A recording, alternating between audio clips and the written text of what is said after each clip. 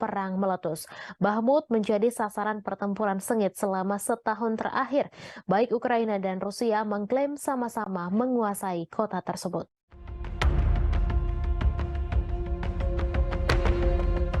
Pasukan Rusia mengklaim telah menghancurkan kapal perang besar terakhir yang dimiliki oleh Ukraina. Serangan tersebut dilancarkan Rusia pada Senin 29 Mei di Pelabuhan Odessa di Laut Hitam. Dalam rilis Kementerian Pertahanan, kapal perang besar Angkatan Laut Ukraina ini dihancurkan dengan serangan presisi tinggi Angkatan Udara Rusia. Di tempat berlabuhnya kapal tersebut, kapal perang terakhir Angkatan Laut Ukraina ini bernama Yuri Elefirenko. Hanya saja Ukraina membantah kapal perang terakhir telah dihancurkan pasukan Putin. Hal ini ditegaskan oleh juru bicara Angkatan Laut Ukraina Oleh Kalik, yang meminta sumber Rusia yang membicarakan hancurnya oleh Firenko tak diperhatikan dan diperdulikan. Namun pasukan militer Ukraina membenarkan adanya serangan udara yang menyebabkan kebakaran dan telah merusak infrastruktur di Pelabuhan Odessa. Yuri Olefirenko adalah kapal pendarat berukuran sedang untuk pasukan dan kendaraan. Presiden Ukraina Volodymyr Zelensky sendiri mengoperasikan versi pembaruan dari kapal tersebut pada awal Juni 2022 lalu.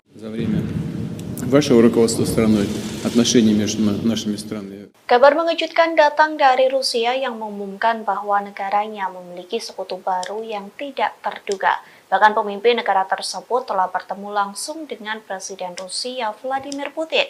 Lantas, akankah negara tersebut membantu Rusia dalam peperangan dengan Ukraina? Sekutu baru tak terduga dari Rusia yang dimaksud adalah negara Eritrea. Bahkan Putin telah bertemu dengan Presiden Eritrea yakni Isaias Afwerki pada Rabu 31 Mei 2023. Adapun untuk pertama kalinya Isaias Afwerki rela pergi ke Rusia dan bertemu dengan Vladimir Putin. Dalam pertemuan tersebut dikabarkan keduanya membahas prospek hubungan antar dua negara. Kremlin mengatakan Putin dan Isaias membahas di segala bidang, termasuk masalah yang paling mendesak dalam agenda regional dan internasional. Bahkan seusai pertemuan tersebut, keduanya telah menandatangani beberapa kesepakatan antar pemerintah. Sementara sebelumnya, Menteri Luar Negeri Rusia Sergei Lavrov terlebih dahulu mengunjungi Eritrea.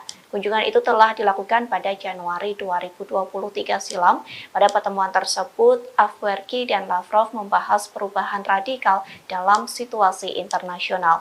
Keduanya pun juga membahas soal arah utama pengembangan hubungan antara Rusia dengan Eritrea. Уважаемый господин президент, уважаемые коллеги, друзья, мы очень рады приветствовать вас в России. Работает? Перевод есть? Отлично. Это ваш первый официальный визит в нашу страну. Уважаемый господин президент, на днях Эритрея отмечала 30-летие своей независимости. И это совпадает с датой установления наших дипломатических отношений между нашими странами.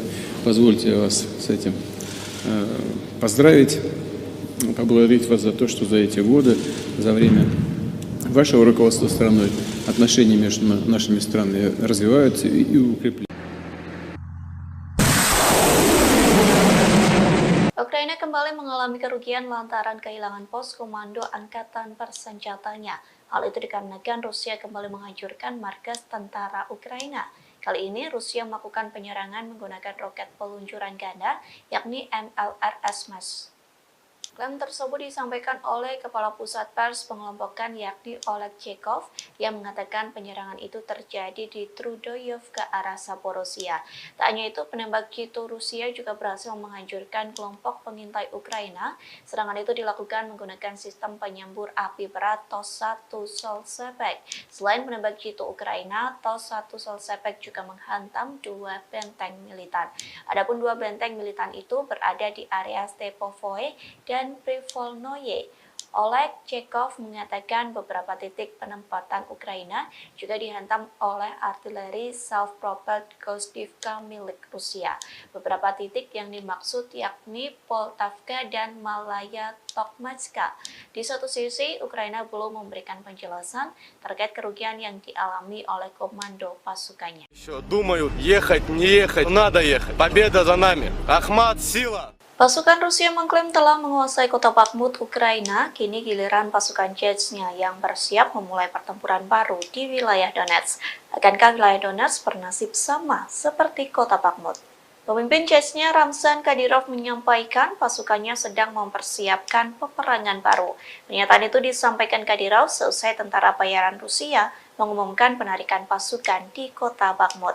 Kadyrov mengaku pasukan Chechnya mendapat perintah baru, adapun perintah itu soal tanggung jawab merebut wilayah di Republik Rakyat Donetsk. Nantinya pasukan Chechnya mulai aktif di zona perang untuk membebaskan sejumlah area. Sejauh ini Kadyrov mengaku dirinya sedang mempersiapkan serangan yang akan dilancarkan pasukannya.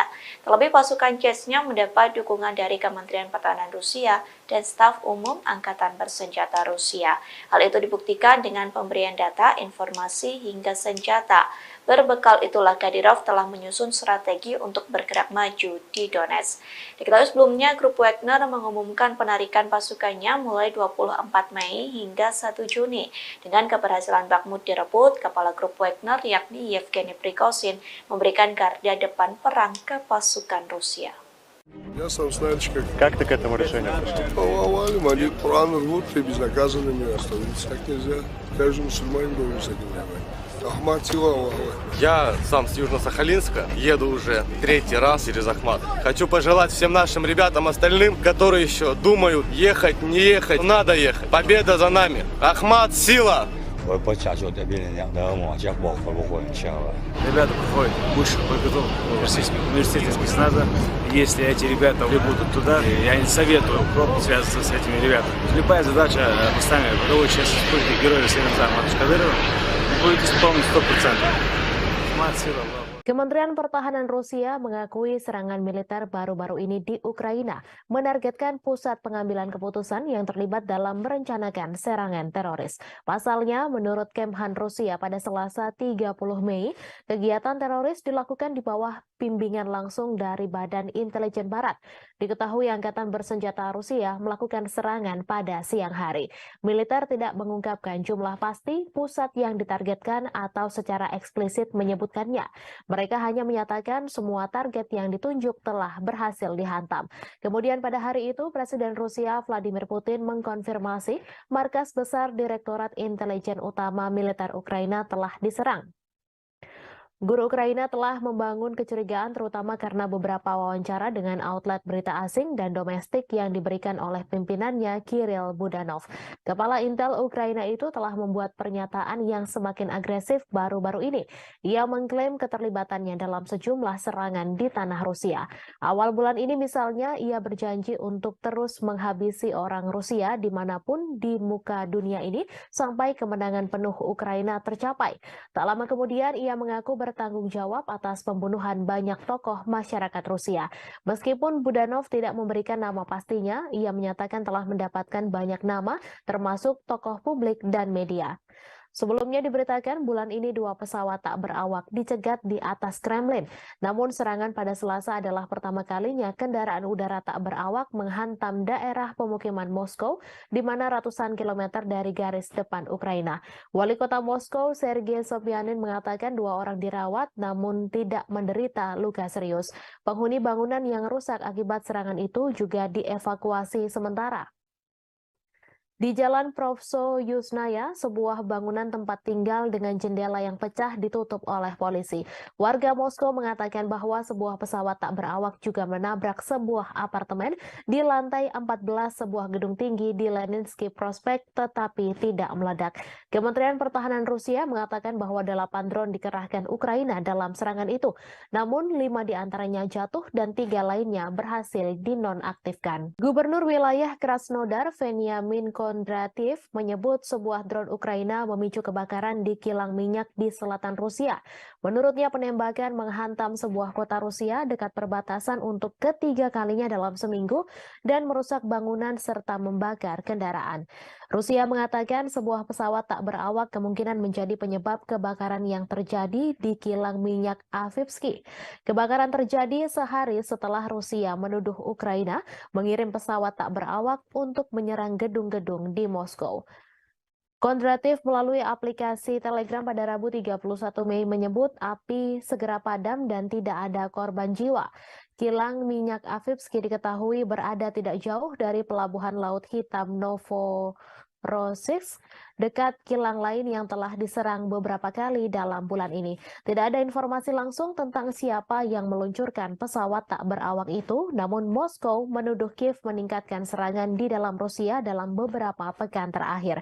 Sementara Rusia telah berulang kali menggempur kota-kota Ukraina dengan pesawat tak berawak dan rudal. Langit di atas Ukraina relatif tenang pada hari Selasa malam tanpa ada serangan udara besar yang dilaporkan. Serangan pesawat tak berawak Rusia menewaskan 1 orang dan melukai 4 orang di Kiev pada hari Selasa. Serangan terhadap Rusia terjadi saat Ukraina mempersiapkan serangan balasan untuk mengusir pasukan Rusia dari wilayah yang diduduki sejak Moskow melancarkan invasi skala penuh sejak Februari 2022. Sebuah serangan artileri Ukraina melukai sedikitnya 1 orang di kota Rusia Sebekino, sekitar 7 km utara perbatasan dengan wilayah Kharkiv, Ukraina.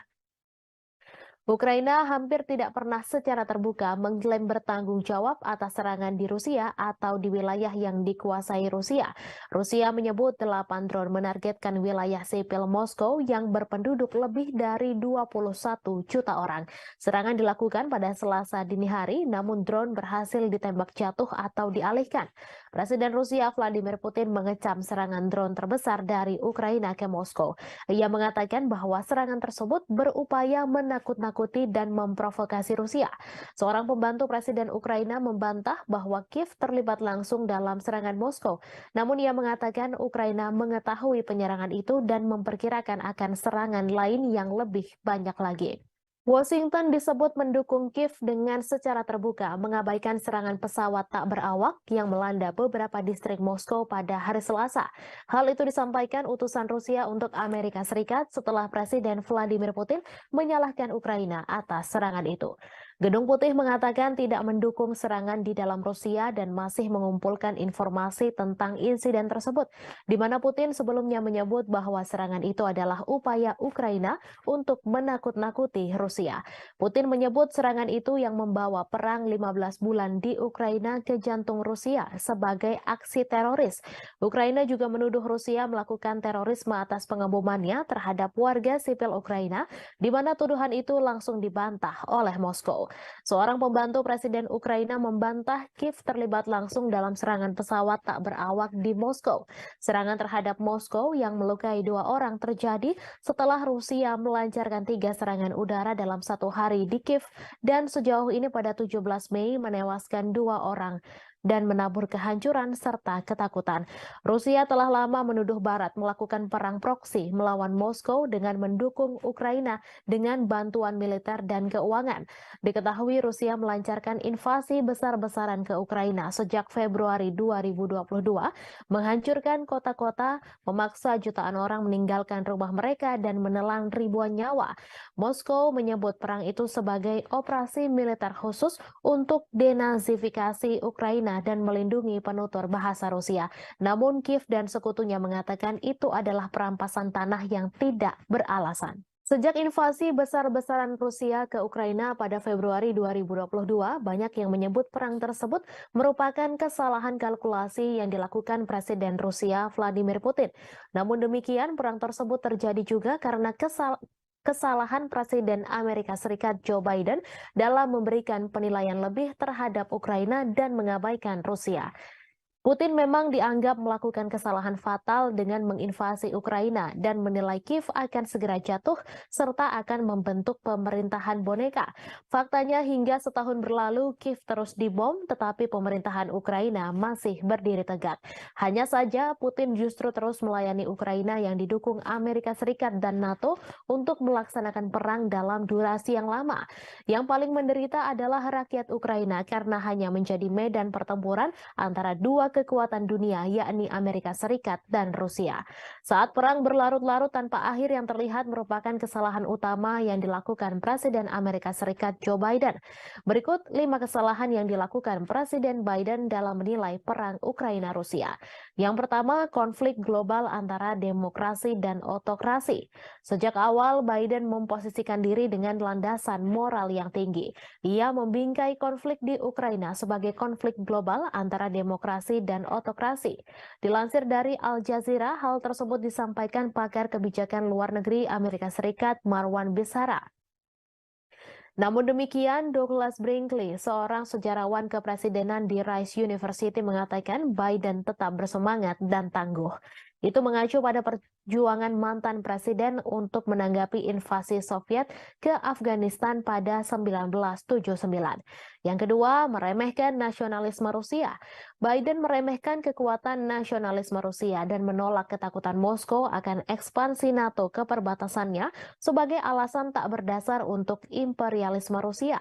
Beberapa bulan menjelang perang, Biden merusak upaya untuk mengimplementasikan perjanjian Minsk yang ditandatangani pada 2014 dan 2015 untuk mengakhiri konflik di wilayah Donbas. Padahal baik Ukraina dan Rusia telah menandatangani Minsk, tetapi Prancis dan Jerman yang membantu menyelesaikan dan menyempurnakan perjanjian ini gagal mendorong implementasinya dengan cukup keras. Yang ketiga, meremehkan ketahanan militer Rusia. Biden juga meremehkan ketahanan militer Rusia bertaruh pada Ukraina yang mampu mengalahkannya. Biden beranggapan Ukraina sama seperti Afghanistan yang mengalahkan Uni Soviet dengan bantuan dari Amerika Serikat. Namun bagi Moskow, Ukraina jauh lebih penting dan strategis daripada Afghanistan, mengingat kesamaan sejarah dan kedekatan geografisnya. Dari sudut pandang Putin, Ukraina sangat penting bagi keamanan nasional Rusia dan kelangsungan rezimnya. Jelas ia lebih suka menghancurkannya daripada melihatnya bergabung dengan aliansi Barat. Selama setahun pertama perang, kemunduran Rusia dari Kiev ke Kharkiv menunjukkan tekad dan ketahanan Ukraina. Namun gelombang perang mulai berubah tahun ini. Seperti yang ditunjukkan oleh jatuhnya Bakhmut setelah pertempuran sengit selama berbulan-bulan, Rusia tidak kalah ulet atau bertekad untuk menang. Yang keempat, melebih-lebihkan kemampuan perang Ukraina. Biden juga melebih-lebihkan kemampuan perang Ukraina.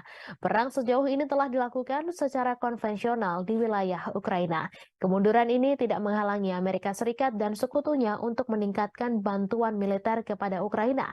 Pada 19 Mei lalu, pertemuan negara-negara G7 yang dipimpin Amerika Serikat di Hiroshima berjanji untuk memperbarui komitmen mereka untuk memberikan dukungan finansial, kemanusiaan, militer, dan diplomatik yang dibutuhkan Ukraina selama diperlukan.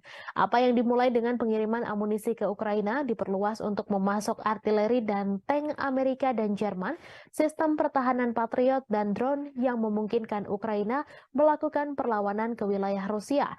Baru-baru ini, Amerika Serikat telah menyetujui pengiriman jet tempur F-16 ke Ukraina untuk menantang superioritas udara Rusia.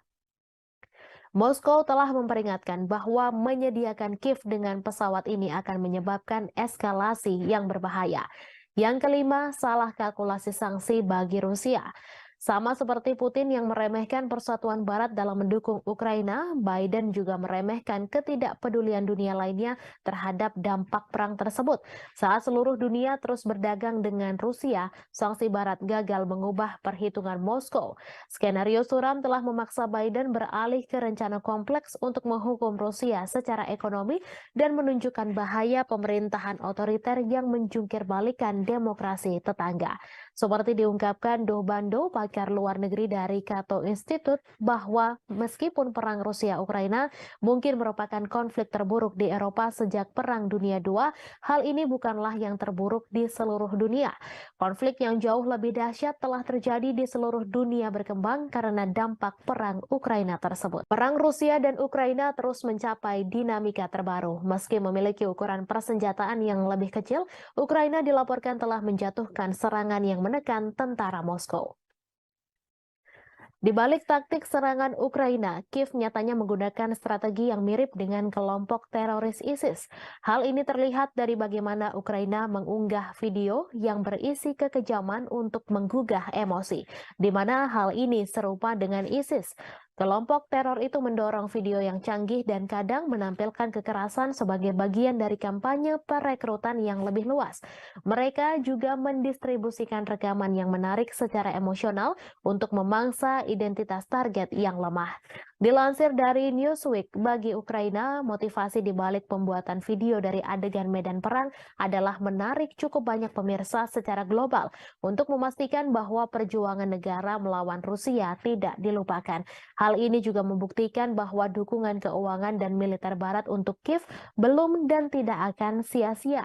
Menurut salah satu pembuat video asal Ukraina, Konstantin Kalnovsky, Kiev menggunakan teknologi yang cukup mumpuni seperti drone untuk menggambarkan situasi kengerian serangan Rusia. Video itulah yang kemudian membuat Ukraina mendapatkan begitu banyak dukungan. Ukraina nyatanya juga memiliki pasukan khusus pembuat video grafis yang bernama Serigala Putih. Mereka merilis video sepanjang konflik yang menunjukkan bagaimana pasukannya berhasil menghancurkan target Rusia termasuk tank. Salah satu klip yang ditweet oleh Dinas Keamanan Ukraina, SBU, pada bulan Maret menunjukkan pandangan udara dari kendaraan militer yang meledak setelah dihantam dari atas. Sean Houston, seorang profesor propaganda di Military College of South Carolina, mengatakan kepada Newsweek bahwa klip tersebut adalah contoh bagus dari gamifikasi video pertempuran dan kualitas yang tumpang tindih antara video game dan rekaman kehidupan nyata yang terkait dengan teknik video yang digunakan oleh ISIS. Ukraina masih berbuntut konflik mengerikan. Setelah Rusia menyerang Kiev, giliran muncul serangan ke Moskow. Rusia menuduh Ukraina sebagai penyerang Moskow dan Vladimir Putin menyebut hal itu sebagai tindakan terorisme. Menurut Putin, Ukraina berusaha mengintimidasi Rusia, warga Rusia, dan menyerang bangunan-bangunan tempat tinggal.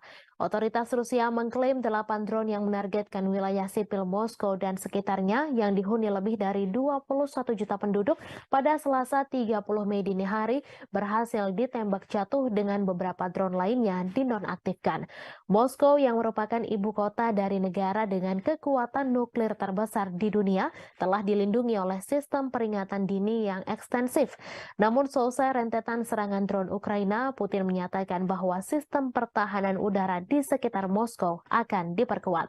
Sementara itu, Ukraina membantah terlibat secara langsung dalam rentetan serangan drone yang menghujani ibu kota Moskow di Rusia. Namun demikian, Kiev mengakui tengah menikmati situasi di Moskow dan memprediksi masih akan ada serangan lainnya.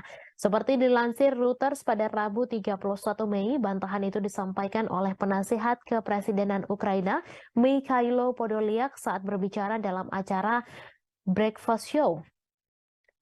Dilansir Reuters pada Rabu 31 Mei terjadi serangan drone yang menghantam dan memicu kebakaran di sebuah kilang minyak Rusia bagian selatan. Rusia menuding Ukraina sebagai dalang serangan itu.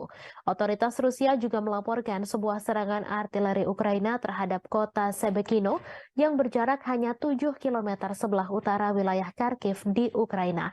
Serangan itu tercatat sebagai serangan ketiga di wilayah perbatasan dalam sepekan terakhir. Gubernur setempat Vyacheslav Gladkov dalam pernyataan melaporkan sedikitnya 2 orang harus dirawat di rumah sakit akibat serangan itu.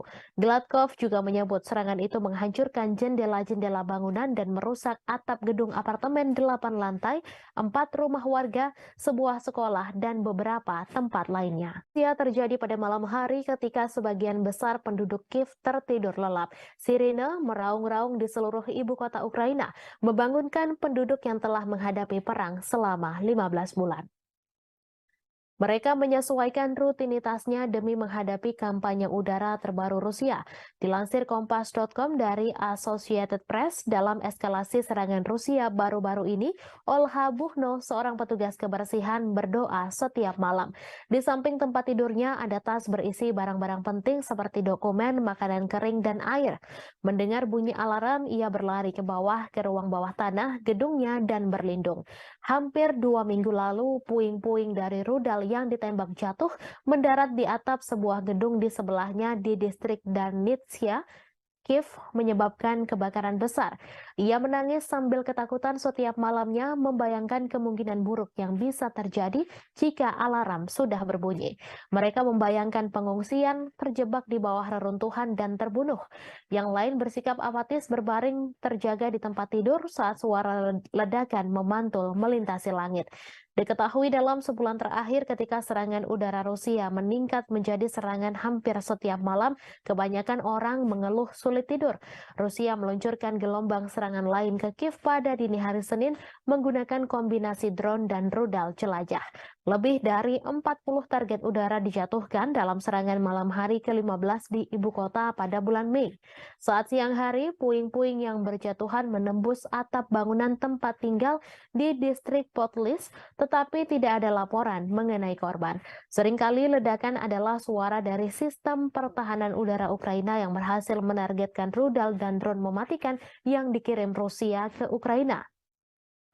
Rusia melancarkan pengeboman yang sangat intens, mengirimkan 18 rudal ke arah Ukraina, 14 diantaranya menargetkan Kiev menurut juru bicara Angkatan Udara Ukraina. Ukraina mengklaim pihaknya telah menembak jatuh 6 rudal hipersonik Kinzhal pada malam itu. Yevgeny Prigozhin, bos kelompok tentara bayaran Rusia Wagner Group, mendesak jaksa untuk menyelidiki kejahatan oleh pejabat-pejabat senior pertahanan negeri beruang merah selama invasi di Ukraina. Prigozhin melayangkan desakan itu melalui surat ke pihak berwenang. Dalam surat itu, ia mengeluhkan operasi khusus militer atau SMO Rusia di Ukraina. Sebagaimana dilansir Reuters, Prigozhin kemudian mengatakan surat-surat tersebut tidak untuk dipublikasikan. Dalam beberapa bulan belakangan, Prigozhin memang kerap mengkritik para pejabat pertahanan Rusia yang ia anggap tidak becus.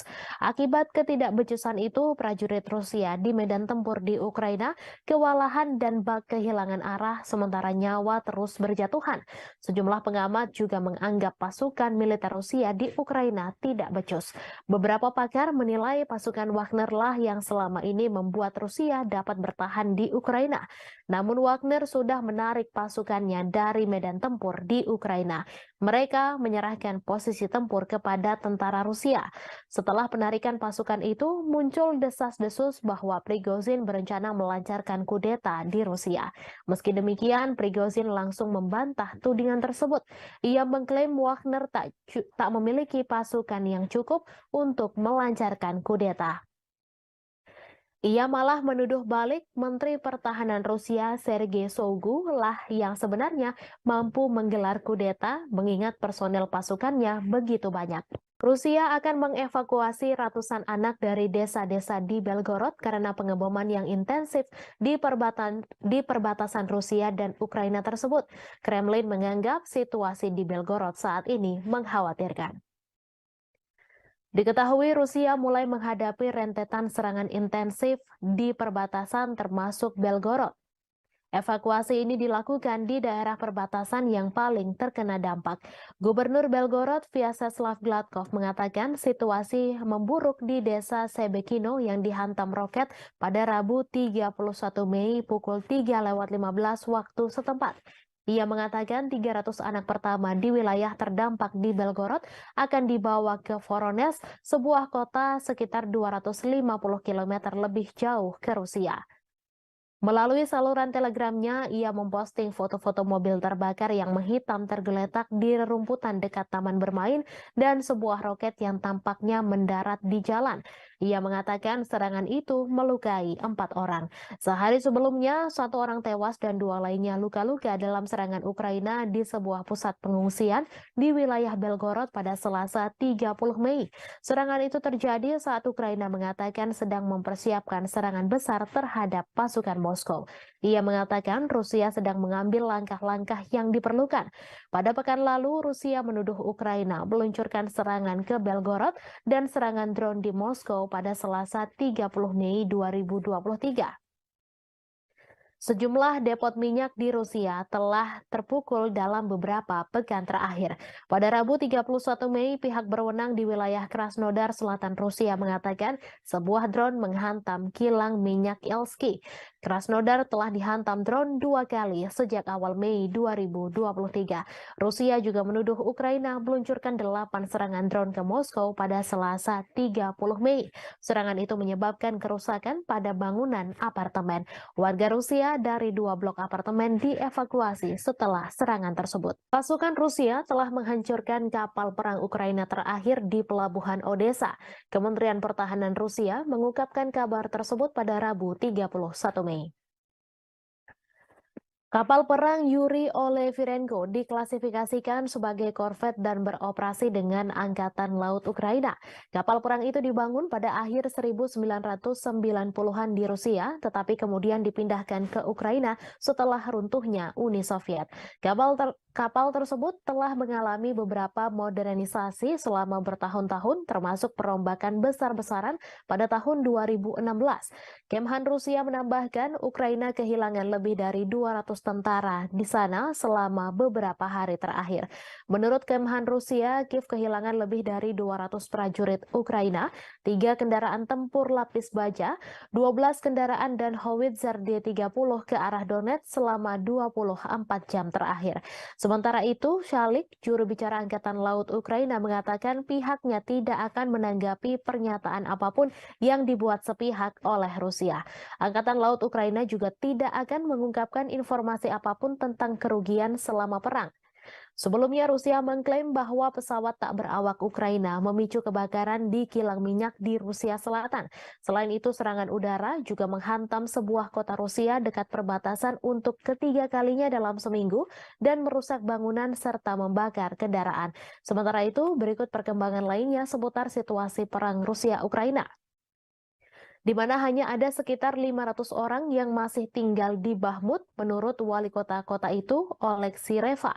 Jumlah itu jauh dibandingkan dengan 70.000 orang yang tinggal di kota Ukraina Timur sebelum perang meletus. Bahmut menjadi sasaran pertempuran sengit selama setahun terakhir. Baik Ukraina dan Rusia mengklaim sama-sama menguasai kota tersebut.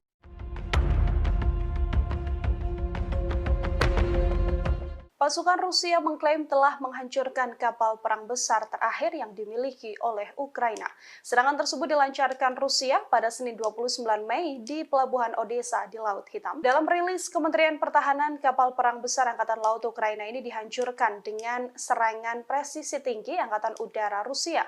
Di tempat berlabuhnya kapal tersebut, kapal perang terakhir Angkatan Laut Ukraina ini bernama Yuri Olefirenko. Hanya saja Ukraina membantah kapal perang terakhir telah dihancurkan pasukan Putin. Hal ini ditegaskan oleh juru bicara Angkatan Laut Ukraina oleh Kalik, yang meminta sumber Rusia yang membicarakan hancurnya Olefirenko tak diperhatikan dan diperdulikan. Namun pasukan militer Ukraina membenarkan adanya serangan udara yang menyebabkan kebakaran dan telah merusak infrastruktur di Pelabuhan Odessa. Yuri Olefirenko adalah kapal pendarat berukuran sedang untuk pasukan dan kendaraan. Presiden Ukraina Volodymyr Zelensky sendiri mengoperasikan versi pembaruan dari kapal tersebut pada awal Juni 2022 lalu. Вашего руководства страной, отношения между нашими странами. Kabar mengejutkan datang dari Rusia yang mengumumkan bahwa negaranya memiliki sekutu baru yang tidak terduga. Bahkan pemimpin negara tersebut telah bertemu langsung dengan Presiden Rusia Vladimir Putin. Lantas, akankah negara tersebut membantu Rusia dalam peperangan dengan Ukraina? Sekutu baru tak terduga dari Rusia yang dimaksud adalah negara Eritrea.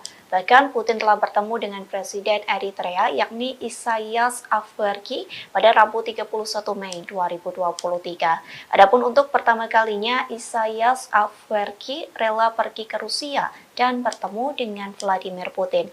Dalam pertemuan tersebut dikabarkan keduanya membahas prospek hubungan antar dua negara.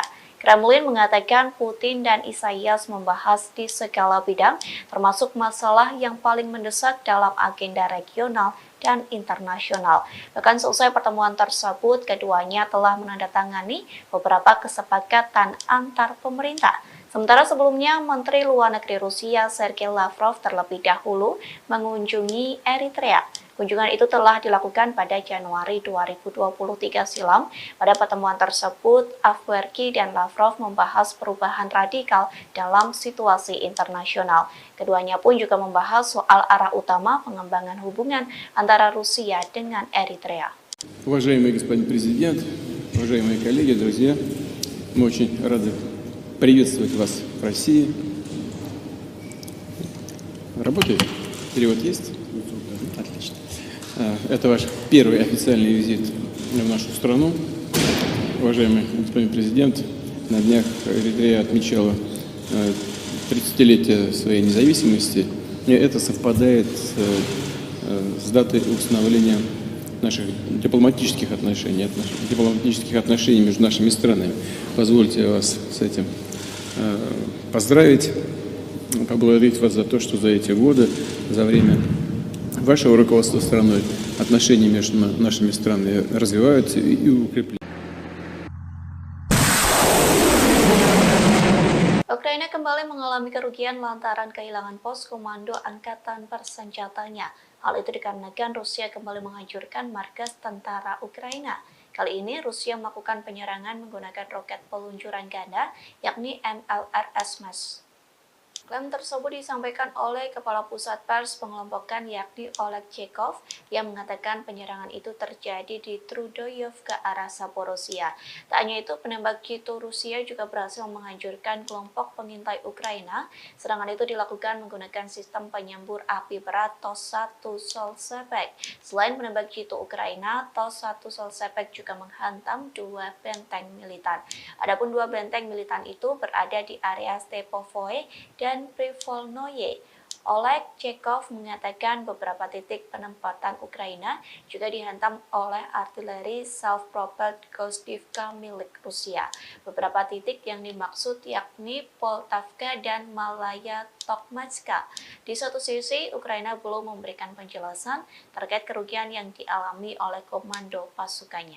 Думают, ехать, не ехать, надо ехать. Победа за нами. Ахмат, сила! Pasukan Rusia mengklaim telah menguasai kota Bakhmut, Ukraina. Kini giliran pasukan Chechnya yang bersiap memulai pertempuran baru di wilayah Donetsk. Akankah wilayah Donetsk bernasib sama seperti kota Bakhmut? Pemimpin Chechnya Ramzan Kadyrov menyampaikan pasukannya sedang mempersiapkan peperangan baru. Pernyataan itu disampaikan Kadyrov seusai tentara bayaran Rusia mengumumkan penarikan pasukan di kota Bakhmut. Kadyrov mengaku pasukan Chechnya mendapat perintah baru, adapun perintah itu soal tanggung jawab merebut wilayah di Republik Rakyat Donetsk. Nantinya pasukan Chechnya mulai aktif di zona perang untuk membebaskan sejumlah area. Sejauh ini Kadyrov mengaku dirinya sedang mempersiapkan serangan yang akan dilancarkan pasukannya. Terlebih pasukan Chechnya mendapat dukungan dari Kementerian Pertahanan Rusia dan staf umum Angkatan Bersenjata Rusia. Hal itu dibuktikan dengan pemberian data, informasi, hingga senjata. Berbekal itulah Kadyrov telah menyusun strategi untuk bergerak maju di Donetsk. Diketahui sebelumnya, grup Wagner mengumumkan penarikan pasukannya mulai 24 Mei hingga 1 Juni.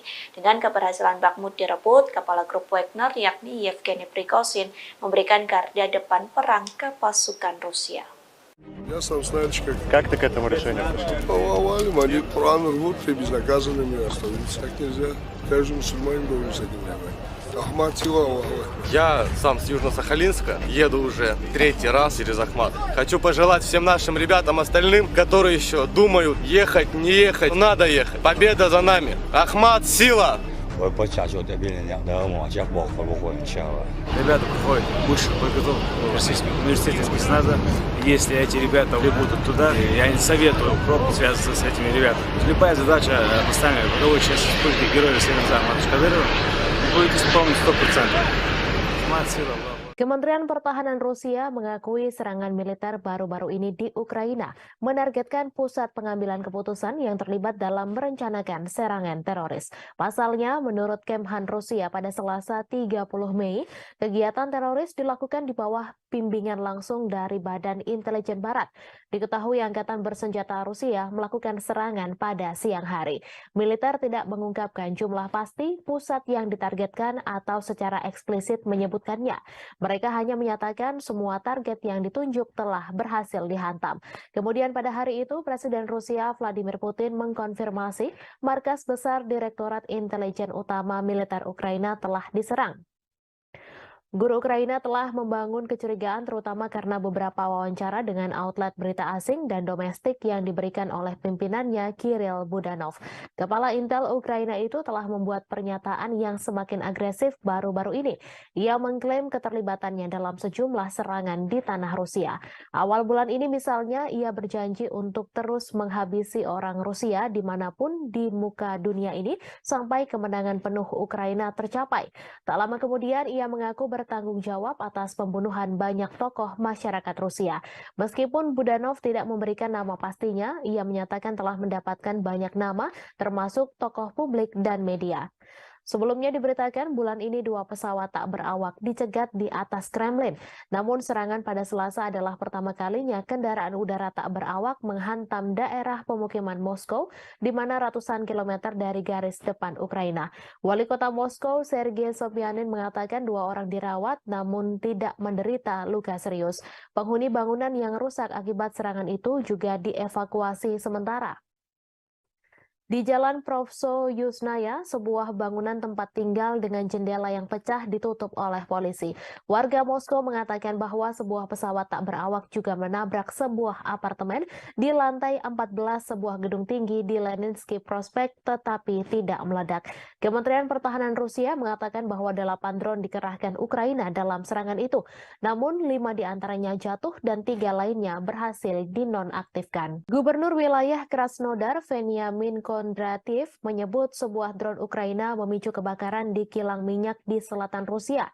Menurutnya penembakan menghantam sebuah kota Rusia dekat perbatasan untuk ketiga kalinya dalam seminggu dan merusak bangunan serta membakar kendaraan.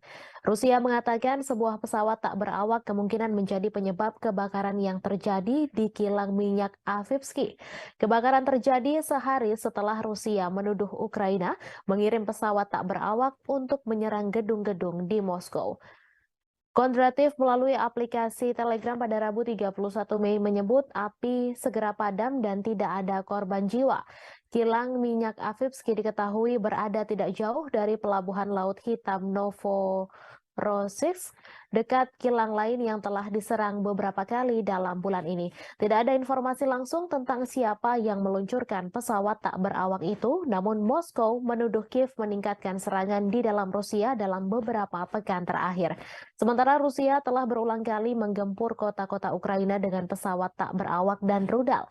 Langit di atas Ukraina relatif tenang pada hari Selasa malam tanpa ada serangan udara besar yang dilaporkan. Serangan pesawat tak berawak Rusia menewaskan 1 orang dan melukai 4 orang di Kiev pada hari Selasa. Serangan terhadap Rusia terjadi saat Ukraina mempersiapkan serangan balasan untuk mengusir pasukan Rusia dari wilayah yang diduduki sejak Moskow melancarkan invasi skala penuh sejak Februari 2022. Sebuah serangan artileri Ukraina melukai sedikitnya 1 orang di kota Rusia Sebekino, sekitar 7 km utara perbatasan dengan wilayah Kharkiv, Ukraina. Ukraina hampir tidak pernah secara terbuka mengklaim bertanggung jawab atas serangan di Rusia atau di wilayah yang dikuasai Rusia. Rusia menyebut 8 drone menargetkan wilayah sipil Moskow yang berpenduduk lebih dari 21 juta orang. Serangan dilakukan pada Selasa dini hari, namun drone berhasil ditembak jatuh atau dialihkan. Presiden Rusia Vladimir Putin mengecam serangan drone terbesar dari Ukraina ke Moskow. Ia mengatakan bahwa serangan tersebut berupaya menakut-nakuti dan memprovokasi Rusia. Seorang pembantu Presiden Ukraina membantah bahwa Kiev terlibat langsung dalam serangan Moskow. Namun ia mengatakan Ukraina mengetahui penyerangan itu dan memperkirakan akan serangan lain yang lebih banyak lagi. Washington disebut mendukung Kiev dengan secara terbuka mengabaikan serangan pesawat tak berawak yang melanda beberapa distrik Moskow pada hari Selasa. Hal itu disampaikan utusan Rusia untuk Amerika Serikat setelah Presiden Vladimir Putin menyalahkan Ukraina atas serangan itu. Gedung Putih mengatakan tidak mendukung serangan di dalam Rusia dan masih mengumpulkan informasi tentang insiden tersebut, di mana Putin sebelumnya menyebut bahwa serangan itu adalah upaya Ukraina untuk menakut-nakuti Rusia. Putin menyebut serangan itu yang membawa perang 15 bulan di Ukraina ke jantung Rusia sebagai aksi teroris. Ukraina juga menuduh Rusia melakukan terorisme atas pengebomannya terhadap warga sipil Ukraina, di mana tuduhan itu langsung dibantah oleh Moskow. Seorang pembantu Presiden Ukraina membantah Kiev terlibat langsung dalam serangan pesawat tak berawak di Moskow. Serangan terhadap Moskow yang melukai 2 orang terjadi setelah Rusia melancarkan 3 serangan udara dalam 1 hari di Kiev dan sejauh ini pada 17 Mei menewaskan 2 orang dan menabur kehancuran serta ketakutan. Rusia telah lama menuduh Barat melakukan perang proksi melawan Moskow dengan mendukung Ukraina dengan bantuan militer dan keuangan. Diketahui Rusia melancarkan invasi besar-besaran ke Ukraina sejak Februari 2022, menghancurkan kota-kota, memaksa jutaan orang meninggalkan rumah mereka dan menelan ribuan nyawa. Moskow menyebut perang itu sebagai operasi militer khusus untuk denazifikasi Ukraina dan melindungi penutur bahasa Rusia. Namun Kiev dan sekutunya mengatakan itu adalah perampasan tanah yang tidak beralasan. Sejak invasi besar-besaran Rusia ke Ukraina pada Februari 2022, banyak yang menyebut perang tersebut merupakan kesalahan kalkulasi yang dilakukan Presiden Rusia Vladimir Putin. Namun demikian, perang tersebut terjadi juga karena kesalahan Presiden Amerika Serikat Joe Biden dalam memberikan penilaian lebih terhadap Ukraina dan mengabaikan Rusia. Putin memang dianggap melakukan kesalahan fatal dengan menginvasi Ukraina dan menilai Kiev akan segera jatuh serta akan membentuk pemerintahan boneka. Faktanya hingga setahun berlalu Kiev terus dibom tetapi pemerintahan Ukraina masih berdiri tegak. Hanya saja Putin justru terus melayani Ukraina yang didukung Amerika Serikat dan NATO untuk melaksanakan perang dalam durasi yang lama. Yang paling menderita adalah rakyat Ukraina karena hanya menjadi medan pertempuran antara dua kekuatan dunia, yakni Amerika Serikat dan Rusia. Saat perang berlarut-larut tanpa akhir yang terlihat merupakan kesalahan utama yang dilakukan Presiden Amerika Serikat Joe Biden. Berikut 5 kesalahan yang dilakukan Presiden Biden dalam menilai perang Ukraina-Rusia. Yang pertama, konflik global antara demokrasi dan otokrasi. Sejak awal, Biden memposisikan diri dengan landasan moral yang tinggi. Ia membingkai konflik di Ukraina sebagai konflik global antara demokrasi dan otokrasi. Dilansir dari Al Jazeera, hal tersebut disampaikan pakar kebijakan luar negeri Amerika Serikat Marwan Bisara. Namun demikian, Douglas Brinkley, seorang sejarawan kepresidenan di Rice University mengatakan Biden tetap bersemangat dan tangguh. Itu mengacu pada perjuangan mantan presiden untuk menanggapi invasi Soviet ke Afghanistan pada 1979. Yang kedua, meremehkan nasionalisme Rusia. Biden meremehkan kekuatan nasionalisme Rusia dan menolak ketakutan Moskow akan ekspansi NATO ke perbatasannya sebagai alasan tak berdasar untuk imperialisme Rusia. Beberapa bulan menjelang perang, Biden merusak upaya untuk mengimplementasikan perjanjian Minsk yang ditandatangani pada 2014 dan 2015 untuk mengakhiri konflik di wilayah Donbas. Padahal baik Ukraina dan Rusia telah menandatangani Minsk, tetapi Prancis dan Jerman yang membantu menyelesaikan dan menyempurnakan perjanjian ini gagal mendorong implementasinya dengan cukup keras. Yang ketiga, meremehkan ketahanan militer Rusia. Biden juga meremehkan ketahanan militer Rusia bertaruh pada Ukraina yang mampu mengalahkannya. Biden beranggapan Ukraina sama seperti Afghanistan yang mengalahkan Uni Soviet dengan bantuan dari Amerika Serikat. Namun bagi Moskow, Ukraina jauh lebih penting dan strategis daripada Afghanistan, mengingat kesamaan sejarah dan kedekatan geografisnya. Dari sudut pandang Putin, Ukraina sangat penting bagi keamanan nasional Rusia dan kelangsungan rezimnya. Jelas ia lebih suka menghancurkannya daripada melihatnya bergabung dengan aliansi Barat. Selama setahun pertama perang, kemunduran Rusia dari Kiev ke Kharkiv menunjukkan tekad dan ketahanan Ukraina. Namun gelombang perang mulai berubah tahun ini. Seperti yang ditunjukkan oleh jatuhnya Bakhmut setelah pertempuran sengit selama berbulan-bulan, Rusia tidak kalah ulet atau bertekad untuk menang. Yang keempat, melebih-lebihkan kemampuan perang Ukraina. Biden juga melebih-lebihkan kemampuan perang Ukraina. Perang sejauh ini telah dilakukan secara konvensional di wilayah Ukraina.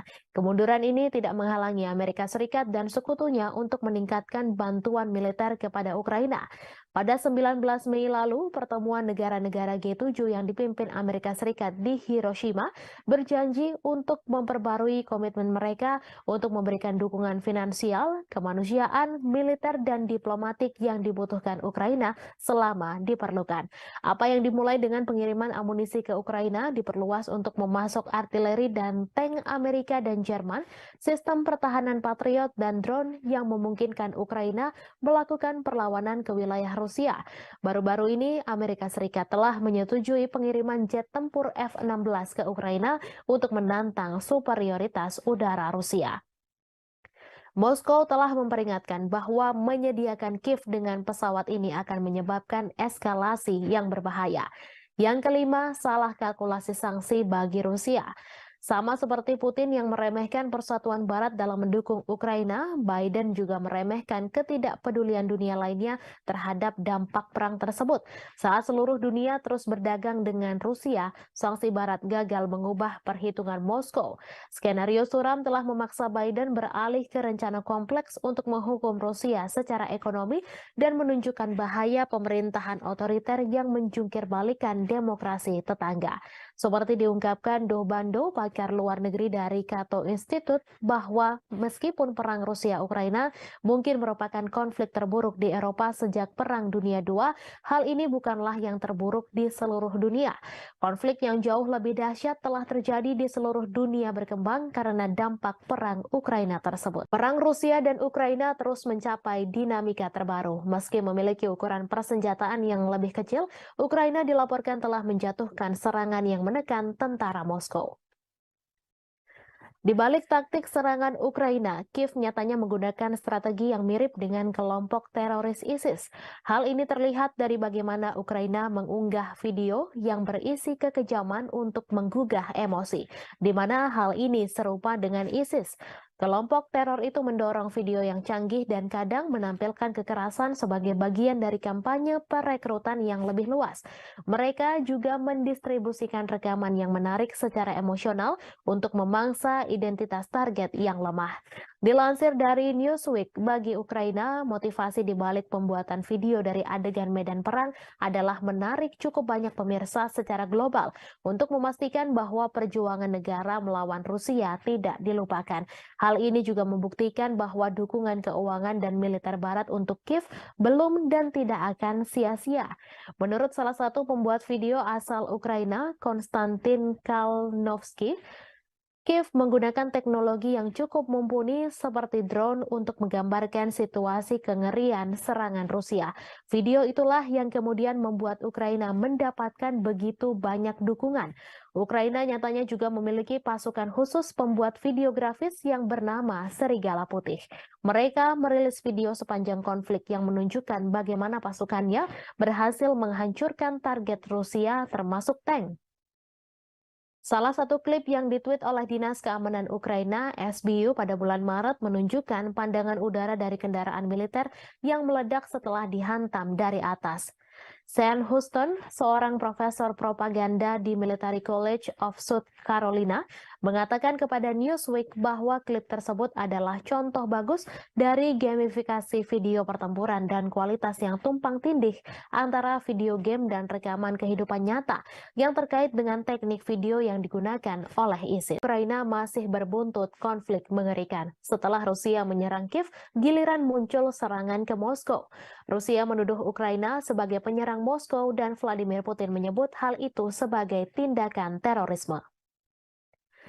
Menurut Putin, Ukraina berusaha mengintimidasi Rusia, warga Rusia, dan menyerang bangunan-bangunan tempat tinggal. Otoritas Rusia mengklaim 8 drone yang menargetkan wilayah sipil Moskow dan sekitarnya yang dihuni lebih dari 21 juta penduduk pada Selasa 30 Mei dini hari berhasil ditembak jatuh dengan beberapa drone lainnya dinonaktifkan.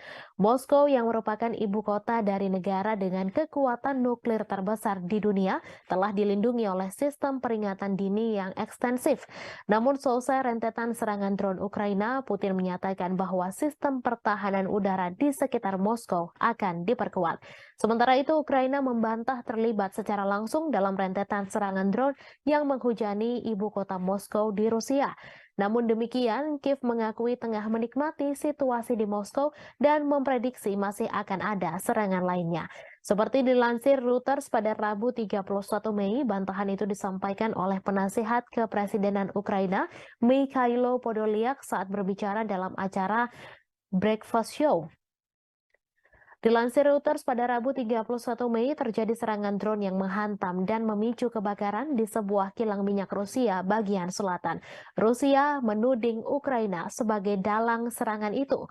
Otoritas Rusia juga melaporkan sebuah serangan artileri Ukraina terhadap kota Shebekino yang berjarak hanya 7 km sebelah utara wilayah Kharkiv di Ukraina. Serangan itu tercatat sebagai serangan ketiga di wilayah perbatasan dalam sepekan terakhir. Gubernur setempat Vyacheslav Gladkov dalam pernyataan melaporkan sedikitnya 2 orang harus dirawat di rumah sakit akibat serangan itu. Gladkov juga menyebut serangan itu menghancurkan jendela-jendela bangunan dan merusak atap gedung apartemen 8 lantai, 4 rumah warga, sebuah sekolah, dan beberapa tempat lainnya. Ia terjadi pada malam hari ketika sebagian besar penduduk Kiev tertidur lelap. Sirine meraung-raung di seluruh ibu kota Ukraina, membangunkan penduduk yang telah menghadapi perang selama 15 bulan. Mereka menyesuaikan rutinitasnya demi menghadapi kampanye udara terbaru Rusia. Dilansir Kompas.com dari Associated Press, dalam eskalasi serangan Rusia baru-baru ini, Olha Buchno, seorang petugas kebersihan, berdoa setiap malam. Di samping tempat tidurnya ada tas berisi barang-barang penting seperti dokumen, makanan kering, dan air. Mendengar bunyi alarm, ia berlari ke bawah ke ruang bawah tanah gedungnya dan berlindung.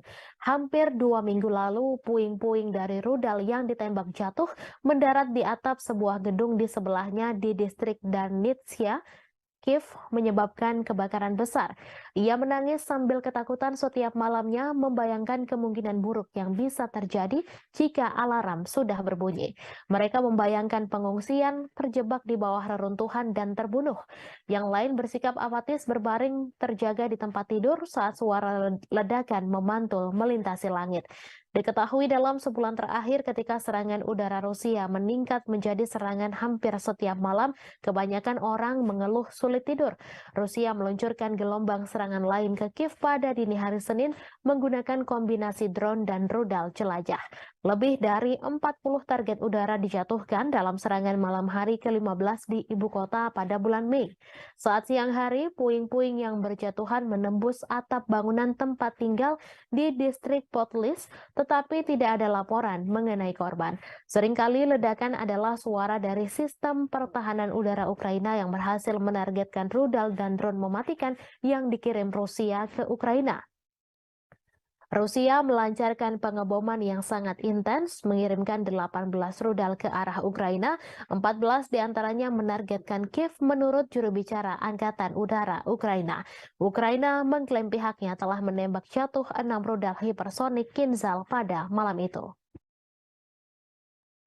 Yevgeny Prigozhin, bos kelompok tentara bayaran Rusia Wagner Group, mendesak jaksa untuk menyelidiki kejahatan oleh pejabat-pejabat senior pertahanan negeri beruang merah selama invasi di Ukraina.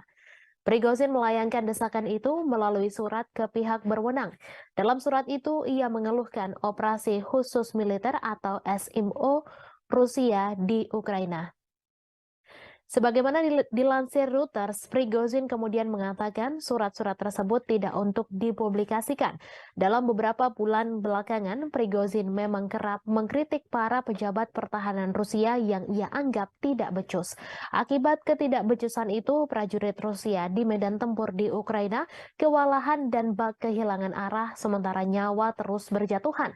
Sejumlah pengamat juga menganggap pasukan militer Rusia di Ukraina tidak becus.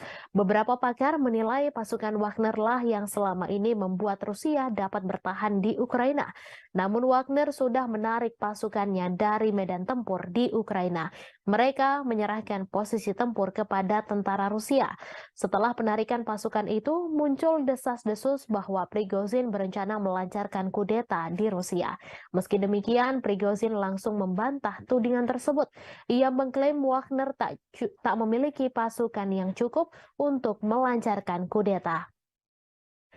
Ia malah menuduh balik Menteri Pertahanan Rusia Sergei Shoigu lah yang sebenarnya mampu menggelar kudeta mengingat personel pasukannya begitu banyak. Rusia akan mengevakuasi ratusan anak dari desa-desa di Belgorod karena pengeboman yang intensif di perbatasan Rusia dan Ukraina tersebut. Kremlin menganggap situasi di Belgorod saat ini mengkhawatirkan. Diketahui Rusia mulai menghadapi rentetan serangan intensif di perbatasan termasuk Belgorod.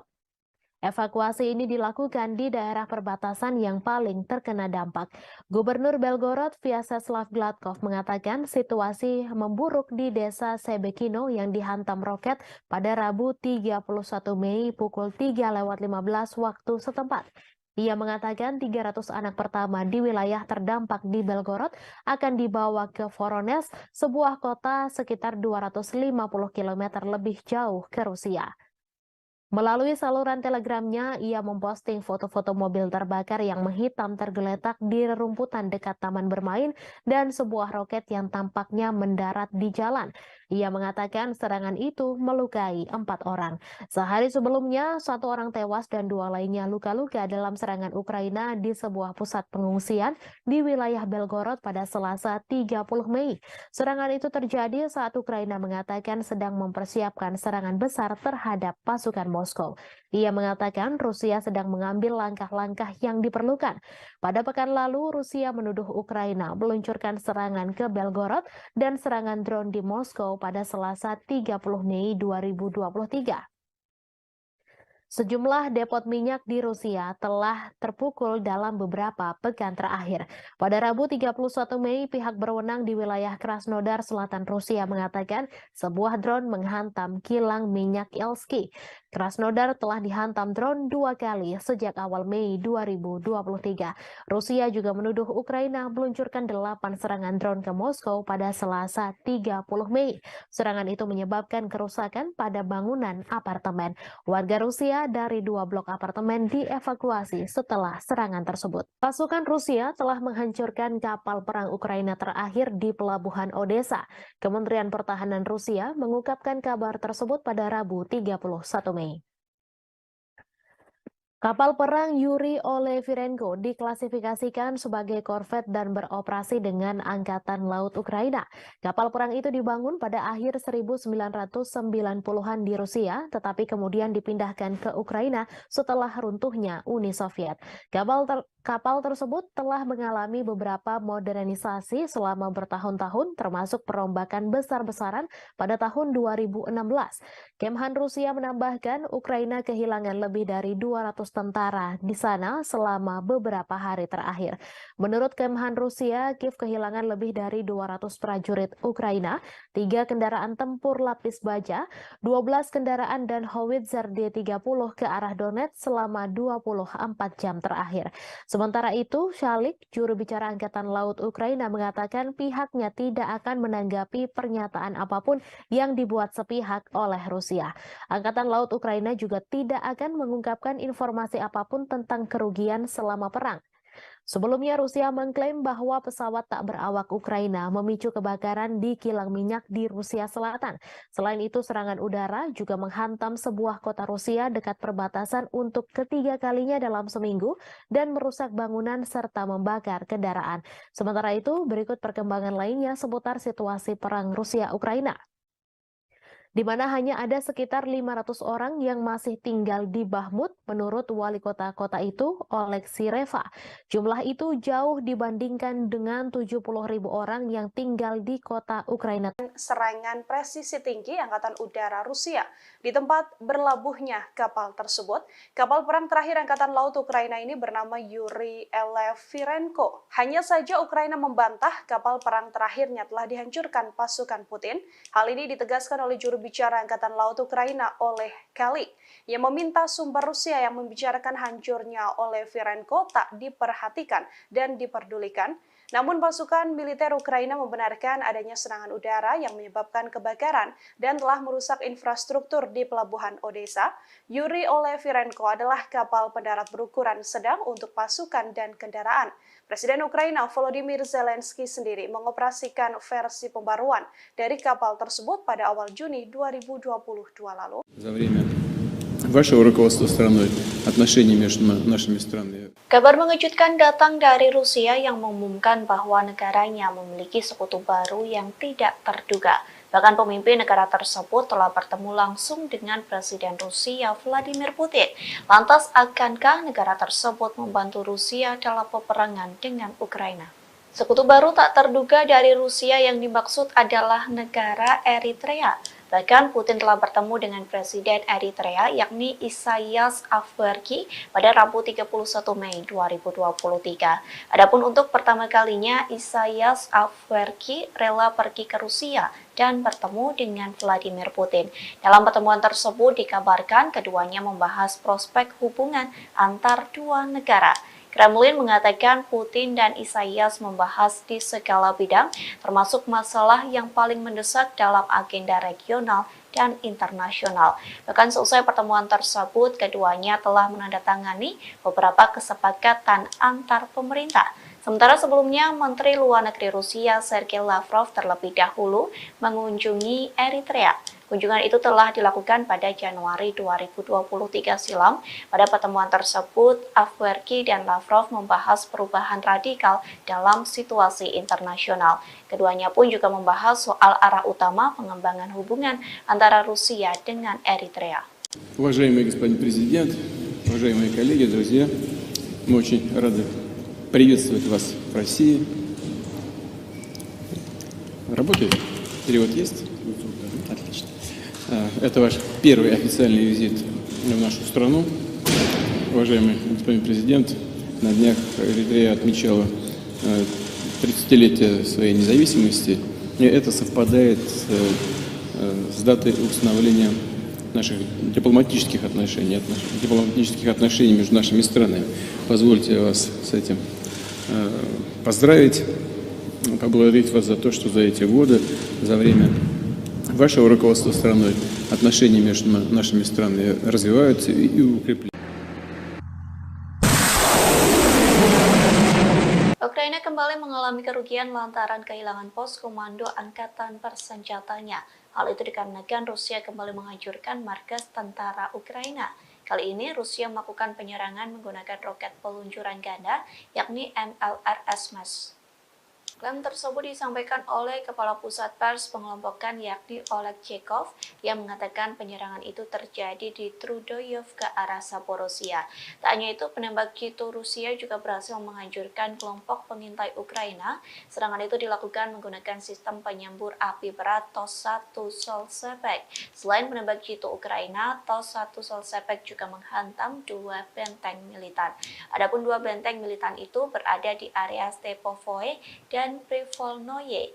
Oleg Chekov mengatakan beberapa titik penempatan Ukraina juga dihantam oleh artileri self-propelled Gostivka milik Rusia.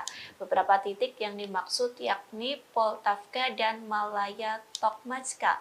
Di satu sisi, Ukraina belum memberikan penjelasan terkait kerugian yang dialami oleh komando pasukannya. Еще думают, ехать, не ехать, надо ехать. Победа за нами. Ахмат, сила! Pasukan Rusia mengklaim telah menguasai kota Bakhmut, Ukraina. Kini giliran pasukan Chechnya yang bersiap memulai pertempuran baru di wilayah Donetsk. Akankah wilayah Donetsk bernasib sama seperti kota Bakhmut? Pemimpin Chechnya Ramzan Kadyrov menyampaikan pasukannya sedang mempersiapkan peperangan baru.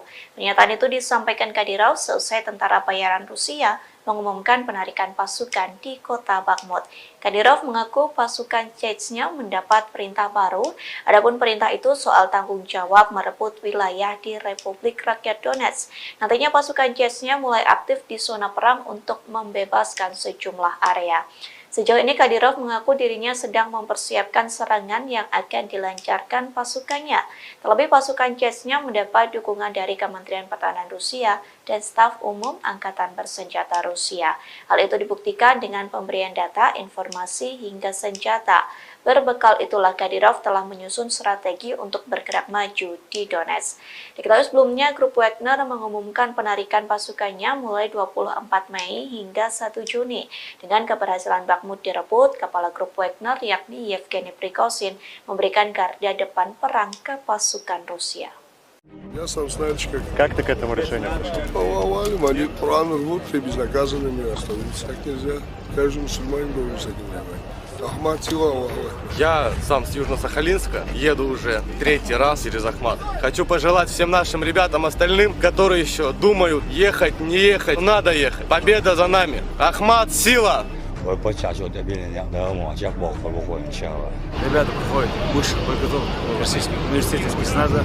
Если эти ребята прибудут туда, я не советую пробовать связываться с этими ребятами. Любая задача, поставленная в боевой части республики Героя Союза Ахмата Кадырова, будет исполнена 100%. Ахмат, сила, Аллаху. Kementerian Pertahanan Rusia mengakui serangan militer baru-baru ini di Ukraina menargetkan pusat pengambilan keputusan yang terlibat dalam merencanakan serangan teroris. Pasalnya, menurut Kemhan Rusia pada Selasa 30 Mei, kegiatan teroris dilakukan di bawah bimbingan langsung dari Badan Intelijen Barat. Diketahui Angkatan Bersenjata Rusia melakukan serangan pada siang hari. Militer tidak mengungkapkan jumlah pasti pusat yang ditargetkan atau secara eksplisit menyebutkannya. Mereka hanya menyatakan semua target yang ditunjuk telah berhasil dihantam. Kemudian pada hari itu, Presiden Rusia Vladimir Putin mengkonfirmasi markas besar Direktorat Intelijen Utama Militer Ukraina telah diserang. Guru Ukraina telah membangun kecurigaan terutama karena beberapa wawancara dengan outlet berita asing dan domestik yang diberikan oleh pimpinannya Kirill Budanov. Kepala Intel Ukraina itu telah membuat pernyataan yang semakin agresif baru-baru ini. Ia mengklaim keterlibatannya dalam sejumlah serangan di tanah Rusia. Awal bulan ini misalnya ia berjanji untuk terus menghabisi orang Rusia dimanapun di muka dunia ini sampai kemenangan penuh Ukraina tercapai. Tak lama kemudian ia mengaku bertanggung jawab atas pembunuhan banyak tokoh masyarakat Rusia. Meskipun Budanov tidak memberikan nama pastinya, ia menyatakan telah mendapatkan banyak nama, termasuk tokoh publik dan media. Sebelumnya diberitakan bulan ini 2 pesawat tak berawak dicegat di atas Kremlin. Namun serangan pada Selasa adalah pertama kalinya kendaraan udara tak berawak menghantam daerah pemukiman Moskow, di mana ratusan kilometer dari garis depan Ukraina. Wali kota Moskow, Sergei Sobyanin, mengatakan 2 orang dirawat namun tidak menderita luka serius. Penghuni bangunan yang rusak akibat serangan itu juga dievakuasi sementara. Di Jalan Provso Yusnaya, sebuah bangunan tempat tinggal dengan jendela yang pecah ditutup oleh polisi. Warga Moskow mengatakan bahwa sebuah pesawat tak berawak juga menabrak sebuah apartemen di lantai 14 sebuah gedung tinggi di Leninsky Prospect tetapi tidak meledak. Kementerian Pertahanan Rusia mengatakan bahwa 8 drone dikerahkan Ukraina dalam serangan itu. Namun 5 diantaranya jatuh dan 3 lainnya berhasil dinonaktifkan. Gubernur wilayah Krasnodar, Veniamin Kondratiev menyebut sebuah drone Ukraina memicu kebakaran di kilang minyak di selatan Rusia. Menurutnya penembakan menghantam sebuah kota Rusia dekat perbatasan untuk ketiga kalinya dalam seminggu dan merusak bangunan serta membakar kendaraan. Rusia mengatakan sebuah pesawat tak berawak kemungkinan menjadi penyebab kebakaran yang terjadi di kilang minyak Avivsky. Kebakaran terjadi sehari setelah Rusia menuduh Ukraina mengirim pesawat tak berawak untuk menyerang gedung-gedung di Moskow. Kondratiev melalui aplikasi Telegram pada Rabu 31 Mei menyebut api segera padam dan tidak ada korban jiwa. Kilang minyak Avivsky diketahui berada tidak jauh dari pelabuhan Laut Hitam Novorossiysk, dekat kilang lain yang telah diserang beberapa kali dalam bulan ini. Tidak ada informasi langsung tentang siapa yang meluncurkan pesawat tak berawak itu, namun Moskow menuduh Kiev meningkatkan serangan di dalam Rusia dalam beberapa pekan terakhir. Sementara Rusia telah berulang kali menggempur kota-kota Ukraina dengan pesawat tak berawak dan rudal. Langit di atas Ukraina relatif tenang pada hari Selasa malam tanpa ada serangan udara besar yang dilaporkan. Serangan pesawat tak berawak Rusia menewaskan 1 orang dan melukai 4 orang di Kiev pada hari Selasa. Serangan terhadap Rusia terjadi saat Ukraina mempersiapkan serangan balasan untuk mengusir pasukan Rusia dari wilayah yang diduduki sejak Moskow melancarkan invasi skala penuh sejak Februari 2022. Sebuah serangan artileri Ukraina melukai sedikitnya 1 orang di kota Rusia Sebekino, sekitar 7 km utara perbatasan dengan wilayah Kharkiv, Ukraina. Ukraina hampir tidak pernah secara terbuka mengklaim bertanggung jawab atas serangan di Rusia atau di wilayah yang dikuasai Rusia. Rusia menyebut 8 drone menargetkan wilayah sipil Moskow yang berpenduduk lebih dari 21 juta orang. Serangan dilakukan pada Selasa dini hari, namun drone berhasil ditembak jatuh atau dialihkan. Presiden Rusia Vladimir Putin mengecam serangan drone terbesar dari Ukraina ke Moskow. Ia mengatakan bahwa serangan tersebut berupaya menakut-nakuti dan memprovokasi Rusia. Seorang pembantu Presiden Ukraina membantah bahwa Kiev terlibat langsung dalam serangan Moskow. Namun ia mengatakan Ukraina mengetahui penyerangan itu dan memperkirakan akan serangan lain yang lebih banyak lagi. Washington disebut mendukung Kiev dengan secara terbuka mengabaikan serangan pesawat tak berawak yang melanda beberapa distrik Moskow pada hari Selasa. Hal itu disampaikan utusan Rusia untuk Amerika Serikat setelah Presiden Vladimir Putin menyalahkan Ukraina atas serangan itu. Gedung Putih mengatakan tidak mendukung serangan di dalam Rusia dan masih mengumpulkan informasi tentang insiden tersebut, di mana Putin sebelumnya menyebut bahwa serangan itu adalah upaya Ukraina untuk menakut-nakuti Rusia. Putin menyebut serangan itu yang membawa perang 15 bulan di Ukraina ke jantung Rusia sebagai aksi teroris.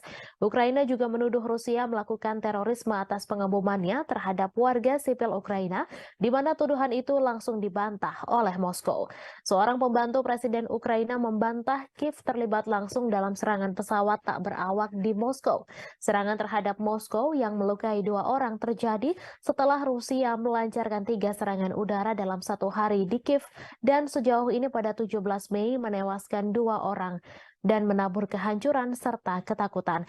Rusia telah lama menuduh Barat melakukan perang proksi melawan Moskow dengan mendukung Ukraina dengan bantuan militer dan keuangan. Diketahui Rusia melancarkan invasi besar-besaran ke Ukraina sejak Februari 2022, menghancurkan kota-kota, memaksa jutaan orang meninggalkan rumah mereka dan menelan ribuan nyawa. Moskow menyebut perang itu sebagai operasi militer khusus untuk denazifikasi Ukraina dan melindungi penutur bahasa Rusia. Namun Kiev dan sekutunya mengatakan itu adalah perampasan tanah yang tidak beralasan. Sejak invasi besar-besaran Rusia ke Ukraina pada Februari 2022, banyak yang menyebut perang tersebut merupakan kesalahan kalkulasi yang dilakukan Presiden Rusia Vladimir Putin. Namun demikian, perang tersebut terjadi juga karena kesalahan Presiden Amerika Serikat Joe Biden dalam memberikan penilaian lebih terhadap Ukraina dan mengabaikan Rusia. Putin memang dianggap melakukan kesalahan fatal dengan menginvasi Ukraina dan menilai Kiev akan segera jatuh serta akan membentuk pemerintahan boneka. Faktanya hingga setahun berlalu Kiev terus dibom tetapi pemerintahan Ukraina masih berdiri tegak. Hanya saja Putin justru terus melayani Ukraina yang didukung Amerika Serikat dan NATO untuk melaksanakan perang dalam durasi yang lama. Yang paling menderita adalah rakyat Ukraina karena hanya menjadi medan pertempuran antara dua kekuatan dunia yakni Amerika Serikat dan Rusia. Saat perang berlarut-larut tanpa akhir yang terlihat merupakan kesalahan utama yang dilakukan Presiden Amerika Serikat Joe Biden. Berikut 5 kesalahan yang dilakukan Presiden Biden dalam menilai perang Ukraina-Rusia. Yang pertama, konflik global antara demokrasi dan otokrasi. Sejak awal, Biden memposisikan diri dengan landasan moral yang tinggi. Ia membingkai konflik di Ukraina sebagai konflik global antara demokrasi dan otokrasi. Dilansir dari Al Jazeera, hal tersebut disampaikan pakar kebijakan luar negeri Amerika Serikat Marwan Bisara. Namun demikian, Douglas Brinkley, seorang sejarawan kepresidenan di Rice University mengatakan Biden tetap bersemangat dan tangguh. Itu mengacu pada perjuangan mantan presiden untuk menanggapi invasi Soviet ke Afghanistan pada 1979. Yang kedua, meremehkan nasionalisme Rusia. Biden meremehkan kekuatan nasionalisme Rusia dan menolak ketakutan Moskow akan ekspansi NATO ke perbatasannya sebagai alasan tak berdasar untuk imperialisme Rusia. Beberapa bulan menjelang perang, Biden merusak upaya untuk mengimplementasikan perjanjian Minsk yang ditandatangani pada 2014 dan 2015 untuk mengakhiri konflik di wilayah Donbas. Padahal baik Ukraina dan Rusia telah menandatangani Minsk, tetapi Prancis dan Jerman yang membantu menyelesaikan dan menyempurnakan perjanjian ini gagal mendorong implementasinya dengan cukup keras. Yang ketiga, meremehkan ketahanan militer Rusia. Biden juga meremehkan ketahanan militer Rusia bertaruh pada Ukraina yang mampu mengalahkannya. Biden beranggapan Ukraina sama seperti Afghanistan yang mengalahkan Uni Soviet dengan bantuan dari Amerika Serikat. Namun bagi Moskow, Ukraina jauh lebih penting dan strategis daripada Afghanistan, mengingat kesamaan sejarah dan kedekatan geografisnya. Dari sudut pandang Putin, Ukraina sangat penting bagi keamanan nasional Rusia dan kelangsungan rezimnya. Jelas ia lebih suka menghancurkannya daripada melihatnya bergabung dengan aliansi Barat. Selama setahun pertama perang, kemunduran Rusia dari Kiev ke Kharkiv menunjukkan tekad dan ketahanan Ukraina. Namun gelombang perang mulai berubah tahun ini. Seperti yang ditunjukkan oleh jatuhnya Bakhmut setelah pertempuran sengit selama berbulan-bulan, Rusia tidak kalah ulet atau bertekad untuk menang. Yang keempat, melebih-lebihkan kemampuan perang Ukraina. Biden juga melebih-lebihkan kemampuan perang Ukraina. Perang sejauh ini telah dilakukan secara konvensional di wilayah Ukraina. Kemunduran ini tidak menghalangi Amerika Serikat dan sekutunya untuk meningkatkan bantuan militer kepada Ukraina.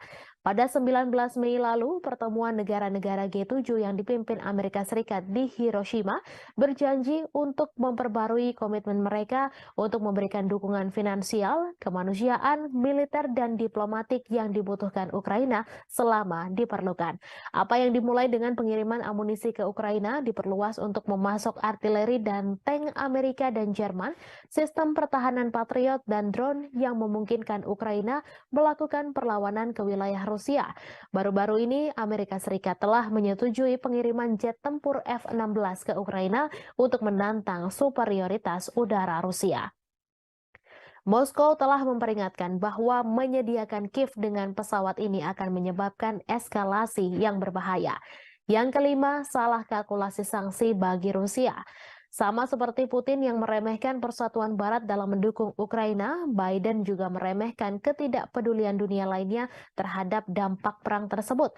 Saat seluruh dunia terus berdagang dengan Rusia, sanksi Barat gagal mengubah perhitungan Moskow.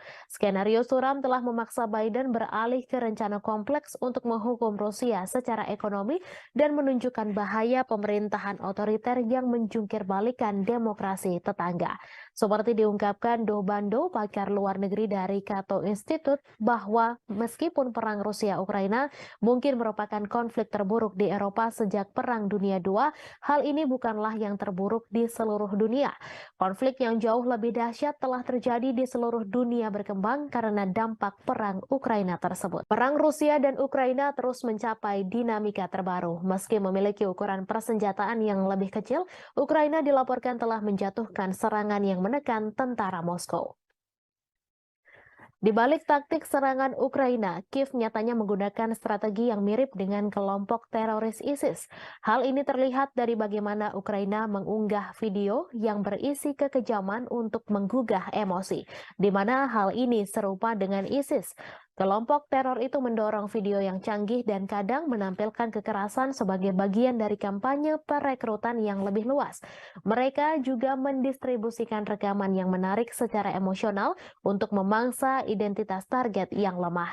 Dilansir dari Newsweek, bagi Ukraina, motivasi di balik pembuatan video dari adegan medan perang adalah menarik cukup banyak pemirsa secara global untuk memastikan bahwa perjuangan negara melawan Rusia tidak dilupakan. Hal ini juga membuktikan bahwa dukungan keuangan dan militer Barat untuk Kiev belum dan tidak akan sia-sia. Menurut salah satu pembuat video asal Ukraina, Konstantin Kalnovsky, Kiev menggunakan teknologi yang cukup mumpuni seperti drone untuk menggambarkan situasi kengerian serangan. Sean Houston, seorang profesor propaganda di Military College of South Carolina, mengatakan kepada Newsweek bahwa klip tersebut adalah contoh bagus dari gamifikasi video pertempuran dan kualitas yang tumpang tindih antara video game dan rekaman kehidupan nyata yang terkait dengan teknik video yang digunakan oleh ISIS. Ukraina masih berbuntut konflik mengerikan. Setelah Rusia menyerang Kiev, giliran muncul serangan ke Moskow. Rusia menuduh Ukraina sebagai penyerang Moskow dan Vladimir Putin menyebut hal itu sebagai tindakan terorisme. Menurut Putin, Ukraina berusaha mengintimidasi Rusia, warga Rusia, dan menyerang bangunan-bangunan tempat tinggal. Otoritas Rusia mengklaim 8 drone yang menargetkan wilayah sipil Moskow dan sekitarnya yang dihuni lebih dari 21 juta penduduk pada Selasa 30 Mei dini hari berhasil ditembak jatuh dengan beberapa drone lainnya dinonaktifkan. Moskow yang merupakan ibu kota dari negara dengan kekuatan nuklir terbesar di dunia telah dilindungi oleh sistem peringatan dini yang ekstensif. Namun selesai rentetan serangan drone Ukraina, Putin menyatakan bahwa sistem pertahanan udara di sekitar Moskow akan diperkuat. Sementara itu, Ukraina membantah terlibat secara langsung dalam rentetan serangan drone yang menghujani ibu kota Moskow di Rusia. Namun demikian, Kiev mengakui tengah menikmati situasi di Moskow dan memprediksi masih akan ada serangan lainnya. Seperti dilansir Reuters pada Rabu 31 Mei, bantahan itu disampaikan oleh penasihat kepresidenan Ukraina, Mikhailo Podolyak, saat berbicara dalam acara Breakfast Show. Dilansir Reuters pada Rabu 31 Mei terjadi serangan drone yang menghantam dan memicu kebakaran di sebuah kilang minyak Rusia bagian selatan. Rusia menuding Ukraina sebagai dalang serangan itu. Otoritas Rusia juga melaporkan sebuah serangan artileri Ukraina terhadap kota Shebekino yang berjarak hanya 7 km sebelah utara wilayah Kharkiv di Ukraina. Serangan itu tercatat sebagai serangan ketiga di wilayah perbatasan dalam sepekan terakhir. Gubernur setempat Vyacheslav Gladkov dalam pernyataan melaporkan sedikitnya 2 orang harus dirawat di rumah sakit akibat serangan itu. Gladkov juga menyebut serangan itu menghancurkan jendela-jendela bangunan dan merusak atap gedung apartemen 8 lantai, 4 rumah warga, sebuah sekolah, dan beberapa tempat lainnya. Ia terjadi pada malam hari ketika sebagian besar penduduk Kiev tertidur lelap. Sirine meraung-raung di seluruh ibu kota Ukraina, membangunkan penduduk yang telah menghadapi perang selama 15 bulan. Mereka menyesuaikan rutinitasnya demi menghadapi kampanye udara terbaru Rusia. Dilansir Kompas.com dari Associated Press, dalam eskalasi serangan Rusia baru-baru ini, Olha Buchno, seorang petugas kebersihan, berdoa setiap malam. Di samping tempat tidurnya ada tas berisi barang-barang penting seperti dokumen, makanan kering, dan air. Mendengar bunyi alarm, ia berlari ke bawah ke ruang bawah tanah gedungnya dan berlindung. Hampir 2 minggu lalu, puing-puing dari rudal yang ditembak jatuh mendarat di atap sebuah gedung di sebelahnya di distrik Darnitsia, Kiev, menyebabkan kebakaran besar. Ia menangis sambil ketakutan setiap malamnya membayangkan kemungkinan buruk yang bisa terjadi jika alarm sudah berbunyi. Mereka membayangkan pengungsian, terjebak di bawah reruntuhan dan terbunuh. Yang lain bersikap apatis berbaring terjaga di tempat tidur saat suara ledakan memantul melintasi langit. Diketahui dalam sebulan terakhir ketika serangan udara Rusia meningkat menjadi serangan hampir setiap malam, kebanyakan orang mengeluh sulit tidur. Rusia meluncurkan gelombang serangan lain ke Kiev pada dini hari Senin menggunakan kombinasi drone dan rudal jelajah. Lebih dari 40 target udara dijatuhkan dalam serangan malam hari ke-15 di ibu kota pada bulan Mei. Saat siang hari, puing-puing yang berjatuhan menembus atap bangunan tempat tinggal di distrik Potlis, tetapi tidak ada laporan mengenai korban. Seringkali ledakan adalah suara dari sistem pertahanan udara Ukraina yang berhasil menargetkan rudal dan drone mematikan yang dikirim Rusia ke Ukraina. Rusia melancarkan pengeboman yang sangat intens, mengirimkan 18 rudal ke arah Ukraina, 14 diantaranya menargetkan Kiev menurut juru bicara Angkatan Udara Ukraina. Ukraina mengklaim pihaknya telah menembak jatuh 6 rudal hipersonik Kinzhal pada malam itu. Yevgeny Prigozhin, bos kelompok tentara bayaran Rusia Wagner Group, mendesak jaksa untuk menyelidiki kejahatan oleh pejabat-pejabat senior pertahanan negeri beruang merah selama invasi di Ukraina. Prigozhin melayangkan desakan itu melalui surat ke pihak berwenang. Dalam surat itu, ia mengeluhkan operasi khusus militer atau SMO Rusia di Ukraina. Sebagaimana dilansir Reuters, Prigozhin kemudian mengatakan surat-surat tersebut tidak untuk dipublikasikan. Dalam beberapa bulan belakangan, Prigozhin memang kerap mengkritik para pejabat pertahanan Rusia yang ia anggap tidak becus. Akibat ketidakbecusan itu, prajurit Rusia di medan tempur di Ukraina kewalahan dan bak kehilangan arah sementara nyawa terus berjatuhan. Sejumlah pengamat juga menganggap pasukan militer Rusia di Ukraina tidak becus. Beberapa pakar menilai pasukan Wagner lah yang selama ini membuat Rusia dapat bertahan di Ukraina. Namun Wagner sudah menarik pasukannya dari medan tempur di Ukraina. Mereka menyerahkan posisi tempur kepada tentara Rusia. Setelah penarikan pasukan itu, muncul desas-desus bahwa Prigozhin berencana melancarkan kudeta di Rusia. Meski demikian, Prigozhin langsung membantah tudingan tersebut. Ia mengklaim Wagner tak memiliki pasukan yang cukup untuk melancarkan kudeta. Ia malah menuduh balik Menteri Pertahanan Rusia Sergei Shoigu lah yang sebenarnya mampu menggelar kudeta mengingat personel pasukannya begitu banyak. Rusia akan mengevakuasi ratusan anak dari desa-desa di Belgorod karena pengeboman yang intensif di perbatasan Rusia dan Ukraina tersebut. Kremlin menganggap situasi di Belgorod saat ini mengkhawatirkan. Diketahui Rusia mulai menghadapi rentetan serangan intensif di perbatasan termasuk Belgorod.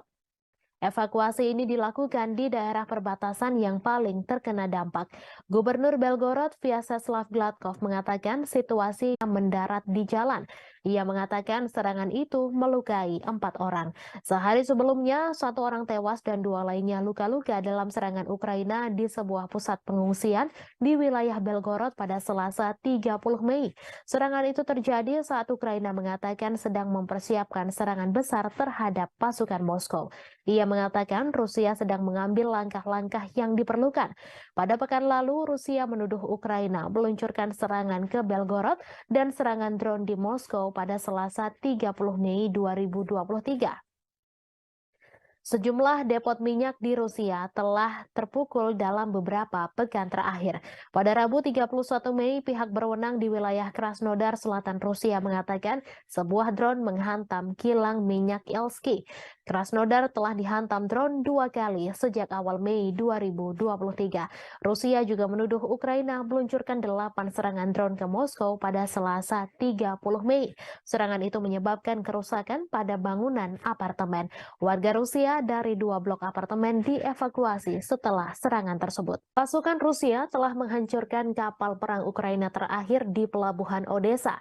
Kementerian Pertahanan Rusia mengungkapkan kabar tersebut pada Rabu 31 Mei. Kapal perang Yuri Olefirenko diklasifikasikan sebagai korvet dan beroperasi dengan Angkatan Laut Ukraina. Kapal perang itu dibangun pada akhir 1990-an di Rusia, tetapi kemudian dipindahkan ke Ukraina setelah runtuhnya Uni Soviet. Kapal tersebut telah mengalami beberapa modernisasi selama bertahun-tahun, termasuk perombakan besar-besaran pada tahun 2016. Kemhan Rusia menambahkan Ukraina kehilangan lebih dari 200 tentara di sana selama beberapa hari terakhir. Menurut Kemhan Rusia, Kiev kehilangan lebih dari 200 prajurit Ukraina, 3 kendaraan tempur lapis baja, 12 kendaraan dan howitzer D-30 ke arah Donetsk selama 24 jam terakhir. Sementara itu, Shalik, juru bicara Angkatan Laut Ukraina, mengatakan pihaknya tidak akan menanggapi pernyataan apapun yang dibuat sepihak oleh Rusia. Angkatan Laut Ukraina juga tidak akan mengungkapkan informasi apapun tentang kerugian selama perang. Sebelumnya, Rusia mengklaim bahwa pesawat tak berawak Ukraina memicu kebakaran di kilang minyak di Rusia Selatan. Selain itu, serangan udara juga menghantam sebuah kota Rusia dekat perbatasan untuk ketiga kalinya dalam seminggu dan merusak bangunan serta membakar kendaraan. Sementara itu, berikut perkembangan lainnya seputar situasi perang Rusia-Ukraina, di mana hanya ada sekitar 500 orang yang masih tinggal di Bahmut menurut wali kota itu, Oleksiy Reva. Jumlah itu jauh dibandingkan dengan 70.000 orang yang tinggal di kota Ukraina Timur sebelum perang meletus. Bahmut menjadi sasaran pertempuran sengit selama setahun terakhir. Baik Ukraina dan Rusia mengklaim sama-sama menguasai kota tersebut.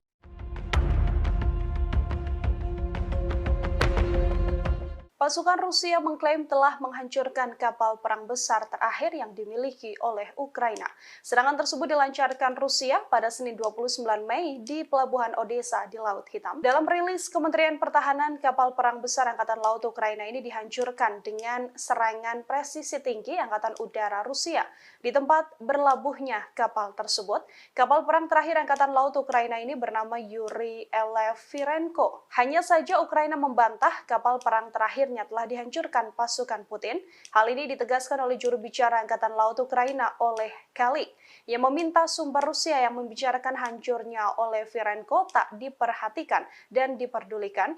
Namun pasukan militer Ukraina membenarkan adanya serangan udara yang menyebabkan kebakaran dan telah merusak infrastruktur di Pelabuhan Odessa.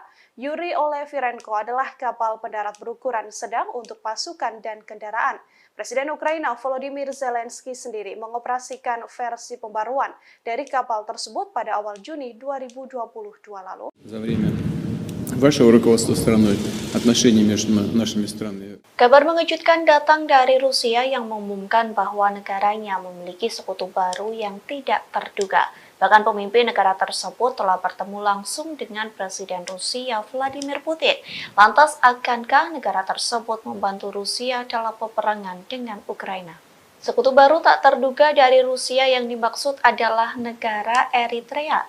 Bahkan Putin telah bertemu dengan Presiden Eritrea yakni Isaias Afwerki pada Rabu 31 Mei 2023. Adapun untuk pertama kalinya Isaias Afwerki rela pergi ke Rusia dan bertemu dengan Vladimir Putin.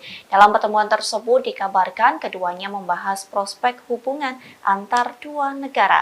Kremlin mengatakan Putin dan Isaias membahas di segala bidang, termasuk masalah yang paling mendesak dalam agenda regional dan internasional. Bahkan seusai pertemuan tersebut, keduanya telah menandatangani beberapa kesepakatan antar pemerintah.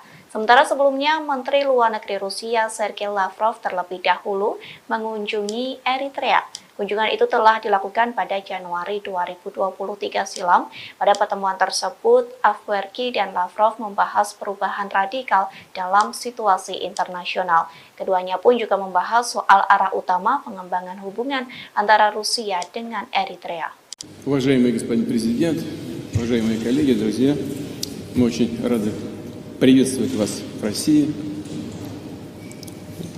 Работает? Перевод есть? Отлично. Это ваш первый официальный визит в нашу страну. Уважаемый господин президент, на днях Эритрея отмечала 30-летие своей независимости. И это совпадает с датой установления наших дипломатических отношений между нашими странами. Позвольте вас с этим поздравить, поблагодарить вас за то, что за эти годы, за время вашего руководства страной, отношения между нашими странами развиваются и укрепляются. Ukraina kembali mengalami kerugian lantaran kehilangan pos komando angkatan bersenjatanya. Hal itu dikarenakan Rusia kembali menghancurkan markas tentara Ukraina. Kali ini Rusia melakukan penyerangan menggunakan roket peluncuran ganda, yakni MLRS. Klaim tersebut disampaikan oleh Kepala Pusat Pers Pengelompokan yakni Oleg Chekov yang mengatakan penyerangan itu terjadi di Trudoyov ke arah Zaporozhia. Tak hanya itu, penembak jitu Rusia juga berhasil menghancurkan kelompok pengintai Ukraina. Serangan itu dilakukan menggunakan sistem penyembur api berat TOS-1 Solsepek. Selain penembak jitu Ukraina, TOS-1 Solsepek juga menghantam 2 benteng militan. Adapun 2 benteng militan itu berada di area Stepovoe dan Privolnoye. Oleg Chekov mengatakan beberapa titik penempatan Ukraina juga dihantam oleh artileri self-propelled Gostivka milik Rusia. Beberapa titik yang dimaksud yakni Poltavka dan Malaya Tokmatska. Di satu sisi, Ukraina belum memberikan penjelasan terkait kerugian yang dialami oleh komando pasukannya. Думают, ехать, не ехать, надо ехать. Победа за нами. Ахмат, сила! Pasukan Rusia mengklaim telah menguasai kota Bakhmut, Ukraina. Kini giliran pasukan Chechnya yang bersiap memulai pertempuran baru di wilayah Donetsk. Akankah wilayah Donetsk bernasib sama seperti kota Bakhmut? Pemimpin Chechnya Ramzan Kadyrov menyampaikan pasukannya sedang mempersiapkan peperangan baru. Pernyataan itu disampaikan Kadyrov seusai tentara bayaran Rusia mengumumkan penarikan pasukan di kota Bakhmut. Kadyrov mengaku pasukan Chechnya mendapat perintah baru, adapun perintah itu soal tanggung jawab merebut wilayah di Republik Rakyat Donetsk.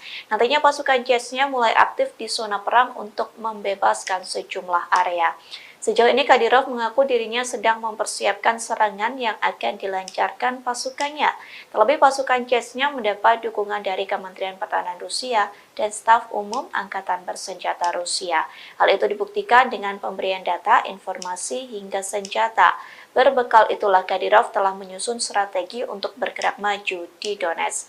Diketahui sebelumnya, grup Wagner mengumumkan penarikan pasukannya mulai 24 Mei hingga 1 Juni.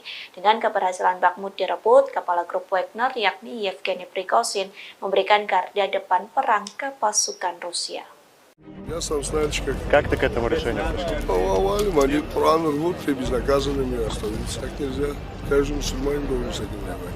Ахмат, сила, Аллаху Акбар. Я сам с Южно-Сахалинска, еду уже 3-й раз через Ахмат. Хочу пожелать всем нашим ребятам остальным, которые еще думают, ехать, не ехать, надо ехать. Победа за нами. Ахмат, сила! Ребята проходят высшую подготовку в Российском университете спецназа.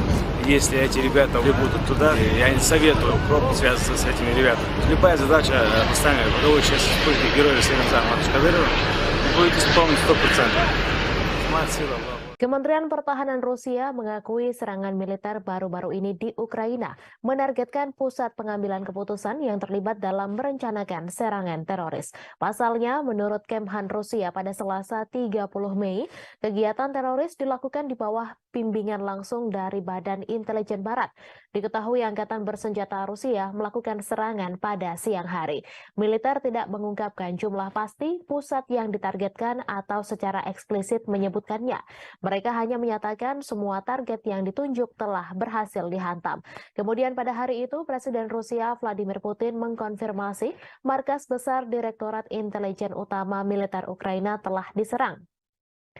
Guru Ukraina telah membangun kecurigaan terutama karena beberapa wawancara dengan outlet berita asing dan domestik yang diberikan oleh pimpinannya Kirill Budanov.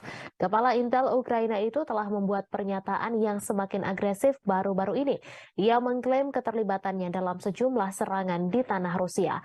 Awal bulan ini misalnya ia berjanji untuk terus menghabisi orang Rusia dimanapun di muka dunia ini sampai kemenangan penuh Ukraina tercapai. Tak lama kemudian ia mengaku bertanggung jawab atas pembunuhan banyak tokoh masyarakat Rusia. Meskipun Budanov tidak memberikan nama pastinya, ia menyatakan telah mendapatkan banyak nama, termasuk tokoh publik dan media. Sebelumnya diberitakan bulan ini 2 pesawat tak berawak dicegat di atas Kremlin. Namun serangan pada Selasa adalah pertama kalinya kendaraan udara tak berawak menghantam daerah pemukiman Moskow, di mana ratusan kilometer dari garis depan Ukraina. Wali kota Moskow, Sergei Sobyanin, mengatakan 2 orang dirawat namun tidak menderita luka serius. Penghuni bangunan yang rusak akibat serangan itu juga dievakuasi sementara. Di Jalan Provso Yusnaya, sebuah bangunan tempat tinggal dengan jendela yang pecah ditutup oleh polisi. Warga Moskow mengatakan bahwa sebuah pesawat tak berawak juga menabrak sebuah apartemen di lantai 14 sebuah gedung tinggi di Leninsky Prospect tetapi tidak meledak. Kementerian Pertahanan Rusia mengatakan bahwa 8 drone dikerahkan Ukraina dalam serangan itu. Namun 5 diantaranya jatuh dan 3 lainnya berhasil dinonaktifkan. Gubernur wilayah Krasnodar, Veniamin Kondratiev, menyebut sebuah drone Ukraina memicu kebakaran di kilang minyak di selatan Rusia. Menurutnya penembakan menghantam sebuah kota Rusia dekat perbatasan untuk ketiga kalinya dalam seminggu dan merusak bangunan serta membakar kendaraan. Rusia mengatakan sebuah pesawat tak berawak kemungkinan menjadi penyebab kebakaran yang terjadi di kilang minyak Avivsky. Kebakaran terjadi sehari setelah Rusia menuduh Ukraina mengirim pesawat tak berawak untuk menyerang gedung-gedung di Moskow. Kondratiev melalui aplikasi Telegram pada Rabu 31 Mei menyebut api segera padam dan tidak ada korban jiwa. Kilang minyak Avivsky diketahui berada tidak jauh dari pelabuhan Laut Hitam Novorossiysk, dekat kilang lain yang telah diserang beberapa kali dalam bulan ini. Tidak ada informasi langsung tentang siapa yang meluncurkan pesawat tak berawak itu, namun Moskow menuduh Kiev meningkatkan serangan di dalam Rusia dalam beberapa pekan terakhir. Sementara Rusia telah berulang kali menggempur kota-kota Ukraina dengan pesawat tak berawak dan rudal. Langit di atas Ukraina relatif tenang pada hari Selasa malam tanpa ada serangan udara besar yang dilaporkan. Serangan pesawat tak berawak Rusia menewaskan 1 orang dan melukai 4 orang di Kiev pada hari Selasa. Serangan terhadap Rusia terjadi saat Ukraina mempersiapkan serangan balasan untuk mengusir pasukan Rusia dari wilayah yang diduduki sejak Moskow melancarkan invasi skala penuh sejak Februari 2022. Sebuah serangan artileri Ukraina melukai sedikitnya 1 orang di kota Rusia Sebekino, sekitar 7 km utara perbatasan dengan wilayah Kharkiv, Ukraina.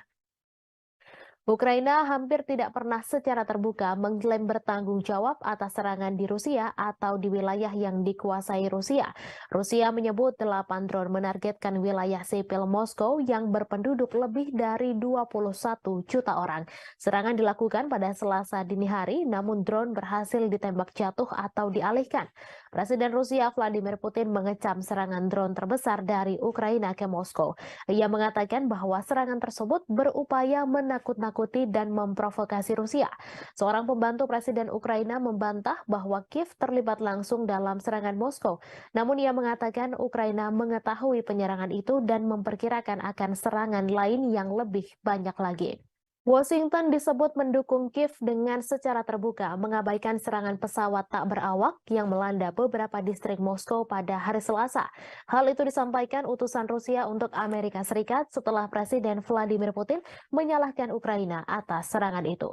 Gedung Putih mengatakan tidak mendukung serangan di dalam Rusia dan masih mengumpulkan informasi tentang insiden tersebut, di mana Putin sebelumnya menyebut bahwa serangan itu adalah upaya Ukraina untuk menakut-nakuti Rusia. Putin menyebut serangan itu yang membawa perang 15 bulan di Ukraina ke jantung Rusia sebagai aksi teroris.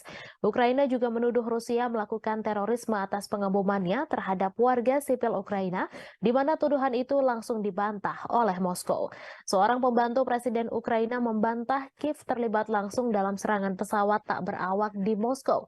Serangan terhadap Moskow yang melukai 2 orang terjadi setelah Rusia melancarkan 3 serangan udara dalam 1 hari di Kiev dan sejauh ini pada 17 Mei menewaskan 2 orang dan menabur kehancuran serta ketakutan. Rusia telah lama menuduh Barat melakukan perang proksi melawan Moskow dengan mendukung Ukraina dengan bantuan militer dan keuangan. Diketahui Rusia melancarkan invasi besar-besaran ke Ukraina sejak Februari 2022, menghancurkan kota-kota, memaksa jutaan orang meninggalkan rumah mereka dan menelan ribuan nyawa. Moskow menyebut perang itu sebagai operasi militer khusus untuk denazifikasi Ukraina dan melindungi penutur bahasa Rusia. Namun Kiev dan sekutunya mengatakan itu adalah perampasan tanah yang tidak beralasan. Sejak invasi besar-besaran Rusia ke Ukraina pada Februari 2022, banyak yang menyebut perang tersebut merupakan kesalahan kalkulasi yang dilakukan Presiden Rusia Vladimir Putin. Namun demikian, perang tersebut terjadi juga karena kesalahan Presiden Amerika Serikat Joe Biden dalam memberikan penilaian lebih terhadap Ukraina dan mengabaikan Rusia. Putin memang dianggap melakukan kesalahan fatal dengan menginvasi Ukraina dan menilai Kiev akan segera jatuh serta akan membentuk pemerintahan boneka. Faktanya hingga setahun berlalu Kiev terus dibom tetapi pemerintahan Ukraina masih berdiri tegak. Hanya saja Putin justru terus melayani Ukraina yang didukung Amerika Serikat dan NATO untuk melaksanakan perang dalam durasi yang lama. Yang paling menderita adalah rakyat Ukraina karena hanya menjadi medan pertempuran antara dua kekuatan dunia yakni Amerika Serikat dan Rusia. Saat perang berlarut-larut tanpa akhir yang terlihat merupakan kesalahan utama yang dilakukan Presiden Amerika Serikat Joe Biden. Berikut 5 kesalahan yang dilakukan Presiden Biden dalam menilai perang Ukraina-Rusia. Yang pertama, konflik global antara demokrasi dan otokrasi. Sejak awal Biden memposisikan diri dengan landasan moral yang tinggi. Ia membingkai konflik di Ukraina sebagai konflik global antara demokrasi dan otokrasi. Dilansir dari Al Jazeera, hal tersebut disampaikan pakar kebijakan luar negeri Amerika Serikat Marwan Bisara. Namun demikian, Douglas Brinkley, seorang sejarawan kepresidenan di Rice University mengatakan Biden tetap bersemangat dan tangguh. Itu mengacu pada perjuangan mantan presiden untuk menanggapi invasi Soviet ke Afghanistan pada 1979. Yang kedua, meremehkan nasionalisme Rusia. Biden meremehkan kekuatan nasionalisme Rusia dan menolak ketakutan Moskow akan ekspansi NATO ke perbatasannya sebagai alasan tak berdasar untuk imperialisme Rusia. Beberapa bulan menjelang perang, Biden merusak upaya untuk mengimplementasikan perjanjian Minsk yang ditandatangani pada 2014 dan 2015 untuk mengakhiri konflik di wilayah Donbas. Padahal baik Ukraina dan Rusia telah menandatangani Minsk, tetapi Prancis dan Jerman yang membantu menyelesaikan dan menyempurnakan perjanjian ini gagal mendorong implementasinya dengan cukup keras. Yang ketiga, meremehkan ketahanan militer Rusia. Biden juga meremehkan ketahanan militer Rusia bertaruh pada Ukraina yang mampu mengalahkannya. Biden beranggapan Ukraina sama seperti Afghanistan yang mengalahkan Uni Soviet dengan bantuan dari Amerika Serikat. Namun bagi Moskow, Ukraina jauh lebih penting dan strategis daripada Afghanistan, mengingat kesamaan sejarah dan kedekatan geografisnya. Dari sudut pandang Putin, Ukraina sangat penting bagi keamanan nasional Rusia dan kelangsungan rezimnya. Jelas ia lebih suka menghancurkannya daripada melihatnya bergabung dengan aliansi Barat. Selama setahun pertama perang, kemunduran Rusia dari Kiev ke Kharkiv menunjukkan tekad dan ketahanan Ukraina. Namun gelombang perang mulai berubah tahun ini. Seperti yang ditunjukkan oleh jatuhnya Bakhmut setelah pertempuran sengit selama berbulan-bulan, Rusia tidak kalah ulet atau bertekad untuk menang. Yang keempat, melebih-lebihkan kemampuan perang Ukraina. Biden juga melebih-lebihkan kemampuan perang Ukraina. Perang sejauh ini telah dilakukan secara konvensional di wilayah Ukraina. Kemunduran ini tidak menghalangi Amerika Serikat dan sekutunya untuk meningkatkan bantuan militer kepada Ukraina.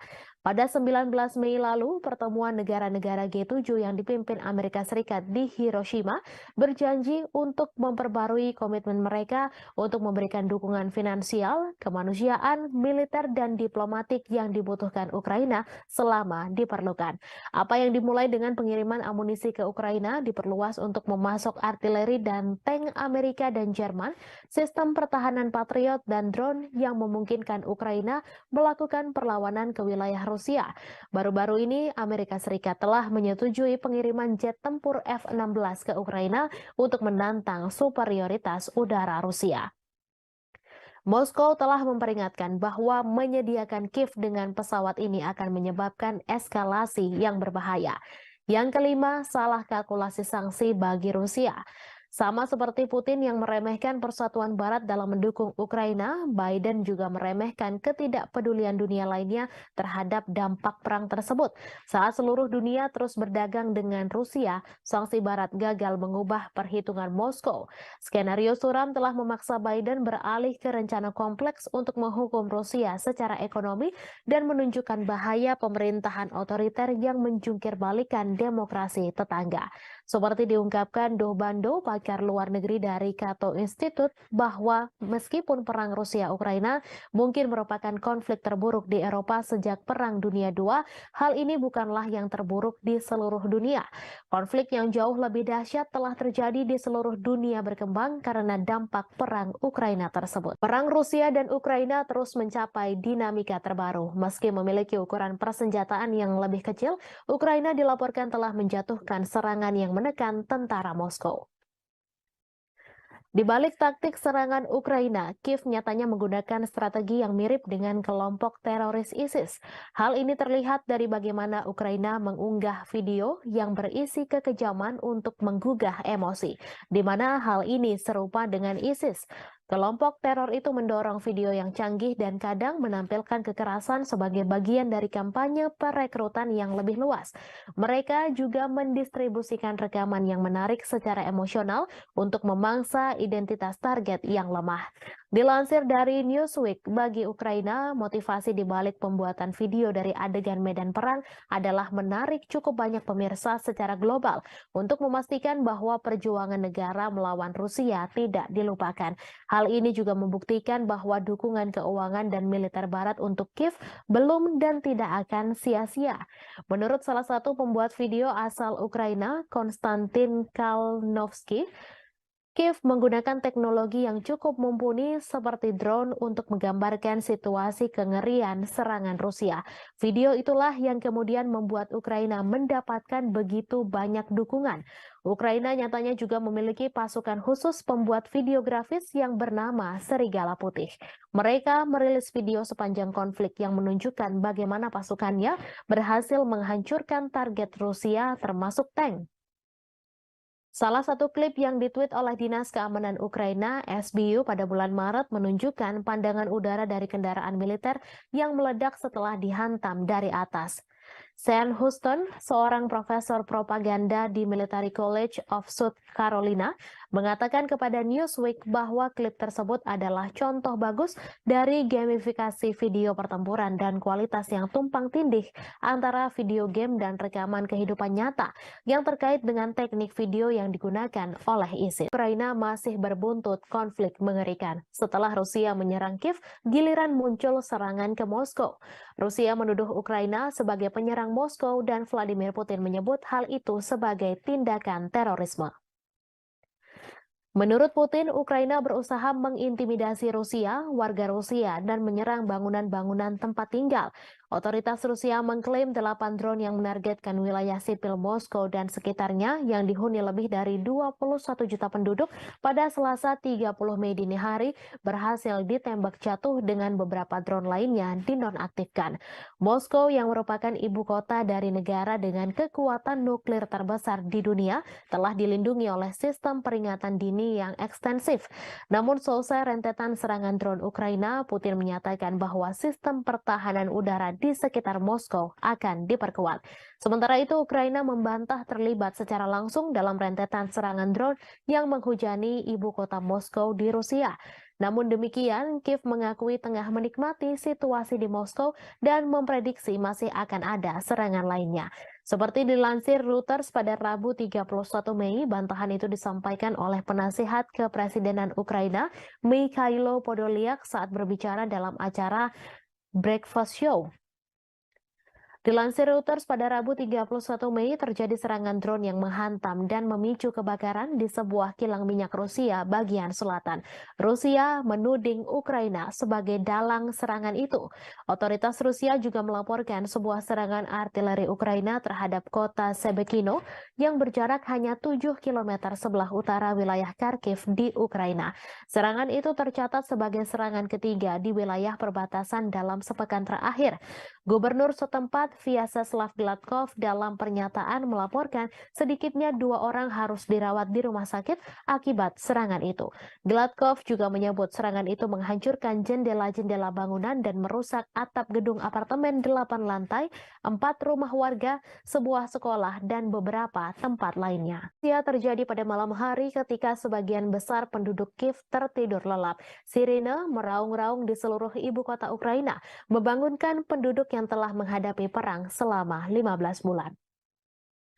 Mereka menyesuaikan rutinitasnya demi menghadapi kampanye udara terbaru Rusia. Dilansir Kompas.com dari Associated Press, dalam eskalasi serangan Rusia baru-baru ini, Olha Buchno, seorang petugas kebersihan, berdoa setiap malam. Di samping tempat tidurnya ada tas berisi barang-barang penting seperti dokumen, makanan kering, dan air. Mendengar bunyi alarm, ia berlari ke bawah ke ruang bawah tanah gedungnya dan berlindung. Hampir 2 minggu lalu, puing-puing dari rudal yang ditembak jatuh mendarat di atap sebuah gedung di sebelahnya di distrik Darnitsia, Kiev, menyebabkan kebakaran besar. Ia menangis sambil ketakutan setiap malamnya, membayangkan kemungkinan buruk yang bisa terjadi jika alarm sudah berbunyi. Mereka membayangkan pengungsian, terjebak di bawah reruntuhan, dan terbunuh. Yang lain bersikap apatis berbaring terjaga di tempat tidur saat suara ledakan memantul melintasi langit.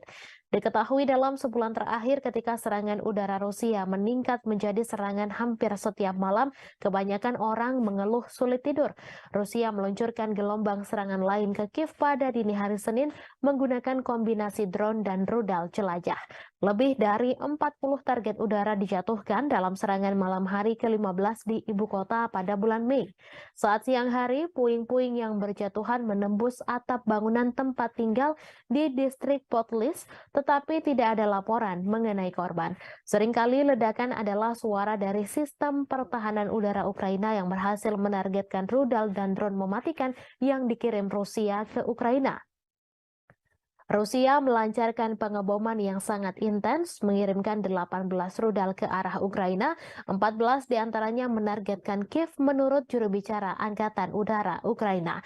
Ukraina mengklaim pihaknya telah menembak jatuh 6 rudal hipersonik Kinzhal pada malam itu.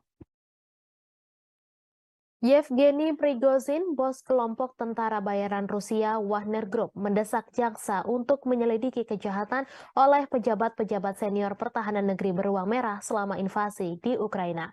Prigozhin melayangkan desakan itu melalui surat ke pihak berwenang.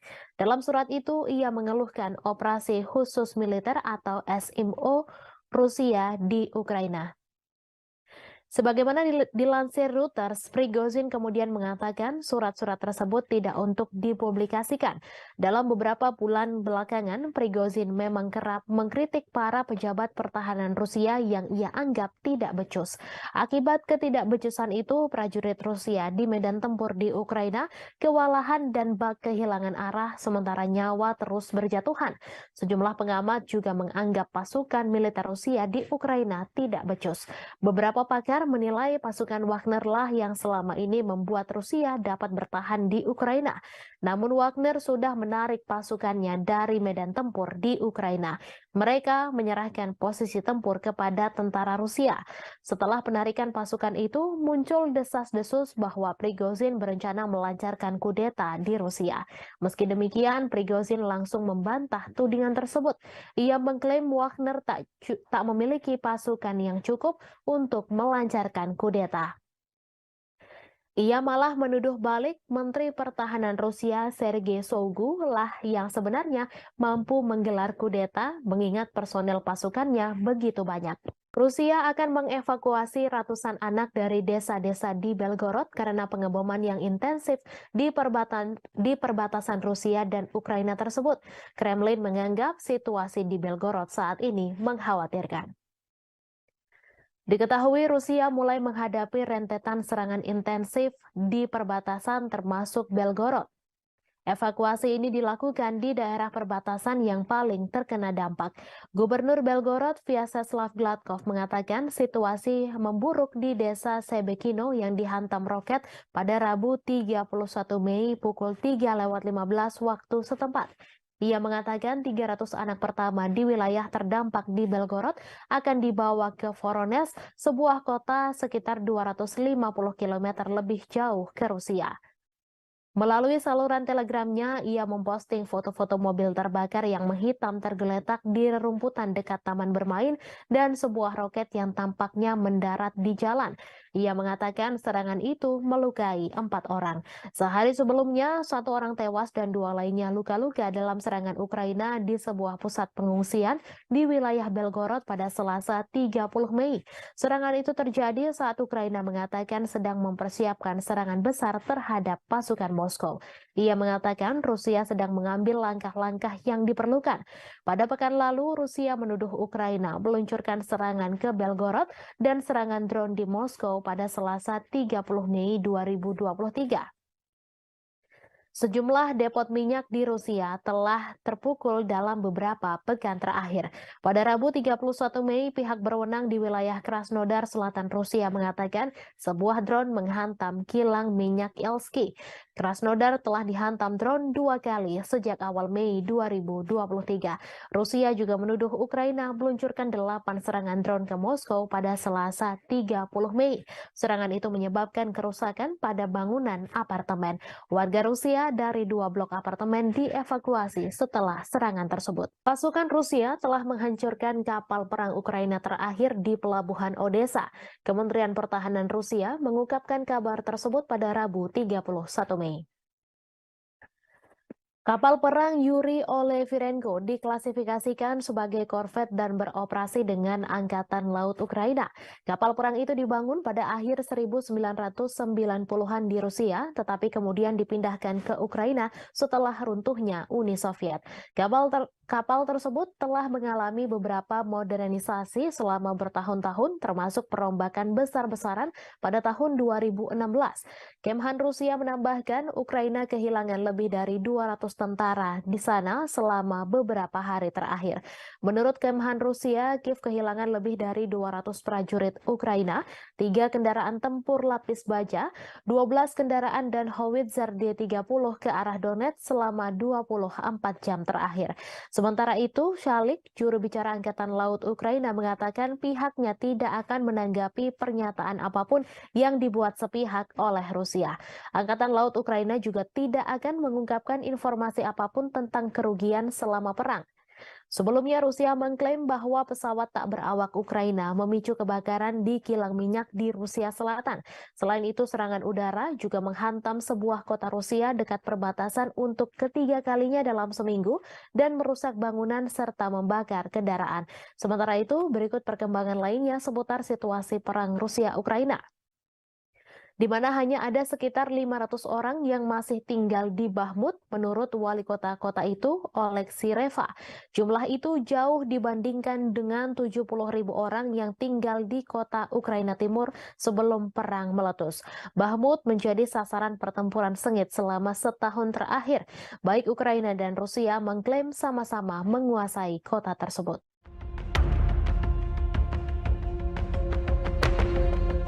Pasukan Rusia mengklaim telah menghancurkan kapal perang besar terakhir yang dimiliki oleh Ukraina. Serangan tersebut dilancarkan Rusia pada Senin 29 Mei di Pelabuhan Odesa di Laut Hitam. Dalam rilis Kementerian Pertahanan, kapal perang besar Angkatan Laut Ukraina ini dihancurkan dengan serangan presisi tinggi Angkatan Udara Rusia. Di tempat berlabuhnya kapal tersebut, kapal perang terakhir Angkatan Laut Ukraina ini bernama Yuri Elefirenko. Hanya saja Ukraina membantah kapal perang terakhir telah dihancurkan pasukan Putin. Hal ini ditegaskan oleh juru bicara Angkatan Laut Ukraina oleh Kali, yang meminta sumber Rusia yang membicarakan hancurnya oleh Firenko tak diperhatikan dan diperdulikan. Namun pasukan militer Ukraina membenarkan adanya serangan udara yang menyebabkan kebakaran dan telah merusak infrastruktur di Pelabuhan Odesa. Yuri Olefirenko adalah kapal pendarat berukuran sedang untuk pasukan dan kendaraan. Presiden Ukraina Volodymyr Zelensky sendiri mengoperasikan versi pembaruan dari kapal tersebut pada awal Juni 2022 lalu. За время вашего руководства страной отношения между нашими странами. Kabar mengejutkan datang dari Rusia yang mengumumkan bahwa negaranya memiliki sekutu baru yang tidak terduga. Bahkan pemimpin negara tersebut telah bertemu langsung dengan Presiden Rusia Vladimir Putin. Lantas, akankah negara tersebut membantu Rusia dalam peperangan dengan Ukraina? Sekutu baru tak terduga dari Rusia yang dimaksud adalah negara Eritrea. Bahkan Putin telah bertemu dengan Presiden Eritrea yakni Isaias Afwerki pada Rabu 31 Mei 2023. Adapun untuk pertama kalinya Isaias Afwerki rela pergi ke Rusia dan bertemu dengan Vladimir Putin. Dalam pertemuan tersebut dikabarkan keduanya membahas prospek hubungan antar dua negara. Kremlin mengatakan Putin dan Isaias membahas di segala bidang, termasuk masalah yang paling mendesak dalam agenda regional dan internasional.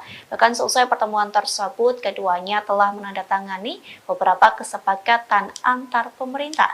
Sementara sebelumnya, Menteri Luar Negeri Rusia Sergei Lavrov terlebih dahulu mengunjungi Eritrea. Kunjungan itu telah dilakukan pada Januari 2023 silam. Pada pertemuan tersebut, Afwerki dan Lavrov membahas perubahan radikal dalam situasi internasional. Keduanya pun juga membahas soal arah utama pengembangan hubungan antara Rusia dengan Eritrea. Уважаемый господин президент, уважаемые коллеги, друзья, мы очень рады приветствовать вас в России. Работает? Перевод есть? Отлично. Это ваш первый официальный визит в нашу страну. Уважаемый господин президент, на днях Эритрея отмечала 30-летие своей независимости, и это совпадает с датой установления наших дипломатических отношений между нашими странами. Позвольте вас с этим поздравить, поблагодарить вас за то, что за эти годы, за время вашего руководства страной отношения между нашими странами развиваются и укрепляются. Ukraina kembali mengalami kerugian lantaran kehilangan pos komando angkatan bersenjatanya. Hal itu dikarenakan Rusia kembali menghancurkan markas tentara Ukraina. Kali ini Rusia melakukan penyerangan menggunakan roket peluncuran ganda yakni MLRS MES. Klaim tersebut disampaikan oleh Kepala Pusat Pers Pengelompokan yakni Oleg Chekov yang mengatakan penyerangan itu terjadi di Trudoyov ke arah Zaporozhia. Tak hanya itu, penembak jitu Rusia juga berhasil menghancurkan kelompok pengintai Ukraina. Serangan itu dilakukan menggunakan sistem penyembur api berat TOS-1 Solsepek. Selain penembak jitu Ukraina, TOS-1 Solsepek juga menghantam 2 benteng militan. Adapun 2 benteng militan itu berada di area Stepovoe dan Privolnoye. Oleg Chekov mengatakan beberapa titik penempatan Ukraina juga dihantam oleh artileri self-propelled Gostivka milik Rusia. Beberapa titik yang dimaksud yakni Poltavka dan Malaya Tokmatska. Di satu sisi, Ukraina belum memberikan penjelasan terkait kerugian yang dialami oleh komando pasukannya. Думают, ехать, не ехать, надо ехать. Победа за нами. Ахмат, сила! Pasukan Rusia mengklaim telah menguasai kota Bakhmut, Ukraina. Kini giliran pasukan Chechnya yang bersiap memulai pertempuran baru di wilayah Donetsk. Akankah wilayah Donetsk bernasib sama seperti kota Bakhmut? Pemimpin Chechnya Ramzan Kadyrov menyampaikan pasukannya sedang mempersiapkan peperangan baru. Pernyataan itu disampaikan Kadyrov seusai tentara bayaran Rusia mengumumkan penarikan pasukan di kota Bakhmut. Kadyrov mengaku pasukan Chechnya mendapat perintah baru, adapun perintah itu soal tanggung jawab merebut wilayah di Republik Rakyat Donetsk. Nantinya pasukan Chechnya mulai aktif di zona perang untuk membebaskan sejumlah area. Sejauh ini Kadyrov mengaku dirinya sedang mempersiapkan serangan yang akan dilancarkan pasukannya. Terlebih pasukan Chechnya mendapat dukungan dari Kementerian Pertahanan Rusia dan staf umum Angkatan Bersenjata Rusia. Hal itu dibuktikan dengan pemberian data, informasi, hingga senjata. Berbekal itulah Kadyrov telah menyusun strategi untuk bergerak maju di Donetsk. Diketahui sebelumnya, grup Wagner mengumumkan penarikan pasukannya mulai 24 Mei hingga 1 Juni. Dengan keberhasilan Bakhmut direbut, kepala grup Wagner yakni Yevgeny Prigozhin memberikan garda depan perang ke pasukan Rusia. Я сам знаешь, Как ты к этому решению пришел? повалим, они Коран рвут и безнаказанными остановиться так нельзя. Каждый мусульманин должен с этим воевать. Ахмат, сила, Аллах. Я сам с Южно-Сахалинска, еду уже 3-й раз через Ахмат. Хочу пожелать всем нашим ребятам остальным, которые еще думают, ехать, не ехать, надо ехать. Победа за нами. Ахмат, сила! Ребята проходят высшую подготовку в Российском университете спецназа. Если эти ребята будут туда, я не советую пробовать связываться с этими ребятами. Любая задача, поставленная продовольчей республики Героя Селенца Ахмата Кадырова, будет исполнена 100%. Ахмат, сила, Аллах. Kementerian Pertahanan Rusia mengakui serangan militer baru-baru ini di Ukraina menargetkan pusat pengambilan keputusan yang terlibat dalam merencanakan serangan teroris. Pasalnya, menurut Kemhan Rusia pada Selasa 30 Mei, kegiatan teroris dilakukan di bawah bimbingan langsung dari Badan Intelijen Barat. Diketahui Angkatan Bersenjata Rusia melakukan serangan pada siang hari. Militer tidak mengungkapkan jumlah pasti pusat yang ditargetkan atau secara eksplisit menyebutkannya.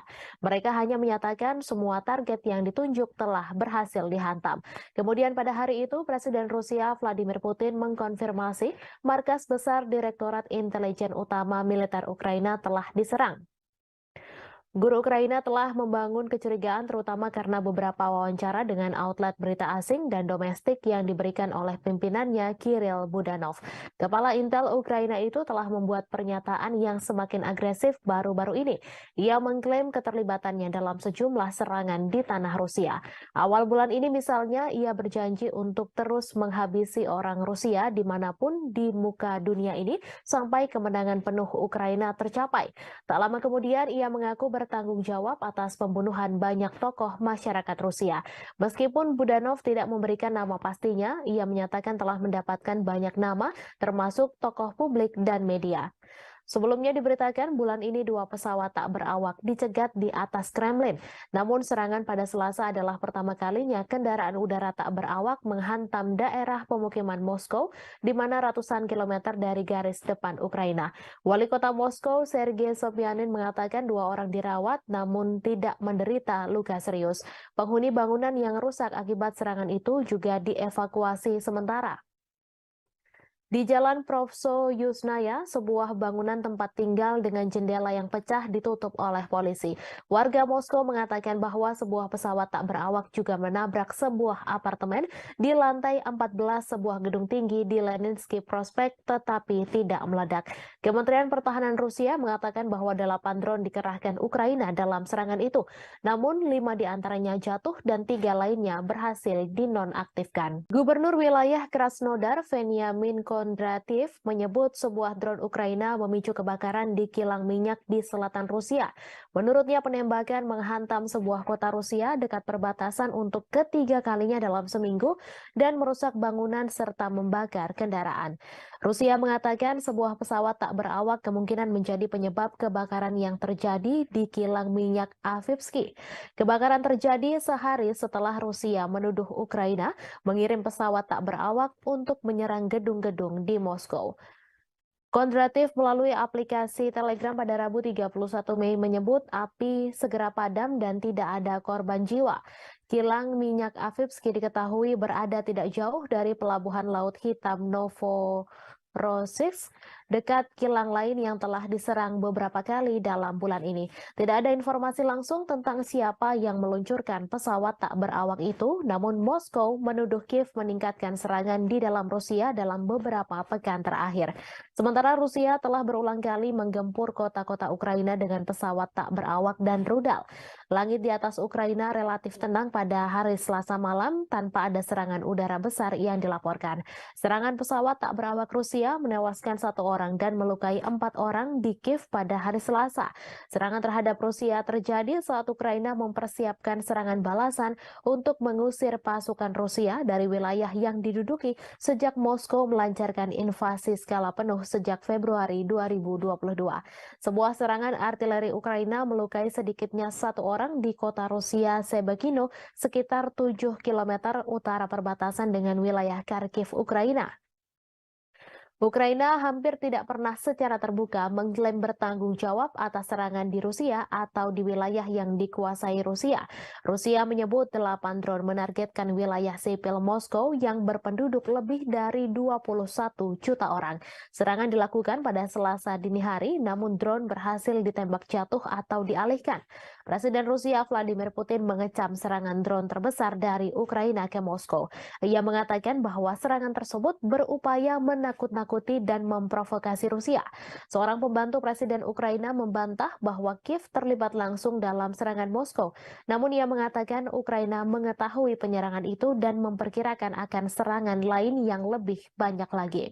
Washington disebut mendukung Kiev dengan secara terbuka mengabaikan serangan pesawat tak berawak yang melanda beberapa distrik Moskow pada hari Selasa. Hal itu disampaikan utusan Rusia untuk Amerika Serikat setelah Presiden Vladimir Putin menyalahkan Ukraina atas serangan itu. Gedung Putih mengatakan tidak mendukung serangan di dalam Rusia dan masih mengumpulkan informasi tentang insiden tersebut, di mana Putin sebelumnya menyebut bahwa serangan itu adalah upaya Ukraina untuk menakut-nakuti Rusia. Putin menyebut serangan itu yang membawa perang 15 bulan di Ukraina ke jantung Rusia sebagai aksi teroris. Ukraina juga menuduh Rusia melakukan terorisme atas pengebomannya terhadap warga sipil Ukraina, di mana tuduhan itu langsung dibantah oleh Moskow. Seorang pembantu Presiden Ukraina membantah Kiev terlibat langsung dalam serangan pesawat tak berawak di Moskow. Serangan terhadap Moskow yang melukai 2 orang terjadi setelah Rusia melancarkan 3 serangan udara dalam 1 hari di Kiev dan sejauh ini pada 17 Mei menewaskan 2 orang dan menabur kehancuran serta ketakutan. Rusia telah lama menuduh Barat melakukan perang proksi melawan Moskow dengan mendukung Ukraina dengan bantuan militer dan keuangan. Diketahui Rusia melancarkan invasi besar-besaran ke Ukraina sejak Februari 2022, menghancurkan kota-kota, memaksa jutaan orang meninggalkan rumah mereka dan menelan ribuan nyawa. Moskow menyebut perang itu sebagai operasi militer khusus untuk denazifikasi Ukraina dan melindungi penutur bahasa Rusia. Namun Kiev dan sekutunya mengatakan itu adalah perampasan tanah yang tidak beralasan. Sejak invasi besar-besaran Rusia ke Ukraina pada Februari 2022, banyak yang menyebut perang tersebut merupakan kesalahan kalkulasi yang dilakukan Presiden Rusia Vladimir Putin. Namun demikian, perang tersebut terjadi juga karena kesalahan Presiden Amerika Serikat Joe Biden dalam memberikan penilaian lebih terhadap Ukraina dan mengabaikan Rusia. Putin memang dianggap melakukan kesalahan fatal dengan menginvasi Ukraina dan menilai Kiev akan segera jatuh serta akan membentuk pemerintahan boneka. Faktanya hingga setahun berlalu Kiev terus dibom tetapi pemerintahan Ukraina masih berdiri tegak. Hanya saja Putin justru terus melayani Ukraina yang didukung Amerika Serikat dan NATO untuk melaksanakan perang dalam durasi yang lama. Yang paling menderita adalah rakyat Ukraina karena hanya menjadi medan pertempuran antara dua kekuatan dunia yakni Amerika Serikat dan Rusia. Saat perang berlarut-larut tanpa akhir yang terlihat merupakan kesalahan utama yang dilakukan Presiden Amerika Serikat Joe Biden. Berikut 5 kesalahan yang dilakukan Presiden Biden dalam menilai perang Ukraina-Rusia. Yang pertama, konflik global antara demokrasi dan otokrasi.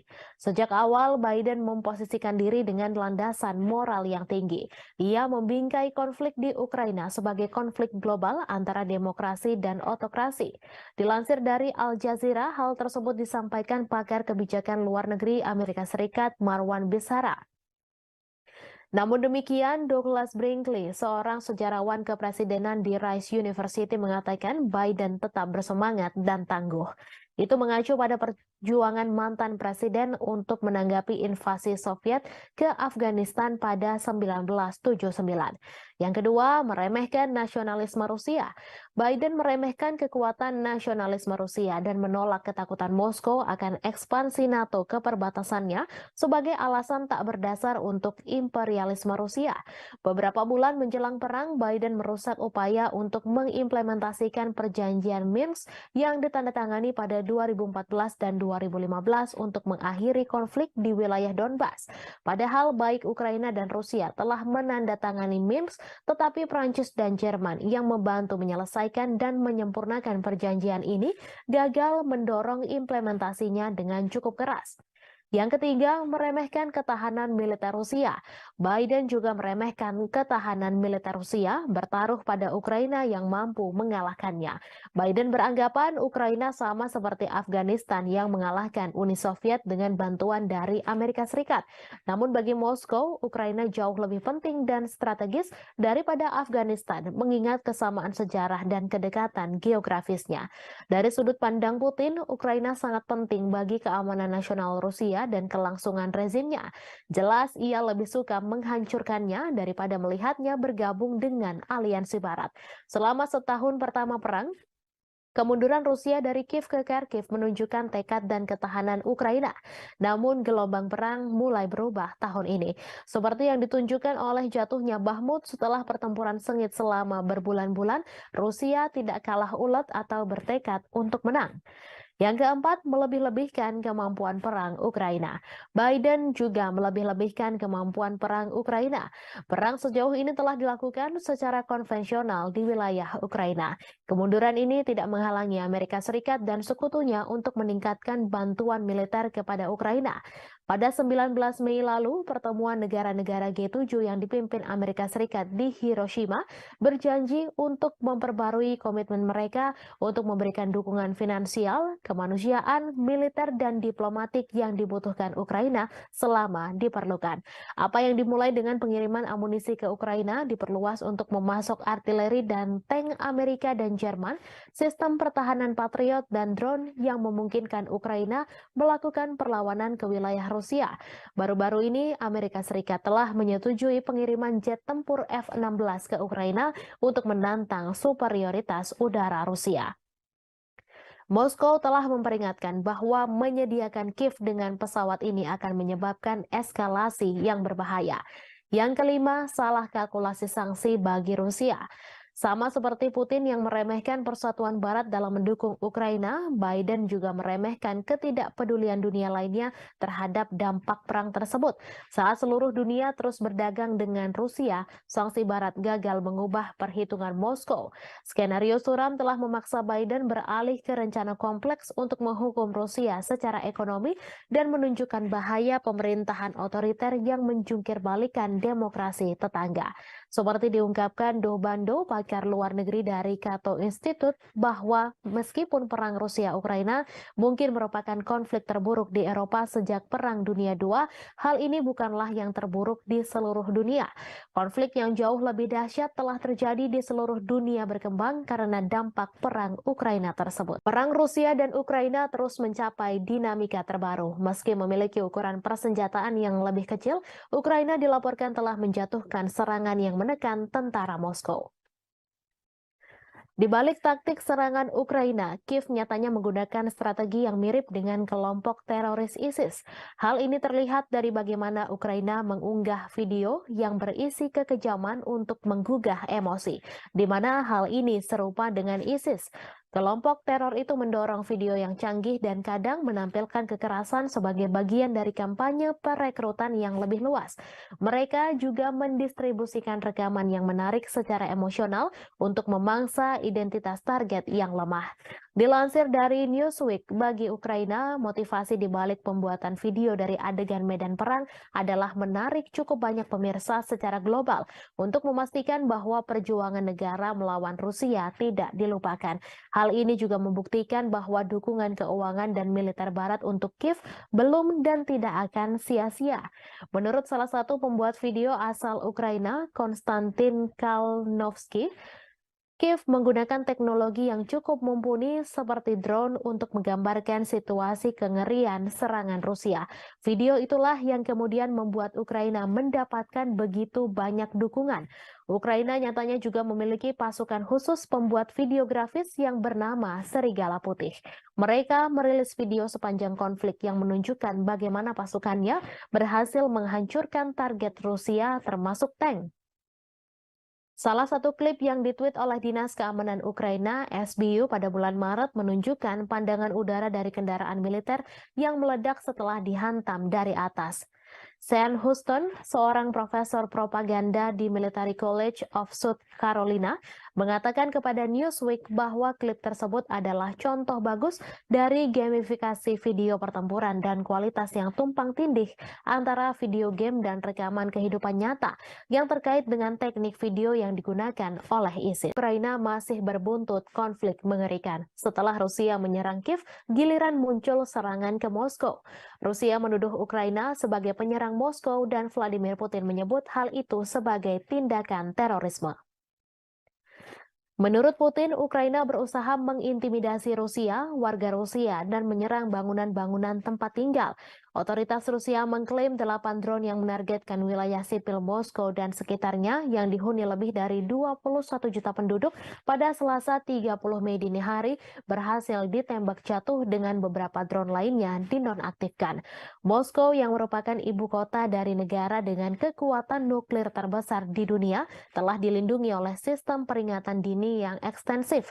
Namun selesai rentetan serangan drone Ukraina, Putin menyatakan bahwa sistem pertahanan udara di sekitar Moskow akan diperkuat. Sementara itu, Ukraina membantah terlibat secara langsung dalam rentetan serangan drone yang menghujani ibu kota Moskow di Rusia. Namun demikian, Kiev mengakui tengah menikmati situasi di Moskow dan memprediksi masih akan ada serangan lainnya. Seperti dilansir Reuters pada Rabu 31 Mei, bantahan itu disampaikan oleh penasihat kepresidenan Ukraina, Mikhailo Podolyak, saat berbicara dalam acara Breakfast Show.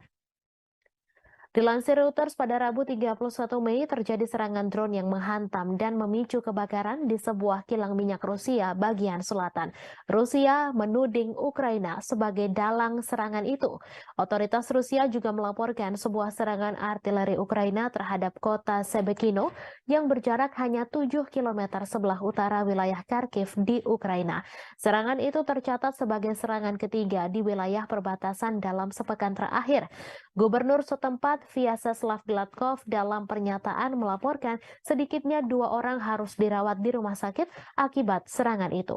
Gladkov juga menyebut serangan itu menghancurkan jendela-jendela bangunan dan merusak atap gedung apartemen 8 lantai, 4 rumah warga, sebuah sekolah, dan beberapa tempat lainnya. Ia terjadi pada malam hari ketika sebagian besar penduduk Kiev tertidur lelap. Sirine meraung-raung di seluruh ibu kota Ukraina, membangunkan penduduk yang telah menghadapi perang selama 15 bulan. Mereka menyesuaikan rutinitasnya demi menghadapi kampanye udara terbaru Rusia. Dilansir Kompas.com dari Associated Press, dalam eskalasi serangan Rusia baru-baru ini, Olha Buchno, seorang petugas kebersihan, berdoa setiap malam. Di samping tempat tidurnya ada tas berisi barang-barang penting seperti dokumen, makanan kering, dan air. Mendengar bunyi alarm, ia berlari ke bawah ke ruang bawah tanah gedungnya dan berlindung. Hampir 2 minggu lalu, puing-puing dari rudal yang ditembak jatuh mendarat di atap sebuah gedung di sebelahnya di distrik Darnitsia, Kiev, menyebabkan kebakaran besar. Ia menangis sambil ketakutan setiap malamnya, membayangkan kemungkinan buruk yang bisa terjadi jika alarm sudah berbunyi. Mereka membayangkan pengungsian, terjebak di bawah reruntuhan, dan terbunuh. Yang lain bersikap apatis berbaring terjaga di tempat tidur saat suara ledakan memantul melintasi langit. Diketahui dalam sebulan terakhir ketika serangan udara Rusia meningkat menjadi serangan hampir setiap malam, kebanyakan orang mengeluh sulit tidur. Rusia meluncurkan gelombang serangan lain ke Kiev pada dini hari Senin menggunakan kombinasi drone dan rudal jelajah. Lebih dari 40 target udara dijatuhkan dalam serangan malam hari ke-15 di ibu kota pada bulan Mei. Saat siang hari, puing-puing yang berjatuhan menembus atap bangunan tempat tinggal di distrik Potlis, tetapi tidak ada laporan mengenai korban. Seringkali ledakan adalah suara dari sistem pertahanan udara Ukraina yang berhasil menargetkan rudal dan drone mematikan yang dikirim Rusia ke Ukraina.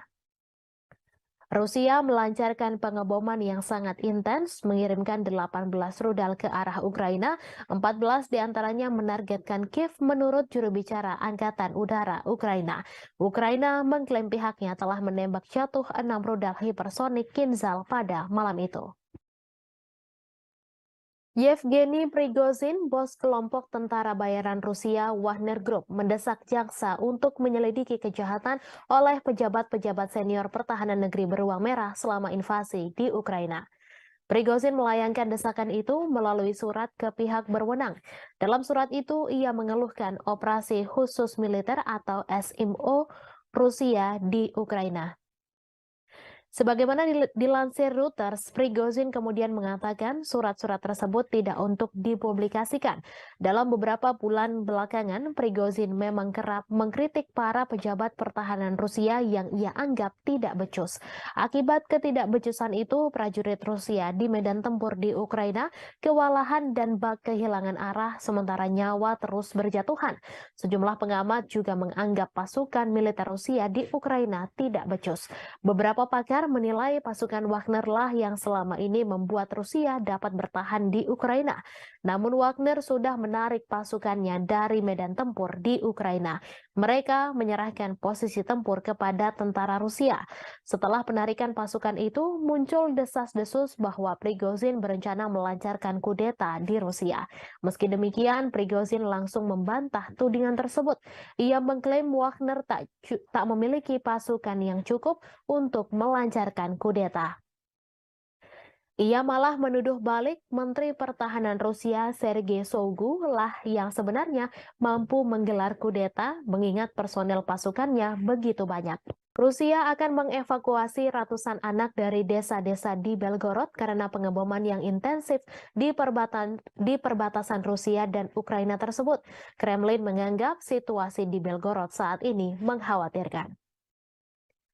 Diketahui Rusia mulai menghadapi rentetan serangan intensif di perbatasan termasuk Belgorod. Evakuasi ini dilakukan di daerah perbatasan yang paling terkena dampak. Gubernur Belgorod Vyacheslav Gladkov mengatakan situasi memburuk di desa Sebekino yang dihantam roket pada Rabu 31 Mei pukul 3:15 waktu setempat. Ia mengatakan 300 anak pertama di wilayah terdampak di Belgorod akan dibawa ke Voronezh, sebuah kota sekitar 250 km lebih jauh ke Rusia. Melalui saluran telegramnya, ia memposting foto-foto mobil terbakar yang menghitam tergeletak di rerumputan dekat taman bermain dan sebuah roket yang tampaknya mendarat di jalan. Ia mengatakan serangan itu melukai 4 orang. Sehari sebelumnya, 1 orang tewas dan 2 lainnya luka-luka dalam serangan Ukraina di sebuah pusat pengungsian di wilayah Belgorod pada Selasa 30 Mei. Serangan itu terjadi saat Ukraina mengatakan sedang mempersiapkan serangan besar terhadap pasukan Moskow. Ia mengatakan Rusia sedang mengambil langkah-langkah yang diperlukan. Pada pekan lalu, Rusia menuduh Ukraina meluncurkan serangan ke Belgorod dan serangan drone di Moskow pada Selasa 30 Mei 2023. Sejumlah depot minyak di Rusia telah terpukul dalam beberapa pekan terakhir. Pada Rabu 31 Mei, pihak berwenang di wilayah Krasnodar Selatan Rusia mengatakan sebuah drone menghantam kilang minyak Elsky. Krasnodar telah dihantam drone 2 kali sejak awal Mei 2023. Rusia juga menuduh Ukraina meluncurkan 8 serangan drone ke Moskow pada Selasa 30 Mei. Serangan itu menyebabkan kerusakan pada bangunan apartemen. Warga Rusia dari 2 blok apartemen dievakuasi setelah serangan tersebut. Pasukan Rusia telah menghancurkan kapal perang Ukraina terakhir di pelabuhan Odessa. Kementerian Pertahanan Rusia mengungkapkan kabar tersebut pada Rabu 31 Mei. Kapal perang Yuri Olefirenko diklasifikasikan sebagai korvet dan beroperasi dengan Angkatan Laut Ukraina. Kapal perang itu dibangun pada akhir 1990-an di Rusia, tetapi kemudian dipindahkan ke Ukraina setelah runtuhnya Uni Soviet. Kapal tersebut telah mengalami beberapa modernisasi selama bertahun-tahun, termasuk perombakan besar-besaran pada tahun 2016. Kemhan Rusia menambahkan Ukraina kehilangan lebih dari 200 tentara di sana selama beberapa hari terakhir. Menurut Kemhan Rusia, Kiev kehilangan lebih dari 200 prajurit Ukraina, 3 kendaraan tempur lapis baja, 12 kendaraan dan howitzer D-30 ke arah Donetsk selama 24 jam terakhir. Sementara itu, Shalik, juru bicara Angkatan Laut Ukraina, mengatakan pihaknya tidak akan menanggapi pernyataan apapun yang dibuat sepihak oleh Rusia. Angkatan Laut Ukraina juga tidak akan mengungkapkan informasi apapun tentang kerugian selama perang. Sebelumnya, Rusia mengklaim bahwa pesawat tak berawak Ukraina memicu kebakaran di kilang minyak di Rusia Selatan. Selain itu, serangan udara juga menghantam sebuah kota Rusia dekat perbatasan untuk ketiga kalinya dalam seminggu dan merusak bangunan serta membakar kendaraan. Sementara itu, berikut perkembangan lainnya seputar situasi perang Rusia-Ukraina, di mana hanya ada sekitar 500 orang yang masih tinggal di Bahmut menurut wali kota itu, Oleksiy Reva. Jumlah itu jauh dibandingkan dengan 70.000 orang yang tinggal di kota Ukraina Timur sebelum perang meletus. Bahmut menjadi sasaran pertempuran sengit selama setahun terakhir. Baik Ukraina dan Rusia mengklaim sama-sama menguasai kota tersebut.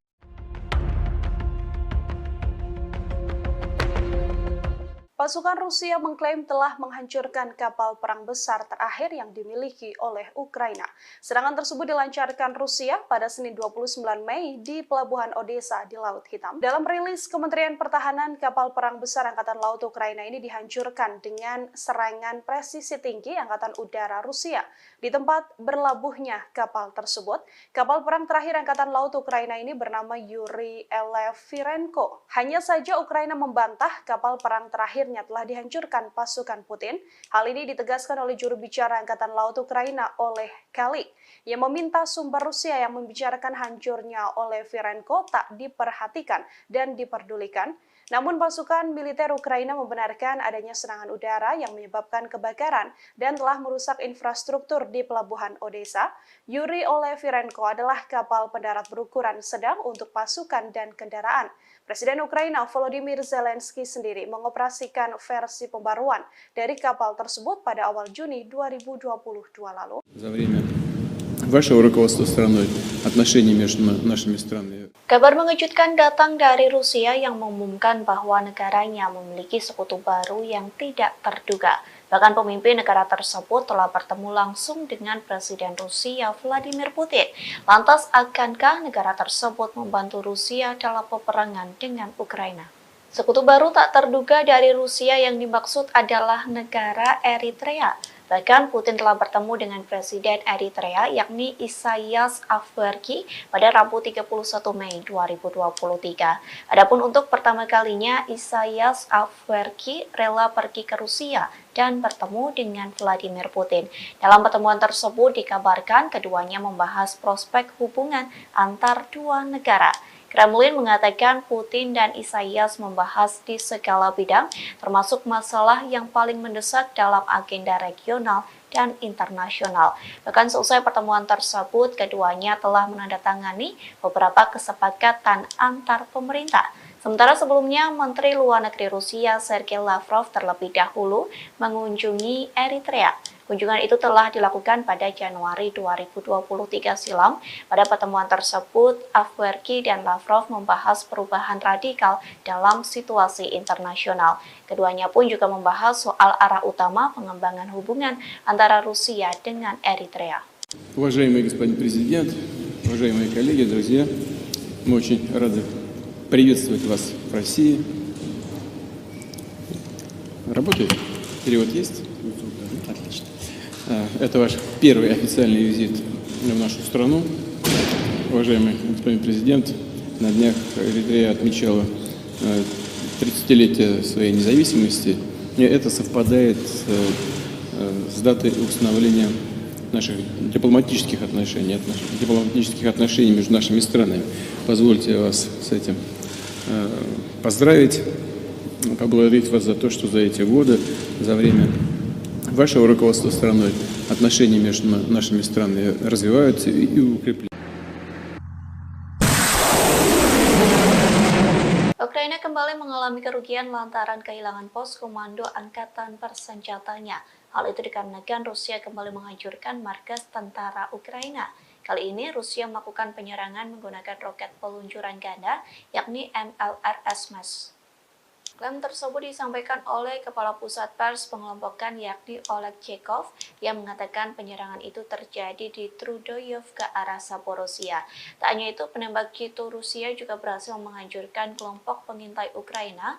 Serangan itu dilakukan menggunakan sistem penyembur api berat TOS-1 Solsepek. Selain penembak jitu Ukraina, TOS-1 Solsepek juga menghantam dua benteng militan. Adapun dua benteng militan itu berada di area Stepovoe dan Privolnoye. Oleg Chekov mengatakan beberapa titik penempatan Ukraina juga dihantam oleh artileri self-propelled Gostivka milik Rusia. Beberapa titik yang dimaksud yakni Poltavka dan Malaya Tokmatska. Di satu sisi, Ukraina belum memberikan penjelasan terkait kerugian yang dialami oleh komando pasukannya. Думают, ехать, не ехать, надо ехать. Победа за нами. Ахмат, сила. Pasukan Rusia mengklaim telah menguasai kota Bakhmut, Ukraina. Kini giliran pasukan Chechnya yang bersiap memulai pertempuran baru di wilayah Donetsk. Akankah wilayah Donetsk bernasib sama seperti kota Bakhmut? Pemimpin Chechnya Ramzan Kadyrov menyampaikan pasukannya sedang mempersiapkan peperangan baru. Pernyataan itu disampaikan Kadyrov seusai tentara bayaran Rusia mengumumkan penarikan pasukan di kota Bakhmut. Kadyrov mengaku pasukan Chechnya mendapat perintah baru, adapun perintah itu soal tanggung jawab merebut wilayah di Republik Rakyat Donetsk. Nantinya pasukan Chechnya mulai aktif di zona perang untuk membebaskan sejumlah area. Sejauh ini Kadyrov mengaku dirinya sedang mempersiapkan serangan yang akan dilancarkan pasukannya. Terlebih pasukan Chechnya mendapat dukungan dari Kementerian Pertahanan Rusia dan staf umum Angkatan Bersenjata Rusia. Hal itu dibuktikan dengan pemberian data, informasi, hingga senjata. Berbekal itulah Kadyrov telah menyusun strategi untuk bergerak maju di Donetsk. Diketahui sebelumnya, grup Wagner mengumumkan penarikan pasukannya mulai 24 Mei hingga 1 Juni. Dengan keberhasilan Bakhmut direbut, kepala grup Wagner yakni Yevgeny Prigozhin memberikan garda depan perang ke pasukan Rusia. Я сам знаете, Как ты к этому решению пришел? повалим, они Коран рвут и безнаказанными остановиться так нельзя. Каждый мусульманин должен с этим понимать. Ахмат сила, Аллаху Акбар. Я сам с Южно-Сахалинска, еду уже третий раз через Ахмат. Хочу пожелать всем нашим ребятам остальным, которые еще думают, ехать, не ехать, надо ехать. Победа за нами. Ахмат, сила! Ребята проходят высшую подготовку в Российском университете спецназа. Если эти ребята прибудут туда, я не советую пробовать связываться с этими ребятами. Любая задача, поставленная боевой части спутника Героя Союза Матушка Кадырова, будет исполнена 100%. Kementerian Pertahanan Rusia mengakui serangan militer baru-baru ini di Ukraina menargetkan pusat pengambilan keputusan yang terlibat dalam merencanakan serangan teroris. Pasalnya, menurut Kemhan Rusia pada Selasa 30 Mei, kegiatan teroris dilakukan di bawah bimbingan langsung dari Badan Intelijen Barat. Diketahui Angkatan Bersenjata Rusia melakukan serangan pada siang hari. Militer tidak mengungkapkan jumlah pasti pusat yang ditargetkan atau secara eksplisit menyebutkannya. Mereka hanya menyatakan semua target yang ditunjuk telah berhasil dihantam. Kemudian pada hari itu, Presiden Rusia Vladimir Putin mengkonfirmasi markas besar Direktorat Intelijen Utama Militer Ukraina telah diserang. Guru Ukraina telah membangun kecurigaan terutama karena beberapa wawancara dengan outlet berita asing dan domestik yang diberikan oleh pimpinannya Kirill Budanov. Kepala Intel Ukraina itu telah membuat pernyataan yang semakin agresif baru-baru ini. Ia mengklaim keterlibatannya dalam sejumlah serangan di tanah Rusia. Awal bulan ini misalnya ia berjanji untuk terus menghabisi orang Rusia dimanapun di muka dunia ini sampai kemenangan penuh Ukraina tercapai. Tak lama kemudian ia mengaku bertanggung jawab atas pembunuhan banyak tokoh masyarakat Rusia. Meskipun Budanov tidak memberikan nama pastinya, ia menyatakan telah mendapatkan banyak nama, termasuk tokoh publik dan media. Sebelumnya diberitakan bulan ini 2 pesawat tak berawak dicegat di atas Kremlin. Namun serangan pada Selasa adalah pertama kalinya kendaraan udara tak berawak menghantam daerah pemukiman Moskow, di mana ratusan kilometer dari garis depan Ukraina. Wali kota Moskow, Sergei Sobyanin, mengatakan 2 orang dirawat namun tidak menderita luka serius. Penghuni bangunan yang rusak akibat serangan itu juga dievakuasi sementara. Di Jalan Provso Yusnaya, sebuah bangunan tempat tinggal dengan jendela yang pecah ditutup oleh polisi. Warga Moskow mengatakan bahwa sebuah pesawat tak berawak juga menabrak sebuah apartemen di lantai 14 sebuah gedung tinggi di Leninsky Prospect tetapi tidak meledak. Kementerian Pertahanan Rusia mengatakan bahwa 8 drone dikerahkan Ukraina dalam serangan itu. Namun 5 diantaranya jatuh dan 3 lainnya berhasil dinonaktifkan. Gubernur wilayah Krasnodar, Veniamin Kondrativ, menyebut sebuah drone Ukraina memicu kebakaran di kilang minyak di selatan Rusia. Menurutnya penembakan menghantam sebuah kota Rusia dekat perbatasan untuk ketiga kalinya dalam seminggu dan merusak bangunan serta membakar kendaraan. Rusia mengatakan sebuah pesawat tak berawak kemungkinan menjadi penyebab kebakaran yang terjadi di kilang minyak Avivsky. Kebakaran terjadi sehari setelah Rusia menuduh Ukraina mengirim pesawat tak berawak untuk menyerang gedung-gedung di Moskow. Kondrativ melalui aplikasi Telegram pada Rabu 31 Mei menyebut api segera padam dan tidak ada korban jiwa. Kilang minyak Avivsky diketahui berada tidak jauh dari pelabuhan Laut Hitam Novorossiysk, dekat kilang lain yang telah diserang beberapa kali dalam bulan ini. Tidak ada informasi langsung tentang siapa yang meluncurkan pesawat tak berawak itu, namun Moskow menuduh Kiev meningkatkan serangan di dalam Rusia dalam beberapa pekan terakhir. Sementara Rusia telah berulang kali menggempur kota-kota Ukraina dengan pesawat tak berawak dan rudal. Langit di atas Ukraina relatif tenang pada hari Selasa malam tanpa ada serangan udara besar yang dilaporkan. Serangan pesawat tak berawak Rusia menewaskan 1 orang dan melukai 4 orang di Kiev pada hari Selasa. Serangan terhadap Rusia terjadi saat Ukraina mempersiapkan serangan balasan untuk mengusir pasukan Rusia dari wilayah yang diduduki sejak Moskow melancarkan invasi skala penuh sejak Februari 2022. Sebuah serangan artileri Ukraina melukai sedikitnya 1 orang di kota Rusia Sebekino, sekitar 7 km utara perbatasan dengan wilayah Kharkiv, Ukraina. Ukraina hampir tidak pernah secara terbuka mengklaim bertanggung jawab atas serangan di Rusia atau di wilayah yang dikuasai Rusia. Rusia menyebut 8 drone menargetkan wilayah sipil Moskow yang berpenduduk lebih dari 21 juta orang. Serangan dilakukan pada Selasa dini hari, namun drone berhasil ditembak jatuh atau dialihkan. Presiden Rusia Vladimir Putin mengecam serangan drone terbesar dari Ukraina ke Moskow. Ia mengatakan bahwa serangan tersebut berupaya menakut-nakuti menakut-nakuti dan memprovokasi Rusia. Seorang pembantu Presiden Ukraina membantah bahwa Kiev terlibat langsung dalam serangan Moskow. Namun ia mengatakan Ukraina mengetahui penyerangan itu dan memperkirakan akan serangan lain yang lebih banyak lagi. Washington disebut mendukung Kiev dengan secara terbuka mengabaikan serangan pesawat tak berawak yang melanda beberapa distrik Moskow pada hari Selasa. Hal itu disampaikan utusan Rusia untuk Amerika Serikat setelah Presiden Vladimir Putin menyalahkan Ukraina atas serangan itu. Gedung Putih mengatakan tidak mendukung serangan di dalam Rusia dan masih mengumpulkan informasi tentang insiden tersebut, di mana Putin sebelumnya menyebut bahwa serangan itu adalah upaya Ukraina untuk menakut-nakuti Rusia. Putin menyebut serangan itu yang membawa perang 15 bulan di Ukraina ke jantung Rusia sebagai aksi teroris. Ukraina juga menuduh Rusia melakukan terorisme atas pengebomannya terhadap warga sipil Ukraina, di mana tuduhan itu langsung dibantah oleh Moskow. Seorang pembantu Presiden Ukraina membantah Kiev terlibat langsung dalam serangan pesawat tak berawak di Moskow. Serangan terhadap Moskow yang melukai 2 orang terjadi setelah Rusia melancarkan 3 serangan udara dalam 1 hari di Kiev dan sejauh ini pada 17 Mei menewaskan 2 orang dan menabur kehancuran serta ketakutan. Rusia telah lama menuduh Barat melakukan perang proksi melawan Moskow dengan mendukung Ukraina dengan bantuan militer dan keuangan.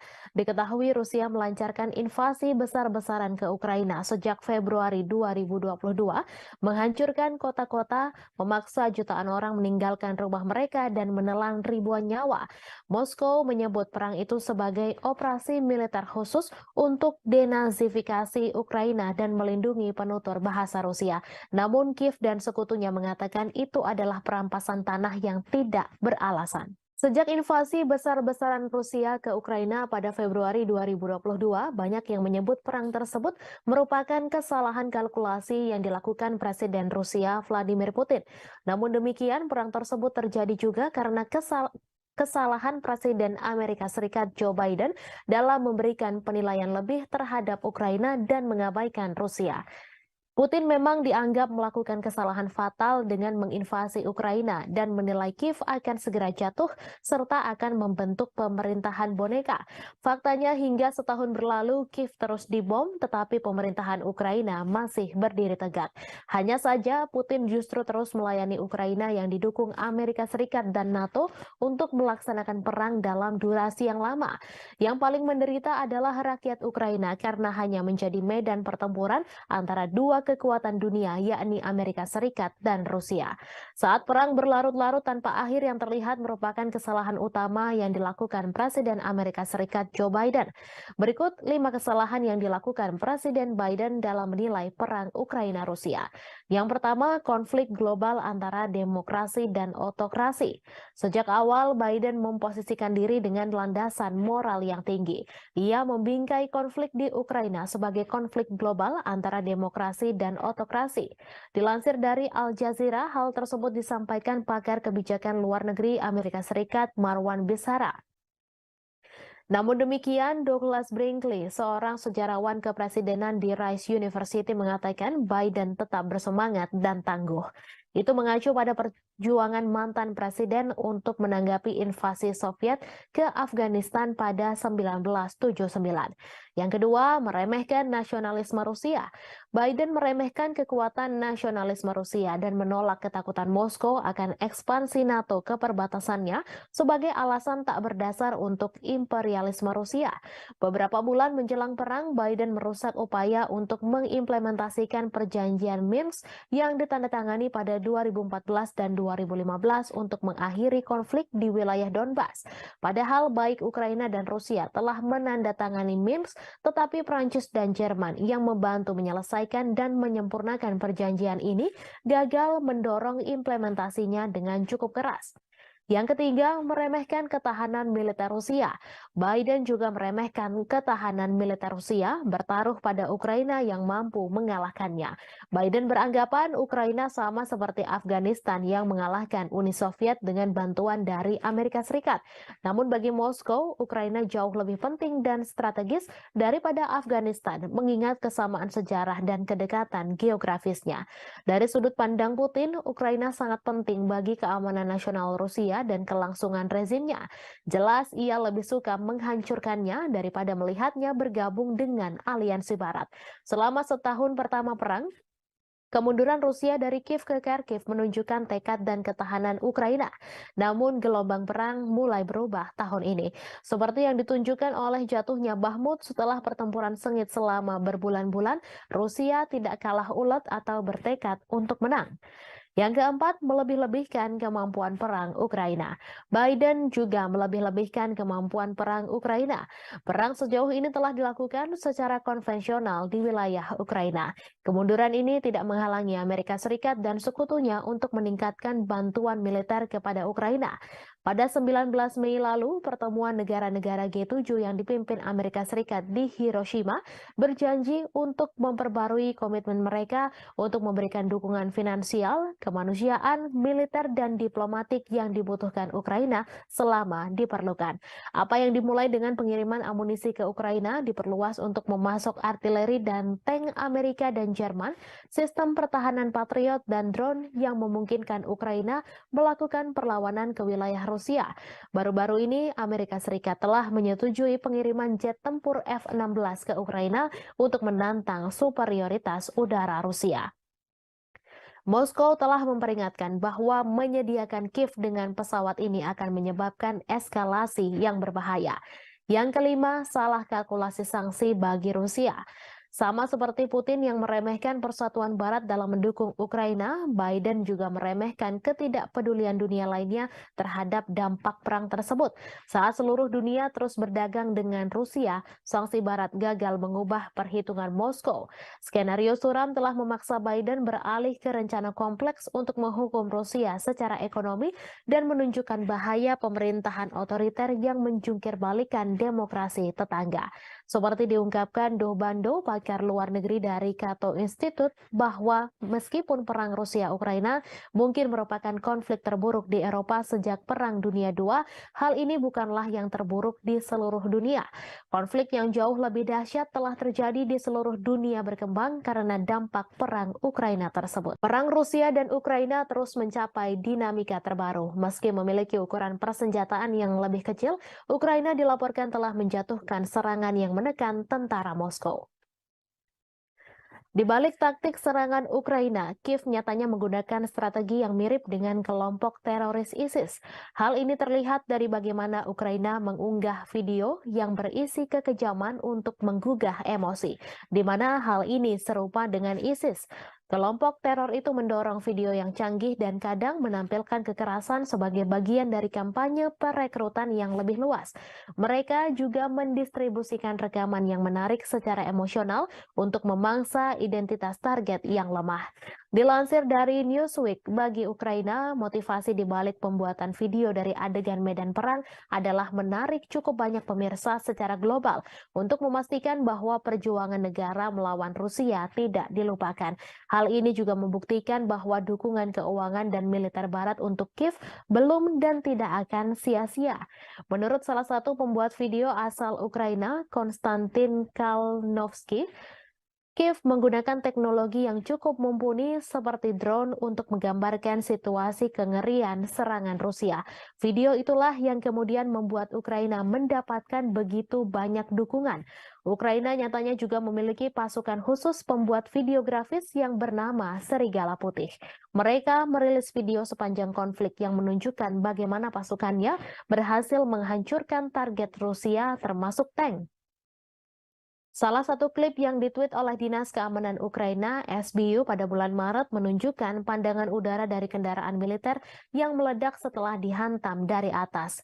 Sean Houston, seorang profesor propaganda di Military College of South Carolina, mengatakan kepada Newsweek bahwa klip tersebut adalah contoh bagus dari gamifikasi video pertempuran dan kualitas yang tumpang tindih antara video game dan rekaman kehidupan nyata yang terkait dengan teknik video yang digunakan oleh ISIS. Ukraina masih berbuntut konflik mengerikan. Setelah Rusia menyerang Kiev, giliran muncul serangan ke Moskow. Rusia menuduh Ukraina sebagai penyerang Moskow dan Vladimir Putin menyebut hal itu sebagai tindakan terorisme. Menurut Putin, Ukraina berusaha mengintimidasi Rusia, warga Rusia, dan menyerang bangunan-bangunan tempat tinggal. Otoritas Rusia mengklaim 8 drone yang menargetkan wilayah sipil Moskow dan sekitarnya yang dihuni lebih dari 21 juta penduduk pada Selasa 30 Mei dini hari berhasil ditembak jatuh dengan beberapa drone lainnya dinonaktifkan. Moskow yang merupakan ibu kota dari negara dengan kekuatan nuklir terbesar di dunia telah dilindungi oleh sistem peringatan dini yang ekstensif. Namun selesai rentetan serangan drone Ukraina, Putin menyatakan bahwa sistem pertahanan udara di sekitar Moskow akan diperkuat. Sementara itu, Ukraina membantah terlibat secara langsung dalam rentetan serangan drone yang menghujani ibu kota Moskow di Rusia. Namun demikian, Kiev mengakui tengah menikmati situasi di Moskow dan memprediksi masih akan ada serangan lainnya. Seperti dilansir Reuters pada Rabu 31 Mei, bantahan itu disampaikan oleh penasihat kepresidenan Ukraina, Mikhailo Podolyak saat berbicara dalam acara Breakfast Show. Dilansir Reuters pada Rabu 31 Mei terjadi serangan drone yang menghantam dan memicu kebakaran di sebuah kilang minyak Rusia bagian selatan.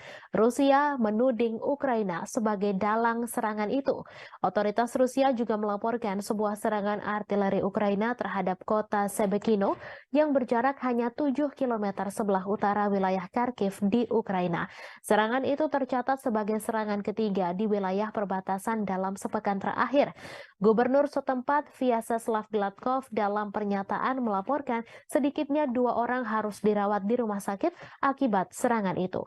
Gladkov juga menyebut serangan itu menghancurkan jendela-jendela bangunan dan merusak atap gedung apartemen 8 lantai, 4 rumah warga, sebuah sekolah, dan beberapa tempat lainnya. Ia terjadi pada malam hari ketika sebagian besar penduduk Kiev tertidur lelap. Sirine meraung-raung di seluruh ibu kota Ukraina, membangunkan penduduk yang telah menghadapi perang selama 15 bulan. Mereka menyesuaikan rutinitasnya demi menghadapi kampanye udara terbaru Rusia. Dilansir Kompas.com dari Associated Press, dalam eskalasi serangan Rusia baru-baru ini, Olha Buchno, seorang petugas kebersihan, berdoa setiap malam. Di samping tempat tidurnya ada tas berisi barang-barang penting seperti dokumen, makanan kering, dan air. Mendengar bunyi alarm, ia berlari ke bawah ke ruang bawah tanah gedungnya dan berlindung. Hampir 2 minggu lalu, puing-puing dari rudal yang ditembak jatuh mendarat di atap sebuah gedung di sebelahnya di distrik Darnitsia, Kiev, menyebabkan kebakaran besar. Ia menangis sambil ketakutan setiap malamnya, membayangkan kemungkinan buruk yang bisa terjadi jika alarm sudah berbunyi. Mereka membayangkan pengungsian, terjebak di bawah reruntuhan, dan terbunuh. Yang lain bersikap apatis berbaring terjaga di tempat tidur saat suara ledakan memantul melintasi langit. Diketahui dalam sebulan terakhir ketika serangan udara Rusia meningkat menjadi serangan hampir setiap malam, kebanyakan orang mengeluh sulit tidur. Rusia meluncurkan gelombang serangan lain ke Kiev pada dini hari Senin menggunakan kombinasi drone dan rudal jelajah. Lebih dari 40 target udara dijatuhkan dalam serangan malam hari ke-15 di ibu kota pada bulan Mei. Saat siang hari, puing-puing yang berjatuhan menembus atap bangunan tempat tinggal di distrik Potlis, tetapi tidak ada laporan mengenai korban. Seringkali ledakan adalah suara dari sistem pertahanan udara Ukraina yang berhasil menargetkan rudal dan drone mematikan yang dikirim Rusia ke Ukraina. Rusia melancarkan pengeboman yang sangat intens, mengirimkan 18 rudal ke arah Ukraina, 14 diantaranya menargetkan Kiev menurut juru bicara Angkatan Udara Ukraina. Ukraina mengklaim pihaknya telah menembak jatuh 6 rudal hipersonik Kinzhal pada malam itu. Yevgeny Prigozhin, bos kelompok tentara bayaran Rusia Wagner Group, mendesak jaksa untuk menyelidiki kejahatan oleh pejabat-pejabat senior pertahanan negeri beruang merah selama invasi di Ukraina. Prigozhin melayangkan desakan itu melalui surat ke pihak berwenang. Dalam surat itu, ia mengeluhkan operasi khusus militer atau SMO Rusia di Ukraina.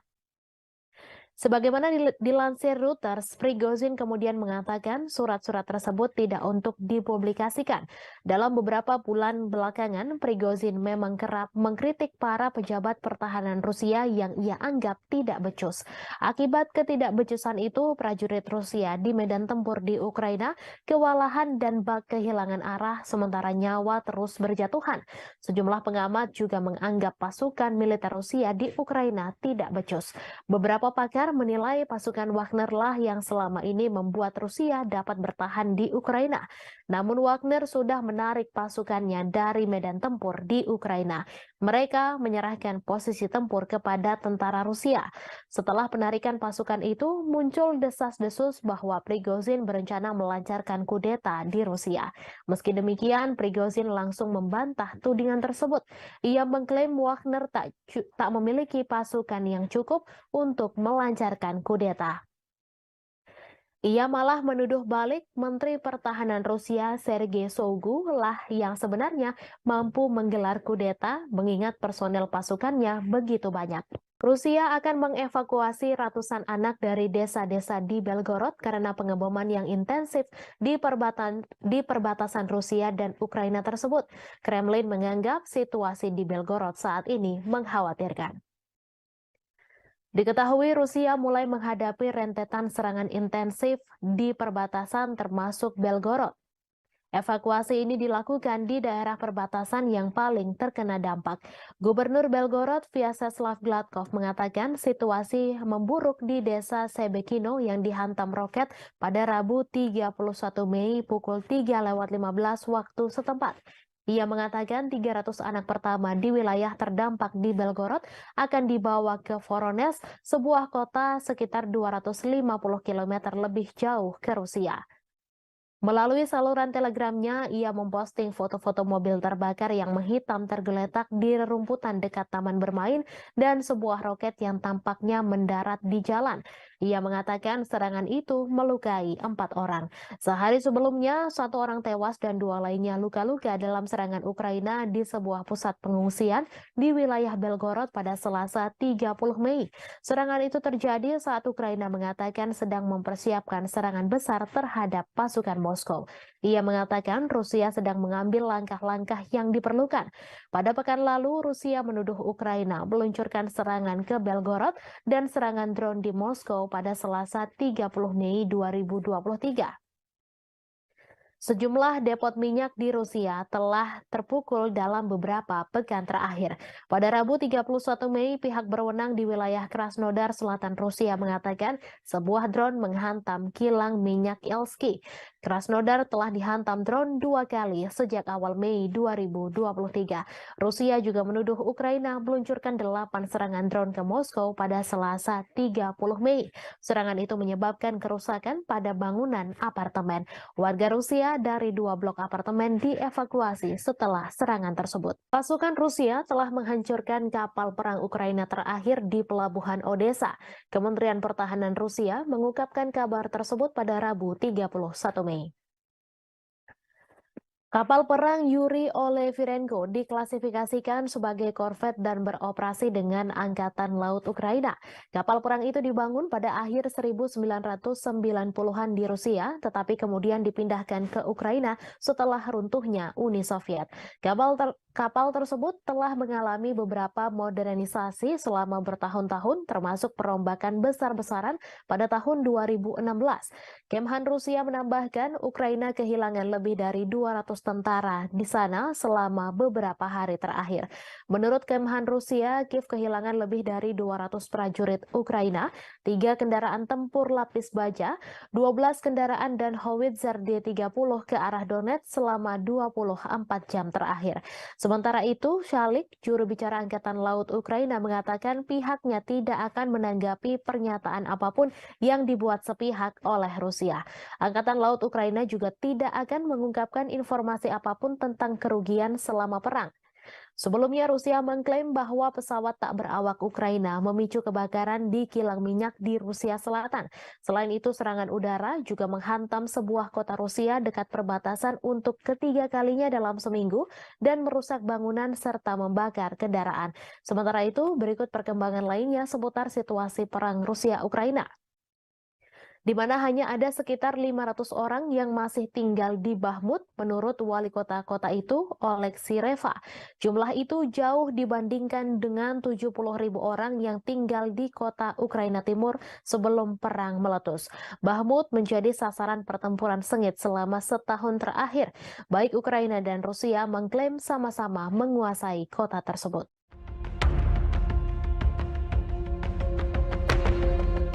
Pasukan Rusia mengklaim telah menghancurkan kapal perang besar terakhir yang dimiliki oleh Ukraina. Serangan tersebut dilancarkan Rusia pada Senin 29 Mei di Pelabuhan Odesa di Laut Hitam. Dalam rilis Kementerian Pertahanan, kapal perang besar Angkatan Laut Ukraina ini dihancurkan dengan serangan presisi tinggi Angkatan Udara Rusia. Di tempat berlabuhnya kapal tersebut, kapal perang terakhir Angkatan Laut Ukraina ini bernama Yuri Elefirenko. Hanya saja Ukraina membantah kapal perang terakhir telah dihancurkan pasukan Putin. Hal ini ditegaskan oleh juru bicara Angkatan Laut Ukraina oleh Kali, yang meminta sumber Rusia yang membicarakan hancurnya oleh Firenko tak diperhatikan dan diperdulikan. Namun pasukan militer Ukraina membenarkan adanya serangan udara yang menyebabkan kebakaran dan telah merusak infrastruktur di Pelabuhan Odesa. Yuri Olefirenko adalah kapal pendarat berukuran sedang untuk pasukan dan kendaraan. Presiden Ukraina Volodymyr Zelensky sendiri mengoperasikan versi pembaruan dari kapal tersebut pada awal Juni 2022 lalu. За время вашего руководства страной отношения между нашими странами. Kabar mengejutkan datang dari Rusia yang mengumumkan bahwa negaranya memiliki sekutu baru yang tidak terduga. Bahkan pemimpin negara tersebut telah bertemu langsung dengan Presiden Rusia Vladimir Putin. Lantas, akankah negara tersebut membantu Rusia dalam peperangan dengan Ukraina? Sekutu baru tak terduga dari Rusia yang dimaksud adalah negara Eritrea.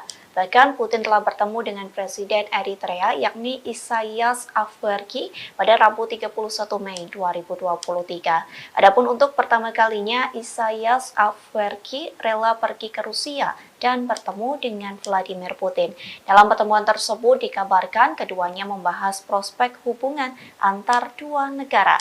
Kremlin mengatakan Putin dan Isaias membahas di segala bidang, termasuk masalah yang paling mendesak dalam agenda regional dan internasional.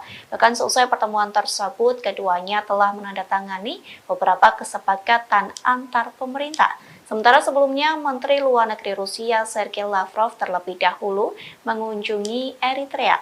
Kunjungan itu telah dilakukan pada Januari 2023 silam. Pada pertemuan tersebut, Afwerki dan Lavrov membahas perubahan radikal dalam situasi internasional. Keduanya pun juga membahas soal arah utama pengembangan hubungan antara Rusia dengan Eritrea. Уважаемый господин президент, уважаемые коллеги, друзья, мы очень рады приветствовать вас в России. Работает? Перевод есть? Отлично. Это ваш первый официальный визит в нашу страну. Уважаемый господин президент, на днях Эритрея отмечала 30-летие своей независимости. И это совпадает с датой установления наших дипломатических отношений между нашими странами. Позвольте вас с этим поздравить, поблагодарить вас за то, что за эти годы, за время вашего руководства страной отношения между нашими странами развиваются и укрепляются. Ukraina kembali mengalami kerugian lantaran kehilangan pos komando angkatan bersenjatanya. Hal itu dikarenakan Rusia kembali menghancurkan markas tentara Ukraina. Kali ini Rusia melakukan penyerangan menggunakan roket peluncuran ganda yakni MLRS MES. Klaim tersebut disampaikan oleh Kepala Pusat Pers Pengelompokan yakni Oleg Chekov yang mengatakan penyerangan itu terjadi di Trudoyov ke arah Zaporozhia. Tak hanya itu, penembak jitu Rusia juga berhasil menghancurkan kelompok pengintai Ukraina. Serangan itu dilakukan menggunakan sistem penyembur api berat TOS-1 Solsepek. Selain penembak jitu Ukraina, TOS-1 Solsepek juga menghantam 2 benteng militan. Adapun 2 benteng militan itu berada di area Stepovoe dan Privolnoye. Oleg Chekov mengatakan beberapa titik penempatan Ukraina juga dihantam oleh artileri self-propelled Gostivka milik Rusia. Beberapa titik yang dimaksud yakni Poltavka dan Malaya Tokmatska. Di satu sisi, Ukraina belum memberikan penjelasan terkait kerugian yang dialami oleh komando pasukannya. Думают, ехать, не ехать, надо ехать. Победа за нами. Ахмат, сила! Pasukan Rusia mengklaim telah menguasai kota Bakhmut, Ukraina. Kini giliran pasukan Chechnya yang bersiap memulai pertempuran baru di wilayah Donetsk. Akankah wilayah Donetsk bernasib sama seperti kota Bakhmut? Pemimpin Chechnya Ramzan Kadyrov menyampaikan pasukannya sedang mempersiapkan peperangan baru. Pernyataan itu disampaikan Kadyrov seusai tentara bayaran Rusia mengumumkan penarikan pasukan di kota Bakhmut. Kadyrov mengaku pasukan Chechnya mendapat perintah baru, adapun perintah itu soal tanggung jawab merebut wilayah di Republik Rakyat Donetsk. Nantinya pasukan Chechnya mulai aktif di zona perang untuk membebaskan sejumlah area. Sejauh ini Kadyrov mengaku dirinya sedang mempersiapkan serangan yang akan dilancarkan pasukannya. Terlebih pasukan Chechnya mendapat dukungan dari Kementerian Pertahanan Rusia dan staf umum Angkatan Bersenjata Rusia. Hal itu dibuktikan dengan pemberian data, informasi, hingga senjata. Berbekal itulah Kadyrov telah menyusun strategi untuk bergerak maju di Donetsk. Diketahui sebelumnya, grup Wagner mengumumkan penarikan pasukannya mulai 24 Mei hingga 1 Juni. Dengan keberhasilan Bakhmut direbut, kepala grup Wagner yakni Yevgeny Prigozhin memberikan garda depan perang ke pasukan Rusia. Я сам знаешь, Как ты к этому решению пришел? повалим, они Коран рвут и безнаказанными остановиться так нельзя. Каждый мусульманин должен с этим воевать.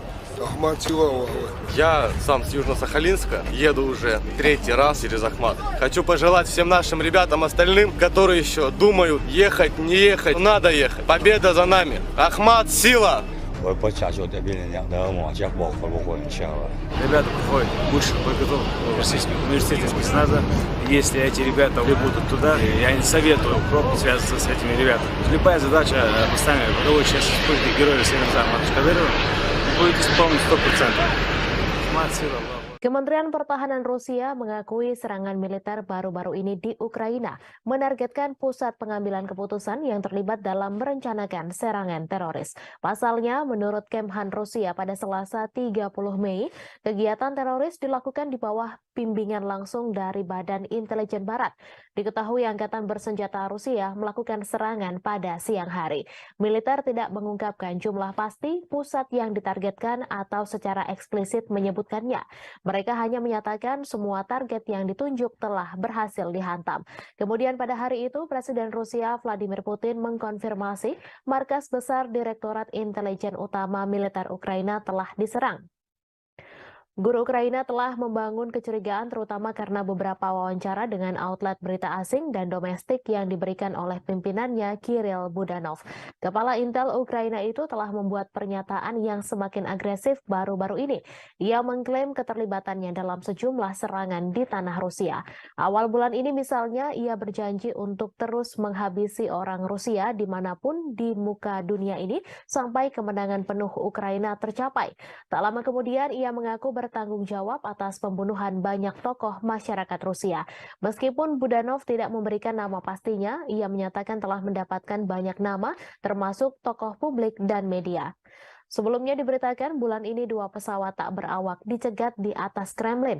Namun serangan pada Selasa adalah pertama kalinya kendaraan udara tak berawak menghantam daerah pemukiman Moskow, di mana ratusan kilometer dari garis depan Ukraina. Wali kota Moskow, Sergei Sobyanin, mengatakan 2 orang dirawat namun tidak menderita luka serius. Penghuni bangunan yang rusak akibat serangan itu juga dievakuasi sementara. Di Jalan Profso Yusnaya, sebuah bangunan tempat tinggal dengan jendela yang pecah ditutup oleh polisi. Warga Moskow mengatakan bahwa sebuah pesawat tak berawak juga menabrak sebuah apartemen di lantai 14 sebuah gedung tinggi di Leninsky Prospect tetapi tidak meledak. Kementerian Pertahanan Rusia mengatakan bahwa 8 drone dikerahkan Ukraina dalam serangan itu. Namun 5 diantaranya jatuh dan 3 lainnya berhasil dinonaktifkan. Gubernur wilayah Krasnodar, Veniamin Kondrativ, menyebut sebuah drone Ukraina memicu kebakaran di kilang minyak di selatan Rusia. Menurutnya penembakan menghantam sebuah kota Rusia dekat perbatasan untuk ketiga kalinya dalam seminggu dan merusak bangunan serta membakar kendaraan. Rusia mengatakan sebuah pesawat tak berawak kemungkinan menjadi penyebab kebakaran yang terjadi di kilang minyak Avivsky. Kebakaran terjadi sehari setelah Rusia menuduh Ukraina mengirim pesawat tak berawak untuk menyerang gedung-gedung di Moskow. Kondrativ melalui aplikasi Telegram pada Rabu 31 Mei menyebut api segera padam dan tidak ada korban jiwa. Kilang minyak Avivsky diketahui berada tidak jauh dari pelabuhan Laut Hitam Novorossiysk, dekat kilang lain yang telah diserang beberapa kali dalam bulan ini. Tidak ada informasi langsung tentang siapa yang meluncurkan pesawat tak berawak itu, namun Moskow menuduh Kiev meningkatkan serangan di dalam Rusia dalam beberapa pekan terakhir. Sementara Rusia telah berulang kali menggempur kota-kota Ukraina dengan pesawat tak berawak dan rudal. Langit di atas Ukraina relatif tenang pada hari Selasa malam tanpa ada serangan udara besar yang dilaporkan. Serangan pesawat tak berawak Rusia menewaskan 1 orang dan melukai 4 orang di Kiev pada hari Selasa. Serangan terhadap Rusia terjadi saat Ukraina mempersiapkan serangan balasan untuk mengusir pasukan Rusia dari wilayah yang diduduki sejak Moskow melancarkan invasi skala penuh sejak Februari 2022. Sebuah serangan artileri Ukraina melukai sedikitnya 1 orang di kota Rusia Sebekino, sekitar 7 km utara perbatasan dengan wilayah Kharkiv, Ukraina. Ukraina hampir tidak pernah secara terbuka mengklaim bertanggung jawab atas serangan di Rusia atau di wilayah yang dikuasai Rusia. Rusia menyebut 8 drone menargetkan wilayah sipil Moskow yang berpenduduk lebih dari 21 juta orang. Serangan dilakukan pada Selasa dini hari, namun drone berhasil ditembak jatuh atau dialihkan. Presiden Rusia Vladimir Putin mengecam serangan drone terbesar dari Ukraina ke Moskow. Ia mengatakan bahwa serangan tersebut berupaya menakut-nakuti dan memprovokasi Rusia. Seorang pembantu Presiden Ukraina membantah bahwa Kiev terlibat langsung dalam serangan Moskow. Namun ia mengatakan Ukraina mengetahui penyerangan itu dan memperkirakan akan serangan lain yang lebih banyak lagi. Washington disebut mendukung Kiev dengan secara terbuka mengabaikan serangan pesawat tak berawak yang melanda beberapa distrik Moskow pada hari Selasa. Hal itu disampaikan utusan Rusia untuk Amerika Serikat setelah Presiden Vladimir Putin menyalahkan Ukraina atas serangan itu. Gedung Putih mengatakan tidak mendukung serangan di dalam Rusia dan masih mengumpulkan informasi tentang insiden tersebut, di mana Putin sebelumnya menyebut bahwa serangan itu adalah upaya Ukraina untuk menakut-nakuti Rusia. Putin menyebut serangan itu yang membawa perang 15 bulan di Ukraina ke jantung Rusia sebagai aksi teroris. Ukraina juga menuduh Rusia melakukan terorisme atas pengebomannya terhadap warga sipil Ukraina, di mana tuduhan itu langsung dibantah oleh Moskow. Seorang pembantu Presiden Ukraina membantah Kiev terlibat langsung dalam serangan pesawat tak berawak di Moskow. Serangan terhadap Moskow yang melukai 2 orang terjadi setelah Rusia melancarkan 3 serangan udara dalam 1 hari di Kiev dan sejauh ini pada 17 Mei menewaskan 2 orang dan menabur kehancuran serta ketakutan. Rusia telah lama menuduh Barat melakukan perang proksi melawan Moskow dengan mendukung Ukraina dengan bantuan militer dan keuangan. Diketahui Rusia melancarkan invasi besar-besaran ke Ukraina sejak Februari 2022, menghancurkan kota-kota, memaksa jutaan orang meninggalkan rumah mereka dan menelan ribuan nyawa. Moskow menyebut perang itu sebagai operasi militer khusus untuk denazifikasi Ukraina dan melindungi penutur bahasa Rusia. Namun Kiev dan sekutunya mengatakan itu adalah perampasan tanah yang tidak beralasan. Sejak invasi besar-besaran Rusia ke Ukraina pada Februari 2022, banyak yang menyebut perang tersebut merupakan kesalahan kalkulasi yang dilakukan Presiden Rusia Vladimir Putin. Namun demikian, perang tersebut terjadi juga karena kesalahan Presiden Amerika Serikat Joe Biden dalam memberikan penilaian lebih terhadap Ukraina dan mengabaikan Rusia. Putin memang dianggap melakukan kesalahan fatal dengan menginvasi Ukraina dan menilai Kiev akan segera jatuh serta akan membentuk pemerintahan boneka. Faktanya hingga setahun berlalu Kiev terus dibom tetapi pemerintahan Ukraina masih berdiri tegak. Hanya saja Putin justru terus melayani Ukraina yang didukung Amerika Serikat dan NATO untuk melaksanakan perang dalam durasi yang lama. Yang paling menderita adalah rakyat Ukraina karena hanya menjadi medan pertempuran antara dua kekuatan dunia yakni Amerika Serikat dan Rusia. Saat perang berlarut-larut tanpa akhir yang terlihat merupakan kesalahan utama yang dilakukan Presiden Amerika Serikat Joe Biden. Berikut 5 kesalahan yang dilakukan Presiden Biden dalam menilai perang Ukraina-Rusia. Yang pertama, konflik global antara demokrasi dan otokrasi. Sejak awal Biden memposisikan diri dengan landasan moral yang tinggi. Ia membingkai konflik di Ukraina sebagai konflik global antara demokrasi dan otokrasi. Dilansir dari Al Jazeera, hal tersebut disampaikan pakar kebijakan luar negeri Amerika Serikat Marwan Bisara. Namun demikian, Douglas Brinkley, seorang sejarawan kepresidenan di Rice University mengatakan Biden tetap bersemangat dan tangguh. Itu mengacu pada perjuangan mantan presiden untuk menanggapi invasi Soviet ke Afghanistan pada 1979. Yang kedua, meremehkan nasionalisme Rusia. Biden meremehkan kekuatan nasionalisme Rusia dan menolak ketakutan Moskow akan ekspansi NATO ke perbatasannya sebagai alasan tak berdasar untuk imperialisme Rusia. Beberapa bulan menjelang perang, Biden merusak upaya untuk mengimplementasikan perjanjian Minsk yang ditandatangani pada 2014 dan 2015 untuk mengakhiri konflik di wilayah Donbas. Padahal baik Ukraina dan Rusia telah menandatangani Minsk, tetapi Prancis dan Jerman yang membantu menyelesaikan dan menyempurnakan perjanjian ini gagal mendorong implementasinya dengan cukup keras. Yang ketiga, meremehkan ketahanan militer Rusia. Biden juga meremehkan ketahanan militer Rusia bertaruh pada Ukraina yang mampu mengalahkannya. Biden beranggapan Ukraina sama seperti Afghanistan yang mengalahkan Uni Soviet dengan bantuan dari Amerika Serikat. Namun bagi Moskow, Ukraina jauh lebih penting dan strategis daripada Afghanistan, mengingat kesamaan sejarah dan kedekatan geografisnya. Dari sudut pandang Putin, Ukraina sangat penting bagi keamanan nasional Rusia dan kelangsungan rezimnya. Jelas ia lebih suka menghancurkannya daripada melihatnya bergabung dengan aliansi Barat. Selama setahun pertama perang, kemunduran Rusia dari Kiev ke Kharkiv menunjukkan tekad dan ketahanan Ukraina. Namun gelombang perang mulai berubah tahun ini. Seperti yang ditunjukkan oleh jatuhnya Bakhmut setelah pertempuran sengit selama berbulan-bulan, Rusia tidak kalah ulet atau bertekad untuk menang. Yang keempat, melebih-lebihkan kemampuan perang Ukraina. Biden juga melebih-lebihkan kemampuan perang Ukraina. Perang sejauh ini telah dilakukan secara konvensional di wilayah Ukraina. Kemunduran ini tidak menghalangi Amerika Serikat dan sekutunya untuk meningkatkan bantuan militer kepada Ukraina. Pada 19 Mei lalu, pertemuan negara-negara G7 yang dipimpin Amerika Serikat di Hiroshima berjanji untuk memperbarui komitmen mereka untuk memberikan dukungan finansial, kemanusiaan, militer, dan diplomatik yang dibutuhkan Ukraina selama diperlukan. Apa yang dimulai dengan pengiriman amunisi ke Ukraina diperluas untuk memasok artileri dan tank Amerika dan Jerman, sistem pertahanan Patriot, dan drone yang memungkinkan Ukraina melakukan perlawanan ke wilayah Rusia. Baru-baru ini, Amerika Serikat telah menyetujui pengiriman jet tempur F-16 ke Ukraina untuk menantang superioritas udara Rusia. Moskow telah memperingatkan bahwa menyediakan Kiev dengan pesawat ini akan menyebabkan eskalasi yang berbahaya. Yang kelima, salah kalkulasi sanksi bagi Rusia.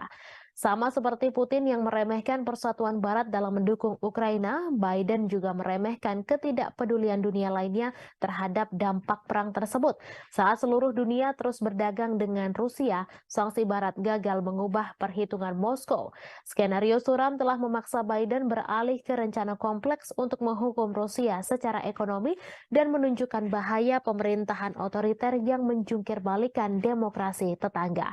Seperti diungkapkan Do Bando, pakar pakar luar negeri dari Cato Institute bahwa meskipun perang Rusia-Ukraina mungkin merupakan konflik terburuk di Eropa sejak Perang Dunia II, hal ini bukanlah yang terburuk di seluruh dunia.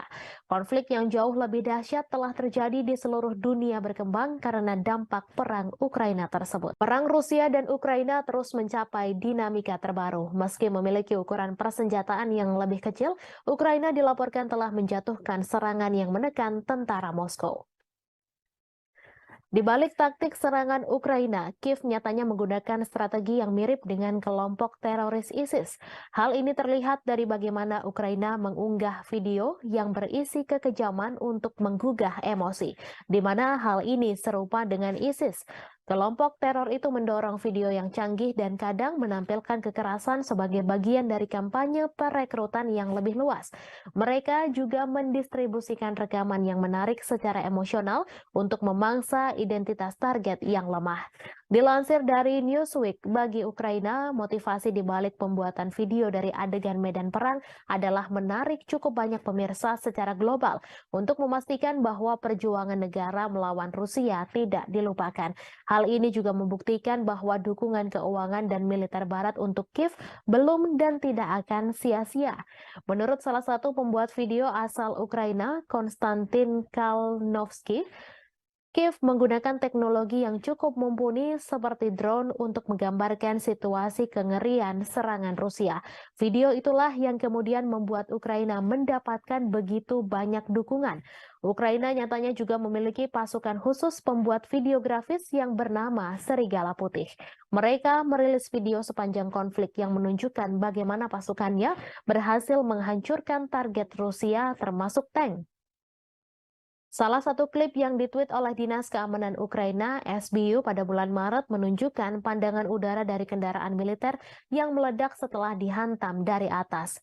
Sean Houston, seorang profesor propaganda di Military College of South Carolina, mengatakan kepada Newsweek bahwa klip tersebut adalah contoh bagus dari gamifikasi video pertempuran dan kualitas yang tumpang tindih antara video game dan rekaman kehidupan nyata yang terkait dengan teknik video yang digunakan oleh ISIS. Ukraina masih berbuntut konflik mengerikan. Setelah Rusia menyerang Kiev, giliran muncul serangan ke Moskow. Rusia menuduh Ukraina sebagai penyerang Moskow dan Vladimir Putin menyebut hal itu sebagai tindakan terorisme. Menurut Putin, Ukraina berusaha mengintimidasi Rusia, warga Rusia, dan menyerang bangunan-bangunan tempat tinggal. Otoritas Rusia mengklaim 8 drone yang menargetkan wilayah sipil Moskow dan sekitarnya yang dihuni lebih dari 21 juta penduduk pada Selasa 30 Mei dini hari berhasil ditembak jatuh dengan beberapa drone lainnya dinonaktifkan. Moskow yang merupakan ibu kota dari negara dengan kekuatan nuklir terbesar di dunia telah dilindungi oleh sistem peringatan dini yang ekstensif. Namun selesai rentetan serangan drone Ukraina, Putin menyatakan bahwa sistem pertahanan udara di sekitar Moskow akan diperkuat. Sementara itu, Ukraina membantah terlibat secara langsung dalam rentetan serangan drone yang menghujani ibu kota Moskow di Rusia. Namun demikian, Kiev mengakui tengah menikmati situasi di Moskow dan memprediksi masih akan ada serangan lainnya. Seperti dilansir Reuters pada Rabu 31 Mei, bantahan itu disampaikan oleh penasihat kepresidenan Ukraina, Mikhailo Podolyak, saat berbicara dalam acara Breakfast Show. Dilansir Reuters pada Rabu 31 Mei terjadi serangan drone yang menghantam dan memicu kebakaran di sebuah kilang minyak Rusia bagian selatan. Rusia menuding Ukraina sebagai dalang serangan itu. Otoritas Rusia juga melaporkan sebuah serangan artileri Ukraina terhadap kota Shebekino yang berjarak hanya 7 km sebelah utara wilayah Kharkiv di Ukraina. Serangan itu tercatat sebagai serangan ketiga di wilayah perbatasan dalam sepekan terakhir. Gubernur setempat Vyacheslav Gladkov dalam pernyataan melaporkan sedikitnya 2 orang harus dirawat di rumah sakit akibat serangan itu. Gladkov juga menyebut serangan itu menghancurkan jendela-jendela bangunan dan merusak atap gedung apartemen 8 lantai, 4 rumah warga, sebuah sekolah, dan beberapa tempat lainnya. Ia terjadi pada malam hari ketika sebagian besar penduduk Kiev tertidur lelap. Sirine meraung-raung di seluruh ibu kota Ukraina, membangunkan penduduk yang telah menghadapi perang selama 15 bulan. Mereka menyesuaikan rutinitasnya demi menghadapi kampanye udara terbaru Rusia. Dilansir Kompas.com dari Associated Press, dalam eskalasi serangan Rusia baru-baru ini, Olha Buchno, seorang petugas kebersihan, berdoa setiap malam. Di samping tempat tidurnya ada tas berisi barang-barang penting seperti dokumen, makanan kering, dan air. Mendengar bunyi alarm, ia berlari ke bawah ke ruang bawah tanah gedungnya dan berlindung. Hampir 2 minggu lalu, puing-puing dari rudal yang ditembak jatuh mendarat di atap sebuah gedung di sebelahnya di distrik Darnitsia, Kiev, menyebabkan kebakaran besar. Ia menangis sambil ketakutan setiap malamnya, membayangkan kemungkinan buruk yang bisa terjadi jika alarm sudah berbunyi. Mereka membayangkan pengungsian, terjebak di bawah reruntuhan, dan terbunuh. Yang lain bersikap apatis berbaring terjaga di tempat tidur saat suara ledakan memantul melintasi langit. Diketahui dalam sebulan terakhir ketika serangan udara Rusia meningkat menjadi serangan hampir setiap malam, kebanyakan orang mengeluh sulit tidur. Rusia meluncurkan gelombang serangan lain ke Kiev pada dini hari Senin menggunakan kombinasi drone dan rudal jelajah. Lebih dari 40 target udara dijatuhkan dalam serangan malam hari ke-15 di ibu kota pada bulan Mei. Saat siang hari, puing-puing yang berjatuhan menembus atap bangunan tempat tinggal di distrik Potlis, tetapi tidak ada laporan mengenai korban.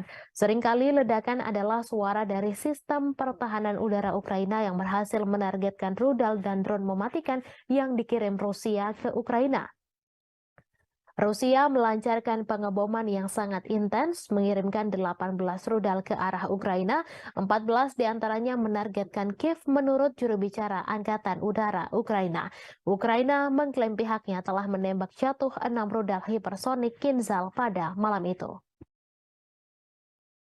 Yevgeny Prigozhin, bos kelompok tentara bayaran Rusia Wagner Group, mendesak jaksa untuk menyelidiki kejahatan oleh pejabat-pejabat senior pertahanan negeri beruang merah selama invasi di Ukraina. Prigozhin melayangkan desakan itu melalui surat ke pihak berwenang. Dalam surat itu, ia mengeluhkan operasi khusus militer atau SMO Rusia di Ukraina. Sebagaimana dilansir Reuters, Prigozhin kemudian mengatakan surat-surat tersebut tidak untuk dipublikasikan. Dalam beberapa bulan belakangan, Prigozhin memang kerap mengkritik para pejabat pertahanan Rusia yang ia anggap tidak becus. Akibat ketidakbecusan itu, prajurit Rusia di medan tempur di Ukraina kewalahan dan bak kehilangan arah sementara nyawa terus berjatuhan. Sejumlah pengamat juga menganggap pasukan militer Rusia di Ukraina tidak becus. Beberapa pakar menilai pasukan Wagner lah yang selama ini membuat Rusia dapat bertahan di Ukraina. Namun Wagner sudah menarik pasukannya dari medan tempur di Ukraina. Mereka menyerahkan posisi tempur kepada tentara Rusia. Setelah penarikan pasukan itu, muncul desas-desus bahwa Prigozhin berencana melancarkan kudeta di Rusia. Meski demikian, Prigozhin langsung membantah tudingan tersebut. Ia mengklaim Wagner tak memiliki pasukan yang cukup untuk melancarkan kudeta. Ia malah menuduh balik Menteri Pertahanan Rusia Sergei Shoigu lah yang sebenarnya mampu menggelar kudeta mengingat personel pasukannya begitu banyak. Rusia akan mengevakuasi ratusan anak dari desa-desa di Belgorod karena pengeboman yang intensif di perbatasan Rusia dan Ukraina tersebut. Kremlin menganggap situasi di Belgorod saat ini mengkhawatirkan. Diketahui Rusia mulai menghadapi rentetan serangan intensif di perbatasan termasuk Belgorod. Evakuasi ini dilakukan di daerah perbatasan yang paling terkena dampak. Gubernur Belgorod Vyacheslav Gladkov mengatakan situasi memburuk di desa Sebekino yang dihantam roket pada Rabu 31 Mei pukul 3:15 waktu setempat. Ia mengatakan 300 anak pertama di wilayah terdampak di Belgorod akan dibawa ke Voronezh, sebuah kota sekitar 250 km lebih jauh ke Rusia. Melalui saluran telegramnya, ia memposting foto-foto mobil terbakar yang menghitam tergeletak di rerumputan dekat taman bermain dan sebuah roket yang tampaknya mendarat di jalan. Ia mengatakan serangan itu melukai 4 orang. Sehari sebelumnya, 1 orang tewas dan 2 lainnya luka-luka dalam serangan Ukraina di sebuah pusat pengungsian di wilayah Belgorod pada Selasa 30 Mei. Serangan itu terjadi saat Ukraina mengatakan sedang mempersiapkan serangan besar terhadap pasukan Moskow. Ia mengatakan Rusia sedang mengambil langkah-langkah yang diperlukan. Pada pekan lalu, Rusia menuduh Ukraina meluncurkan serangan ke Belgorod dan serangan drone di Moskow pada Selasa 30 Mei 2023. Sejumlah depot minyak di Rusia telah terpukul dalam beberapa pekan terakhir. Pada Rabu 31 Mei, pihak berwenang di wilayah Krasnodar Selatan Rusia mengatakan sebuah drone menghantam kilang minyak Elsky. Krasnodar telah dihantam drone 2 kali sejak awal Mei 2023. Rusia juga menuduh Ukraina meluncurkan 8 serangan drone ke Moskow pada Selasa 30 Mei. Serangan itu menyebabkan kerusakan pada bangunan apartemen. Warga Rusia dari 2 blok apartemen dievakuasi setelah serangan tersebut. Pasukan Rusia telah menghancurkan kapal perang Ukraina terakhir di pelabuhan Odessa. Kementerian Pertahanan Rusia mengungkapkan kabar tersebut pada Rabu 31 Mei. Kapal perang Yuri Olefirenko diklasifikasikan sebagai korvet dan beroperasi dengan Angkatan Laut Ukraina. Kapal perang itu dibangun pada akhir 1990-an di Rusia, tetapi kemudian dipindahkan ke Ukraina setelah runtuhnya Uni Soviet. Kapal tersebut telah mengalami beberapa modernisasi selama bertahun-tahun, termasuk perombakan besar-besaran pada tahun 2016. Kemhan Rusia menambahkan Ukraina kehilangan lebih dari 200 tentara di sana selama beberapa hari terakhir. Menurut Kemhan Rusia, Kiev kehilangan lebih dari 200 prajurit Ukraina, 3 kendaraan tempur lapis baja, 12 kendaraan dan howitzer D-30 ke arah Donetsk selama 24 jam terakhir. Sementara itu, Shalik, juru bicara Angkatan Laut Ukraina, mengatakan pihaknya tidak akan menanggapi pernyataan apapun yang dibuat sepihak oleh Rusia. Angkatan Laut Ukraina juga tidak akan mengungkapkan informasi apapun tentang kerugian selama perang. Sebelumnya, Rusia mengklaim bahwa pesawat tak berawak Ukraina memicu kebakaran di kilang minyak di Rusia Selatan.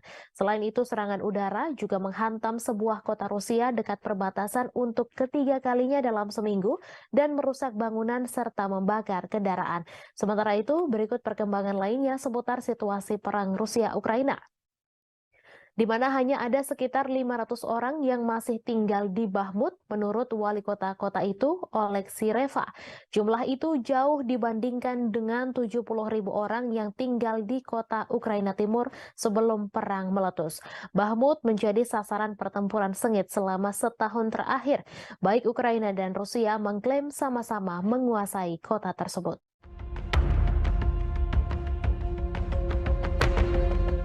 Pasukan Rusia mengklaim telah menghancurkan kapal perang besar terakhir yang dimiliki oleh Ukraina.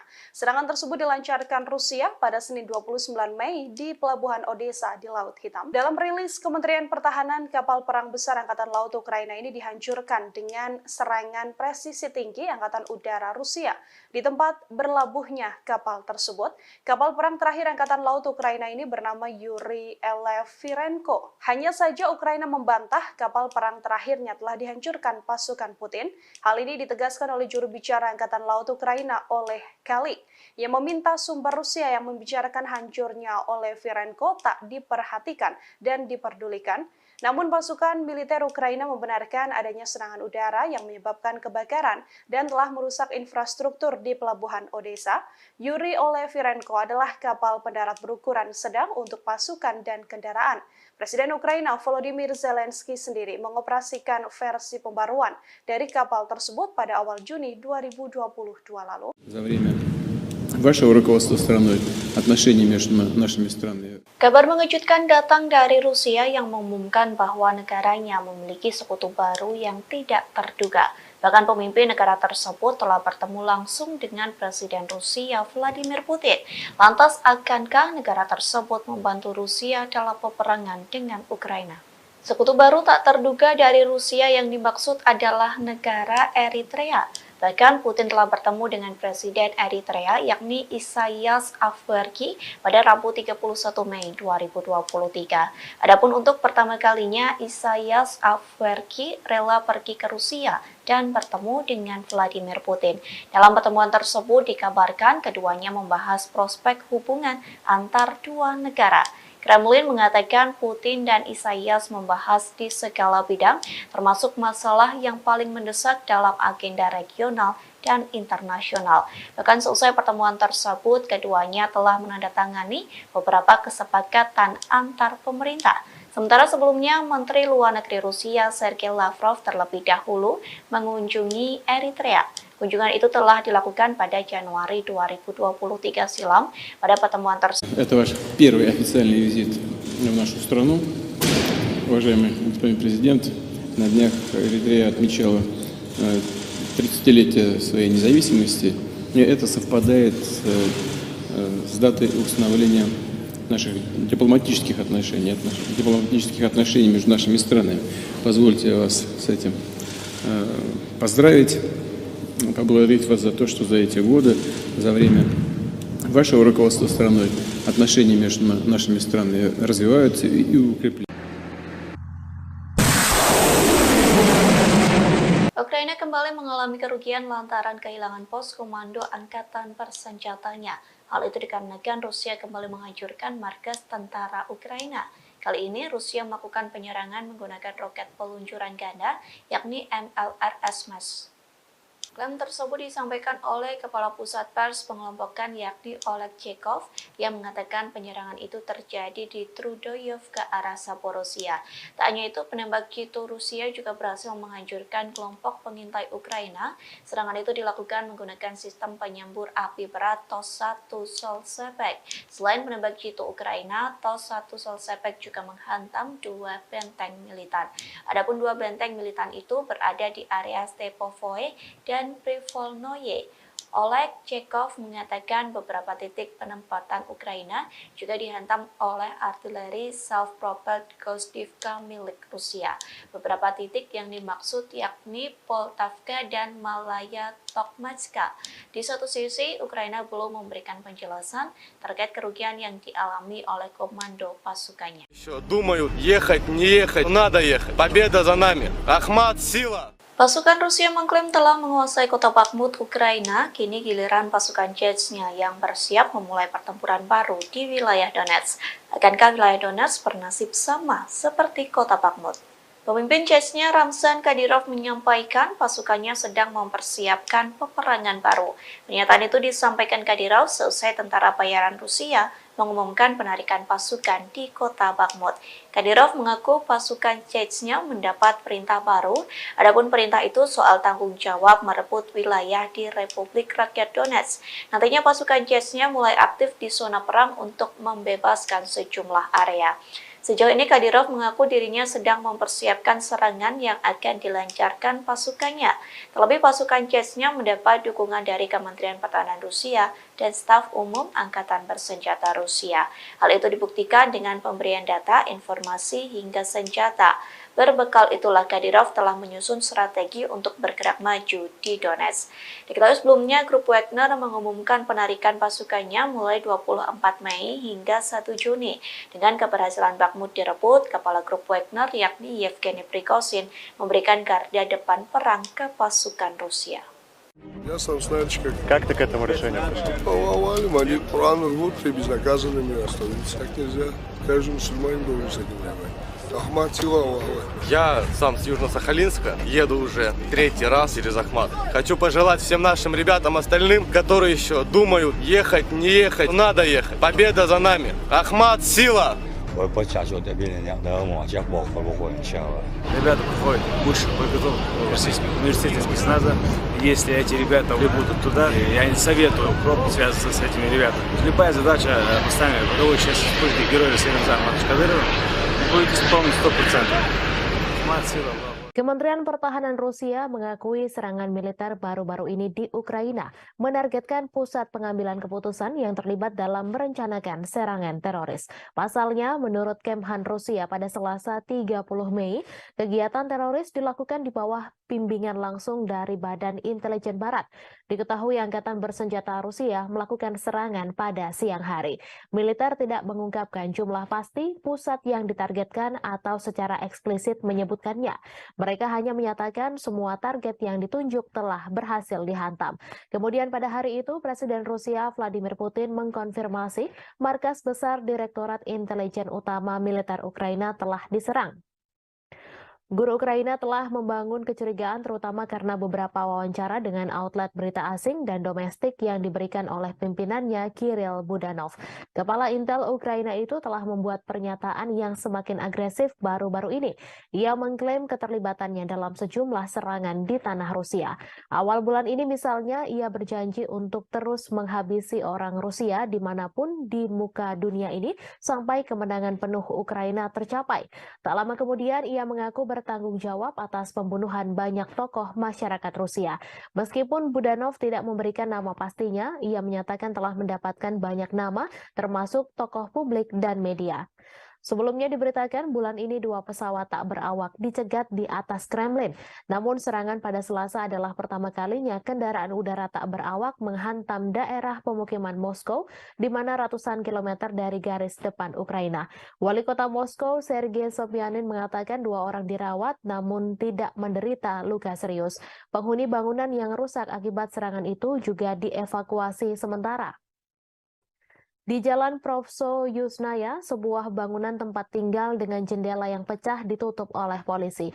Warga Moskow mengatakan bahwa sebuah pesawat tak berawak juga menabrak sebuah apartemen di lantai 14 sebuah gedung tinggi di Leninsky Prospect tetapi tidak meledak. Kementerian Pertahanan Rusia mengatakan bahwa 8 drone dikerahkan Ukraina dalam serangan itu. Namun 5 diantaranya jatuh dan 3 lainnya berhasil dinonaktifkan. Gubernur wilayah Krasnodar, Veniamin Kondrativ, menyebut sebuah drone Ukraina memicu kebakaran di kilang minyak di selatan Rusia. Menurutnya penembakan menghantam sebuah kota Rusia dekat perbatasan untuk ketiga kalinya dalam seminggu dan merusak bangunan serta membakar kendaraan. Rusia mengatakan sebuah pesawat tak berawak kemungkinan menjadi penyebab kebakaran yang terjadi di kilang minyak Avivsky. Kebakaran terjadi sehari setelah Rusia menuduh Ukraina mengirim pesawat tak berawak untuk menyerang gedung-gedung di Moskow. Kondrativ melalui aplikasi Telegram pada Rabu 31 Mei menyebut api segera padam dan tidak ada korban jiwa. Kilang minyak Avivsky diketahui berada tidak jauh dari pelabuhan Laut Hitam Novorossiysk, dekat kilang lain yang telah diserang beberapa kali dalam bulan ini. Tidak ada informasi langsung tentang siapa yang meluncurkan pesawat tak berawak itu, namun Moskow menuduh Kiev meningkatkan serangan di dalam Rusia dalam beberapa pekan terakhir.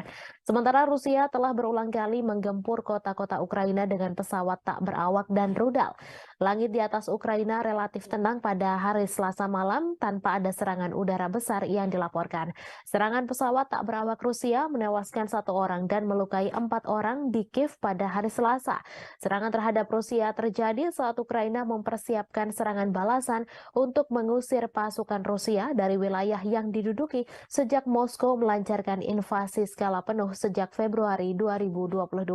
Sebuah serangan artileri Ukraina melukai sedikitnya 1 orang di kota Rusia Sebekino, sekitar 7 km utara perbatasan dengan wilayah Kharkiv, Ukraina. Ukraina hampir tidak pernah secara terbuka mengklaim bertanggung jawab atas serangan di Rusia atau di wilayah yang dikuasai Rusia. Rusia menyebut 8 drone menargetkan wilayah sipil Moskow yang berpenduduk lebih dari 21 juta orang. Serangan dilakukan pada Selasa dini hari, namun drone berhasil ditembak jatuh atau dialihkan. Presiden Rusia Vladimir Putin mengecam serangan drone terbesar dari Ukraina ke Moskow. Ia mengatakan bahwa serangan tersebut berupaya menakut-nakuti dan memprovokasi Rusia. Seorang pembantu Presiden Ukraina membantah bahwa Kiev terlibat langsung dalam serangan Moskow. Namun ia mengatakan Ukraina mengetahui penyerangan itu dan memperkirakan akan serangan lain yang lebih banyak lagi. Washington disebut mendukung Kiev dengan secara terbuka mengabaikan serangan pesawat tak berawak yang melanda beberapa distrik Moskow pada hari Selasa. Hal itu disampaikan utusan Rusia untuk Amerika Serikat setelah Presiden Vladimir Putin menyalahkan Ukraina atas serangan itu. Gedung Putih mengatakan tidak mendukung serangan di dalam Rusia dan masih mengumpulkan informasi tentang insiden tersebut, di mana Putin sebelumnya menyebut bahwa serangan itu adalah upaya Ukraina untuk menakut-nakuti Rusia. Putin menyebut serangan itu yang membawa perang 15 bulan di Ukraina ke jantung Rusia sebagai aksi teroris. Ukraina juga menuduh Rusia melakukan terorisme atas pengebomannya terhadap warga sipil Ukraina, di mana tuduhan itu langsung dibantah oleh Moskow. Seorang pembantu Presiden Ukraina membantah Kiev terlibat langsung dalam serangan pesawat tak berawak di Moskow. Serangan terhadap Moskow yang melukai 2 orang terjadi setelah Rusia melancarkan 3 serangan udara dalam 1 hari di Kiev dan sejauh ini pada 17 Mei menewaskan 2 orang dan menabur kehancuran serta ketakutan. Rusia telah lama menuduh Barat melakukan perang proksi melawan Moskow dengan mendukung Ukraina dengan bantuan militer dan keuangan. Diketahui Rusia melancarkan invasi besar-besaran ke Ukraina sejak Februari 2022, menghancurkan kota-kota, memaksa jutaan orang meninggalkan rumah mereka dan menelan ribuan nyawa. Moskow menyebut perang itu sebagai operasi militer khusus untuk denazifikasi Ukraina dan melindungi penutur bahasa Rusia. Namun Kiev dan sekutunya mengatakan itu adalah perampasan tanah yang tidak beralasan. Sejak invasi besar-besaran Rusia ke Ukraina pada Februari 2022, banyak yang menyebut perang tersebut merupakan kesalahan kalkulasi yang dilakukan Presiden Rusia Vladimir Putin. Namun demikian, perang tersebut terjadi juga karena kesalahan Presiden Amerika Serikat Joe Biden dalam memberikan penilaian lebih terhadap Ukraina dan mengabaikan Rusia. Putin memang dianggap melakukan kesalahan fatal dengan menginvasi Ukraina dan menilai Kiev akan segera jatuh serta akan membentuk pemerintahan boneka. Faktanya hingga setahun berlalu Kiev terus dibom tetapi pemerintahan Ukraina masih berdiri tegak. Hanya saja Putin justru terus melayani Ukraina yang didukung Amerika Serikat dan NATO untuk melaksanakan perang dalam durasi yang lama.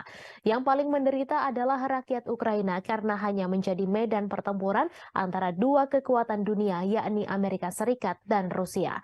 Saat perang berlarut-larut tanpa akhir yang terlihat merupakan kesalahan utama yang dilakukan Presiden Amerika Serikat Joe Biden. Berikut 5 kesalahan yang dilakukan Presiden Biden dalam menilai perang Ukraina-Rusia. Yang pertama, konflik global antara demokrasi dan otokrasi. Sejak awal Biden memposisikan diri dengan landasan moral yang tinggi. Ia membingkai konflik di Ukraina sebagai konflik global antara demokrasi dan otokrasi. Dilansir dari Al Jazeera, hal tersebut disampaikan pakar kebijakan luar negeri Amerika Serikat Marwan Bisara. Namun demikian, Douglas Brinkley, seorang sejarawan kepresidenan di Rice University mengatakan Biden tetap bersemangat dan tangguh. Itu mengacu pada perjuangan mantan presiden untuk menanggapi invasi Soviet ke Afghanistan pada 1979. Yang kedua, meremehkan nasionalisme Rusia. Biden meremehkan kekuatan nasionalisme Rusia dan menolak ketakutan Moskow akan ekspansi NATO ke perbatasannya sebagai alasan tak berdasar untuk imperialisme Rusia. Beberapa bulan menjelang perang, Biden merusak upaya untuk mengimplementasikan perjanjian Minsk yang ditandatangani pada 2014 dan 2015 untuk mengakhiri konflik di wilayah Donbas. Padahal baik Ukraina dan Rusia telah menandatangani Minsk, tetapi Prancis dan Jerman yang membantu menyelesaikan dan menyempurnakan perjanjian ini gagal mendorong implementasinya dengan cukup keras. Yang ketiga, meremehkan ketahanan militer Rusia. Biden juga meremehkan ketahanan militer Rusia bertaruh pada Ukraina yang mampu mengalahkannya. Biden beranggapan Ukraina sama seperti Afghanistan yang mengalahkan Uni Soviet dengan bantuan dari Amerika Serikat. Namun bagi Moskow, Ukraina jauh lebih penting dan strategis daripada Afghanistan, mengingat kesamaan sejarah dan kedekatan geografisnya. Dari sudut pandang Putin, Ukraina sangat penting bagi keamanan nasional Rusia dan kelangsungan rezimnya. Jelas ia lebih suka menghancurkannya daripada melihatnya bergabung dengan aliansi Barat. Selama setahun pertama perang, Kemunduran Rusia dari Kiev ke Kharkiv menunjukkan tekad dan ketahanan Ukraina. Namun gelombang perang mulai berubah tahun ini. Seperti yang ditunjukkan oleh jatuhnya Bakhmut setelah pertempuran sengit selama berbulan-bulan, Rusia tidak kalah ulet atau bertekad untuk menang. Yang keempat, melebih-lebihkan kemampuan perang Ukraina. Biden juga melebih-lebihkan kemampuan perang Ukraina. Perang sejauh ini telah dilakukan secara konvensional di wilayah Ukraina. Kemunduran ini tidak menghalangi Amerika Serikat dan sekutunya untuk meningkatkan bantuan militer kepada Ukraina. Pada 19 Mei lalu, pertemuan negara-negara G7 yang dipimpin Amerika Serikat di Hiroshima berjanji untuk memperbarui komitmen mereka untuk memberikan dukungan finansial, kemanusiaan, militer, dan diplomatik yang dibutuhkan Ukraina selama diperlukan. Apa yang dimulai dengan pengiriman amunisi ke Ukraina diperluas untuk memasok artileri dan tank Amerika dan Jerman, sistem pertahanan Patriot, dan drone yang memungkinkan Ukraina melakukan perlawanan ke wilayah Rusia. Baru-baru ini, Amerika Serikat telah menyetujui pengiriman jet tempur F-16 ke Ukraina untuk menantang superioritas udara Rusia. Moskow telah memperingatkan bahwa menyediakan Kiev dengan pesawat ini akan menyebabkan eskalasi yang berbahaya. Yang kelima, salah kalkulasi sanksi bagi Rusia. Sama seperti Putin yang meremehkan persatuan Barat dalam mendukung Ukraina, Biden juga meremehkan ketidakpedulian dunia lainnya terhadap dampak perang tersebut. Saat seluruh dunia terus berdagang dengan Rusia, sanksi Barat gagal mengubah perhitungan Moskow. Skenario suram telah memaksa Biden beralih ke rencana kompleks untuk menghukum Rusia secara ekonomi dan menunjukkan bahaya pemerintahan otoriter yang menjungkir balikan demokrasi tetangga. Seperti diungkapkan Do Bando, pakar luar negeri dari Cato Institute, bahwa meskipun perang Rusia-Ukraina mungkin merupakan konflik terburuk di Eropa sejak Perang Dunia II, hal ini bukanlah yang terburuk di seluruh dunia. Konflik yang jauh lebih dahsyat telah terjadi di seluruh dunia berkembang karena dampak perang Ukraina tersebut. Perang Rusia dan Ukraina terus mencapai dinamika terbaru. Meski memiliki ukuran persenjataan yang lebih kecil, Ukraina dilaporkan telah menjatuhkan serangan yang menekan tentara Moskow. Di balik taktik serangan Ukraina, Kiev nyatanya menggunakan strategi yang mirip dengan kelompok teroris ISIS. Hal ini terlihat dari bagaimana Ukraina mengunggah video yang berisi kekejaman untuk menggugah emosi, di mana hal ini serupa dengan ISIS. Kelompok teror itu mendorong video yang canggih dan kadang menampilkan kekerasan sebagai bagian dari kampanye perekrutan yang lebih luas. Mereka juga mendistribusikan rekaman yang menarik secara emosional untuk memangsa identitas target yang lemah. Dilansir dari Newsweek, bagi Ukraina, motivasi di balik pembuatan video dari adegan medan perang adalah menarik cukup banyak pemirsa secara global untuk memastikan bahwa perjuangan negara melawan Rusia tidak dilupakan. Hal ini juga membuktikan bahwa dukungan keuangan dan militer Barat untuk Kiev belum dan tidak akan sia-sia. Menurut salah satu pembuat video asal Ukraina, Konstantin Kalnovsky, Kiev menggunakan teknologi yang cukup mumpuni seperti drone untuk menggambarkan situasi kengerian serangan Rusia. Video itulah yang kemudian membuat Ukraina mendapatkan begitu banyak dukungan. Ukraina nyatanya juga memiliki pasukan khusus pembuat video grafis yang bernama Serigala Putih.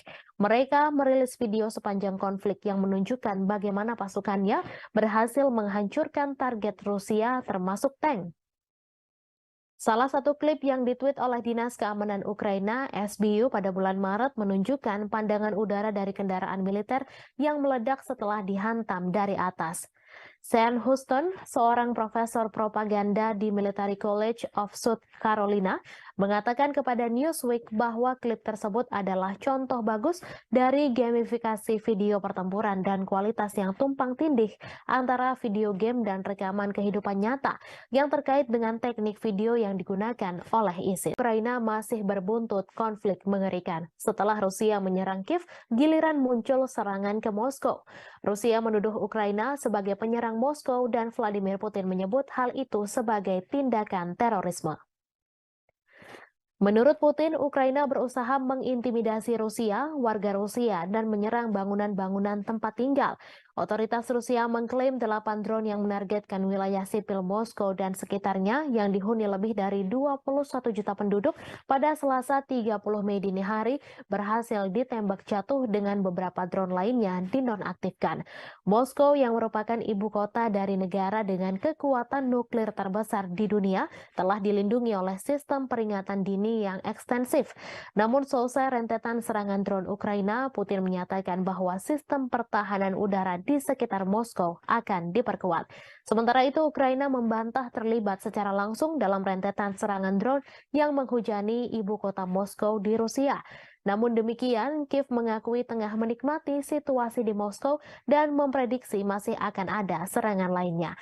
Seperti dilansir Reuters pada Rabu 31 Mei, bantahan itu disampaikan oleh penasihat kepresidenan Ukraina, Mikhailo Podolyak saat berbicara dalam acara Breakfast Show. Dilansir Reuters pada Rabu 31 Mei terjadi serangan drone yang menghantam dan memicu kebakaran di sebuah kilang minyak Rusia bagian selatan. Rusia menuding Ukraina sebagai dalang serangan itu. Otoritas Rusia juga melaporkan sebuah serangan artileri Ukraina terhadap kota Shebekino yang berjarak hanya 7 km sebelah utara wilayah Kharkiv di Ukraina. Serangan itu tercatat sebagai serangan ketiga di wilayah perbatasan dalam sepekan terakhir. Gubernur setempat Vyacheslav Gladkov dalam pernyataan melaporkan sedikitnya 2 orang harus dirawat di rumah sakit akibat serangan itu. Gladkov juga menyebut serangan itu menghancurkan jendela-jendela bangunan dan merusak atap gedung apartemen 8 lantai, 4 rumah warga, sebuah sekolah, dan beberapa tempat lainnya. Ia terjadi pada malam hari ketika sebagian besar penduduk Kiev tertidur lelap. Sirine meraung-raung di seluruh ibu kota Ukraina, membangunkan penduduk yang telah menghadapi perang selama 15 bulan. Mereka menyesuaikan rutinitasnya demi menghadapi kampanye udara terbaru Rusia. Dilansir Kompas.com dari Associated Press, dalam eskalasi serangan Rusia baru-baru ini, Olha Buchno, seorang petugas kebersihan, berdoa setiap malam. Di samping tempat tidurnya ada tas berisi barang-barang penting seperti dokumen, makanan kering, dan air. Mendengar bunyi alarm, ia berlari ke bawah ke ruang bawah tanah gedungnya dan berlindung. Hampir 2 minggu lalu, puing-puing dari rudal yang ditembak jatuh mendarat di atap sebuah gedung di sebelahnya di distrik Darnitsia, Kiev, menyebabkan kebakaran besar. Ia menangis sambil ketakutan setiap malamnya, membayangkan kemungkinan buruk yang bisa terjadi jika alarm sudah berbunyi. Mereka membayangkan pengungsian, terjebak di bawah reruntuhan, dan terbunuh. Yang lain bersikap apatis berbaring terjaga di tempat tidur saat suara ledakan memantul melintasi langit. Diketahui dalam sebulan terakhir ketika serangan udara Rusia meningkat menjadi serangan hampir setiap malam, kebanyakan orang mengeluh sulit tidur. Rusia meluncurkan gelombang serangan lain ke Kiev pada dini hari Senin menggunakan kombinasi drone dan rudal jelajah. Lebih dari 40 target udara dijatuhkan dalam serangan malam hari ke-15 di ibu kota pada bulan Mei. Saat siang hari, puing-puing yang berjatuhan menembus atap bangunan tempat tinggal di distrik Potlis, tetapi tidak ada laporan mengenai korban. Seringkali ledakan adalah suara dari sistem pertahanan udara Ukraina yang berhasil menargetkan rudal dan drone mematikan yang dikirim Rusia ke Ukraina. Rusia melancarkan pengeboman yang sangat intens, mengirimkan 18 rudal ke arah Ukraina, 14 diantaranya menargetkan Kiev menurut juru bicara Angkatan Udara Ukraina. Ukraina mengklaim pihaknya telah menembak jatuh 6 rudal hipersonik Kinzhal pada malam itu. Yevgeny Prigozhin, bos kelompok tentara bayaran Rusia Wagner Group, mendesak jaksa untuk menyelidiki kejahatan oleh pejabat-pejabat senior pertahanan negeri beruang merah selama invasi di Ukraina. Prigozhin melayangkan desakan itu melalui surat ke pihak berwenang. Dalam surat itu, ia mengeluhkan operasi khusus militer atau SMO Rusia di Ukraina. Sebagaimana dilansir Reuters, Prigozhin kemudian mengatakan surat-surat tersebut tidak untuk dipublikasikan. Dalam beberapa bulan belakangan, Prigozhin memang kerap mengkritik para pejabat pertahanan Rusia yang ia anggap tidak becus. Akibat ketidakbecusan itu, prajurit Rusia di medan tempur di Ukraina kewalahan dan kehilangan arah sementara nyawa terus berjatuhan. Sejumlah pengamat juga menganggap pasukan militer Rusia di Ukraina tidak becus. Beberapa pakar menilai pasukan Wagner lah yang selama ini membuat Rusia dapat bertahan di Ukraina. Namun Wagner sudah menarik pasukannya dari medan tempur di Ukraina. Mereka menyerahkan posisi tempur kepada tentara Rusia. Setelah penarikan pasukan itu, muncul desas-desus bahwa Prigozhin berencana melancarkan kudeta di Rusia. Meski demikian, Prigozhin langsung membantah tudingan tersebut. Ia mengklaim Wagner tak memiliki pasukan yang cukup untuk melancarkan kudeta. Ia malah menuduh balik Menteri Pertahanan Rusia Sergei Shoigu lah yang sebenarnya mampu menggelar kudeta mengingat personel pasukannya begitu banyak. Rusia akan mengevakuasi ratusan anak dari desa-desa di Belgorod karena pengeboman yang intensif di perbatasan Rusia dan Ukraina tersebut. Kremlin menganggap situasi di Belgorod saat ini mengkhawatirkan. Diketahui Rusia mulai menghadapi rentetan serangan intensif di perbatasan termasuk Belgorod. Evakuasi ini dilakukan di daerah perbatasan yang paling terkena dampak.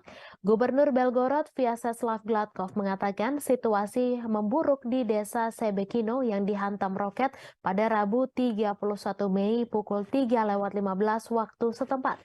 Ia mengatakan 300 anak pertama di wilayah terdampak di Belgorod akan dibawa ke Voronezh, sebuah kota sekitar 250 km lebih jauh ke Rusia. Melalui saluran telegramnya, ia memposting foto-foto mobil terbakar yang menghitam tergeletak di rerumputan dekat taman bermain dan sebuah roket yang tampaknya mendarat di jalan. Ia mengatakan serangan itu melukai 4 orang. Sehari sebelumnya, 1 orang tewas dan 2 lainnya luka-luka dalam serangan Ukraina di sebuah pusat pengungsian di wilayah Belgorod pada Selasa 30 Mei. Serangan itu terjadi saat Ukraina mengatakan sedang mempersiapkan serangan besar terhadap pasukan Moskow. Ia mengatakan Rusia sedang mengambil langkah-langkah yang diperlukan. Pada pekan lalu, Rusia menuduh Ukraina meluncurkan serangan ke Belgorod dan serangan drone di Moskow pada Selasa 30 Mei 2023. Sejumlah depot minyak di Rusia telah terpukul dalam beberapa pekan terakhir. Pada Rabu 31 Mei, pihak berwenang di wilayah Krasnodar Selatan Rusia mengatakan sebuah drone menghantam kilang minyak Elsky. Krasnodar telah dihantam drone 2 kali sejak awal Mei 2023. Rusia juga menuduh Ukraina meluncurkan 8 serangan drone ke Moskow pada Selasa 30 Mei. Serangan itu menyebabkan kerusakan pada bangunan apartemen. Warga Rusia dari 2 blok apartemen dievakuasi setelah serangan tersebut. Pasukan Rusia telah menghancurkan kapal perang Ukraina terakhir di pelabuhan Odessa. Kementerian Pertahanan Rusia mengungkapkan kabar tersebut pada Rabu 31 Mei. Kapal perang Yuri Olefirenko diklasifikasikan sebagai korvet dan beroperasi dengan Angkatan Laut Ukraina. Kapal perang itu dibangun pada akhir 1990-an di Rusia, tetapi kemudian dipindahkan ke Ukraina setelah runtuhnya Uni Soviet. Kapal tersebut telah mengalami beberapa modernisasi selama bertahun-tahun, termasuk perombakan besar-besaran pada tahun 2016. Kemhan Rusia menambahkan Ukraina kehilangan lebih dari 200 tentara di sana selama beberapa hari terakhir. Menurut Kemhan Rusia, Kiev kehilangan lebih dari 200 prajurit Ukraina, 3 kendaraan tempur lapis baja, 12 kendaraan dan howitzer D-30 ke arah Donetsk selama 24 jam terakhir. Sementara itu, Shalik, juru bicara Angkatan Laut Ukraina, mengatakan pihaknya tidak akan menanggapi pernyataan apapun yang dibuat sepihak oleh Rusia. Angkatan Laut Ukraina juga tidak akan mengungkapkan informasi apapun tentang kerugian selama perang. Sebelumnya, Rusia mengklaim bahwa pesawat tak berawak Ukraina memicu kebakaran di kilang minyak di Rusia Selatan. Selain itu, serangan udara juga menghantam sebuah kota Rusia dekat perbatasan untuk ketiga kalinya dalam seminggu dan merusak bangunan serta membakar kendaraan. Sementara itu, berikut perkembangan lainnya seputar situasi perang Rusia-Ukraina, di mana hanya ada sekitar 500 orang yang masih tinggal di Bahmut menurut wali kota itu, Oleksiy Reva. Jumlah itu jauh dibandingkan dengan 70.000 orang yang tinggal di kota Ukraina Timur sebelum perang meletus. Bahmut menjadi sasaran pertempuran sengit selama setahun terakhir. Baik Ukraina dan Rusia mengklaim sama-sama menguasai kota tersebut.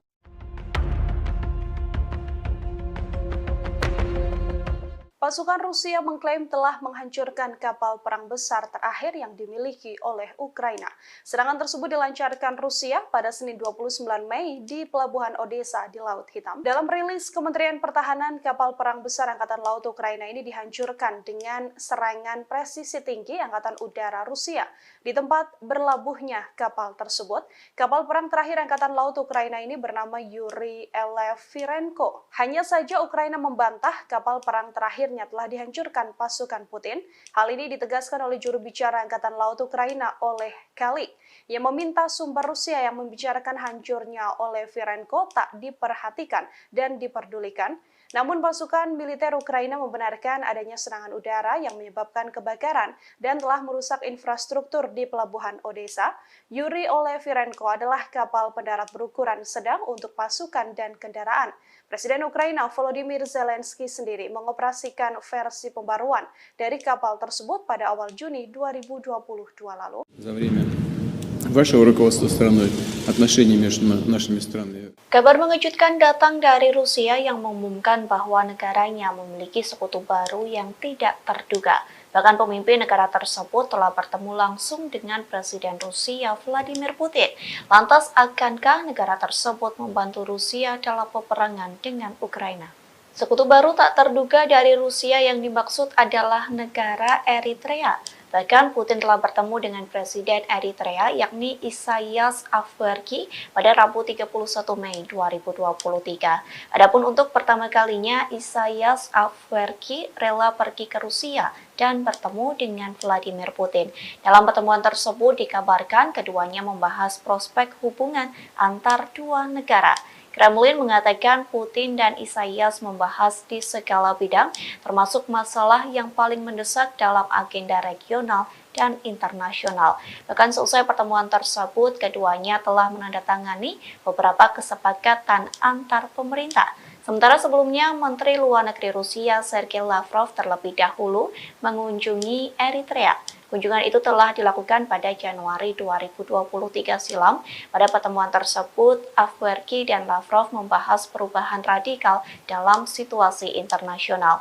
Keduanya pun juga membahas soal arah utama pengembangan hubungan antara Rusia dengan Eritrea. Уважаемый господин президент, уважаемые коллеги, друзья, мы очень рады приветствовать вас в России. Работает? Перевод есть? Отлично. Это ваш первый официальный визит в нашу страну.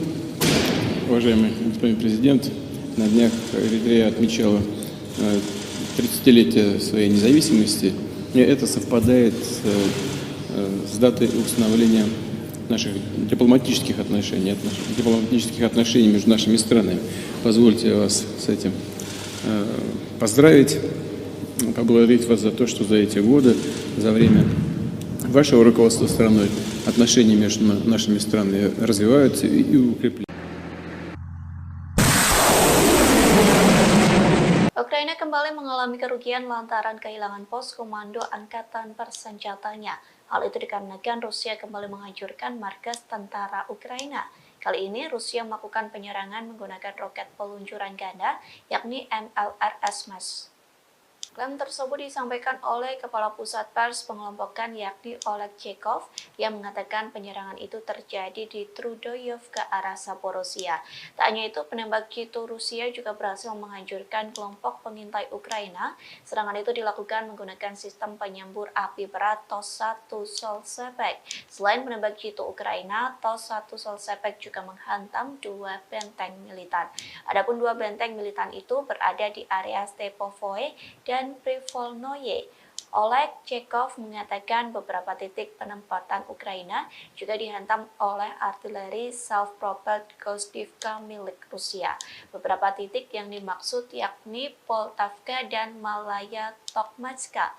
Di satu sisi, Ukraina belum memberikan penjelasan terkait kerugian yang dialami oleh komando pasukannya. Еще думают, ехать, не ехать, надо ехать. Победа за нами. Ахмат, сила! Pasukan Rusia mengklaim telah menguasai kota Bakhmut, Ukraina. Kini giliran pasukan Chechnya yang bersiap memulai pertempuran baru di wilayah Donetsk.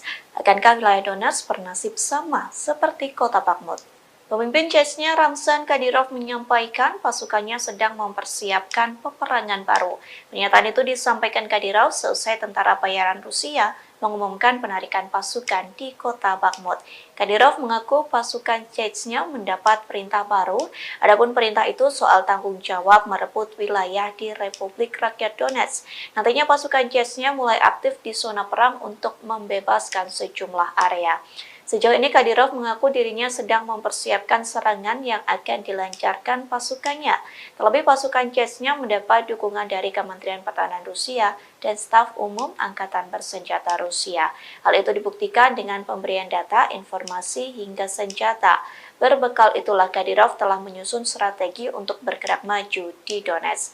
Diketahui sebelumnya, grup Wagner mengumumkan penarikan pasukannya mulai 24 Mei hingga 1 Juni. Dengan keberhasilan Bakhmut direbut, kepala grup Wagner yakni Yevgeny Prigozhin memberikan garda depan perang ke pasukan Rusia. Я сам знаешь, Как ты к этому решению пришел? повалим, они Коран рвут и безнаказанными останутся. Так нельзя. Каждый мусульманин должен с этим воевать. Ахмат, сила, Аллаху акбар. Я сам с Южно-Сахалинска, еду уже 3-й раз через Ахмат. Хочу пожелать всем нашим ребятам остальным, которые еще думают, ехать, не ехать, надо ехать. Победа за нами. Ахмат, сила! Ребята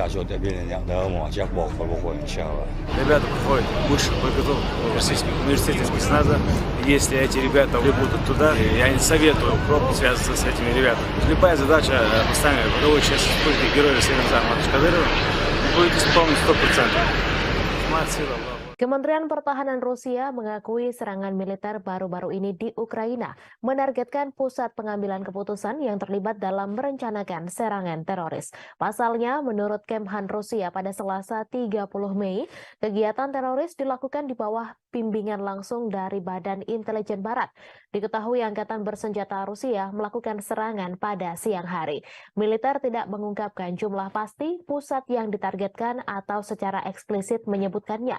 Mereka hanya menyatakan semua target yang ditunjuk telah berhasil dihantam. Kemudian pada hari itu, Presiden Rusia Vladimir Putin mengkonfirmasi markas besar Direktorat Intelijen Utama Militer Ukraina telah diserang. Guru Ukraina telah membangun kecurigaan terutama karena beberapa wawancara dengan outlet berita asing dan domestik yang diberikan oleh pimpinannya Kirill Budanov. Kepala Intel Ukraina itu telah membuat pernyataan yang semakin agresif baru-baru ini. Ia mengklaim keterlibatannya dalam sejumlah serangan di tanah Rusia. Awal bulan ini misalnya ia berjanji untuk terus menghabisi orang Rusia dimanapun di muka dunia ini sampai kemenangan penuh Ukraina tercapai. Tak lama kemudian ia mengaku bertanggung jawab atas pembunuhan banyak tokoh masyarakat Rusia. Meskipun Budanov tidak memberikan nama pastinya, ia menyatakan telah mendapatkan banyak nama, termasuk tokoh publik dan media. Sebelumnya diberitakan bulan ini 2 pesawat tak berawak dicegat di atas Kremlin. Namun serangan pada Selasa adalah pertama kalinya kendaraan udara tak berawak menghantam daerah pemukiman Moskow, di mana ratusan kilometer dari garis depan Ukraina. Wali kota Moskow, Sergei Sobyanin, mengatakan 2 orang dirawat namun tidak menderita luka serius. Penghuni bangunan yang rusak akibat serangan itu juga dievakuasi sementara. Di Jalan Profso Yusnaya, sebuah bangunan tempat tinggal dengan jendela yang pecah ditutup oleh polisi. Warga Moskow mengatakan bahwa sebuah pesawat tak berawak juga menabrak sebuah apartemen di lantai 14 sebuah gedung tinggi di Leninsky Prospect tetapi tidak meledak. Kementerian Pertahanan Rusia mengatakan bahwa 8 drone dikerahkan Ukraina dalam serangan itu. Namun 5 diantaranya jatuh dan 3 lainnya berhasil dinonaktifkan. Gubernur wilayah Krasnodar, Veniamin Kondrativ, menyebut sebuah drone Ukraina memicu kebakaran di kilang minyak di selatan Rusia. Menurutnya penembakan menghantam sebuah kota Rusia dekat perbatasan untuk ketiga kalinya dalam seminggu dan merusak bangunan serta membakar kendaraan.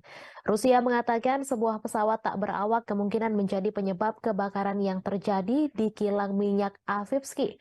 Kebakaran terjadi sehari setelah Rusia menuduh Ukraina mengirim pesawat tak berawak untuk menyerang gedung-gedung di Moskow. Kondrativ melalui aplikasi Telegram pada Rabu 31 Mei menyebut api segera padam dan tidak ada korban jiwa. Kilang minyak Avivsky diketahui berada tidak jauh dari pelabuhan Laut Hitam Novorossiysk, dekat kilang lain yang telah diserang beberapa kali dalam bulan ini. Tidak ada informasi langsung tentang siapa yang meluncurkan pesawat tak berawak itu, namun Moskow menuduh Kiev meningkatkan serangan di dalam Rusia dalam beberapa pekan terakhir. Sementara Rusia telah berulang kali menggempur kota-kota Ukraina dengan pesawat tak berawak dan rudal. Langit di atas Ukraina relatif tenang pada hari Selasa malam tanpa ada serangan udara besar yang dilaporkan. Serangan pesawat tak berawak Rusia menewaskan 1 orang dan melukai 4 orang di Kiev pada hari Selasa. Serangan terhadap Rusia terjadi saat Ukraina mempersiapkan serangan balasan untuk mengusir pasukan Rusia dari wilayah yang diduduki sejak Moskow melancarkan invasi skala penuh sejak Februari 2022. Sebuah serangan artileri Ukraina melukai sedikitnya 1 orang di kota Rusia Sebekino, sekitar 7 km utara perbatasan dengan wilayah Kharkiv, Ukraina. Ukraina hampir tidak pernah secara terbuka mengklaim bertanggung jawab atas serangan di Rusia atau di wilayah yang dikuasai Rusia. Rusia menyebut 8 drone menargetkan wilayah sipil Moskow yang berpenduduk lebih dari 21 juta orang. Serangan dilakukan pada Selasa dini hari, namun drone berhasil ditembak jatuh atau dialihkan. Presiden Rusia Vladimir Putin mengecam serangan drone terbesar dari Ukraina ke Moskow. Ia mengatakan bahwa serangan tersebut berupaya menakut-nakuti dan memprovokasi Rusia. Seorang pembantu Presiden Ukraina membantah bahwa Kiev terlibat langsung dalam serangan Moskow. Namun ia mengatakan Ukraina mengetahui penyerangan itu dan memperkirakan akan serangan lain yang lebih banyak lagi. Washington disebut mendukung Kiev dengan secara terbuka mengabaikan serangan pesawat tak berawak yang melanda beberapa distrik Moskow pada hari Selasa. Hal itu disampaikan utusan Rusia untuk Amerika Serikat setelah Presiden Vladimir Putin menyalahkan Ukraina atas serangan itu. Gedung Putih mengatakan tidak mendukung serangan di dalam Rusia dan masih mengumpulkan informasi tentang insiden tersebut, di mana Putin sebelumnya menyebut bahwa serangan itu adalah upaya Ukraina untuk menakut-nakuti Rusia. Putin menyebut serangan itu yang membawa perang 15 bulan di Ukraina ke jantung Rusia sebagai aksi teroris. Ukraina juga menuduh Rusia melakukan terorisme atas pengebomannya terhadap warga sipil Ukraina, di mana tuduhan itu langsung dibantah oleh Moskow. Seorang pembantu Presiden Ukraina membantah Kiev terlibat langsung dalam serangan pesawat tak berawak di Moskow. Serangan terhadap Moskow yang melukai 2 orang terjadi setelah Rusia melancarkan 3 serangan udara dalam 1 hari di Kiev dan sejauh ini pada 17 Mei menewaskan 2 orang dan menabur kehancuran serta ketakutan. Rusia telah lama menuduh Barat melakukan perang proksi melawan Moskow dengan mendukung Ukraina dengan bantuan militer dan keuangan. Diketahui Rusia melancarkan invasi besar-besaran ke Ukraina sejak Februari 2022, menghancurkan kota-kota, memaksa jutaan orang meninggalkan rumah mereka dan menelan ribuan nyawa.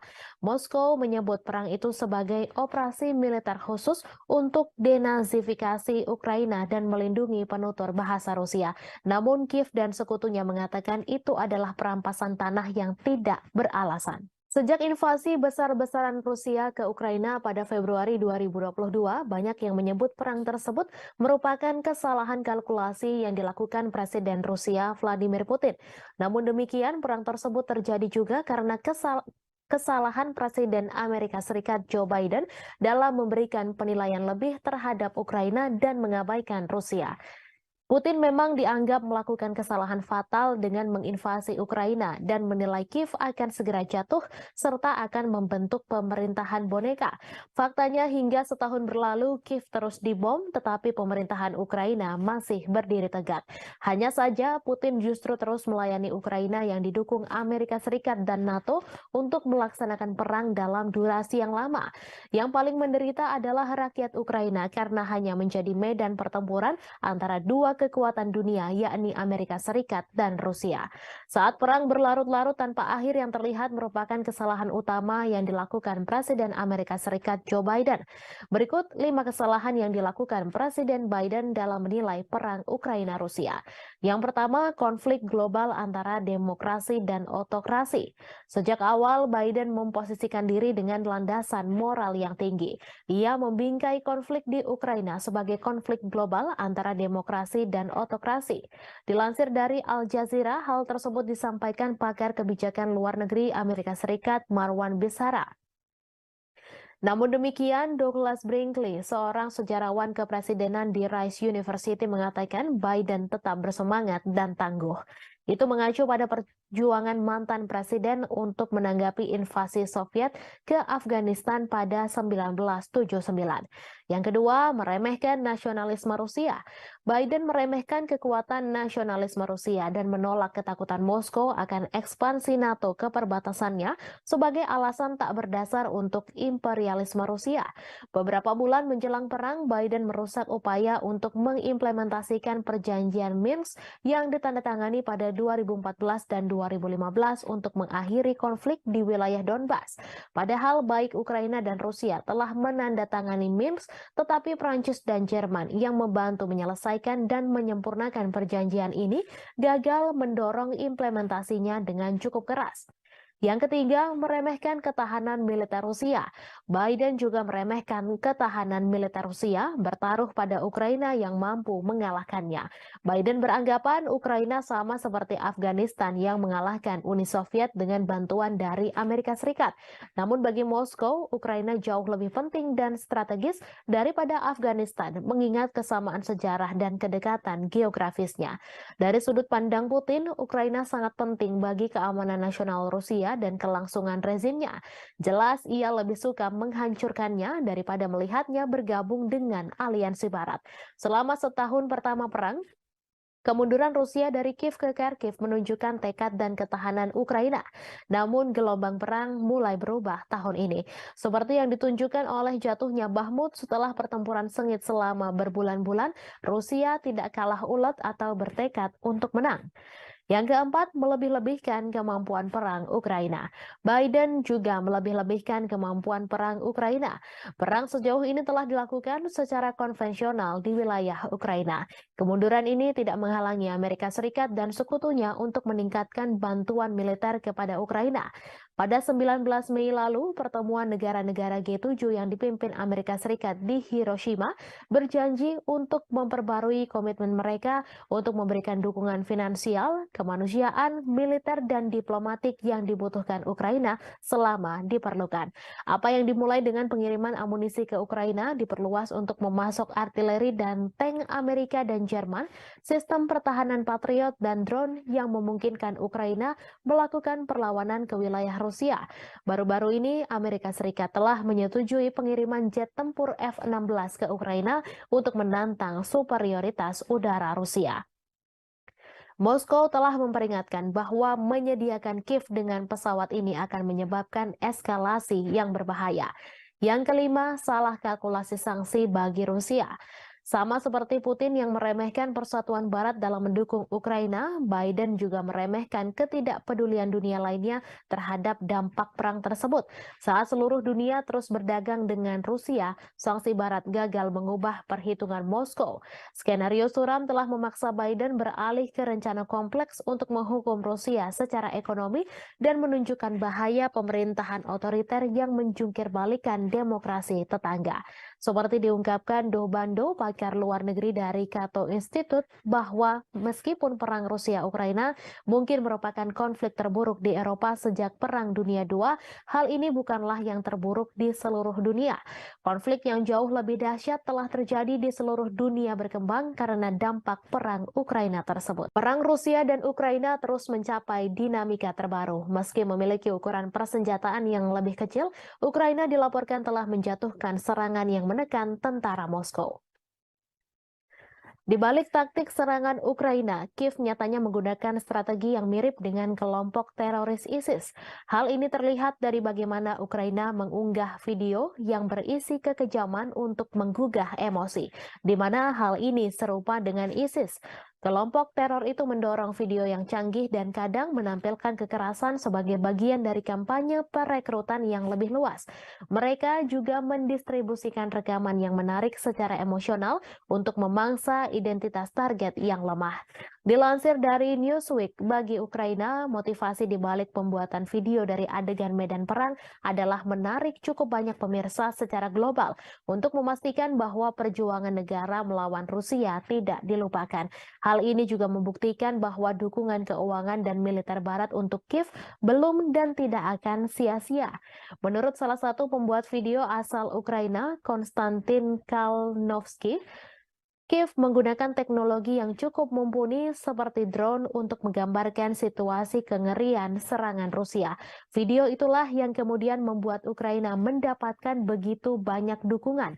Ukraina nyatanya juga memiliki pasukan khusus pembuat video grafis yang bernama Serigala Putih.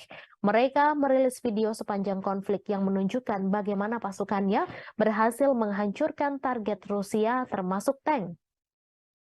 Salah satu klip yang ditweet oleh Dinas Keamanan Ukraina, SBU, pada bulan Maret menunjukkan pandangan udara dari kendaraan militer yang meledak setelah dihantam dari atas.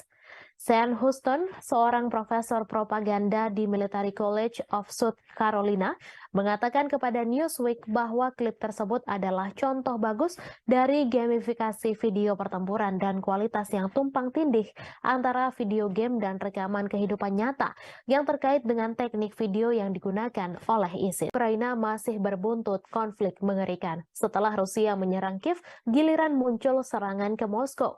Rusia menuduh Ukraina sebagai penyerang Moskow dan Vladimir Putin menyebut hal itu sebagai tindakan terorisme. Menurut Putin, Ukraina berusaha mengintimidasi Rusia, warga Rusia, dan menyerang bangunan-bangunan tempat tinggal. Otoritas Rusia mengklaim 8 drone yang menargetkan wilayah sipil Moskow dan sekitarnya yang dihuni lebih dari 21 juta penduduk pada Selasa 30 Mei dini hari berhasil ditembak jatuh dengan beberapa drone lainnya dinonaktifkan. Moskow yang merupakan ibu kota dari negara dengan kekuatan nuklir terbesar di dunia telah dilindungi oleh sistem peringatan dini yang ekstensif. Namun selesai rentetan serangan drone Ukraina, Putin menyatakan bahwa sistem pertahanan udara di sekitar Moskow akan diperkuat. Sementara itu, Ukraina membantah terlibat secara langsung dalam rentetan serangan drone yang menghujani ibu kota Moskow di Rusia. Namun demikian, Kiev mengakui tengah menikmati situasi di Moskow dan memprediksi masih akan ada serangan lainnya. Seperti dilansir Reuters pada Rabu 31 Mei, bantahan itu disampaikan oleh penasihat kepresidenan Ukraina, Mikhailo Podolyak, saat berbicara dalam acara Breakfast Show. Dilansir Reuters pada Rabu 31 Mei terjadi serangan drone yang menghantam dan memicu kebakaran di sebuah kilang minyak Rusia bagian selatan. Rusia menuding Ukraina sebagai dalang serangan itu. Otoritas Rusia juga melaporkan sebuah serangan artileri Ukraina terhadap kota Sebekino yang berjarak hanya 7 km sebelah utara wilayah Kharkiv di Ukraina. Serangan itu tercatat sebagai serangan ketiga di wilayah perbatasan dalam sepekan terakhir. Gubernur setempat Vyacheslav Gladkov dalam pernyataan melaporkan sedikitnya 2 orang harus dirawat di rumah sakit akibat serangan itu. Gladkov juga menyebut serangan itu menghancurkan jendela-jendela bangunan dan merusak atap gedung apartemen 8 lantai, 4 rumah warga, sebuah sekolah, dan beberapa tempat lainnya. Ia terjadi pada malam hari ketika sebagian besar penduduk Kiev tertidur lelap. Sirine meraung-raung di seluruh ibu kota Ukraina, membangunkan penduduk yang telah menghadapi perang selama 15 bulan. Mereka menyesuaikan rutinitasnya demi menghadapi kampanye udara terbaru Rusia. Dilansir Kompas.com dari Associated Press, dalam eskalasi serangan Rusia baru-baru ini, Olha Buhno, seorang petugas kebersihan, berdoa setiap malam. Di samping tempat tidurnya ada tas berisi barang-barang penting seperti dokumen, makanan kering, dan air. Mendengar bunyi alarm, ia berlari ke bawah, ke ruang bawah tanah gedungnya, dan berlindung.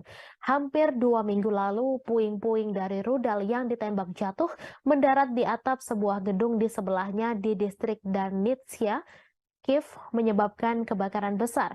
Ia menangis sambil ketakutan setiap malamnya, membayangkan kemungkinan buruk yang bisa terjadi jika alarm sudah berbunyi. Mereka membayangkan pengungsian, terjebak di bawah reruntuhan, dan terbunuh.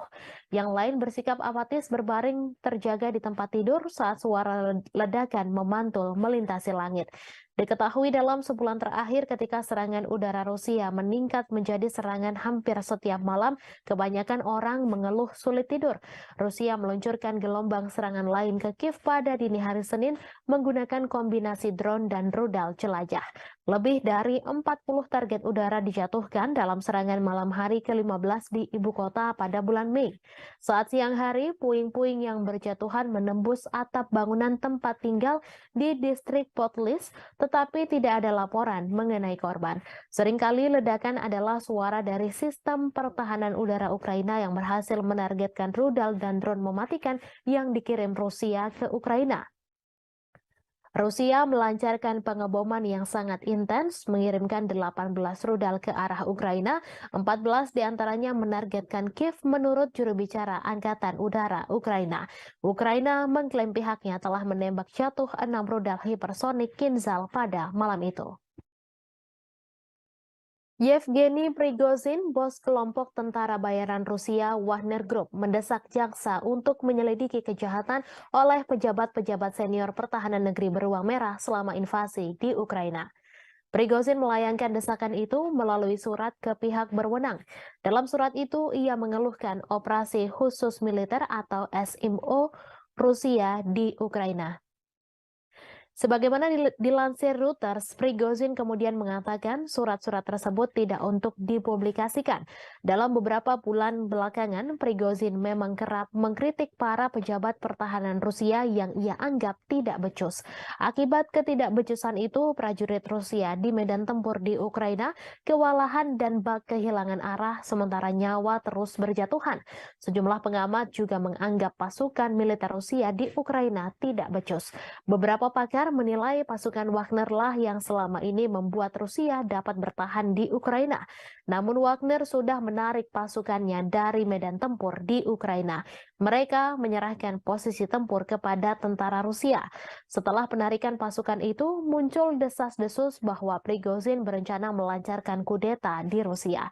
Meski demikian, Prigozhin langsung membantah tudingan tersebut. Ia mengklaim Wagner tak memiliki pasukan yang cukup untuk melancarkan kudeta. Ia malah menuduh balik Menteri Pertahanan Rusia Sergei Shoigu lah yang sebenarnya mampu menggelar kudeta mengingat personel pasukannya begitu banyak. Rusia akan mengevakuasi ratusan anak dari desa-desa di Belgorod karena pengeboman yang intensif di perbatasan Rusia dan Ukraina tersebut. Kremlin menganggap situasi di Belgorod saat ini mengkhawatirkan. Diketahui Rusia mulai menghadapi rentetan serangan intensif di perbatasan termasuk Belgorod. Evakuasi ini dilakukan di daerah perbatasan yang paling terkena dampak. Gubernur Belgorod Vyacheslav Gladkov mengatakan situasi memburuk di desa Sebekino yang dihantam roket pada Rabu 31 Mei pukul 3:15 waktu setempat. Ia mengatakan 300 anak pertama di wilayah terdampak di Belgorod akan dibawa ke Voronezh, sebuah kota sekitar 250 km lebih jauh ke Rusia. Melalui saluran telegramnya, ia memposting foto-foto mobil terbakar yang menghitam tergeletak di rerumputan dekat taman bermain dan sebuah roket yang tampaknya mendarat di jalan. Ia mengatakan serangan itu melukai 4 orang. Sehari sebelumnya, 1 orang tewas dan 2 lainnya luka-luka dalam serangan Ukraina di sebuah pusat pengungsian di wilayah Belgorod pada Selasa 30 Mei. Serangan itu terjadi saat Ukraina mengatakan sedang mempersiapkan serangan besar terhadap pasukan Moskow. Ia mengatakan Rusia sedang mengambil langkah-langkah yang diperlukan. Pada pekan lalu, Rusia menuduh Ukraina meluncurkan serangan ke Belgorod dan serangan drone di Moskow pada Selasa 30 Mei 2023. Sejumlah depot minyak di Rusia telah terpukul dalam beberapa pekan terakhir. Pada Rabu 31 Mei, pihak berwenang di wilayah Krasnodar Selatan Rusia mengatakan sebuah drone menghantam kilang minyak Elsky. Krasnodar telah dihantam drone 2 kali sejak awal Mei 2023. Rusia juga menuduh Ukraina meluncurkan 8 serangan drone ke Moskow pada Selasa 30 Mei. Serangan itu menyebabkan kerusakan pada bangunan apartemen. Warga Rusia dari 2 blok apartemen dievakuasi setelah serangan tersebut. Pasukan Rusia telah menghancurkan kapal perang Ukraina terakhir di pelabuhan Odessa. Kementerian Pertahanan Rusia mengungkapkan kabar tersebut pada Rabu 31 Mei. Kapal perang Yuri Olefirenko diklasifikasikan sebagai korvet dan beroperasi dengan Angkatan Laut Ukraina. Kapal perang itu dibangun pada akhir 1990-an di Rusia, tetapi kemudian dipindahkan ke Ukraina setelah runtuhnya Uni Soviet. Kapal tersebut telah mengalami beberapa modernisasi selama bertahun-tahun, termasuk perombakan besar-besaran pada tahun 2016. Kemhan Rusia menambahkan Ukraina kehilangan lebih dari 200 tentara di sana selama beberapa hari terakhir. Menurut Kemhan Rusia, Kiev kehilangan lebih dari 200 prajurit Ukraina, 3 kendaraan tempur lapis baja, 12 kendaraan dan howitzer D-30 ke arah Donetsk selama 24 jam terakhir. Sementara itu, Shalik, juru bicara Angkatan Laut Ukraina, mengatakan pihaknya tidak akan menanggapi pernyataan apapun yang dibuat sepihak oleh Rusia. Angkatan Laut Ukraina juga tidak akan mengungkapkan informasi apapun tentang kerugian selama perang. Sebelumnya, Rusia mengklaim bahwa pesawat tak berawak Ukraina memicu kebakaran di kilang minyak di Rusia Selatan. Selain itu, serangan udara juga menghantam sebuah kota Rusia dekat perbatasan untuk ketiga kalinya dalam seminggu dan merusak bangunan serta membakar kendaraan. Sementara itu, berikut perkembangan lainnya seputar situasi perang Rusia-Ukraina, di mana hanya ada sekitar 500 orang yang masih tinggal di Bakhmut menurut wali kota itu, Oleksiy Reva. Jumlah itu jauh dibandingkan dengan 70.000 orang yang tinggal di kota Ukraina Timur sebelum perang meletus. Bakhmut menjadi sasaran pertempuran sengit selama setahun terakhir. Baik Ukraina dan Rusia mengklaim sama-sama menguasai kota tersebut.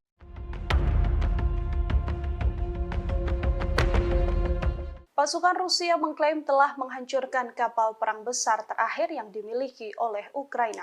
Serangan tersebut dilancarkan Rusia pada Senin 29 Mei di Pelabuhan Odessa di Laut Hitam. Dalam rilis Kementerian Pertahanan, kapal perang besar Angkatan Laut Ukraina ini dihancurkan dengan serangan presisi tinggi Angkatan Udara Rusia.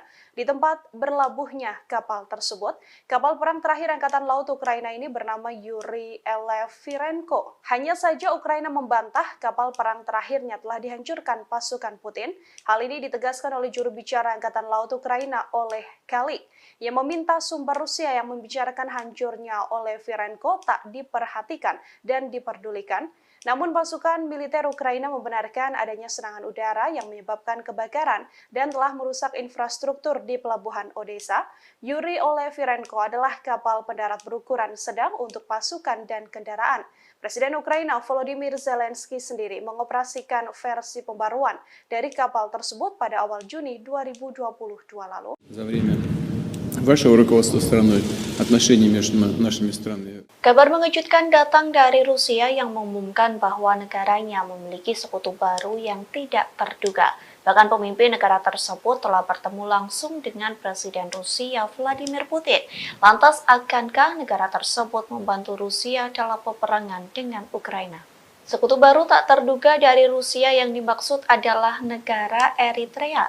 Bahkan Putin telah bertemu dengan Presiden Eritrea yakni Isaias Afwerki pada Rabu 31 Mei 2023. Adapun untuk pertama kalinya Isaias Afwerki rela pergi ke Rusia dan bertemu dengan Vladimir Putin. Dalam pertemuan tersebut dikabarkan keduanya membahas prospek hubungan antar dua negara. Kremlin mengatakan Putin dan Isaias membahas di segala bidang, termasuk masalah yang paling mendesak dalam agenda regional dan internasional.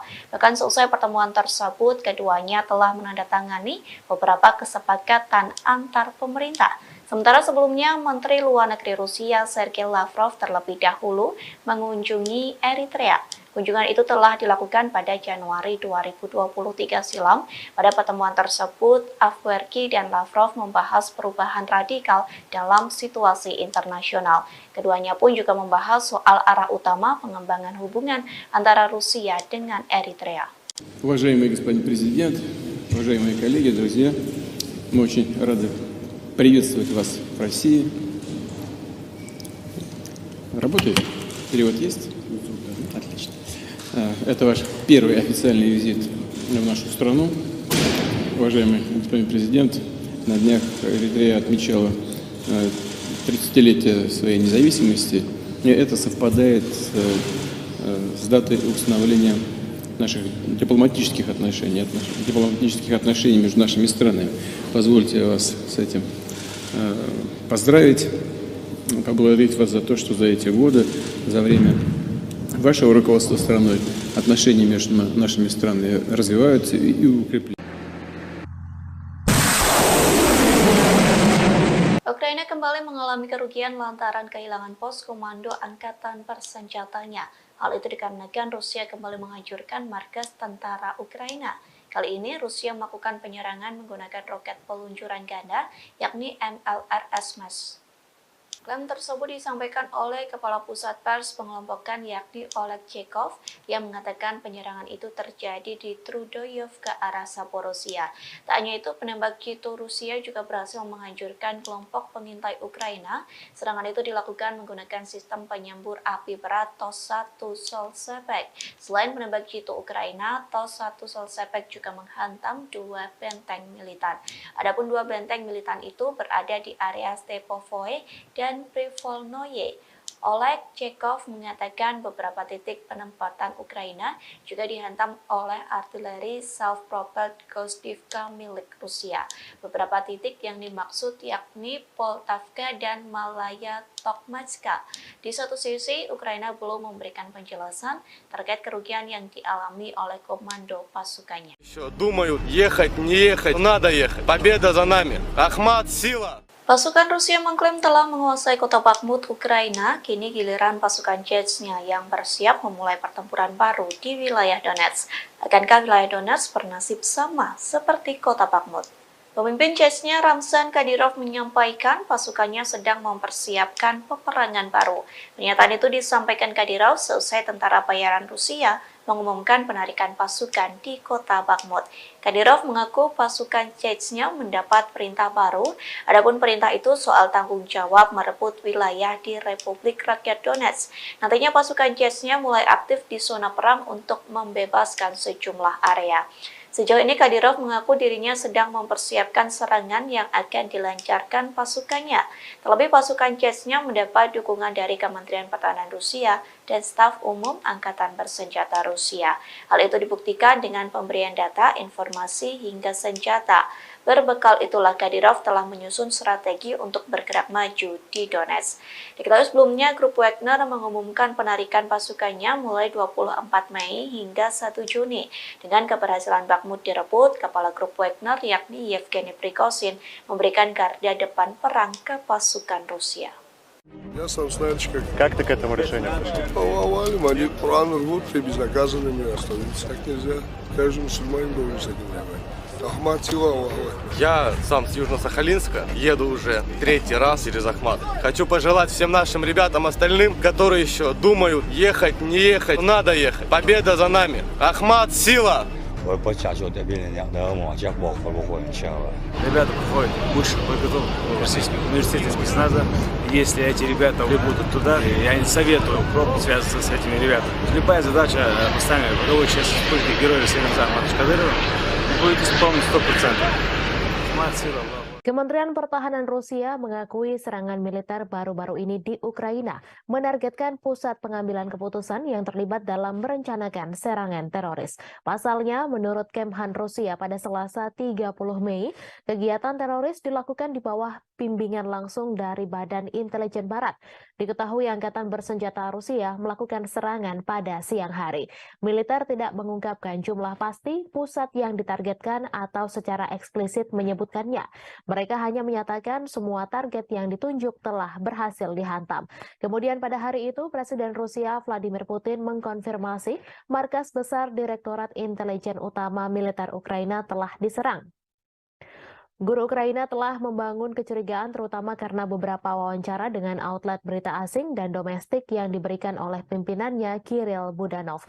Kepala Intel Ukraina itu telah membuat pernyataan yang semakin agresif baru-baru ini. Ia mengklaim keterlibatannya dalam sejumlah serangan di tanah Rusia.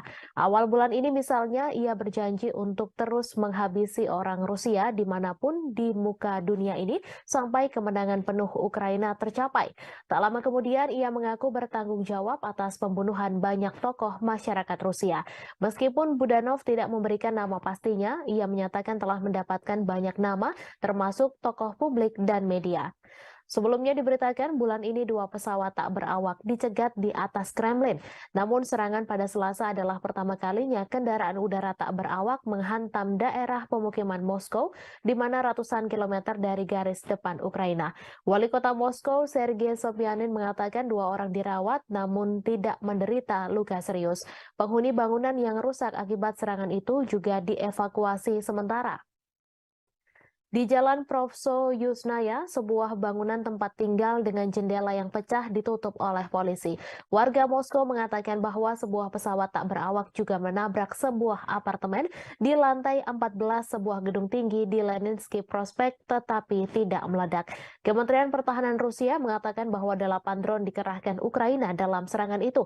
Namun 5 diantaranya jatuh dan 3 lainnya berhasil dinonaktifkan. Gubernur wilayah Krasnodar, Veniamin Kondrativ, menyebut sebuah drone Ukraina memicu kebakaran di kilang minyak di selatan Rusia. Menurutnya penembakan menghantam sebuah kota Rusia dekat perbatasan untuk ketiga kalinya dalam seminggu dan merusak bangunan serta membakar kendaraan. Rusia mengatakan sebuah pesawat tak berawak kemungkinan menjadi penyebab kebakaran yang terjadi di kilang minyak Avivsky. Kebakaran terjadi sehari setelah Rusia menuduh Ukraina mengirim pesawat tak berawak untuk menyerang gedung-gedung di Moskow. Kondrativ melalui aplikasi Telegram pada Rabu 31 Mei menyebut api segera padam dan tidak ada korban jiwa. Kilang minyak Avivsky diketahui berada tidak jauh dari pelabuhan Laut Hitam Novorossiysk, dekat kilang lain yang telah diserang beberapa kali dalam bulan ini. Tidak ada informasi langsung tentang siapa yang meluncurkan pesawat tak berawak itu, namun Moskow menuduh Kiev meningkatkan serangan di dalam Rusia dalam beberapa pekan terakhir. Sementara Rusia telah berulang kali menggempur kota-kota Ukraina dengan pesawat tak berawak dan rudal. Langit di atas Ukraina relatif tenang pada hari Selasa malam tanpa ada serangan udara besar yang dilaporkan. Serangan pesawat tak berawak Rusia menewaskan 1 orang dan melukai 4 orang di Kiev pada hari Selasa. Serangan terhadap Rusia terjadi saat Ukraina mempersiapkan serangan balasan untuk mengusir pasukan Rusia dari wilayah yang diduduki sejak Moskow melancarkan invasi skala penuh sejak Februari 2022. Sebuah serangan artileri Ukraina melukai sedikitnya 1 orang di kota Rusia Sebekino, sekitar 7 km utara perbatasan dengan wilayah Kharkiv, Ukraina. Ukraina hampir tidak pernah secara terbuka mengklaim bertanggung jawab atas serangan di Rusia atau di wilayah yang dikuasai Rusia. Rusia menyebut 8 drone menargetkan wilayah sipil Moskow yang berpenduduk lebih dari 21 juta orang. Serangan dilakukan pada Selasa dini hari, namun drone berhasil ditembak jatuh atau dialihkan. Presiden Rusia Vladimir Putin mengecam serangan drone terbesar dari Ukraina ke Moskow. Ia mengatakan bahwa serangan tersebut berupaya menakut-nakuti dan memprovokasi Rusia.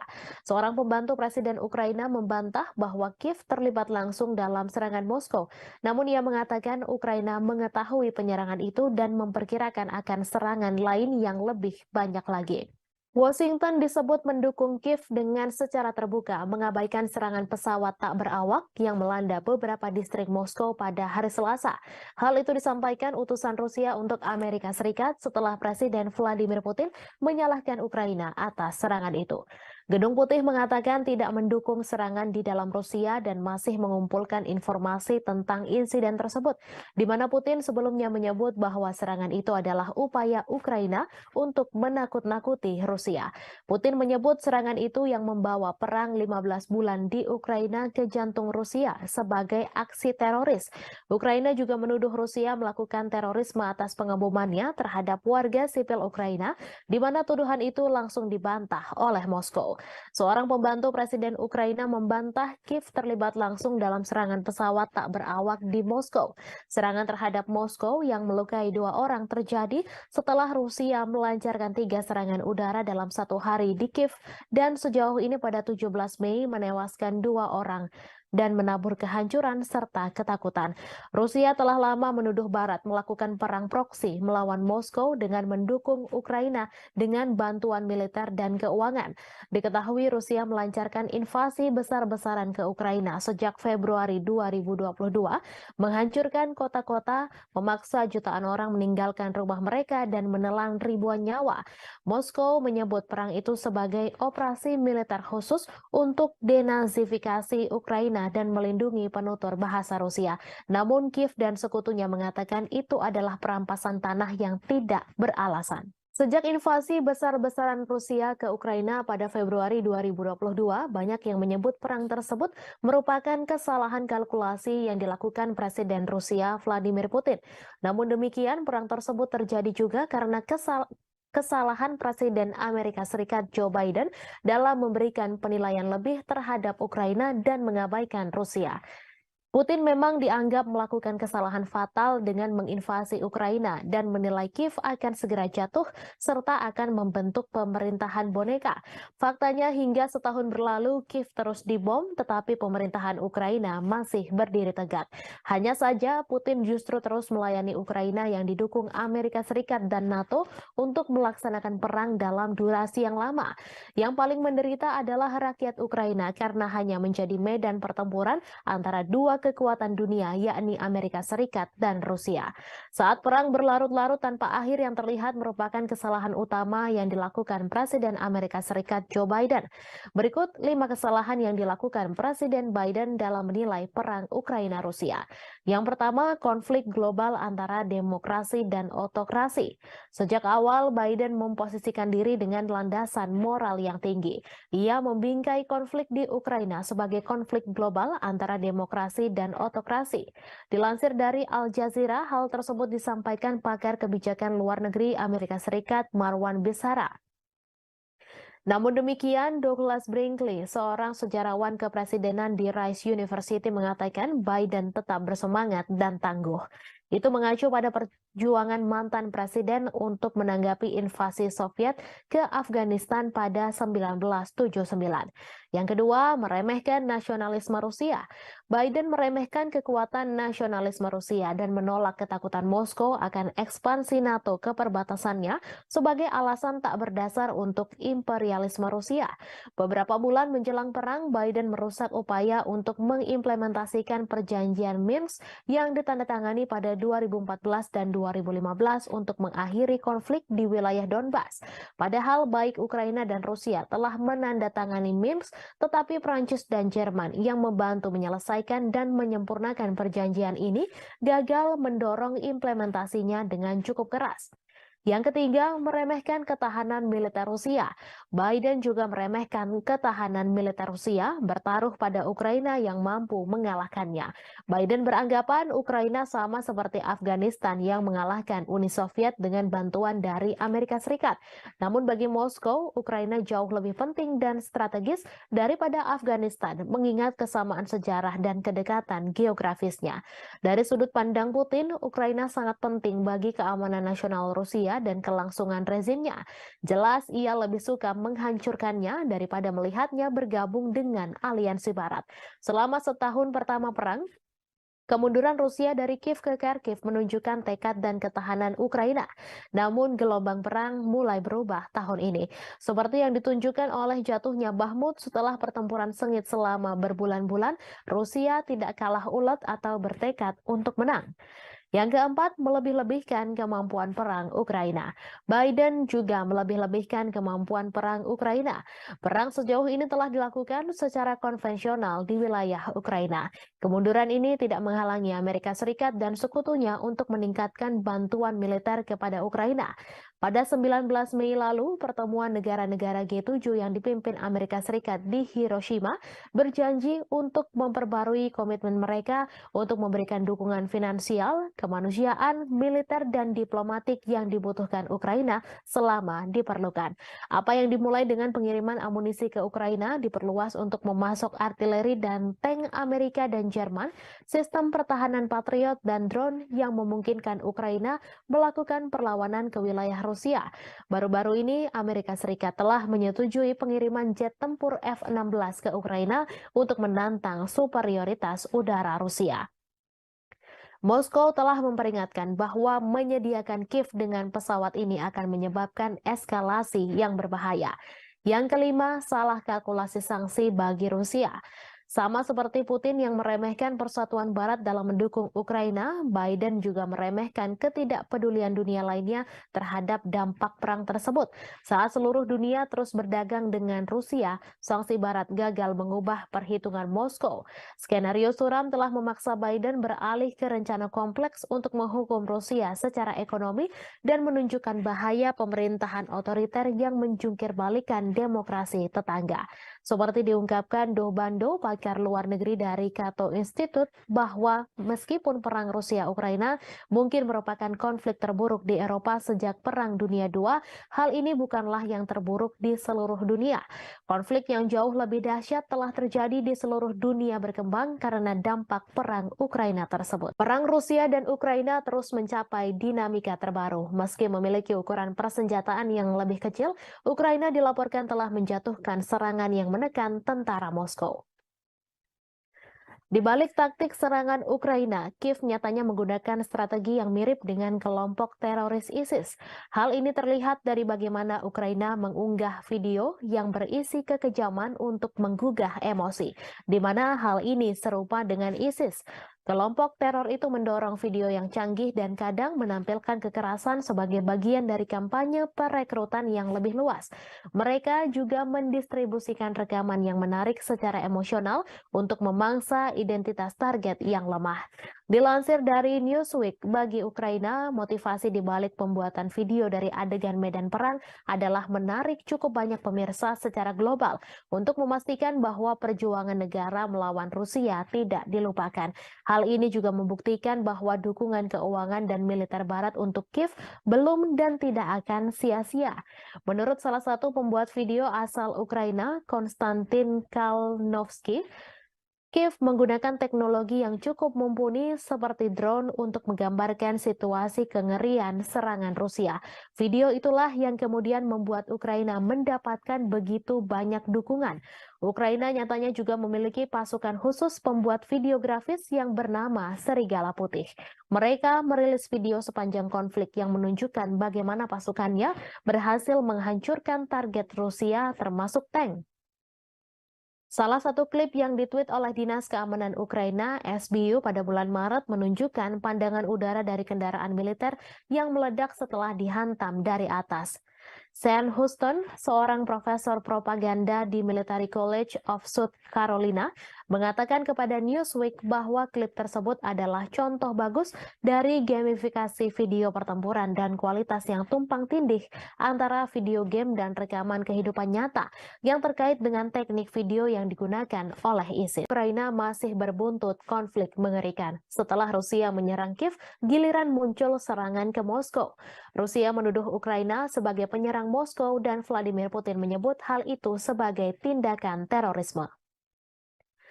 Menurut Putin, Ukraina berusaha mengintimidasi Rusia, warga Rusia, dan menyerang bangunan-bangunan tempat tinggal. Otoritas Rusia mengklaim 8 drone yang menargetkan wilayah sipil Moskow dan sekitarnya yang dihuni lebih dari 21 juta penduduk pada Selasa 30 Mei dini hari berhasil ditembak jatuh dengan beberapa drone lainnya dinonaktifkan. Moskow yang merupakan ibu kota dari negara dengan kekuatan nuklir terbesar di dunia telah dilindungi oleh sistem peringatan dini yang ekstensif. Namun selesai rentetan serangan drone Ukraina, Putin menyatakan bahwa sistem pertahanan udara di sekitar Moskow akan diperkuat. Sementara itu, Ukraina membantah terlibat secara langsung dalam rentetan serangan drone yang menghujani ibu kota Moskow di Rusia. Namun demikian, Kiev mengakui tengah menikmati situasi di Moskow dan memprediksi masih akan ada serangan lainnya. Seperti dilansir Reuters pada Rabu 31 Mei, bantahan itu disampaikan oleh penasihat kepresidenan Ukraina, Mikhailo Podolyak saat berbicara dalam acara Breakfast Show. Dilansir Reuters pada Rabu 31 Mei terjadi serangan drone yang menghantam dan memicu kebakaran di sebuah kilang minyak Rusia bagian selatan. Rusia menuding Ukraina sebagai dalang serangan itu. Otoritas Rusia juga melaporkan sebuah serangan artileri Ukraina terhadap kota Shebekino yang berjarak hanya 7 km sebelah utara wilayah Kharkiv di Ukraina. Serangan itu tercatat sebagai serangan ketiga di wilayah perbatasan dalam sepekan terakhir. Gubernur setempat Vyacheslav Gladkov dalam pernyataan melaporkan sedikitnya 2 orang harus dirawat di rumah sakit akibat serangan itu. Gladkov juga menyebut serangan itu menghancurkan jendela-jendela bangunan dan merusak atap gedung apartemen 8 lantai, 4 rumah warga, sebuah sekolah, dan beberapa tempat lainnya. Ia terjadi pada malam hari ketika sebagian besar penduduk Kiev tertidur lelap. Sirine meraung-raung di seluruh ibu kota Ukraina, membangunkan penduduk yang telah menghadapi perang selama 15 bulan. Mereka menyesuaikan rutinitasnya demi menghadapi kampanye udara terbaru Rusia. Dilansir Kompas.com dari Associated Press, dalam eskalasi serangan Rusia baru-baru ini, Olha Buchno, seorang petugas kebersihan, berdoa setiap malam. Di samping tempat tidurnya ada tas berisi barang-barang penting seperti dokumen, makanan kering, dan air. Mendengar bunyi alarm, ia berlari ke bawah ke ruang bawah tanah gedungnya dan berlindung. Hampir 2 minggu lalu, puing-puing dari rudal yang ditembak jatuh mendarat di atap sebuah gedung di sebelahnya di distrik Darnitsia, Kiev, menyebabkan kebakaran besar. Ia menangis sambil ketakutan setiap malamnya, membayangkan kemungkinan buruk yang bisa terjadi jika alarm sudah berbunyi. Mereka membayangkan pengungsian, terjebak di bawah reruntuhan, dan terbunuh. Yang lain bersikap apatis berbaring terjaga di tempat tidur saat suara ledakan memantul melintasi langit. Diketahui dalam sebulan terakhir ketika serangan udara Rusia meningkat menjadi serangan hampir setiap malam, kebanyakan orang mengeluh sulit tidur. Rusia meluncurkan gelombang serangan lain ke Kiev pada dini hari Senin menggunakan kombinasi drone dan rudal jelajah. Lebih dari 40 target udara dijatuhkan dalam serangan malam hari ke-15 di ibu kota pada bulan Mei. Saat siang hari, puing-puing yang berjatuhan menembus atap bangunan tempat tinggal di distrik Potlis, tetapi tidak ada laporan mengenai korban. Seringkali ledakan adalah suara dari sistem pertahanan udara Ukraina yang berhasil menargetkan rudal dan drone mematikan yang dikirim Rusia ke Ukraina. Rusia melancarkan pengeboman yang sangat intens, mengirimkan 18 rudal ke arah Ukraina, 14 diantaranya menargetkan Kiev menurut juru bicara Angkatan Udara Ukraina. Ukraina mengklaim pihaknya telah menembak jatuh 6 rudal hipersonik Kinzhal pada malam itu. Yevgeny Prigozhin, bos kelompok tentara bayaran Rusia Wagner Group, mendesak jaksa untuk menyelidiki kejahatan oleh pejabat-pejabat senior pertahanan negeri beruang merah selama invasi di Ukraina. Prigozhin melayangkan desakan itu melalui surat ke pihak berwenang. Dalam surat itu, ia mengeluhkan operasi khusus militer atau SMO Rusia di Ukraina. Sebagaimana dilansir Reuters, Prigozhin kemudian mengatakan surat-surat tersebut tidak untuk dipublikasikan. Dalam beberapa bulan belakangan, Prigozhin memang kerap mengkritik para pejabat pertahanan Rusia yang ia anggap tidak becus. Akibat ketidakbecusan itu, prajurit Rusia di medan tempur di Ukraina kewalahan dan kehilangan arah sementara nyawa terus berjatuhan. Sejumlah pengamat juga menganggap pasukan militer Rusia di Ukraina tidak becus. Beberapa pakar menilai pasukan Wagner lah yang selama ini membuat Rusia dapat bertahan di Ukraina. Namun Wagner sudah menarik pasukannya dari medan tempur di Ukraina. Mereka menyerahkan posisi tempur kepada tentara Rusia. Setelah penarikan pasukan itu, muncul desas-desus bahwa Prigozhin berencana melancarkan kudeta di Rusia. Meski demikian, Prigozhin langsung membantah tudingan tersebut.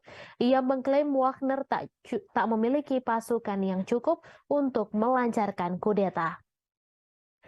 Ia malah menuduh balik Menteri Pertahanan Rusia Sergei Shoigu lah yang sebenarnya mampu menggelar kudeta mengingat personel pasukannya begitu banyak. Rusia akan mengevakuasi ratusan anak dari desa-desa di Belgorod karena pengeboman yang intensif di perbatasan Rusia dan Ukraina tersebut.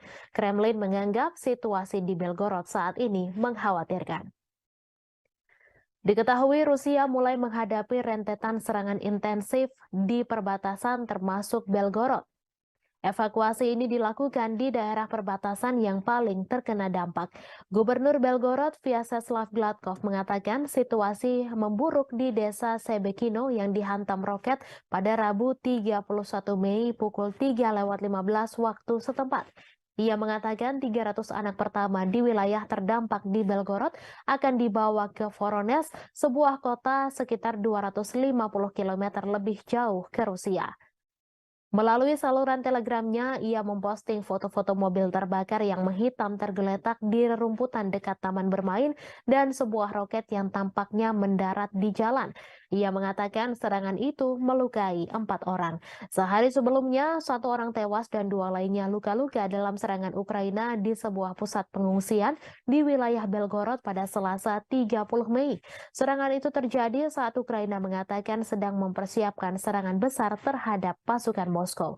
Ia mengatakan Rusia sedang mengambil langkah-langkah yang diperlukan. Pada pekan lalu, Rusia menuduh Ukraina meluncurkan serangan ke Belgorod dan serangan drone di Moskow pada Selasa 30 Mei 2023. Sejumlah depot minyak di Rusia telah terpukul dalam beberapa pekan terakhir. Pada Rabu 31 Mei, pihak berwenang di wilayah Krasnodar Selatan Rusia mengatakan sebuah drone menghantam kilang minyak Elsky. Krasnodar telah dihantam drone 2 kali sejak awal Mei 2023. Rusia juga menuduh Ukraina meluncurkan 8 serangan drone ke Moskow pada Selasa 30 Mei. Serangan itu menyebabkan kerusakan pada bangunan apartemen. Warga Rusia dari 2 blok apartemen dievakuasi setelah serangan tersebut. Pasukan Rusia telah menghancurkan kapal perang Ukraina terakhir di pelabuhan Odessa. Kementerian Pertahanan Rusia mengungkapkan kabar tersebut pada Rabu 31 Mei. Kapal perang Yuri Olefirenko diklasifikasikan sebagai korvet dan beroperasi dengan Angkatan Laut Ukraina. Kapal perang itu dibangun pada akhir 1990-an di Rusia, tetapi kemudian dipindahkan ke Ukraina setelah runtuhnya Uni Soviet. Kapal tersebut telah mengalami beberapa modernisasi selama bertahun-tahun, termasuk perombakan besar-besaran pada tahun 2016. Kemhan Rusia menambahkan Ukraina kehilangan lebih dari 200 tentara di sana selama beberapa hari terakhir. Menurut Kemhan Rusia, Kiev kehilangan lebih dari 200 prajurit Ukraina, 3 kendaraan tempur lapis baja, 12 kendaraan dan howitzer D-30 ke arah Donetsk selama 24 jam terakhir. Sementara itu, Shalik, juru bicara Angkatan Laut Ukraina, mengatakan pihaknya tidak akan menanggapi pernyataan apapun yang dibuat sepihak oleh Rusia. Angkatan Laut Ukraina juga tidak akan mengungkapkan informasi apapun tentang kerugian selama perang.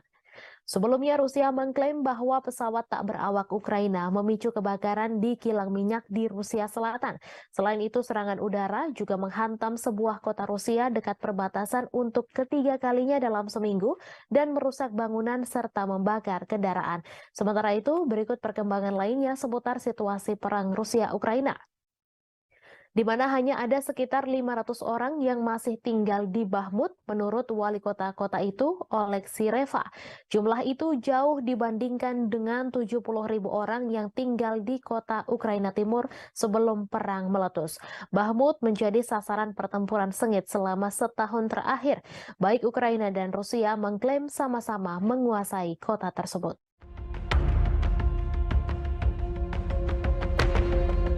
Pasukan Rusia mengklaim telah menghancurkan kapal perang besar terakhir yang dimiliki oleh Ukraina.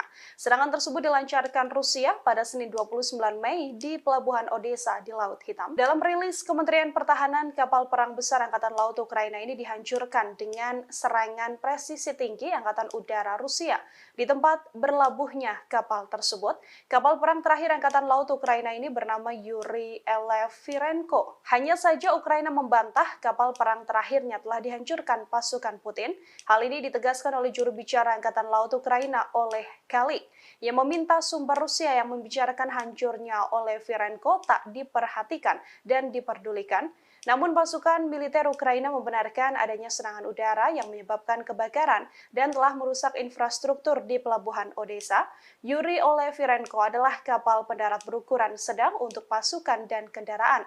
Presiden Ukraina Volodymyr Zelensky sendiri mengoperasikan versi pembaruan dari kapal tersebut pada awal Juni 2022 lalu. За время вашего руководства страной отношения между нашими странами. Kabar mengejutkan datang dari Rusia yang mengumumkan bahwa negaranya memiliki sekutu baru yang tidak terduga. Bahkan pemimpin negara tersebut telah bertemu langsung dengan Presiden Rusia Vladimir Putin. Lantas, akankah negara tersebut membantu Rusia dalam peperangan dengan Ukraina? Sekutu baru tak terduga dari Rusia yang dimaksud adalah negara Eritrea. Bahkan Putin telah bertemu dengan Presiden Eritrea yakni Isaias Afwerki pada Rabu 31 Mei 2023. Adapun untuk pertama kalinya Isaias Afwerki rela pergi ke Rusia dan bertemu dengan Vladimir Putin. Dalam pertemuan tersebut dikabarkan keduanya membahas prospek hubungan antar dua negara.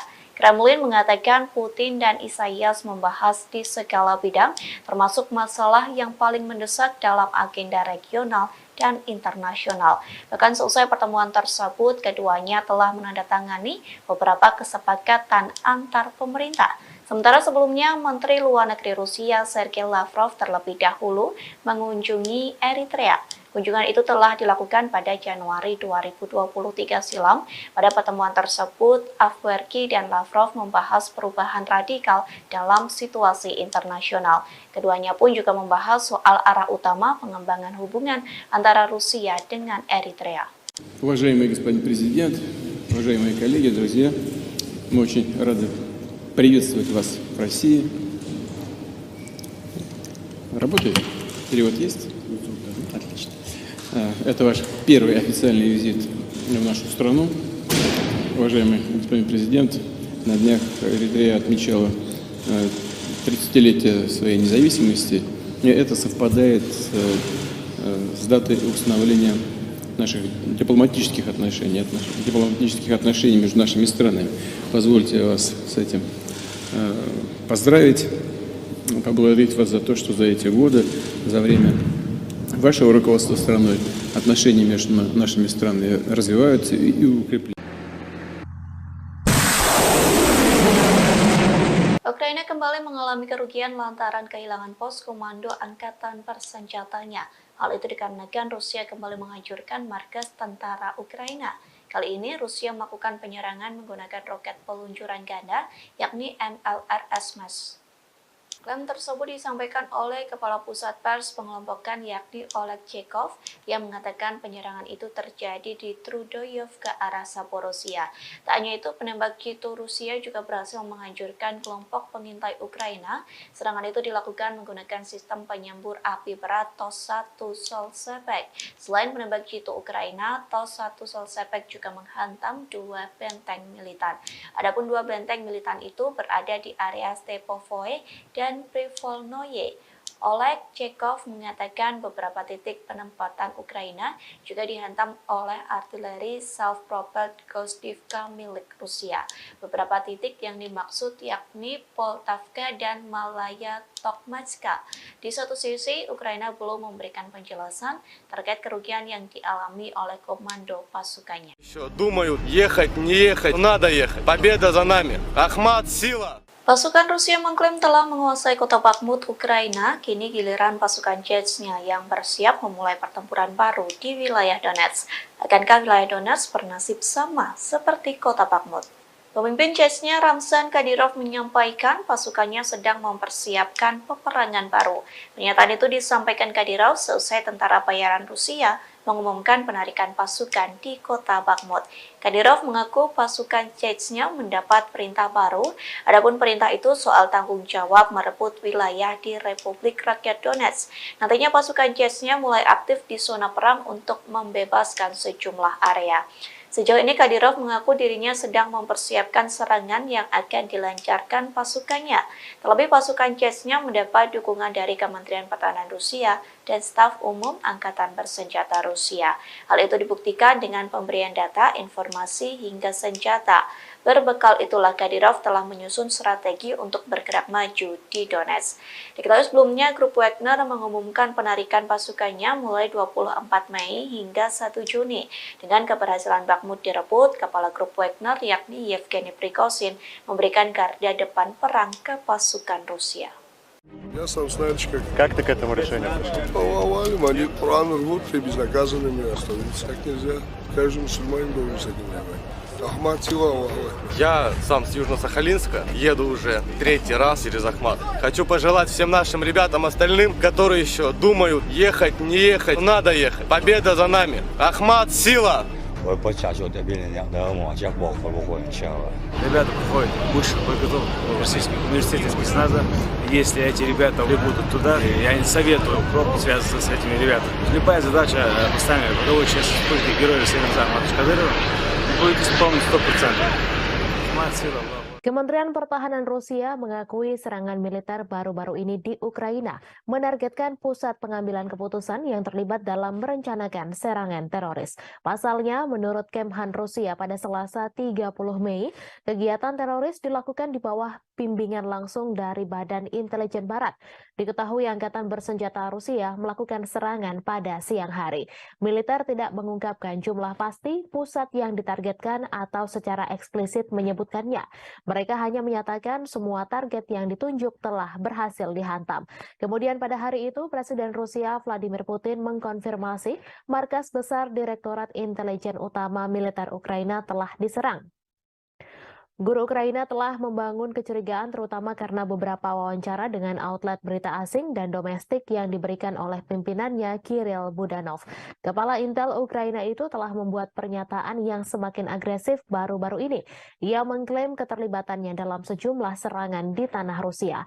Awal bulan ini misalnya ia berjanji untuk terus menghabisi orang Rusia dimanapun di muka dunia ini sampai kemenangan penuh Ukraina tercapai.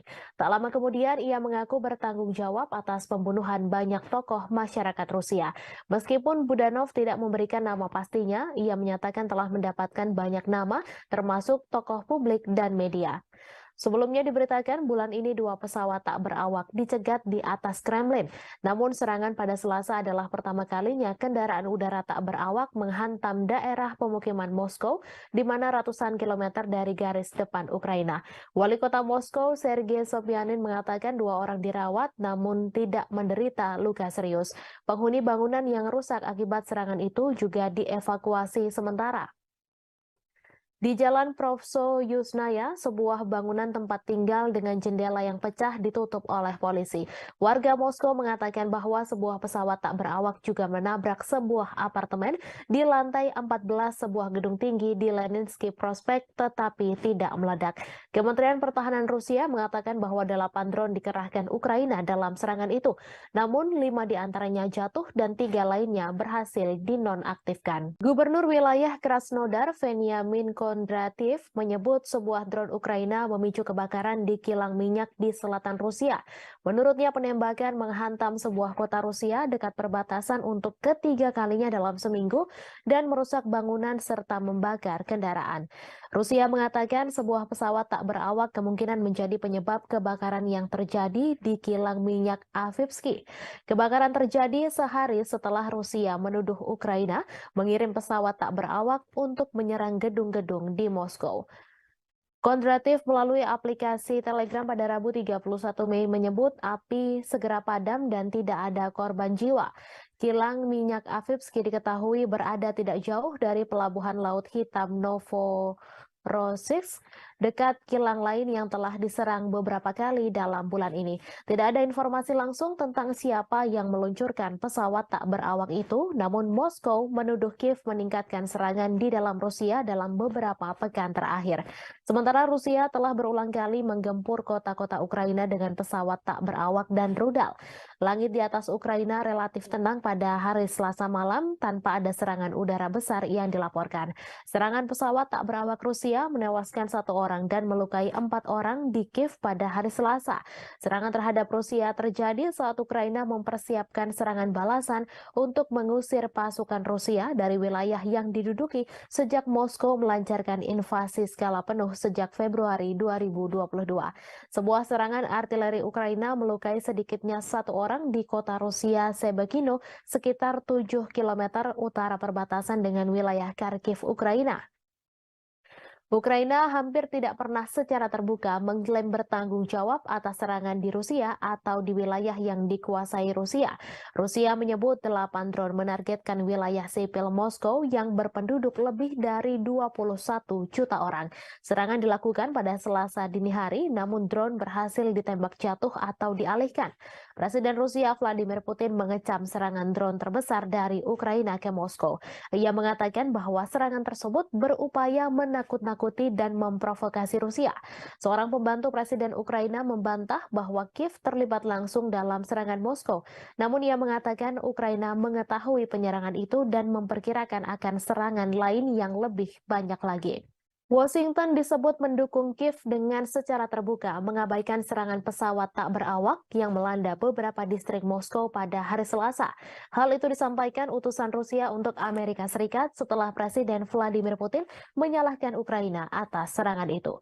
Gedung Putih mengatakan tidak mendukung serangan di dalam Rusia dan masih mengumpulkan informasi tentang insiden tersebut, di mana Putin sebelumnya menyebut bahwa serangan itu adalah upaya Ukraina untuk menakut-nakuti Rusia. Putin menyebut serangan itu yang membawa perang 15 bulan di Ukraina ke jantung Rusia sebagai aksi teroris. Ukraina juga menuduh Rusia melakukan terorisme atas pengebomannya terhadap warga sipil Ukraina, di mana tuduhan itu langsung dibantah oleh Moskow. Seorang pembantu Presiden Ukraina membantah Kiev terlibat langsung dalam serangan pesawat tak berawak di Moskow. Serangan terhadap Moskow yang melukai 2 orang terjadi setelah Rusia melancarkan 3 serangan udara dalam 1 hari di Kiev dan sejauh ini pada 17 Mei menewaskan 2 orang dan menabur kehancuran serta ketakutan. Rusia telah lama menuduh Barat melakukan perang proksi melawan Moskow dengan mendukung Ukraina dengan bantuan militer dan keuangan. Diketahui Rusia melancarkan invasi besar-besaran ke Ukraina sejak Februari 2022, menghancurkan kota-kota, memaksa jutaan orang meninggalkan rumah mereka dan menelan ribuan nyawa. Moskow menyebut perang itu sebagai operasi militer khusus untuk denazifikasi Ukraina dan melindungi penutur bahasa Rusia. Namun Kiev dan sekutunya mengatakan itu adalah perampasan tanah yang tidak beralasan. Sejak invasi besar-besaran Rusia ke Ukraina pada Februari 2022, banyak yang menyebut perang tersebut merupakan kesalahan kalkulasi yang dilakukan Presiden Rusia Vladimir Putin. Namun demikian, perang tersebut terjadi juga karena kesalahan Presiden Amerika Serikat Joe Biden dalam memberikan penilaian lebih terhadap Ukraina dan mengabaikan Rusia. Putin memang dianggap melakukan kesalahan fatal dengan menginvasi Ukraina dan menilai Kiev akan segera jatuh serta akan membentuk pemerintahan boneka. Faktanya hingga setahun berlalu Kiev terus dibom tetapi pemerintahan Ukraina masih berdiri tegak. Hanya saja Putin justru terus melayani Ukraina yang didukung Amerika Serikat dan NATO untuk melaksanakan perang dalam durasi yang lama. Yang paling menderita adalah rakyat Ukraina karena hanya menjadi medan pertempuran antara dua kekuatan dunia yakni Amerika Serikat dan Rusia.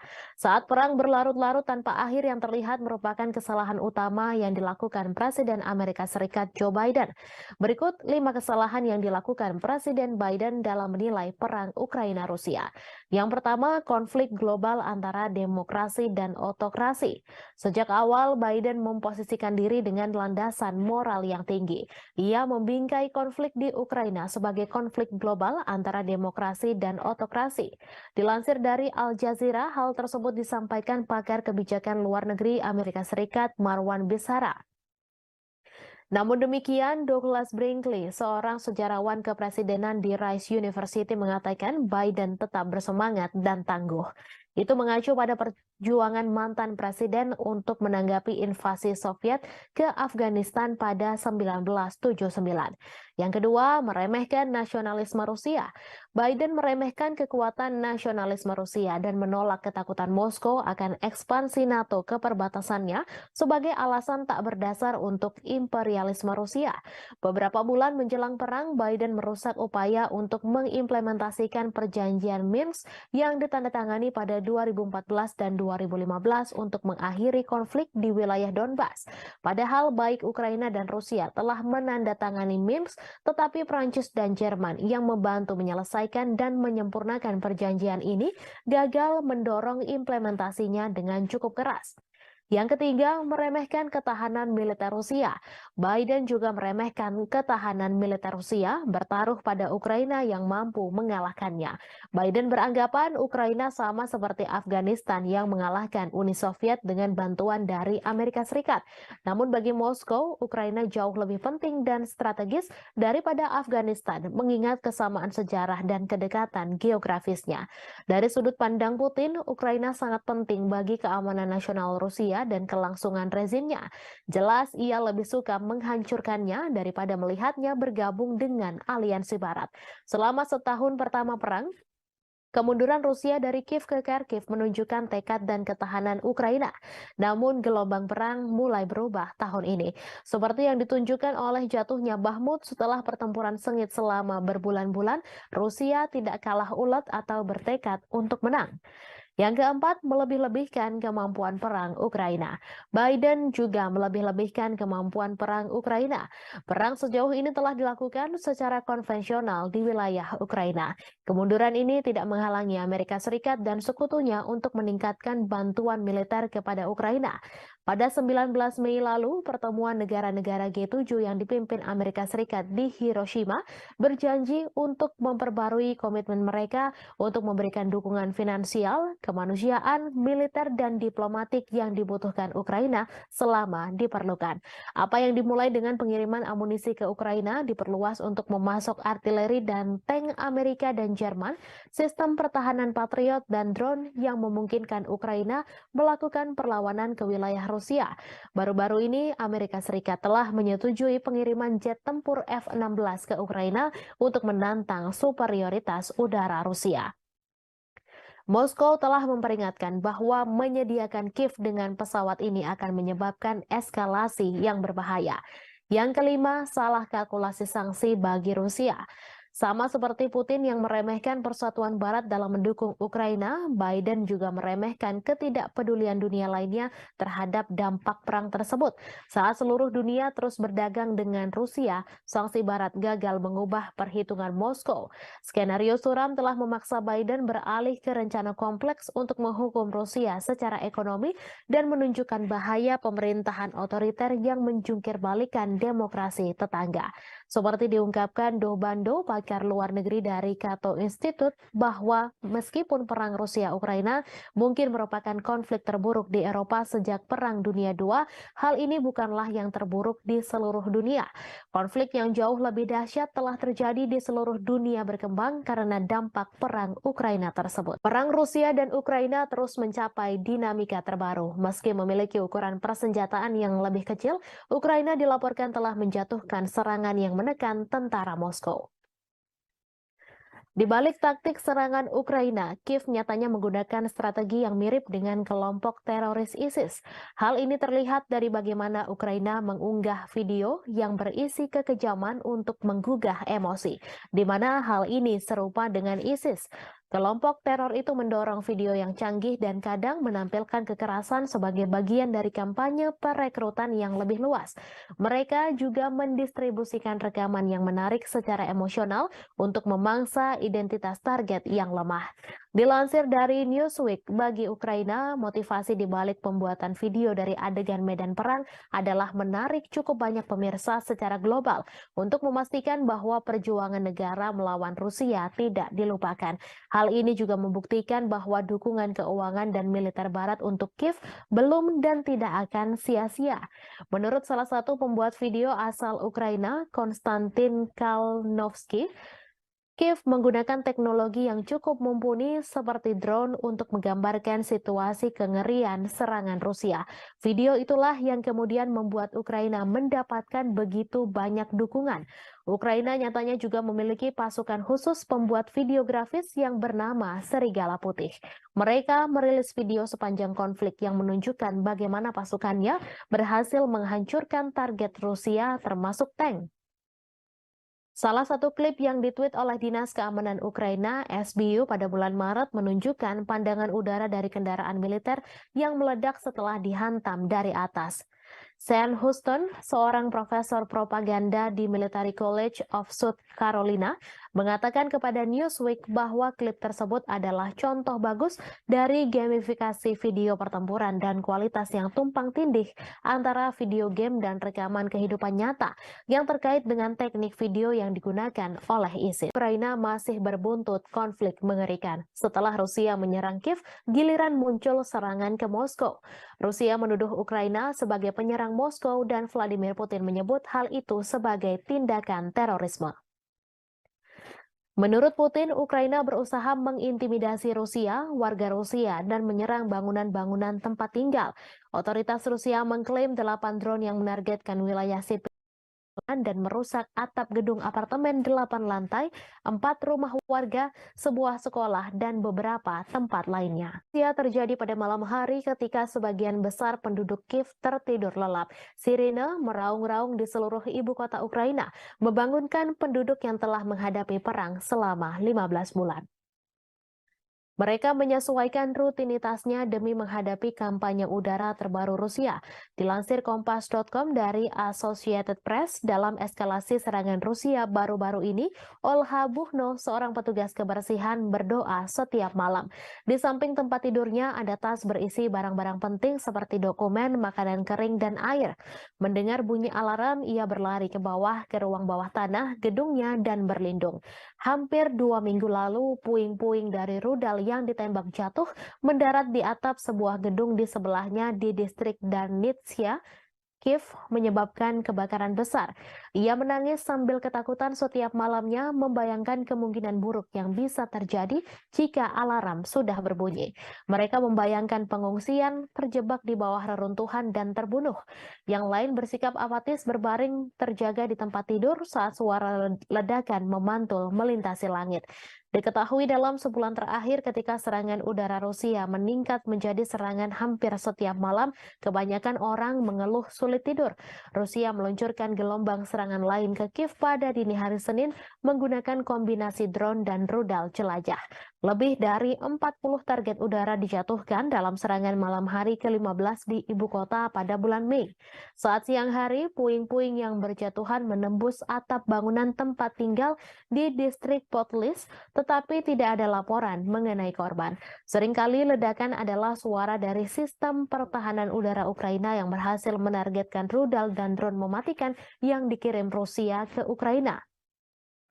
Rusia melancarkan pengeboman yang sangat intens, mengirimkan 18 rudal ke arah Ukraina, 14 diantaranya menargetkan Kiev menurut juru bicara Angkatan Udara Ukraina. Ukraina mengklaim pihaknya telah menembak jatuh 6 rudal hipersonik Kinzhal pada malam itu. Yevgeny Prigozhin, bos kelompok tentara bayaran Rusia Wagner Group, mendesak jaksa untuk menyelidiki kejahatan oleh pejabat-pejabat senior pertahanan negeri beruang merah selama invasi di Ukraina. Prigozhin melayangkan desakan itu melalui surat ke pihak berwenang. Dalam surat itu, ia mengeluhkan operasi khusus militer atau SMO Rusia di Ukraina. Sebagaimana dilansir Reuters, Prigozhin kemudian mengatakan surat-surat tersebut tidak untuk dipublikasikan. Dalam beberapa bulan belakangan, Prigozhin memang kerap mengkritik para pejabat pertahanan Rusia yang ia anggap tidak becus. Akibat ketidakbecusan itu, prajurit Rusia di medan tempur di Ukraina kewalahan dan bak kehilangan arah sementara nyawa terus berjatuhan. Sejumlah pengamat juga menganggap pasukan militer Rusia di Ukraina tidak becus. Beberapa pakar menilai pasukan Wagner lah yang selama ini membuat Rusia dapat bertahan di Ukraina. Namun Wagner sudah menarik pasukannya dari medan tempur di Ukraina. Mereka menyerahkan posisi tempur kepada tentara Rusia. Setelah penarikan pasukan itu, muncul desas-desus bahwa Prigozhin berencana melancarkan kudeta di Rusia. Meski demikian, Prigozhin langsung membantah tudingan tersebut. Ia mengklaim Wagner tak memiliki pasukan yang cukup untuk melancarkan kudeta. Ia malah menuduh balik Menteri Pertahanan Rusia Sergei Shoigu lah yang sebenarnya mampu menggelar kudeta mengingat personel pasukannya begitu banyak. Rusia akan mengevakuasi ratusan anak dari desa-desa di Belgorod karena pengeboman yang intensif di perbatasan Rusia dan Ukraina tersebut. Kremlin menganggap situasi di Belgorod saat ini mengkhawatirkan. Diketahui Rusia mulai menghadapi rentetan serangan intensif di perbatasan termasuk Belgorod. Evakuasi ini dilakukan di daerah perbatasan yang paling terkena dampak. Gubernur Belgorod Vyacheslav Gladkov mengatakan situasi memburuk di desa Sebekino yang dihantam roket pada Rabu 31 Mei pukul 3:15 waktu setempat. Ia mengatakan 300 anak pertama di wilayah terdampak di Belgorod akan dibawa ke Voronezh, sebuah kota sekitar 250 km lebih jauh ke Rusia.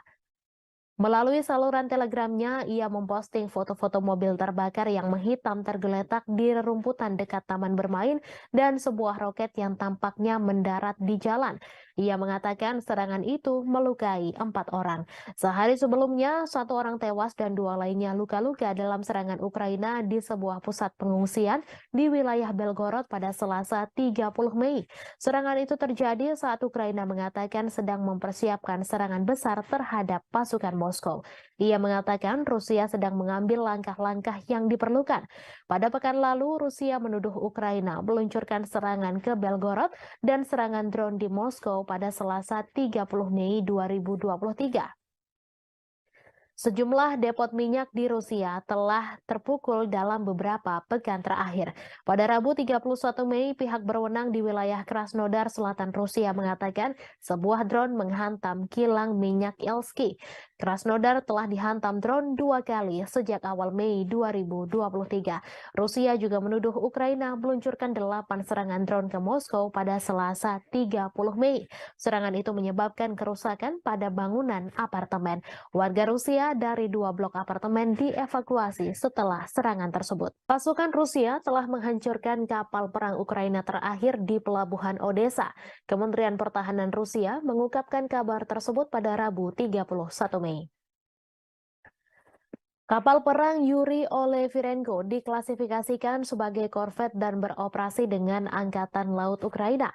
Kapal perang itu dibangun pada akhir 1990-an di Rusia, tetapi kemudian dipindahkan ke Ukraina setelah runtuhnya Uni Soviet.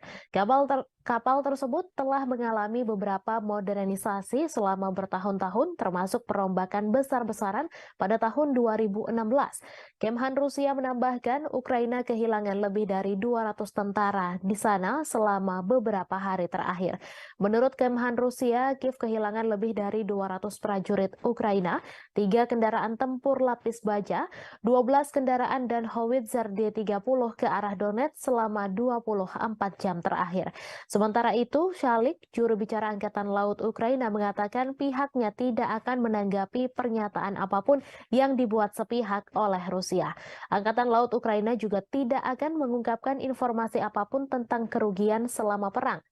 Sebelumnya, Rusia mengklaim bahwa pesawat tak berawak Ukraina memicu kebakaran di kilang minyak di Rusia Selatan. Selain itu, serangan udara juga menghantam sebuah kota Rusia dekat perbatasan untuk ketiga kalinya dalam seminggu dan merusak bangunan serta membakar kendaraan. Sementara itu, berikut perkembangan lainnya seputar situasi perang Rusia-Ukraina, di mana hanya ada sekitar 500 orang yang masih tinggal di Bakhmut menurut wali kota itu, Oleksiy Reva.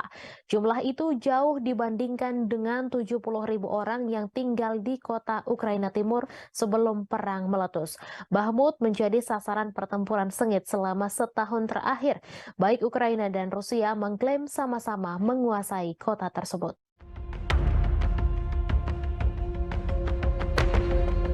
Pasukan Rusia mengklaim telah menghancurkan kapal perang besar terakhir yang dimiliki oleh Ukraina. Serangan tersebut dilancarkan Rusia pada Senin 29 Mei di Pelabuhan Odesa di Laut Hitam. Dalam rilis Kementerian Pertahanan, kapal perang besar Angkatan Laut Ukraina ini dihancurkan dengan serangan presisi tinggi Angkatan Udara Rusia.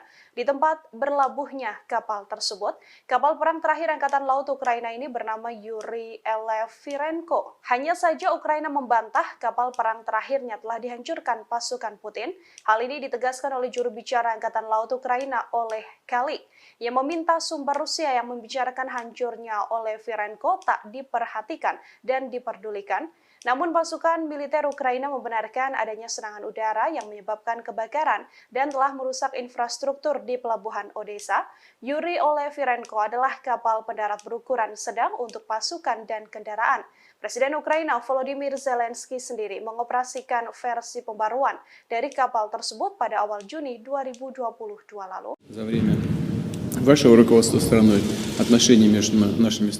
Kabar mengejutkan datang dari Rusia yang mengumumkan bahwa negaranya memiliki sekutu baru yang tidak terduga. Bahkan pemimpin negara tersebut telah bertemu langsung dengan Presiden Rusia Vladimir Putin. Lantas, akankah negara tersebut membantu Rusia dalam peperangan dengan Ukraina? Sekutu baru tak terduga dari Rusia yang dimaksud adalah negara Eritrea. Bahkan Putin telah bertemu dengan Presiden Eritrea yakni Isaias Afwerki pada Rabu 31 Mei 2023. Adapun untuk pertama kalinya Isaias Afwerki rela pergi ke Rusia dan bertemu dengan Vladimir Putin. Dalam pertemuan tersebut dikabarkan keduanya membahas prospek hubungan antar dua negara. Kremlin mengatakan Putin dan Isaias membahas di segala bidang, termasuk masalah yang paling mendesak dalam agenda regional dan internasional. Bahkan seusai pertemuan tersebut, keduanya telah menandatangani beberapa kesepakatan antar pemerintah. Sementara sebelumnya, Menteri Luar Negeri Rusia Sergei Lavrov terlebih dahulu mengunjungi Eritrea. Kunjungan itu telah dilakukan pada Januari 2023 silam. Pada pertemuan tersebut, Afwerki dan Lavrov membahas perubahan radikal dalam situasi internasional. Keduanya pun juga membahas soal arah utama pengembangan hubungan antara Rusia dengan Eritrea. Уважаемый господин президент, уважаемые коллеги, друзья, мы очень рады приветствовать вас в России. Работает? Перевод есть? Отлично. Это ваш первый официальный визит в нашу страну.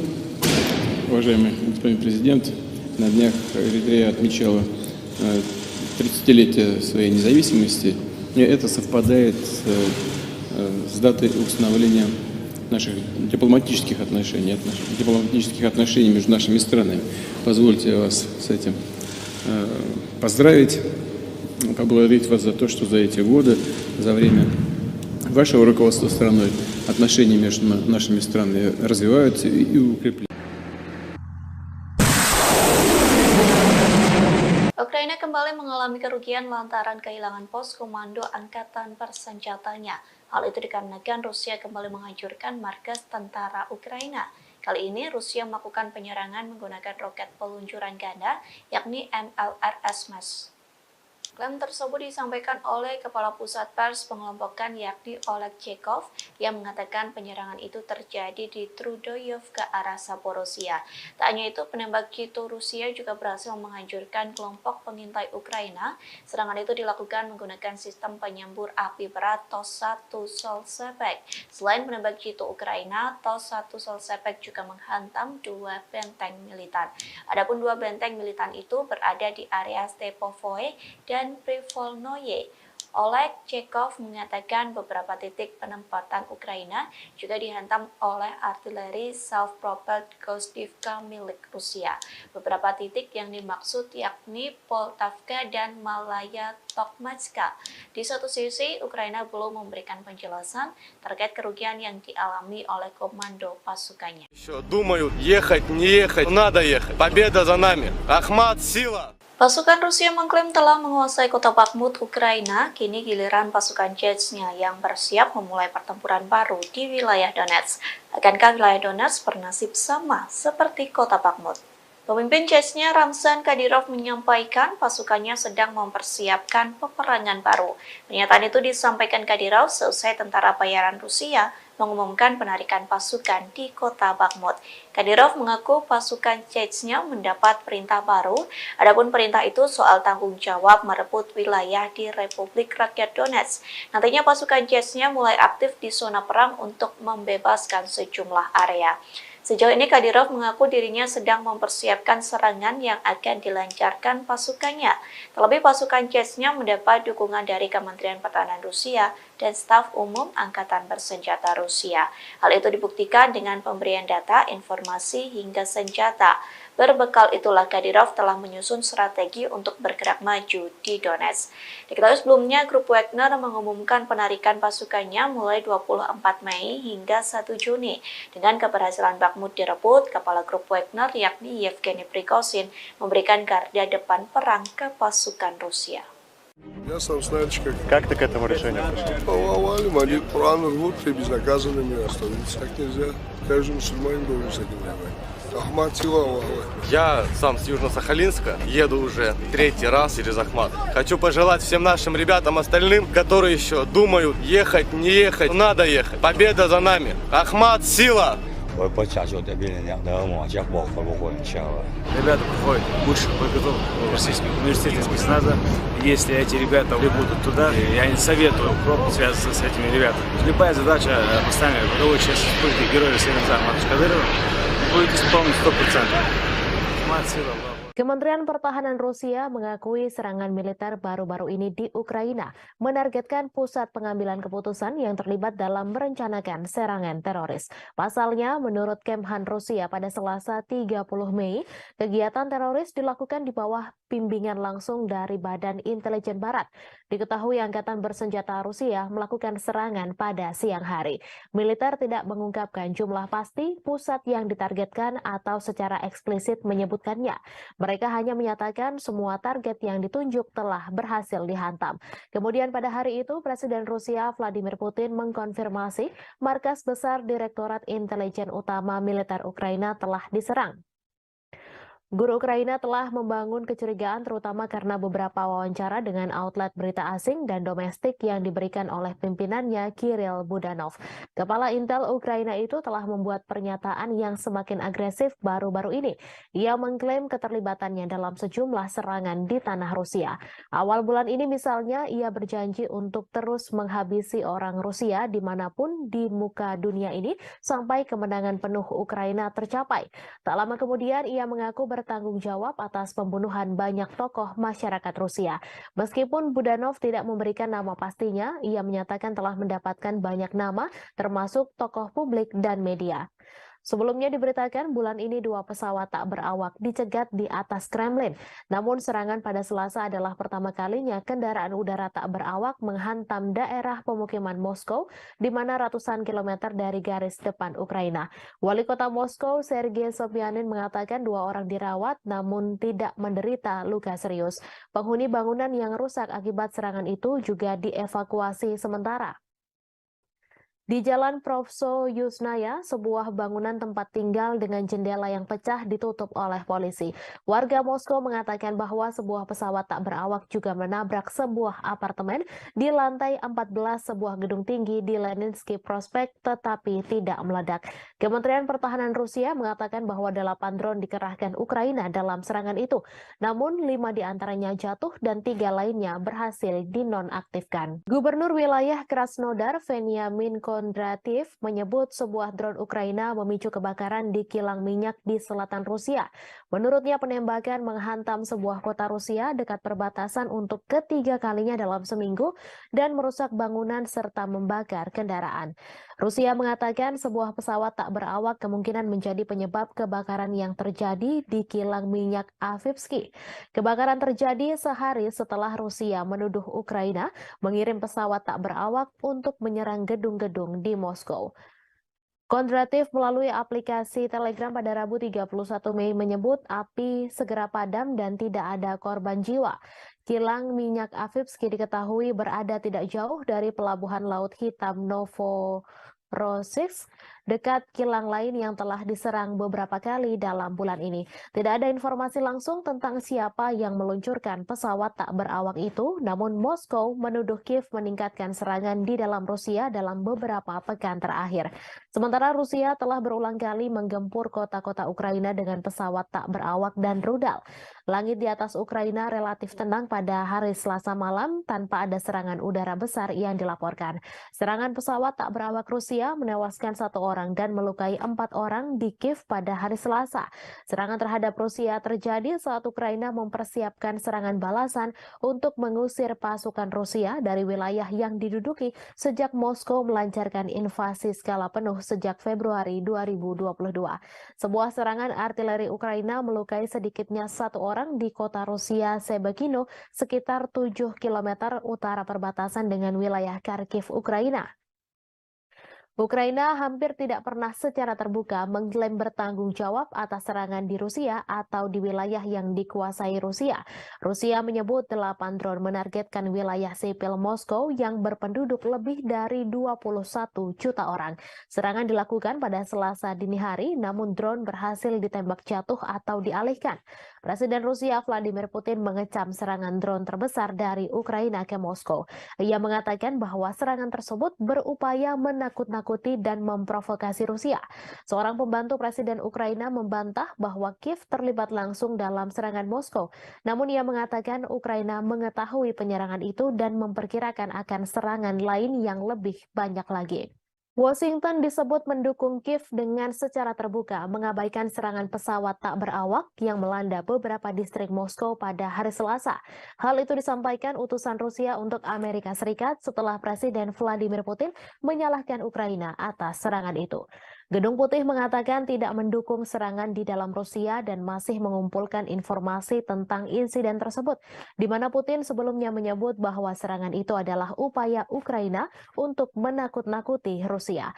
Putin menyebut serangan itu yang membawa perang 15 bulan di Ukraina ke jantung Rusia sebagai aksi teroris. Ukraina juga menuduh Rusia melakukan terorisme atas pengebomannya terhadap warga sipil Ukraina, di mana tuduhan itu langsung dibantah oleh Moskow. Seorang pembantu Presiden Ukraina membantah Kiev terlibat langsung dalam serangan pesawat tak berawak di Moskow. Serangan terhadap Moskow yang melukai 2 orang terjadi setelah Rusia melancarkan 3 serangan udara dalam 1 hari di Kiev dan sejauh ini pada 17 Mei menewaskan 2 orang. dan menabur kehancuran serta ketakutan. Rusia telah lama menuduh Barat melakukan perang proksi melawan Moskow dengan mendukung Ukraina dengan bantuan militer dan keuangan. Diketahui Rusia melancarkan invasi besar-besaran ke Ukraina sejak Februari 2022, menghancurkan kota-kota, memaksa jutaan orang meninggalkan rumah mereka dan menelan ribuan nyawa. Moskow menyebut perang itu sebagai operasi militer khusus untuk denazifikasi Ukraina dan melindungi penutur bahasa Rusia. Namun Kiev dan sekutunya mengatakan itu adalah perampasan tanah yang tidak beralasan. Sejak invasi besar-besaran Rusia ke Ukraina pada Februari 2022, banyak yang menyebut perang tersebut merupakan kesalahan kalkulasi yang dilakukan Presiden Rusia Vladimir Putin. Namun demikian, perang tersebut terjadi juga karena kesalahan Presiden Amerika Serikat Joe Biden dalam memberikan penilaian lebih terhadap Ukraina dan mengabaikan Rusia. Putin memang dianggap melakukan kesalahan fatal dengan menginvasi Ukraina dan menilai Kiev akan segera jatuh serta akan membentuk pemerintahan boneka.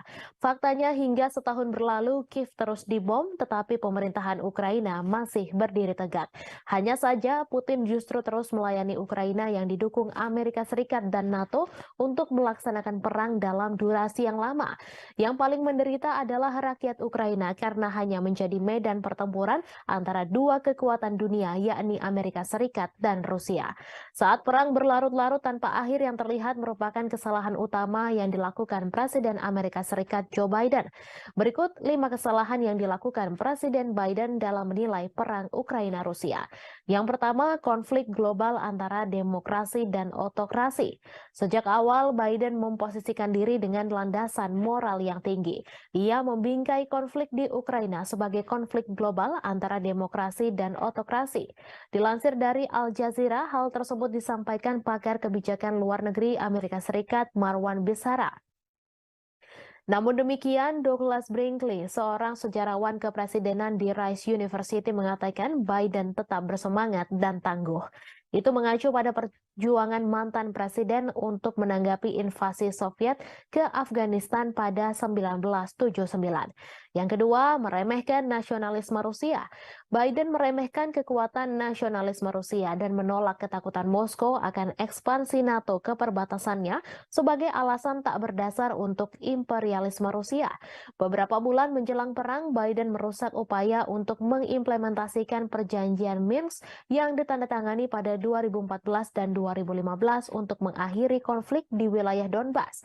Padahal baik Ukraina dan Rusia telah menandatangani Minsk, tetapi Prancis dan Jerman yang membantu menyelesaikan dan menyempurnakan perjanjian ini gagal mendorong implementasinya dengan cukup keras. Yang ketiga, meremehkan ketahanan militer Rusia. Biden juga meremehkan ketahanan militer Rusia bertaruh pada Ukraina yang mampu mengalahkannya. Biden beranggapan Ukraina sama seperti Afghanistan yang mengalahkan Uni Soviet dengan bantuan dari Amerika Serikat. Namun bagi Moskow, Ukraina jauh lebih penting dan strategis daripada Afghanistan, mengingat kesamaan sejarah dan kedekatan geografisnya. Dari sudut pandang Putin, Ukraina sangat penting bagi keamanan nasional Rusia dan kelangsungan rezimnya. Jelas ia lebih suka menghancurkannya daripada melihatnya bergabung dengan aliansi Barat.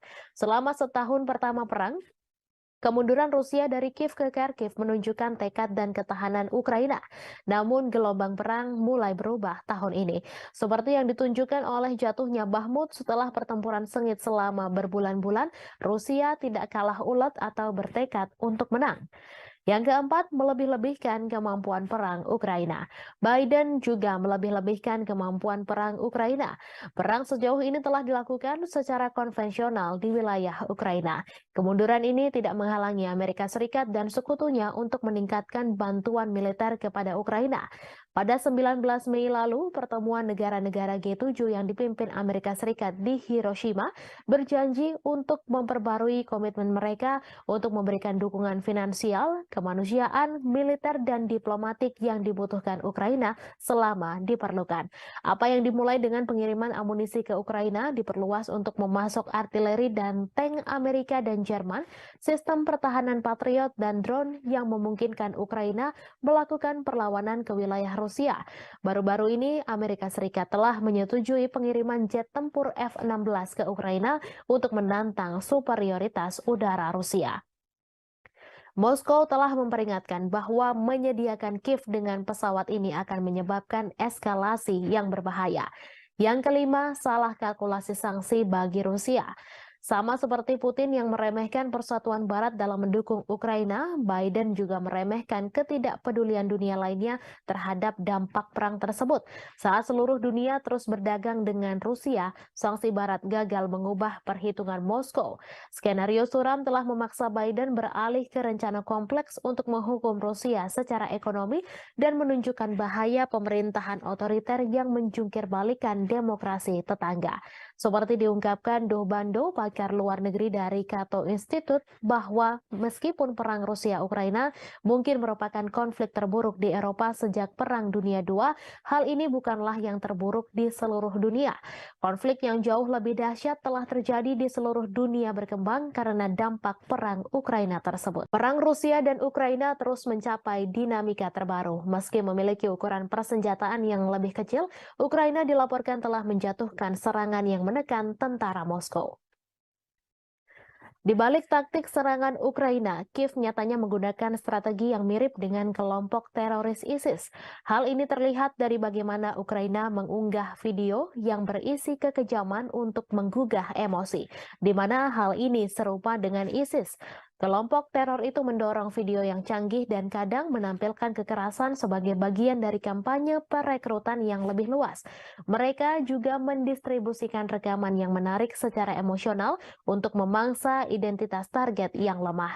Dilansir dari Newsweek, bagi Ukraina, motivasi di balik pembuatan video dari adegan medan perang adalah menarik cukup banyak pemirsa secara global untuk memastikan bahwa perjuangan negara melawan Rusia tidak dilupakan. Hal ini juga membuktikan bahwa dukungan keuangan dan militer Barat untuk Kiev belum dan tidak akan sia-sia. Menurut salah satu pembuat video asal Ukraina, Konstantin Kalnovsky, Kiev menggunakan teknologi yang cukup mumpuni seperti drone untuk menggambarkan situasi kengerian serangan Rusia. Video itulah yang kemudian membuat Ukraina mendapatkan begitu banyak dukungan. Ukraina nyatanya juga memiliki pasukan khusus pembuat video grafis yang bernama Serigala Putih. Mereka merilis video sepanjang konflik yang menunjukkan bagaimana pasukannya berhasil menghancurkan target Rusia termasuk tank. Salah satu klip yang ditweet oleh Dinas Keamanan Ukraina, SBU, pada bulan Maret menunjukkan pandangan udara dari kendaraan militer yang meledak setelah dihantam dari atas. Sean Houston, seorang profesor propaganda di Military College of South Carolina, mengatakan kepada Newsweek bahwa klip tersebut adalah contoh bagus dari gamifikasi video pertempuran dan kualitas yang tumpang tindih antara video game dan rekaman kehidupan nyata yang terkait dengan teknik video yang digunakan oleh ISIS. Ukraina masih berbuntut konflik mengerikan. Setelah Rusia menyerang Kiev, giliran muncul serangan ke Moskow. Rusia menuduh Ukraina sebagai penyerang Moskow dan Vladimir Putin menyebut hal itu sebagai tindakan terorisme. Menurut Putin, Ukraina berusaha mengintimidasi Rusia, warga Rusia, dan menyerang bangunan-bangunan tempat tinggal. Otoritas Rusia mengklaim 8 drone yang menargetkan wilayah sipil Moskow dan sekitarnya yang dihuni lebih dari 21 juta penduduk pada Selasa 30 Mei dini hari berhasil ditembak jatuh dengan beberapa drone lainnya dinonaktifkan. Moskow yang merupakan ibu kota dari negara dengan kekuatan nuklir terbesar di dunia telah dilindungi oleh sistem peringatan dini yang ekstensif. Namun selesai rentetan serangan drone Ukraina, Putin menyatakan bahwa sistem pertahanan udara di sekitar Moskow akan diperkuat. Sementara itu, Ukraina membantah terlibat secara langsung dalam rentetan serangan drone yang menghujani ibu kota Moskow di Rusia. Namun demikian, Kiev mengakui tengah menikmati situasi di Moskow dan memprediksi masih akan ada serangan lainnya. Seperti dilansir Reuters pada Rabu 31 Mei, bantahan itu disampaikan oleh penasihat kepresidenan Ukraina, Mikhailo Podolyak, saat berbicara dalam acara Breakfast Show. Dilansir Reuters, pada Rabu 31 Mei terjadi serangan drone yang menghantam dan memicu kebakaran di sebuah kilang minyak Rusia bagian selatan. Rusia menuding Ukraina sebagai dalang serangan itu. Otoritas Rusia juga melaporkan sebuah serangan artileri Ukraina terhadap kota Shebekino yang berjarak hanya 7 km sebelah utara wilayah Kharkiv di Ukraina. Serangan itu tercatat sebagai serangan ketiga di wilayah perbatasan dalam sepekan terakhir. Gubernur setempat Vyacheslav Gladkov dalam pernyataan melaporkan sedikitnya 2 orang harus dirawat di rumah sakit akibat serangan itu.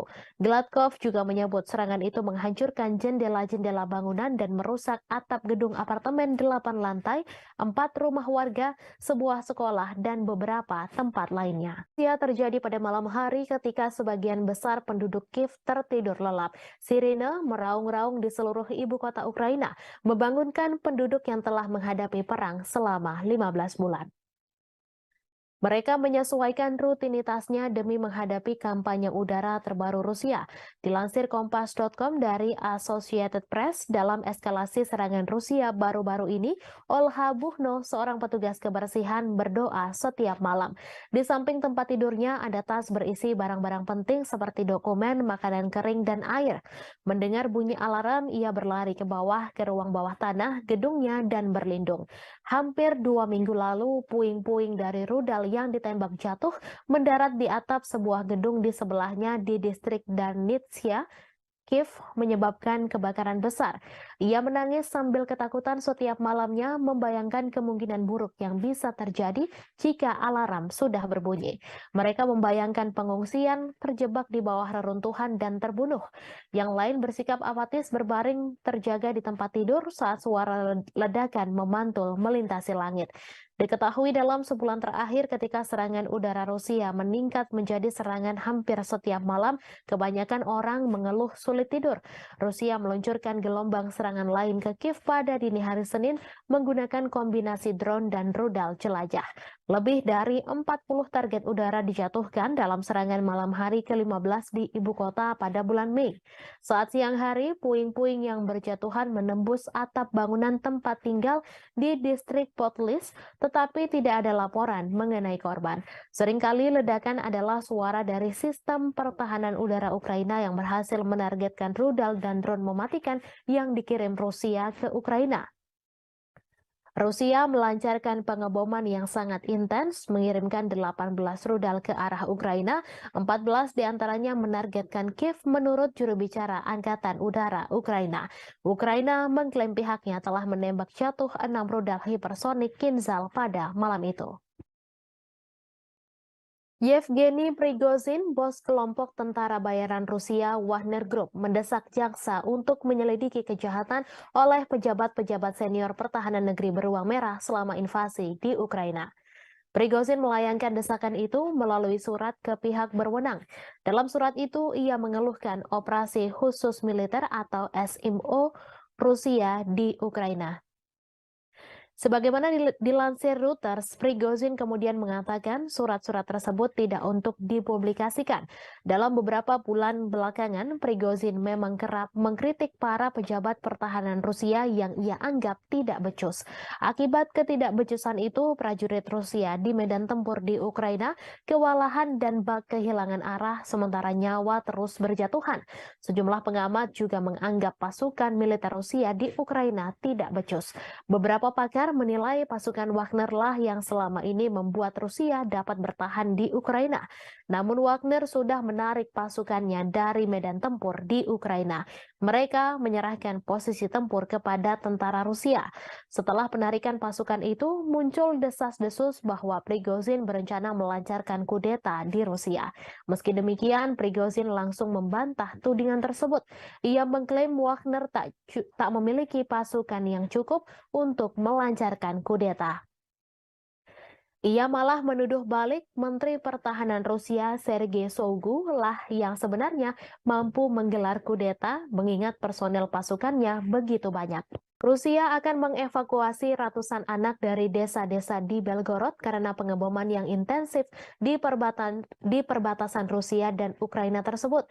Kremlin menganggap situasi di Belgorod saat ini mengkhawatirkan. Diketahui Rusia mulai menghadapi rentetan serangan intensif di perbatasan termasuk Belgorod. Evakuasi ini dilakukan di daerah perbatasan yang paling terkena dampak. Gubernur Belgorod Vyacheslav Gladkov mengatakan situasi memburuk di desa Sebekino yang dihantam roket pada Rabu 31 Mei pukul 3:15 waktu setempat. Ia mengatakan 300 anak pertama di wilayah terdampak di Belgorod akan dibawa ke Voronezh, sebuah kota sekitar 250 km lebih jauh ke Rusia. Melalui saluran telegramnya, ia memposting foto-foto mobil terbakar yang menghitam tergeletak di rerumputan dekat taman bermain dan sebuah roket yang tampaknya mendarat di jalan. Ia mengatakan serangan itu melukai 4 orang. Sehari sebelumnya, 1 orang tewas dan 2 lainnya luka-luka dalam serangan Ukraina di sebuah pusat pengungsian di wilayah Belgorod pada Selasa 30 Mei.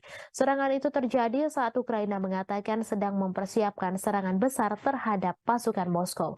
Ia mengatakan Rusia sedang mengambil langkah-langkah yang diperlukan. Pada pekan lalu, Rusia menuduh Ukraina meluncurkan serangan ke Belgorod dan serangan drone di Moskow pada Selasa 30 Mei 2023.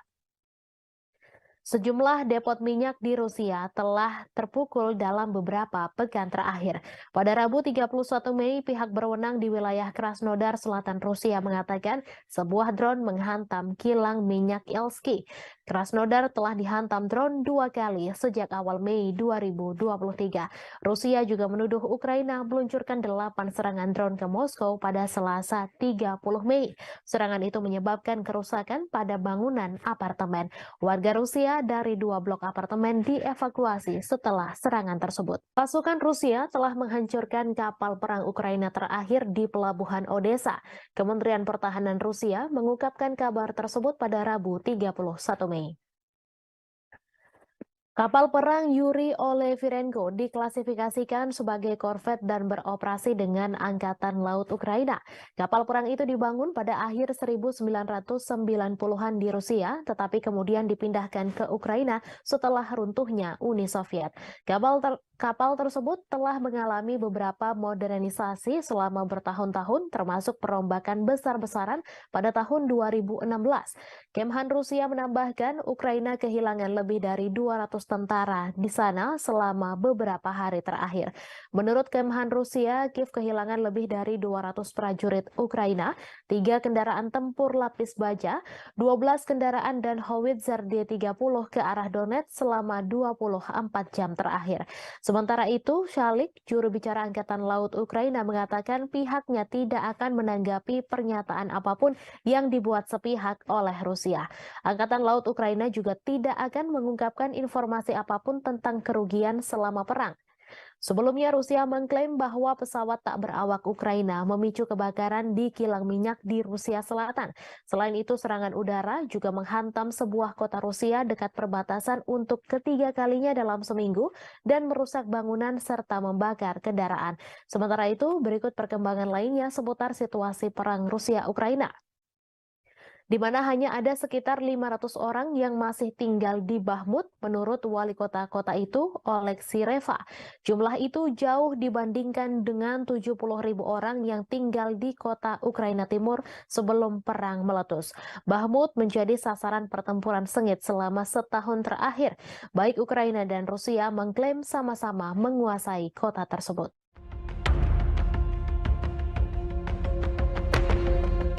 Pasukan Rusia mengklaim telah menghancurkan kapal perang besar terakhir yang dimiliki oleh Ukraina. Serangan tersebut dilancarkan Rusia pada Senin 29 Mei di Pelabuhan Odessa di Laut Hitam. Dalam rilis Kementerian Pertahanan, kapal perang besar Angkatan Laut Ukraina ini dihancurkan dengan serangan presisi tinggi Angkatan Udara Rusia. Di tempat berlabuhnya kapal tersebut, kapal perang terakhir Angkatan Laut Ukraina ini bernama Yuri Olefirenko. Hanya saja Ukraina membantah kapal perang terakhir telah dihancurkan pasukan Putin. Hal ini ditegaskan oleh juru bicara Angkatan Laut Ukraina oleh Kali. Ia meminta sumber Rusia yang membicarakan hancurnya oleh Virenko tak diperhatikan dan diperdulikan. Namun pasukan militer Ukraina membenarkan adanya serangan udara yang menyebabkan kebakaran dan telah merusak infrastruktur di pelabuhan Odessa. Yuri Olefirenko adalah kapal pendarat berukuran sedang untuk pasukan dan kendaraan. Presiden Ukraina Volodymyr Zelensky sendiri mengoperasikan versi pembaruan dari kapal tersebut pada awal Juni 2022 lalu. За время вашего руководства страной отношения между нашими странами. Kabar mengejutkan datang dari Rusia yang mengumumkan bahwa negaranya memiliki sekutu baru yang tidak terduga. Bahkan pemimpin negara tersebut telah bertemu langsung dengan Presiden Rusia Vladimir Putin. Lantas, akankah negara tersebut membantu Rusia dalam peperangan dengan Ukraina? Sekutu baru tak terduga dari Rusia yang dimaksud adalah negara Eritrea. Bahkan Putin telah bertemu dengan Presiden Eritrea yakni Isaias Afwerki pada Rabu 31 Mei 2023. Adapun untuk pertama kalinya Isaias Afwerki rela pergi ke Rusia dan bertemu dengan Vladimir Putin. Dalam pertemuan tersebut dikabarkan keduanya membahas prospek hubungan antar dua negara. Kremlin mengatakan Putin dan Isaias membahas di segala bidang, termasuk masalah yang paling mendesak dalam agenda regional dan internasional. Bahkan seusai pertemuan tersebut, keduanya telah menandatangani beberapa kesepakatan antar pemerintah. Sementara sebelumnya, Menteri Luar Negeri Rusia Sergei Lavrov terlebih dahulu mengunjungi Eritrea. Kunjungan itu telah dilakukan pada Januari 2023 silam. Pada pertemuan tersebut, Afwerki dan Lavrov membahas perubahan radikal dalam situasi internasional. Keduanya pun juga membahas soal arah utama pengembangan hubungan antara Rusia dengan Eritrea. Уважаемый господин президент, уважаемые коллеги, друзья, мы очень рады приветствовать вас в России. Работает? Перевод есть? Отлично. Это ваш первый официальный визит в нашу страну. Уважаемый господин президент, на днях Эритрея отмечала 30-летие своей независимости, и это совпадает с датой установления наших дипломатических отношений между нашими странами. Позвольте вас с этим поздравить, поблагодарить вас за то, что за эти годы, за время вашего руководства страной отношения между нашими странами развиваются и укрепляются. Ukraina kembali mengalami kerugian lantaran kehilangan pos komando angkatan bersenjatanya. Hal itu dikarenakan Rusia kembali menghancurkan markas tentara Ukraina. Kali ini Rusia melakukan penyerangan menggunakan roket peluncuran ganda, yakni MLRS. Klaim tersebut disampaikan oleh Kepala Pusat Pers Pengelompokan yakni Oleg Chekov yang mengatakan penyerangan itu terjadi di Trudoyov ke arah Zaporozhia. Tak hanya itu, penembak jitu Rusia juga berhasil menghancurkan kelompok pengintai Ukraina. Serangan itu dilakukan menggunakan sistem penyembur api berat TOS-1 Solsepek. Selain penembak jitu Ukraina, TOS-1 Solsepek juga menghantam dua benteng militan. Adapun dua benteng militan itu berada di area Stepovoe dan Privolnoye. Oleg Chekov mengatakan beberapa titik penempatan Ukraina juga dihantam oleh artileri self-propelled Gostivka milik Rusia. Beberapa titik yang dimaksud yakni Poltavka dan Malaya Tokmatska. Di satu sisi, Ukraina belum memberikan penjelasan terkait kerugian yang dialami oleh komando pasukannya. Думают, ехать, не ехать, надо ехать. Победа за нами. Ахмат, сила! Pasukan Rusia mengklaim telah menguasai kota Bakhmut, Ukraina. Kini giliran pasukan Chechnya yang bersiap memulai pertempuran baru di wilayah Donetsk. Akankah wilayah Donetsk bernasib sama seperti kota Bakhmut? Pemimpin Chechnya Ramzan Kadyrov menyampaikan pasukannya sedang mempersiapkan peperangan baru. Pernyataan itu disampaikan Kadyrov seusai tentara bayaran Rusia mengumumkan penarikan pasukan di kota Bakhmut. Kadyrov mengaku pasukan Chechnya mendapat perintah baru, adapun perintah itu soal tanggung jawab merebut wilayah di Republik Rakyat Donetsk. Nantinya pasukan Chechnya mulai aktif di zona perang untuk membebaskan sejumlah area. Sejauh ini Kadyrov mengaku dirinya sedang mempersiapkan serangan yang akan dilancarkan pasukannya. Terlebih pasukan Chechnya mendapat dukungan dari Kementerian Pertahanan Rusia dan staf umum Angkatan Bersenjata Rusia. Hal itu dibuktikan dengan pemberian data, informasi, hingga senjata. Berbekal itulah Kadyrov telah menyusun strategi untuk bergerak maju di Donetsk. Diketahui sebelumnya, grup Wagner mengumumkan penarikan pasukannya mulai 24 Mei hingga 1 Juni. Dengan keberhasilan Bakhmut direbut, kepala grup Wagner yakni Yevgeny Prigozhin memberikan garda depan perang ke pasukan Rusia. Я сам знаешь, Как ты к этому решению пришел? поломали, молит, Коран рвут и безнаказанными остановиться. Так нельзя. Каждый мусульманин должен с этим воевать.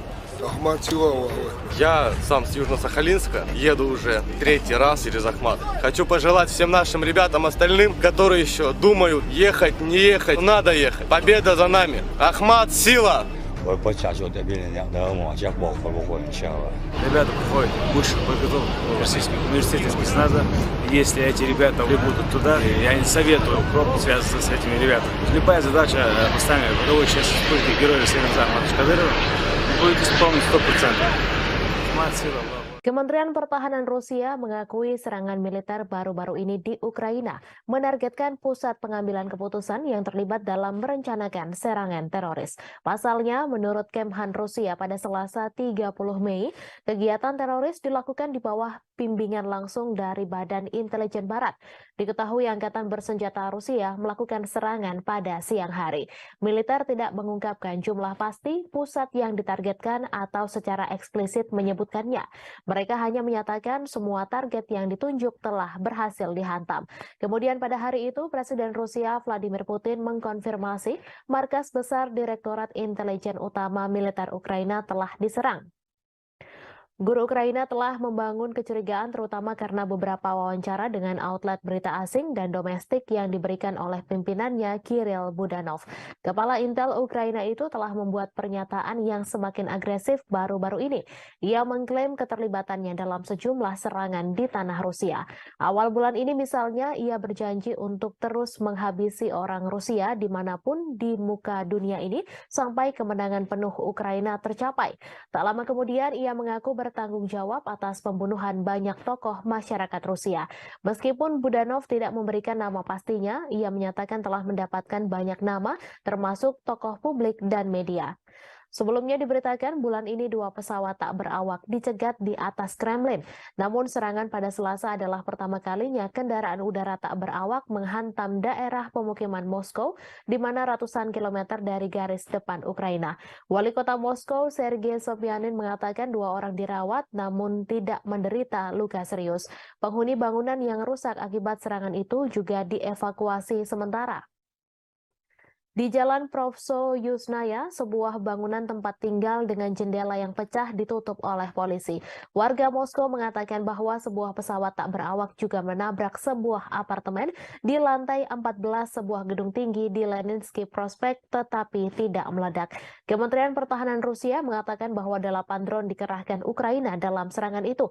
Namun 5 diantaranya jatuh dan 3 lainnya berhasil dinonaktifkan. Gubernur wilayah Krasnodar, Veniamin Kondrativ, menyebut sebuah drone Ukraina memicu kebakaran di kilang minyak di selatan Rusia. Menurutnya penembakan menghantam sebuah kota Rusia dekat perbatasan untuk ketiga kalinya dalam seminggu dan merusak bangunan serta membakar kendaraan. Rusia mengatakan sebuah pesawat tak berawak kemungkinan menjadi penyebab kebakaran yang terjadi di kilang minyak Avivsky. Kebakaran terjadi sehari setelah Rusia menuduh Ukraina mengirim pesawat tak berawak untuk menyerang gedung-gedung di Moskow. Kondrativ melalui aplikasi Telegram pada Rabu 31 Mei menyebut api segera padam dan tidak ada korban jiwa. Kilang minyak Avivsky diketahui berada tidak jauh dari pelabuhan Laut Hitam Novorossiysk, dekat kilang lain yang telah diserang beberapa kali dalam bulan ini. Tidak ada informasi langsung tentang siapa yang meluncurkan pesawat tak berawak itu, namun Moskow menuduh Kiev meningkatkan serangan di dalam Rusia dalam beberapa pekan terakhir. Sementara Rusia telah berulang kali menggempur kota-kota Ukraina dengan pesawat tak berawak dan rudal. Langit di atas Ukraina relatif tenang pada hari Selasa malam tanpa ada serangan udara besar yang dilaporkan. Serangan pesawat tak berawak Rusia menewaskan 1 orang orang dan melukai 4 orang di Kiev pada hari Selasa. Serangan terhadap Rusia terjadi saat Ukraina mempersiapkan serangan balasan untuk mengusir pasukan Rusia dari wilayah yang diduduki sejak Moskow melancarkan invasi skala penuh sejak Februari 2022. Sebuah serangan artileri Ukraina melukai sedikitnya 1 orang di kota Rusia Sebekino, sekitar 7 km utara perbatasan dengan wilayah Kharkiv, Ukraina. Ukraina hampir tidak pernah secara terbuka mengklaim bertanggung jawab atas serangan di Rusia atau di wilayah yang dikuasai Rusia. Rusia menyebut 8 drone menargetkan wilayah sipil Moskow yang berpenduduk lebih dari 21 juta orang. Serangan dilakukan pada Selasa dini hari, namun drone berhasil ditembak jatuh atau dialihkan. Presiden Rusia Vladimir Putin mengecam serangan drone terbesar dari Ukraina ke Moskow. Ia mengatakan bahwa serangan tersebut berupaya menakut-nakuti dan memprovokasi Rusia. Seorang pembantu Presiden Ukraina membantah bahwa Kiev terlibat langsung dalam serangan Moskow. Namun ia mengatakan Ukraina mengetahui penyerangan itu dan memperkirakan akan serangan lain yang lebih banyak lagi. Washington disebut mendukung Kiev dengan secara terbuka mengabaikan serangan pesawat tak berawak yang melanda beberapa distrik Moskow pada hari Selasa. Hal itu disampaikan utusan Rusia untuk Amerika Serikat setelah Presiden Vladimir Putin menyalahkan Ukraina atas serangan itu. Gedung Putih mengatakan tidak mendukung serangan di dalam Rusia dan masih mengumpulkan informasi tentang insiden tersebut, di mana Putin sebelumnya menyebut bahwa serangan itu adalah upaya Ukraina untuk menakut-nakuti Rusia. Putin menyebut serangan itu yang membawa perang 15 bulan di Ukraina ke jantung Rusia sebagai aksi teroris. Ukraina juga menuduh Rusia melakukan terorisme atas pengebomannya terhadap warga sipil Ukraina, di mana tuduhan itu langsung dibantah oleh Moskow. Seorang pembantu Presiden Ukraina membantah Kiev terlibat langsung dalam serangan pesawat tak berawak di Moskow. Serangan terhadap Moskow yang melukai 2 orang terjadi setelah Rusia melancarkan 3 serangan udara dalam 1 hari di Kiev dan sejauh ini pada 17 Mei menewaskan 2 orang dan menabur kehancuran serta ketakutan. Rusia telah lama menuduh Barat melakukan perang proksi melawan Moskow dengan mendukung Ukraina dengan bantuan militer dan keuangan. Diketahui Rusia melancarkan invasi besar-besaran ke Ukraina sejak Februari 2022, menghancurkan kota-kota, memaksa jutaan orang meninggalkan rumah mereka dan menelan ribuan nyawa. Moskow menyebut perang itu sebagai operasi militer khusus untuk denazifikasi Ukraina dan melindungi penutur bahasa Rusia. Namun Kiev dan sekutunya mengatakan itu adalah perampasan tanah yang tidak beralasan. Sejak invasi besar-besaran Rusia ke Ukraina pada Februari 2022, banyak yang menyebut perang tersebut merupakan kesalahan kalkulasi yang dilakukan Presiden Rusia Vladimir Putin. Namun demikian, perang tersebut terjadi juga karena kesalahan Presiden Amerika Serikat Joe Biden dalam memberikan penilaian lebih terhadap Ukraina dan mengabaikan Rusia. Putin memang dianggap melakukan kesalahan fatal dengan menginvasi Ukraina dan menilai Kiev akan segera jatuh serta akan membentuk pemerintahan boneka. Faktanya hingga setahun berlalu Kiev terus dibom tetapi pemerintahan Ukraina masih berdiri tegak. Hanya saja Putin justru terus melayani Ukraina yang didukung Amerika Serikat dan NATO untuk melaksanakan perang dalam durasi yang lama. Yang paling menderita adalah rakyat Ukraina karena hanya menjadi medan pertempuran antara dua kekuatan dunia yakni Amerika Serikat dan Rusia. Saat perang berlarut-larut tanpa akhir yang terlihat merupakan kesalahan utama yang dilakukan Presiden Amerika Serikat Joe Biden. Berikut 5 kesalahan yang dilakukan Presiden Biden dalam menilai perang Ukraina-Rusia. Yang pertama, konflik global antara demokrasi dan otokrasi. Sejak awal Biden memposisikan diri dengan landasan moral yang tinggi. Ia membingkai konflik di Ukraina sebagai konflik global antara demokrasi dan otokrasi. Dilansir dari Al Jazeera, hal tersebut disampaikan pakar kebijakan luar negeri Amerika Serikat Marwan Bisara. Namun demikian, Douglas Brinkley, seorang sejarawan kepresidenan di Rice University mengatakan Biden tetap bersemangat dan tangguh. Itu mengacu pada perjuangan mantan presiden untuk menanggapi invasi Soviet ke Afghanistan pada 1979. Yang kedua, meremehkan nasionalisme Rusia. Biden meremehkan kekuatan nasionalisme Rusia dan menolak ketakutan Moskow akan ekspansi NATO ke perbatasannya sebagai alasan tak berdasar untuk imperialisme Rusia. Beberapa bulan menjelang perang, Biden merusak upaya untuk mengimplementasikan perjanjian Minsk yang ditandatangani pada 2014 dan 2015 untuk mengakhiri konflik di wilayah Donbas. Padahal baik Ukraina dan Rusia telah menandatangani Minsk, tetapi Prancis dan Jerman yang membantu menyelesaikan dan menyempurnakan perjanjian ini gagal mendorong implementasinya dengan cukup keras. Yang ketiga, meremehkan ketahanan militer Rusia. Biden juga meremehkan ketahanan militer Rusia bertaruh pada Ukraina yang mampu mengalahkannya. Biden beranggapan Ukraina sama seperti Afghanistan yang mengalahkan Uni Soviet dengan bantuan dari Amerika Serikat. Namun bagi Moskow, Ukraina jauh lebih penting dan strategis daripada Afghanistan, mengingat kesamaan sejarah dan kedekatan geografisnya. Dari sudut pandang Putin, Ukraina sangat penting bagi keamanan nasional Rusia dan kelangsungan rezimnya. Jelas ia lebih suka menghancurkannya daripada melihatnya bergabung dengan aliansi Barat. Selama setahun pertama perang, kemunduran Rusia dari Kiev ke Kharkiv menunjukkan tekad dan ketahanan Ukraina. Namun gelombang perang mulai berubah tahun ini. Seperti yang ditunjukkan oleh jatuhnya Bakhmut setelah pertempuran sengit selama berbulan-bulan, Rusia tidak kalah ulet atau bertekad untuk menang. Yang keempat, melebih-lebihkan kemampuan perang Ukraina. Biden juga melebih-lebihkan kemampuan perang Ukraina. Perang sejauh ini telah dilakukan secara konvensional di wilayah Ukraina. Kemunduran ini tidak menghalangi Amerika Serikat dan sekutunya untuk meningkatkan bantuan militer kepada Ukraina. Pada 19 Mei lalu, pertemuan negara-negara G7 yang dipimpin Amerika Serikat di Hiroshima berjanji untuk memperbarui komitmen mereka untuk memberikan dukungan finansial, kemanusiaan, militer, dan diplomatik yang dibutuhkan Ukraina selama diperlukan. Apa yang dimulai dengan pengiriman amunisi ke Ukraina diperluas untuk memasok artileri dan tank Amerika dan Jerman, sistem pertahanan Patriot, dan drone yang memungkinkan Ukraina melakukan perlawanan ke wilayah Rusia. Baru-baru ini, Amerika Serikat telah menyetujui pengiriman jet tempur F-16 ke Ukraina untuk menantang superioritas udara Rusia. Moskow telah memperingatkan bahwa menyediakan Kiev dengan pesawat ini akan menyebabkan eskalasi yang berbahaya. Yang kelima, salah kalkulasi sanksi bagi Rusia.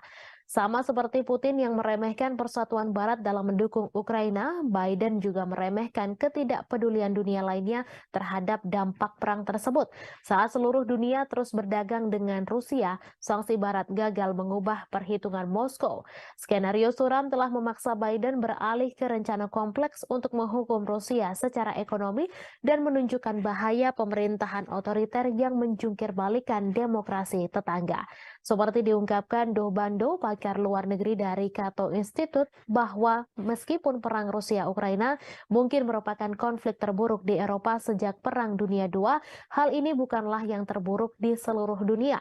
Konflik yang jauh lebih dahsyat telah terjadi di seluruh dunia berkembang karena dampak perang Ukraina tersebut. Perang Rusia dan Ukraina terus mencapai dinamika terbaru. Meski memiliki ukuran persenjataan yang lebih kecil, Ukraina dilaporkan telah menjatuhkan serangan yang menekan tentara Moskow.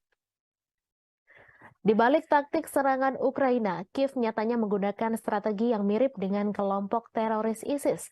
Hal ini terlihat dari bagaimana Ukraina mengunggah video yang berisi kekejaman untuk menggugah emosi, di mana hal ini serupa dengan ISIS. Kelompok teror itu mendorong video yang canggih dan kadang menampilkan kekerasan sebagai bagian dari kampanye perekrutan yang lebih luas. Mereka juga mendistribusikan rekaman yang menarik secara emosional untuk memangsa identitas target yang lemah. Dilansir dari Newsweek, bagi Ukraina, motivasi di balik pembuatan video dari adegan medan perang adalah menarik cukup banyak pemirsa secara global untuk memastikan bahwa perjuangan negara melawan Rusia tidak dilupakan. Hal ini juga membuktikan bahwa dukungan keuangan dan militer Barat untuk Kiev belum dan tidak akan sia-sia. Menurut salah satu pembuat video asal Ukraina, Konstantin Kalnovsky, Kiev menggunakan teknologi yang cukup mumpuni seperti drone untuk menggambarkan situasi kengerian serangan Rusia. Video itulah yang kemudian membuat Ukraina mendapatkan begitu banyak dukungan. Ukraina nyatanya juga memiliki pasukan khusus pembuat video grafis yang bernama Serigala Putih. Mereka merilis video sepanjang konflik yang menunjukkan bagaimana pasukannya berhasil menghancurkan target Rusia termasuk tank. Salah satu klip yang ditweet oleh Dinas Keamanan Ukraina, SBU, pada bulan Maret menunjukkan pandangan udara dari kendaraan militer yang meledak setelah dihantam dari atas.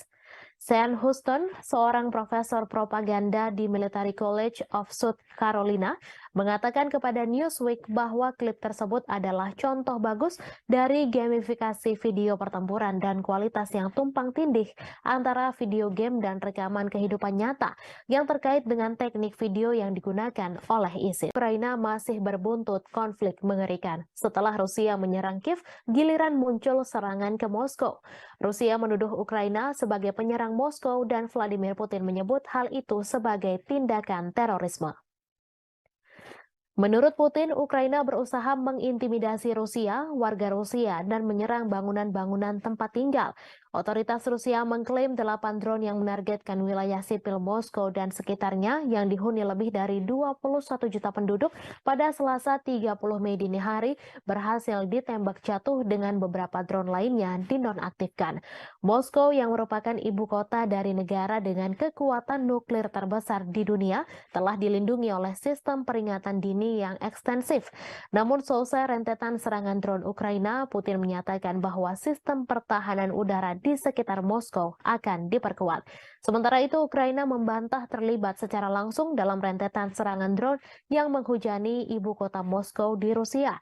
Namun demikian, Kiev mengakui tengah menikmati situasi di Moskow dan memprediksi masih akan ada serangan lainnya.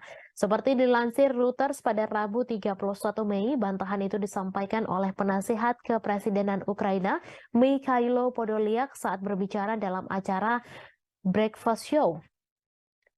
Dilansir Reuters pada Rabu 31 Mei terjadi serangan drone yang menghantam dan memicu kebakaran di sebuah kilang minyak Rusia bagian selatan. Rusia menuding Ukraina sebagai dalang serangan itu. Otoritas Rusia juga melaporkan sebuah serangan artileri Ukraina terhadap kota Sebekino yang berjarak hanya 7 km sebelah utara wilayah Kharkiv di Ukraina.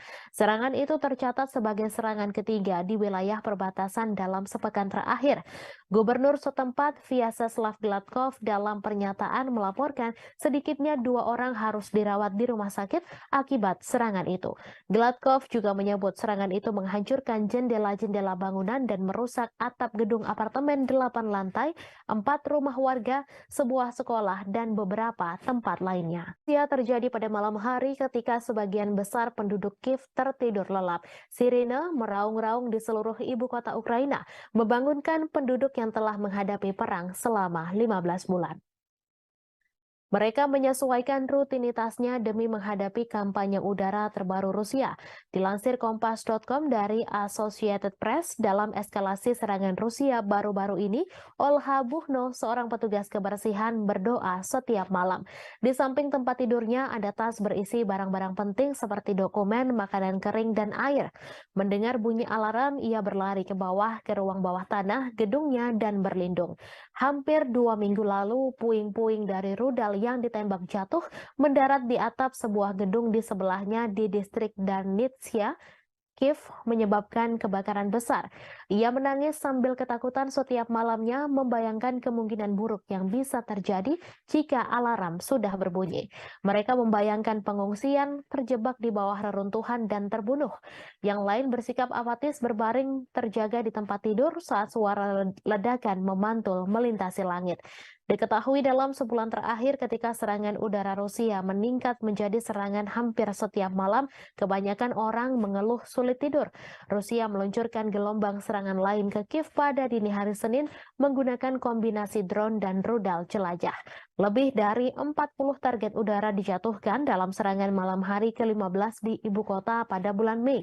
Saat siang hari, puing-puing yang berjatuhan menembus atap bangunan tempat tinggal di distrik Potlis, tetapi tidak ada laporan mengenai korban. Seringkali ledakan adalah suara dari sistem pertahanan udara Ukraina yang berhasil menargetkan rudal dan drone mematikan yang dikirim Rusia ke Ukraina. Rusia melancarkan pengeboman yang sangat intens, mengirimkan 18 rudal ke arah Ukraina, 14 diantaranya menargetkan Kiev menurut juru bicara Angkatan Udara Ukraina. Ukraina mengklaim pihaknya telah menembak jatuh 6 rudal hipersonik Kinzhal pada malam itu. Yevgeny Prigozhin, bos kelompok tentara bayaran Rusia Wagner Group, mendesak jaksa untuk menyelidiki kejahatan oleh pejabat-pejabat senior pertahanan negeri beruang merah selama invasi di Ukraina. Prigozhin melayangkan desakan itu melalui surat ke pihak berwenang. Dalam surat itu, ia mengeluhkan operasi khusus militer atau SMO Rusia di Ukraina. Sebagaimana dilansir Reuters, Prigozhin kemudian mengatakan surat-surat tersebut tidak untuk dipublikasikan. Dalam beberapa bulan belakangan, Prigozhin memang kerap mengkritik para pejabat pertahanan Rusia yang ia anggap tidak becus. Akibat ketidakbecusan itu, prajurit Rusia di medan tempur di Ukraina kewalahan dan bak kehilangan arah sementara nyawa terus berjatuhan. Sejumlah pengamat juga menganggap pasukan militer Rusia di Ukraina tidak becus. Beberapa pakar menilai pasukan Wagner lah yang selama ini membuat Rusia dapat bertahan di Ukraina. Namun Wagner sudah menarik pasukannya dari medan tempur di Ukraina. Mereka menyerahkan posisi tempur kepada tentara Rusia. Setelah penarikan pasukan itu, muncul desas-desus bahwa Prigozhin berencana melancarkan kudeta di Rusia. Meski demikian, Prigozhin langsung membantah tudingan tersebut. Ia mengklaim Wagner tak memiliki pasukan yang cukup untuk melancarkan kudeta. Ia malah menuduh balik Menteri Pertahanan Rusia Sergei Shoigu lah yang sebenarnya mampu menggelar kudeta mengingat personel pasukannya begitu banyak. Rusia akan mengevakuasi ratusan anak dari desa-desa di Belgorod karena pengeboman yang intensif di perbatasan Rusia dan Ukraina tersebut. Kremlin menganggap situasi di Belgorod saat ini mengkhawatirkan. Diketahui Rusia mulai menghadapi rentetan serangan intensif di perbatasan termasuk Belgorod. Evakuasi ini dilakukan di daerah perbatasan yang paling terkena dampak. Gubernur Belgorod Vyacheslav Gladkov mengatakan situasi memburuk di desa Sebekino yang dihantam roket pada Rabu 31 Mei pukul 3:15 waktu setempat. Ia mengatakan 300 anak pertama di wilayah terdampak di Belgorod akan dibawa ke Voronezh, sebuah kota sekitar 250 km lebih jauh ke Rusia. Melalui saluran telegramnya, ia memposting foto-foto mobil terbakar yang menghitam tergeletak di rerumputan dekat taman bermain dan sebuah roket yang tampaknya mendarat di jalan. Ia mengatakan serangan itu melukai 4 orang.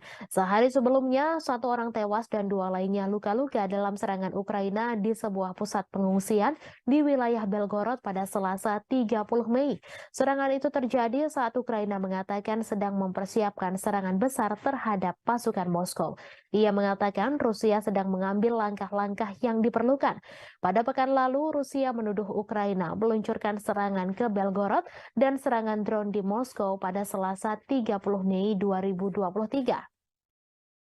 Sejumlah depot minyak di Rusia telah terpukul dalam beberapa pekan terakhir. Pada Rabu 31 Mei, pihak berwenang di wilayah Krasnodar Selatan Rusia mengatakan sebuah drone menghantam kilang minyak Ilsky. Krasnodar telah dihantam drone 2 kali sejak awal Mei 2023. Rusia juga menuduh Ukraina meluncurkan 8 serangan drone ke Moskow pada Selasa 30 Mei. Serangan itu menyebabkan kerusakan pada bangunan apartemen.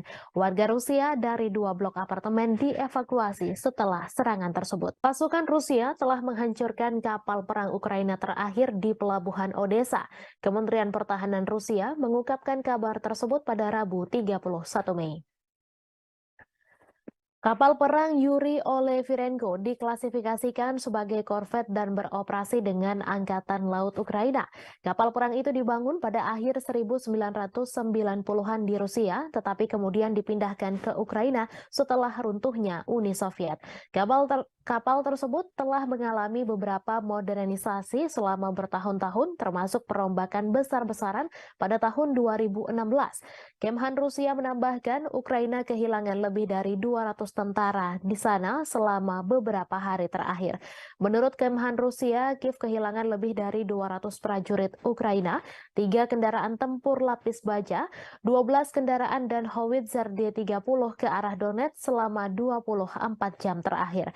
Sementara itu, Shalik, juru bicara Angkatan Laut Ukraina, mengatakan pihaknya tidak akan menanggapi pernyataan apapun yang dibuat sepihak oleh Rusia. Angkatan Laut Ukraina juga tidak akan mengungkapkan informasi apapun tentang kerugian selama perang. Sebelumnya, Rusia mengklaim bahwa pesawat tak berawak Ukraina memicu kebakaran di kilang minyak di Rusia Selatan. Selain itu, serangan udara juga menghantam sebuah kota Rusia dekat perbatasan untuk ketiga kalinya dalam seminggu dan merusak bangunan serta membakar kendaraan. Sementara itu, berikut perkembangan lainnya seputar situasi perang Rusia-Ukraina, di mana hanya ada sekitar 500 orang yang masih tinggal di Bahmut menurut wali kota itu, Oleksiy Reva. Jumlah itu jauh dibandingkan dengan 70.000 orang yang tinggal di kota Ukraina Timur sebelum perang meletus. Bahmut menjadi sasaran pertempuran sengit selama setahun terakhir. Baik Ukraina dan Rusia mengklaim sama-sama menguasai kota tersebut.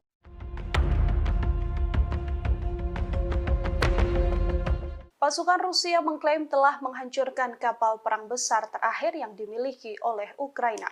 Serangan tersebut dilancarkan Rusia pada Senin 29 Mei di Pelabuhan Odessa di Laut Hitam. Dalam rilis Kementerian Pertahanan, kapal perang besar Angkatan Laut Ukraina ini dihancurkan dengan serangan presisi tinggi Angkatan Udara Rusia.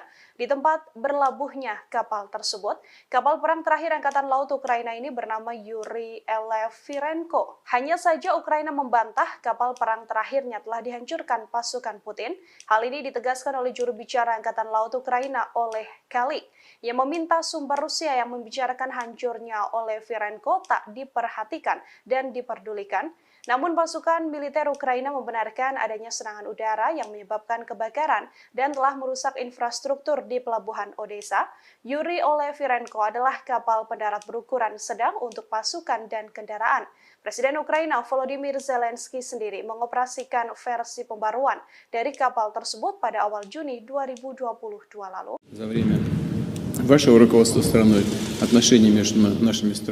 Kabar mengejutkan datang dari Rusia yang mengumumkan bahwa negaranya memiliki sekutu baru yang tidak terduga. Bahkan pemimpin negara tersebut telah bertemu langsung dengan Presiden Rusia Vladimir Putin. Lantas, akankah negara tersebut membantu Rusia dalam peperangan dengan Ukraina? Sekutu baru tak terduga dari Rusia yang dimaksud adalah negara Eritrea. Bahkan Putin telah bertemu dengan Presiden Eritrea yakni Isaias Afwerki pada Rabu 31 Mei 2023. Adapun untuk pertama kalinya Isaias Afwerki rela pergi ke Rusia dan bertemu dengan Vladimir Putin. Dalam pertemuan tersebut dikabarkan keduanya membahas prospek hubungan antar dua negara. Kremlin mengatakan Putin dan Isaias membahas di segala bidang, termasuk masalah yang paling mendesak dalam agenda regional dan internasional. Bahkan selesai pertemuan tersebut, keduanya telah menandatangani beberapa kesepakatan antar pemerintah. Sementara sebelumnya, Menteri Luar Negeri Rusia Sergei Lavrov terlebih dahulu mengunjungi Eritrea. Kunjungan itu telah dilakukan pada Januari 2023 silam. Pada pertemuan tersebut, Afwerki dan Lavrov membahas perubahan radikal dalam situasi internasional. Keduanya pun juga membahas soal arah utama pengembangan hubungan antara Rusia dengan Eritrea. Уважаемый господин президент, уважаемые коллеги, друзья, мы очень рады приветствовать вас в России. Работает? Перевод есть? Отлично. Это ваш первый официальный визит в нашу страну. Уважаемый господин президент, на днях Эритрея отмечала 30-летие своей независимости. И это совпадает с датой установления наших дипломатических отношений между нашими странами. Позвольте вас с этим поздравить, поблагодарить вас за то, что за эти годы, за время вашего руководства страной, отношения между нашими странами развиваются и укрепляются. Ukraina kembali mengalami kerugian lantaran kehilangan pos komando angkatan bersenjatanya. Hal itu dikarenakan Rusia kembali menghancurkan markas tentara Ukraina. Kali ini Rusia melakukan penyerangan menggunakan roket peluncuran ganda, yakni MLRS. Klaim tersebut disampaikan oleh Kepala Pusat Pers Pengelompokan yakni Oleg Chekov yang mengatakan penyerangan itu terjadi di Trudoyov ke arah Zaporozhia. Tak hanya itu, penembak jitu Rusia juga berhasil menghancurkan kelompok pengintai Ukraina. Serangan itu dilakukan menggunakan sistem penyembur api berat TOS-1 Solsepek. Selain penembak jitu Ukraina, TOS-1 Solsepek juga menghantam 2 benteng militan. Adapun 2 benteng militan itu berada di area Stepovoe dan Privolnoye. Oleg Chekov mengatakan beberapa titik penempatan Ukraina juga dihantam oleh artileri self-propelled Gostivka milik Rusia. Beberapa titik yang dimaksud yakni Poltavka dan Malaya Tokmatska. Di satu sisi, Ukraina belum memberikan penjelasan terkait kerugian yang dialami oleh komando pasukannya. Думают, ехать, не ехать, надо ехать. Победа за нами. Ахмат, сила! Pasukan Rusia mengklaim telah menguasai kota Bakhmut, Ukraina. Kini giliran pasukan Chechnya yang bersiap memulai pertempuran baru di wilayah Donetsk. Akankah wilayah Donetsk bernasib sama seperti kota Bakhmut?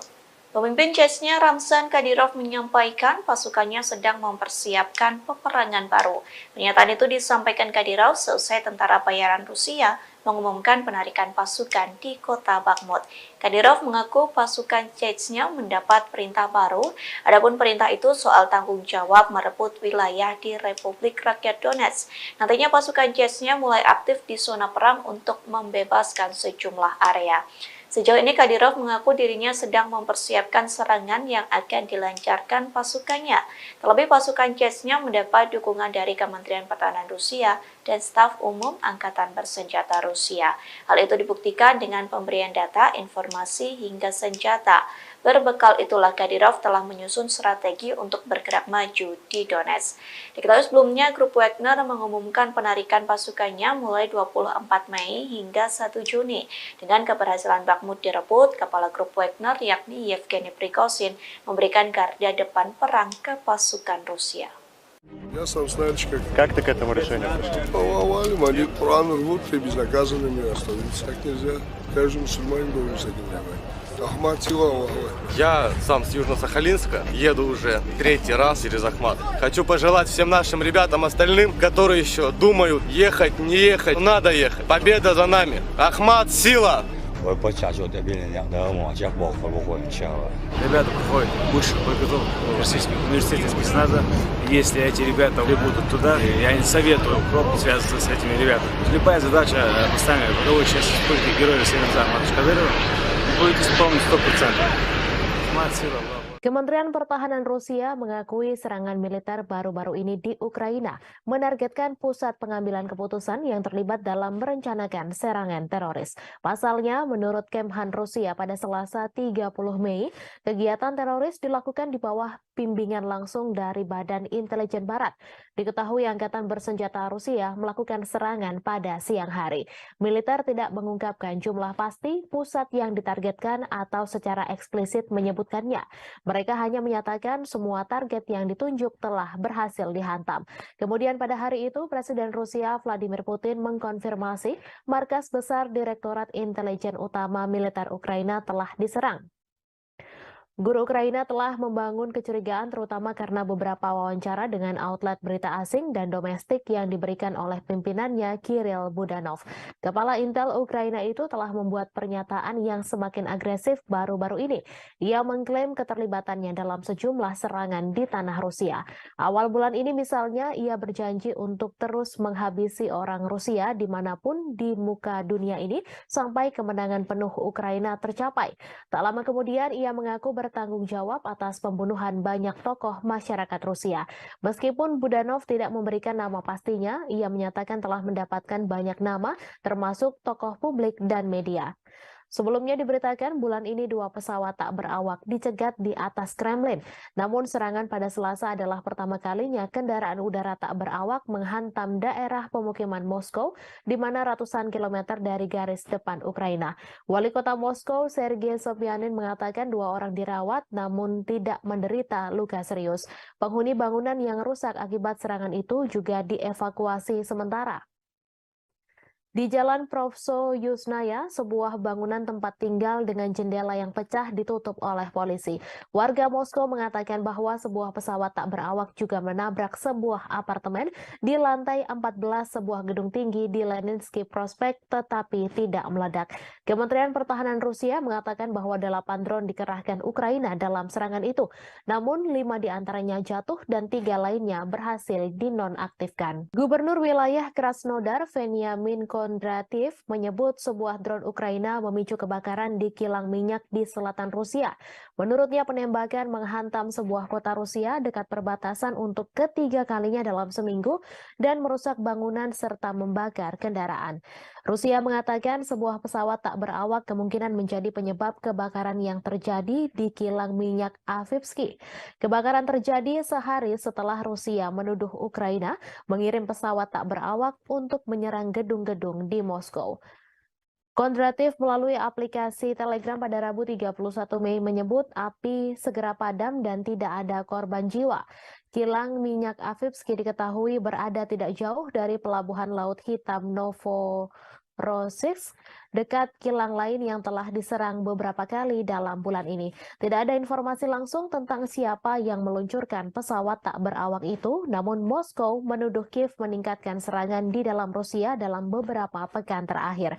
Sementara Rusia telah berulang kali menggempur kota-kota Ukraina dengan pesawat tak berawak dan rudal. Langit di atas Ukraina relatif tenang pada hari Selasa malam tanpa ada serangan udara besar yang dilaporkan. Serangan pesawat tak berawak Rusia menewaskan 1 orang dan melukai 4 orang di Kiev pada hari Selasa. Serangan terhadap Rusia terjadi saat Ukraina mempersiapkan serangan balasan untuk mengusir pasukan Rusia dari wilayah yang diduduki sejak Moskow melancarkan invasi skala penuh sejak Februari 2022.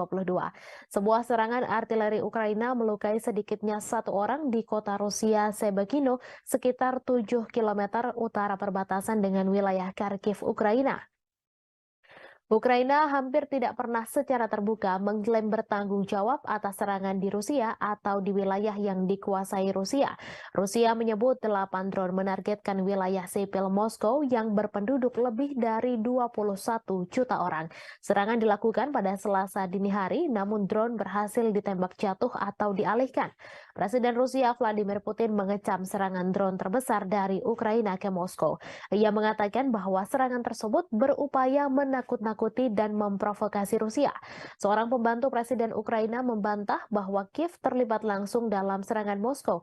Namun ia mengatakan Ukraina mengetahui penyerangan itu dan memperkirakan akan serangan lain yang lebih banyak lagi. Washington disebut mendukung Kiev dengan secara terbuka mengabaikan serangan pesawat tak berawak yang melanda beberapa distrik Moskow pada hari Selasa.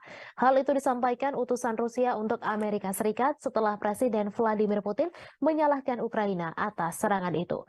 Gedung Putih mengatakan tidak mendukung serangan di dalam Rusia dan masih mengumpulkan informasi tentang insiden tersebut, di mana Putin sebelumnya menyebut bahwa serangan itu adalah upaya Ukraina untuk menakut-nakuti Rusia. Putin menyebut serangan itu yang membawa perang 15 bulan di Ukraina ke jantung Rusia sebagai aksi teroris. Ukraina juga menuduh Rusia melakukan terorisme atas pengebomannya terhadap warga sipil Ukraina, di mana tuduhan itu langsung dibantah oleh Moskow. Seorang pembantu Presiden Ukraina membantah Kiev terlibat langsung dalam serangan pesawat tak berawak di Moskow.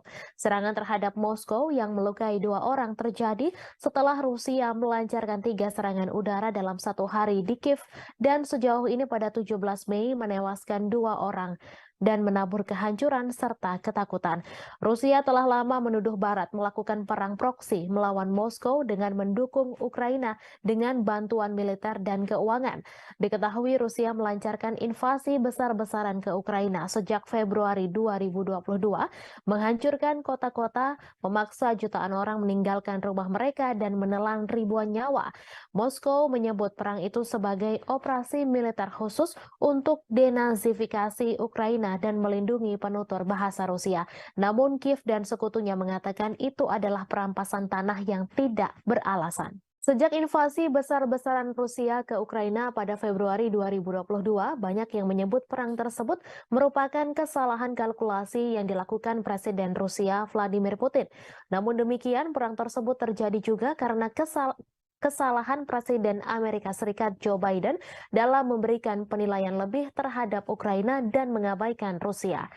Putin memang dianggap melakukan kesalahan fatal dengan menginvasi Ukraina dan menilai Kiev akan segera jatuh serta akan membentuk pemerintahan boneka.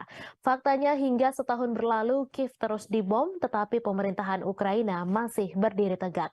Hanya saja Putin justru terus melayani Ukraina yang didukung Amerika Serikat dan NATO untuk melaksanakan perang dalam durasi yang lama. Yang paling menderita adalah rakyat Ukraina karena hanya menjadi medan pertempuran antara dua kekuatan dunia, yakni Amerika Serikat dan Rusia. Saat perang berlarut-larut tanpa akhir yang terlihat merupakan kesalahan utama yang dilakukan Presiden Amerika Serikat Joe Biden. Berikut 5 kesalahan yang dilakukan Presiden Biden dalam menilai perang Ukraina-Rusia. Yang pertama, konflik global antara demokrasi dan otokrasi. Sejak awal, Biden memposisikan diri dengan landasan moral yang tinggi.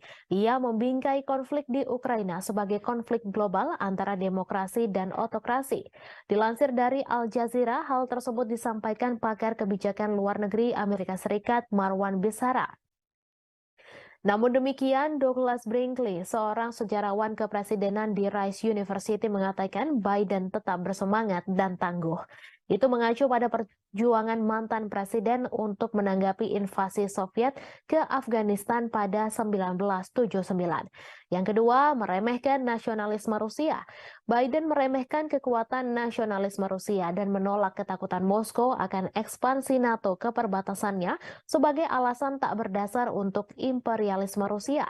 Beberapa bulan menjelang perang, Biden merusak upaya untuk mengimplementasikan perjanjian Minsk yang ditandatangani pada 2014 dan 2015 untuk mengakhiri konflik di wilayah Donbas.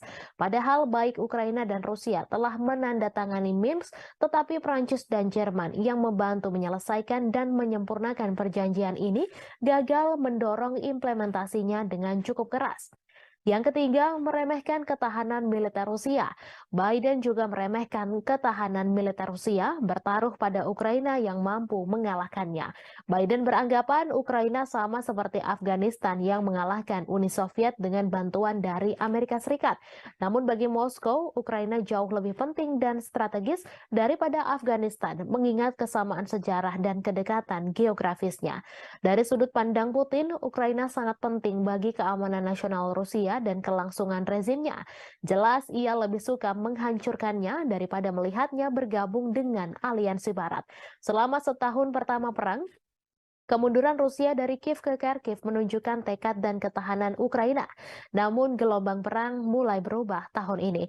Seperti yang ditunjukkan oleh jatuhnya Bakhmut setelah pertempuran sengit selama berbulan-bulan, Rusia tidak kalah ulet atau bertekad untuk menang. Yang keempat, melebih-lebihkan kemampuan perang Ukraina. Biden juga melebih-lebihkan kemampuan perang Ukraina. Perang sejauh ini telah dilakukan secara konvensional di wilayah Ukraina. Kemunduran ini tidak menghalangi Amerika Serikat dan sekutunya untuk meningkatkan bantuan militer kepada Ukraina. Pada 19 Mei lalu, pertemuan negara-negara G7 yang dipimpin Amerika Serikat di Hiroshima berjanji untuk memperbarui komitmen mereka untuk memberikan dukungan finansial, kemanusiaan, militer, dan diplomatik yang dibutuhkan Ukraina selama diperlukan. Apa yang dimulai dengan pengiriman amunisi ke Ukraina diperluas untuk memasok artileri dan tank Amerika dan Jerman, sistem pertahanan Patriot, dan drone yang memungkinkan Ukraina melakukan perlawanan ke wilayah Rusia. Baru-baru ini Amerika Serikat telah menyetujui pengiriman jet tempur F-16 ke Ukraina untuk menantang superioritas udara Rusia. Moskow telah memperingatkan bahwa menyediakan Kiev dengan pesawat ini akan menyebabkan eskalasi yang berbahaya. Yang kelima, salah kalkulasi sanksi bagi Rusia.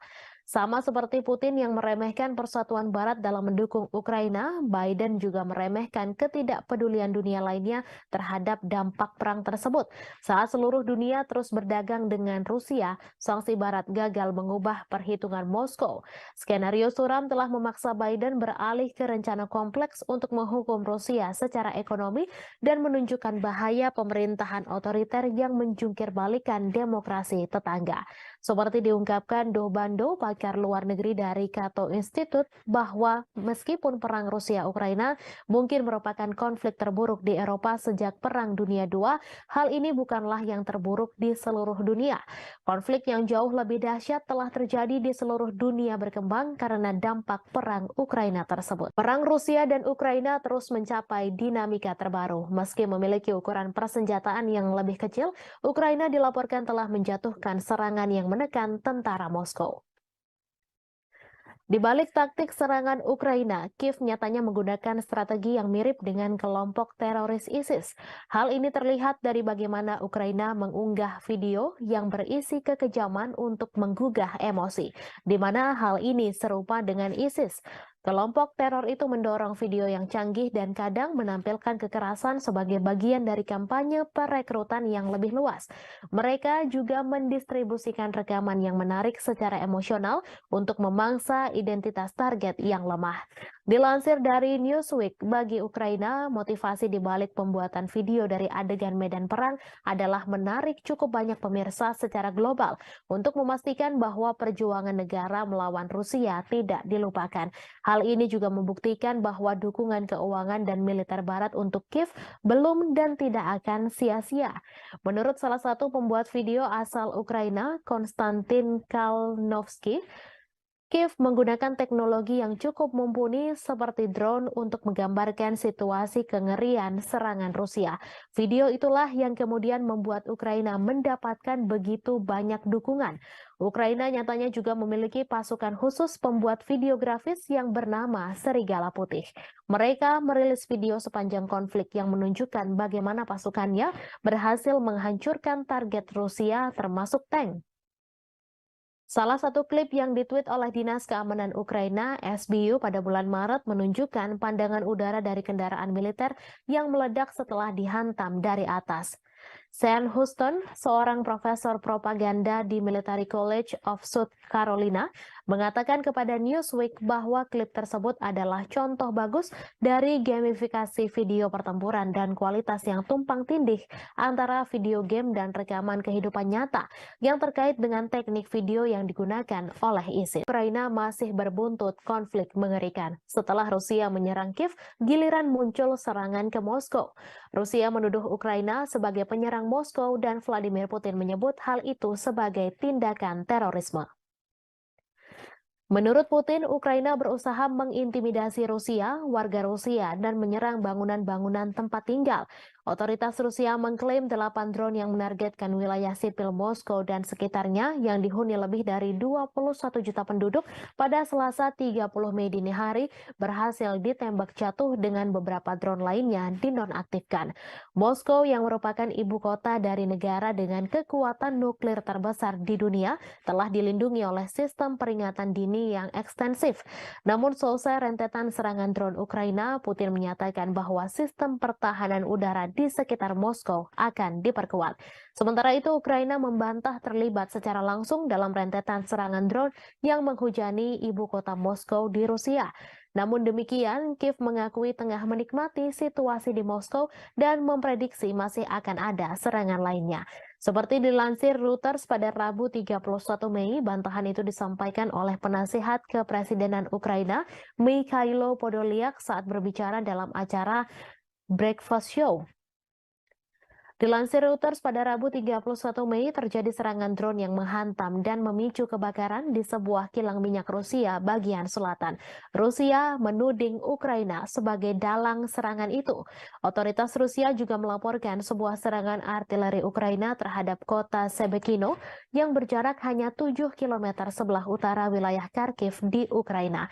Serangan itu tercatat sebagai serangan ketiga di wilayah perbatasan dalam sepekan terakhir. Gubernur setempat Vyacheslav Gladkov dalam pernyataan melaporkan sedikitnya 2 orang harus dirawat di rumah sakit akibat serangan itu. Gladkov juga menyebut serangan itu menghancurkan jendela-jendela bangunan dan merusak atap gedung apartemen 8 lantai, 4 rumah warga, sebuah sekolah, dan beberapa tempat lainnya. Ia terjadi pada malam hari ketika sebagian besar penduduk Kiev tertidur lelap. Sirine meraung-raung di seluruh ibu kota Ukraina, membangunkan penduduk yang telah menghadapi perang selama 15 bulan. Mereka menyesuaikan rutinitasnya demi menghadapi kampanye udara terbaru Rusia. Dilansir Kompas.com dari Associated Press, dalam eskalasi serangan Rusia baru-baru ini, Olha Buchno, seorang petugas kebersihan, berdoa setiap malam.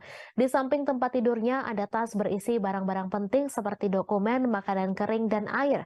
Mendengar bunyi alarm, ia berlari ke bawah ke ruang bawah tanah gedungnya dan berlindung. Hampir 2 minggu lalu, puing-puing dari rudal yang ditembak jatuh mendarat di atap sebuah gedung di sebelahnya di distrik Darnitsia, Kiev, menyebabkan kebakaran besar. Ia menangis sambil ketakutan setiap malamnya, membayangkan kemungkinan buruk yang bisa terjadi jika alarm sudah berbunyi.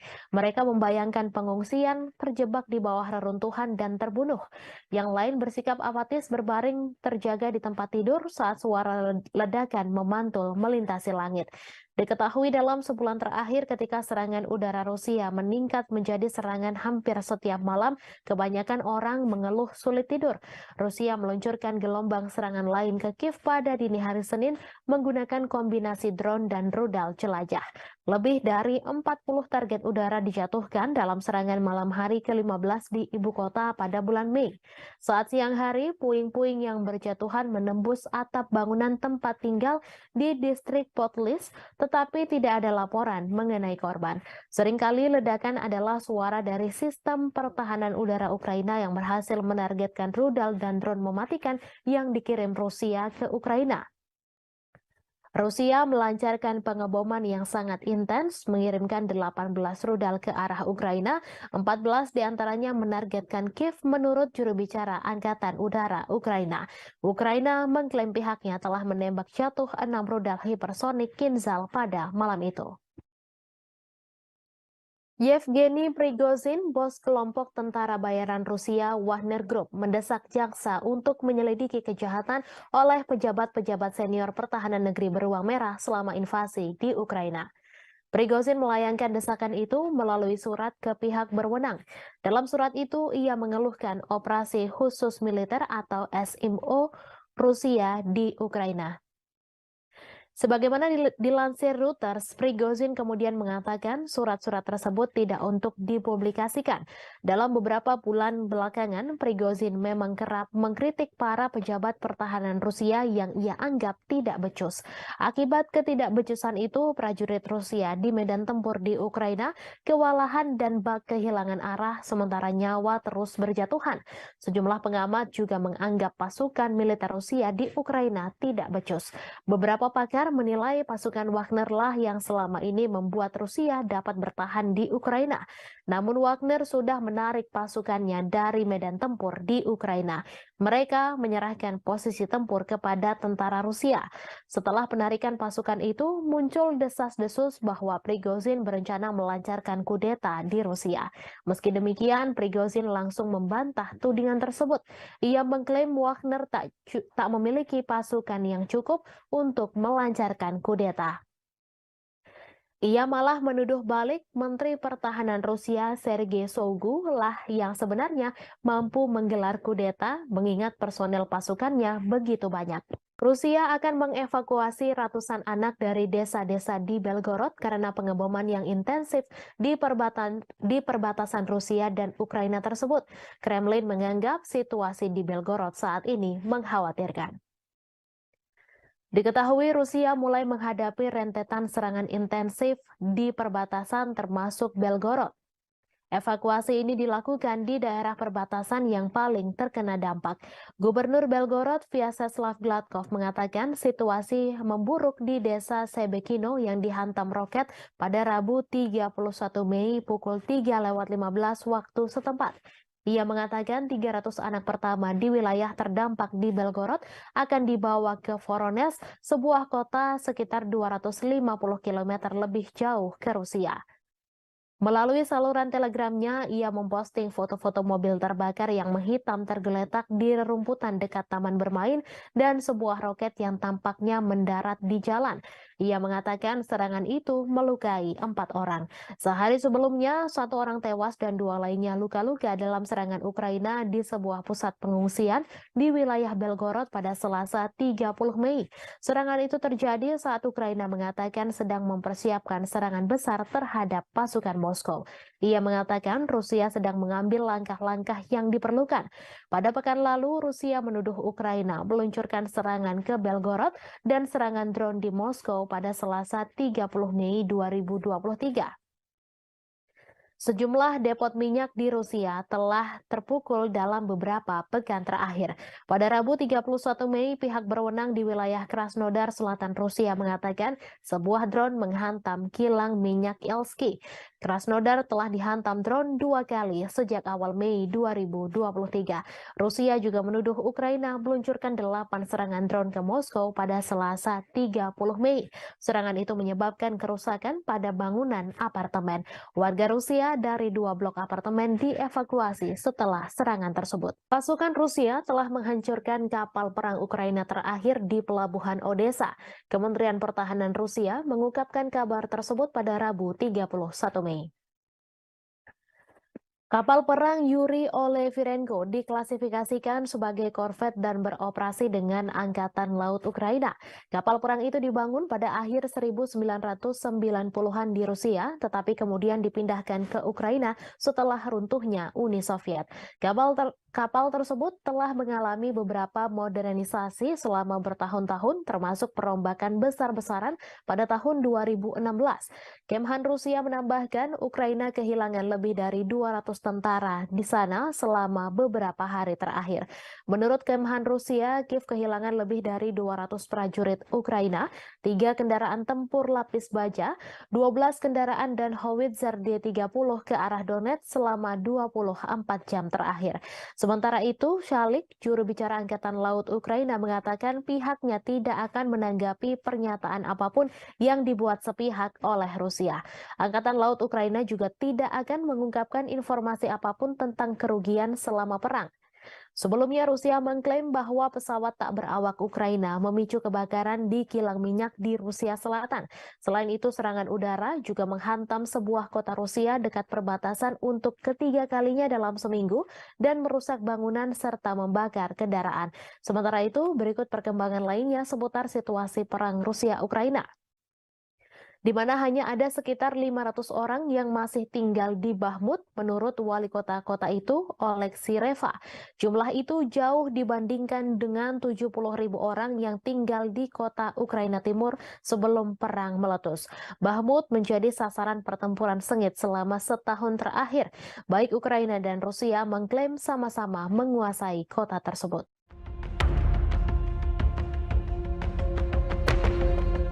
Pasukan Rusia mengklaim telah menghancurkan kapal perang besar terakhir yang dimiliki oleh Ukraina. Serangan tersebut dilancarkan Rusia pada Senin 29 Mei di Pelabuhan Odessa di Laut Hitam. Dalam rilis Kementerian Pertahanan, kapal perang besar Angkatan Laut Ukraina ini dihancurkan dengan serangan presisi tinggi Angkatan Udara Rusia. Di tempat berlabuhnya kapal tersebut, kapal perang terakhir Angkatan Laut Ukraina ini bernama Yuri Olefirenko. Hanya saja Ukraina membantah kapal perang terakhirnya akhirnya telah dihancurkan pasukan Putin.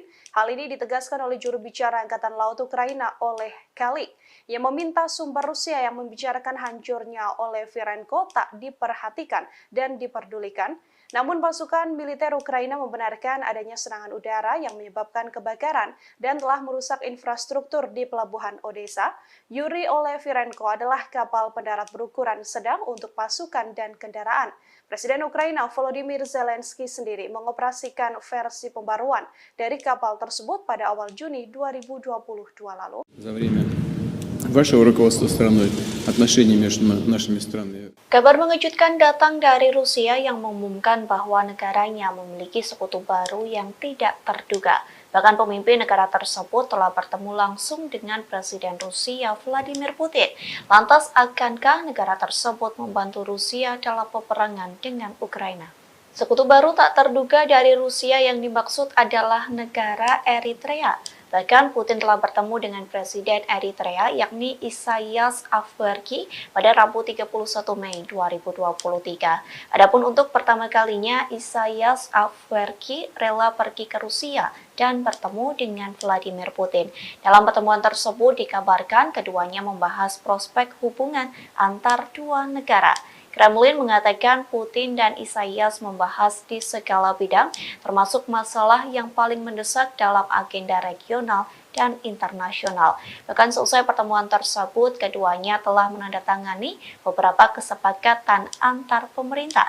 Sementara sebelumnya, Menteri Luar Negeri Rusia Sergei Lavrov terlebih dahulu mengunjungi Eritrea. Kunjungan itu telah dilakukan pada Januari 2023 silam. Pada pertemuan tersebut, Afwerki dan Lavrov membahas perubahan radikal dalam situasi internasional. Keduanya pun juga membahas soal arah utama pengembangan hubungan antara Rusia dengan Eritrea. Уважаемый господин президент, уважаемые коллеги, друзья, мы очень рады приветствовать вас в России. Работает? Перевод есть? Отлично. Это ваш первый официальный визит в нашу страну. Уважаемый господин президент, на днях Эритрея отмечала 30-летие своей независимости. И это совпадает с датой установления наших дипломатических отношений между нашими странами.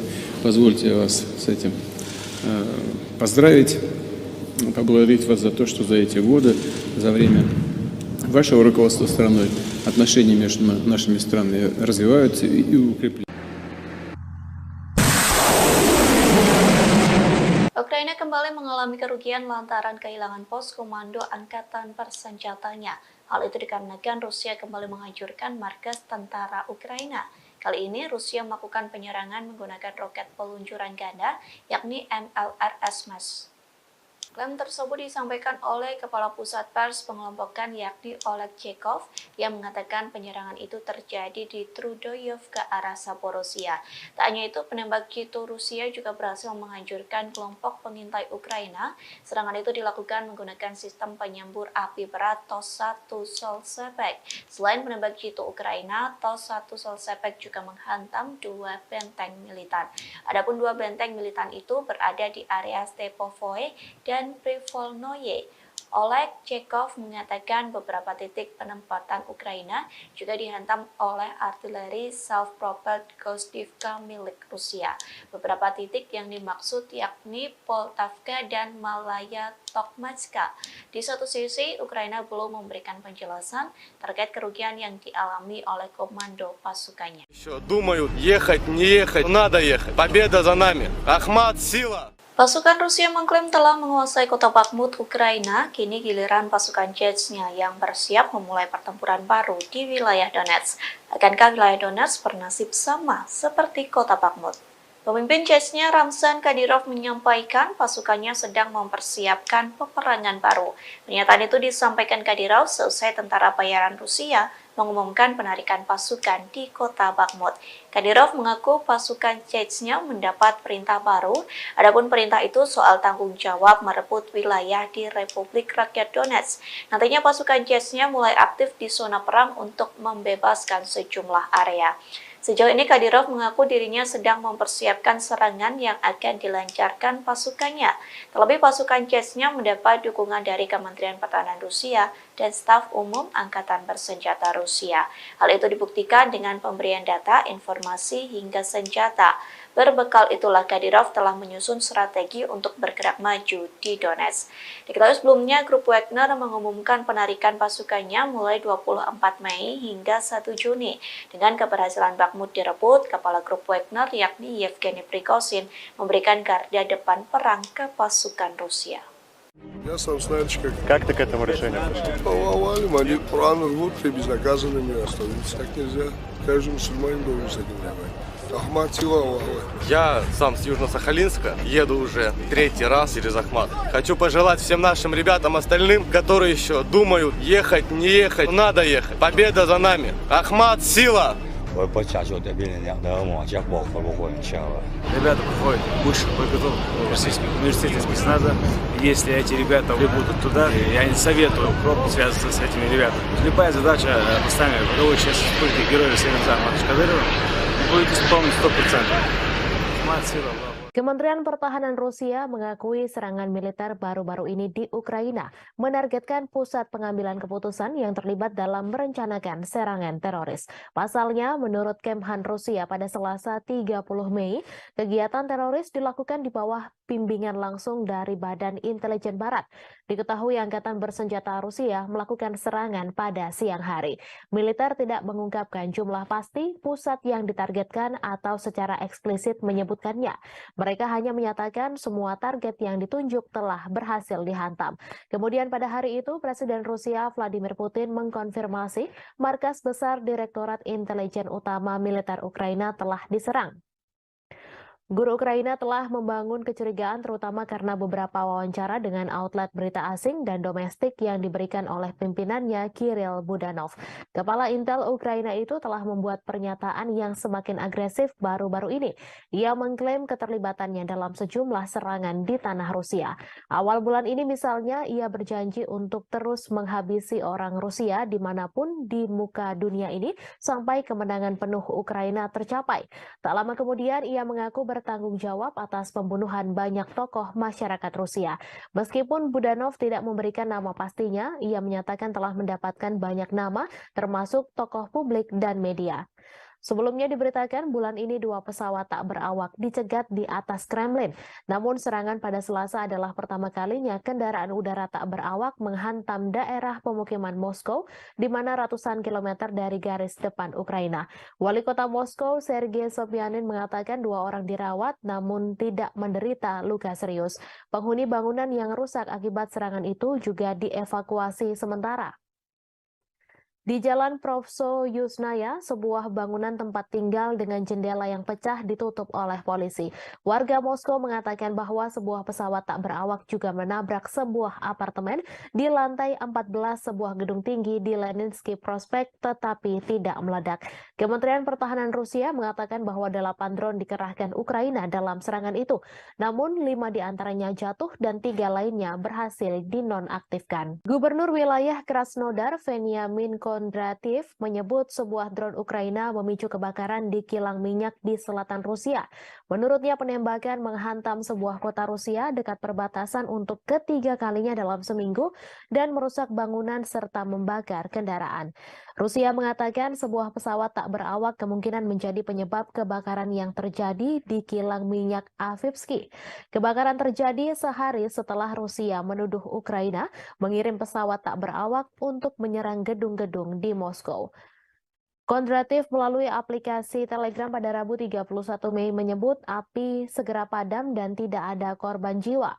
Kilang minyak Avivsky diketahui berada tidak jauh dari pelabuhan Laut Hitam Novorossiysk, dekat kilang lain yang telah diserang beberapa kali dalam bulan ini. Tidak ada informasi langsung tentang siapa yang meluncurkan pesawat tak berawak itu, namun Moskow menuduh Kiev meningkatkan serangan di dalam Rusia dalam beberapa pekan terakhir.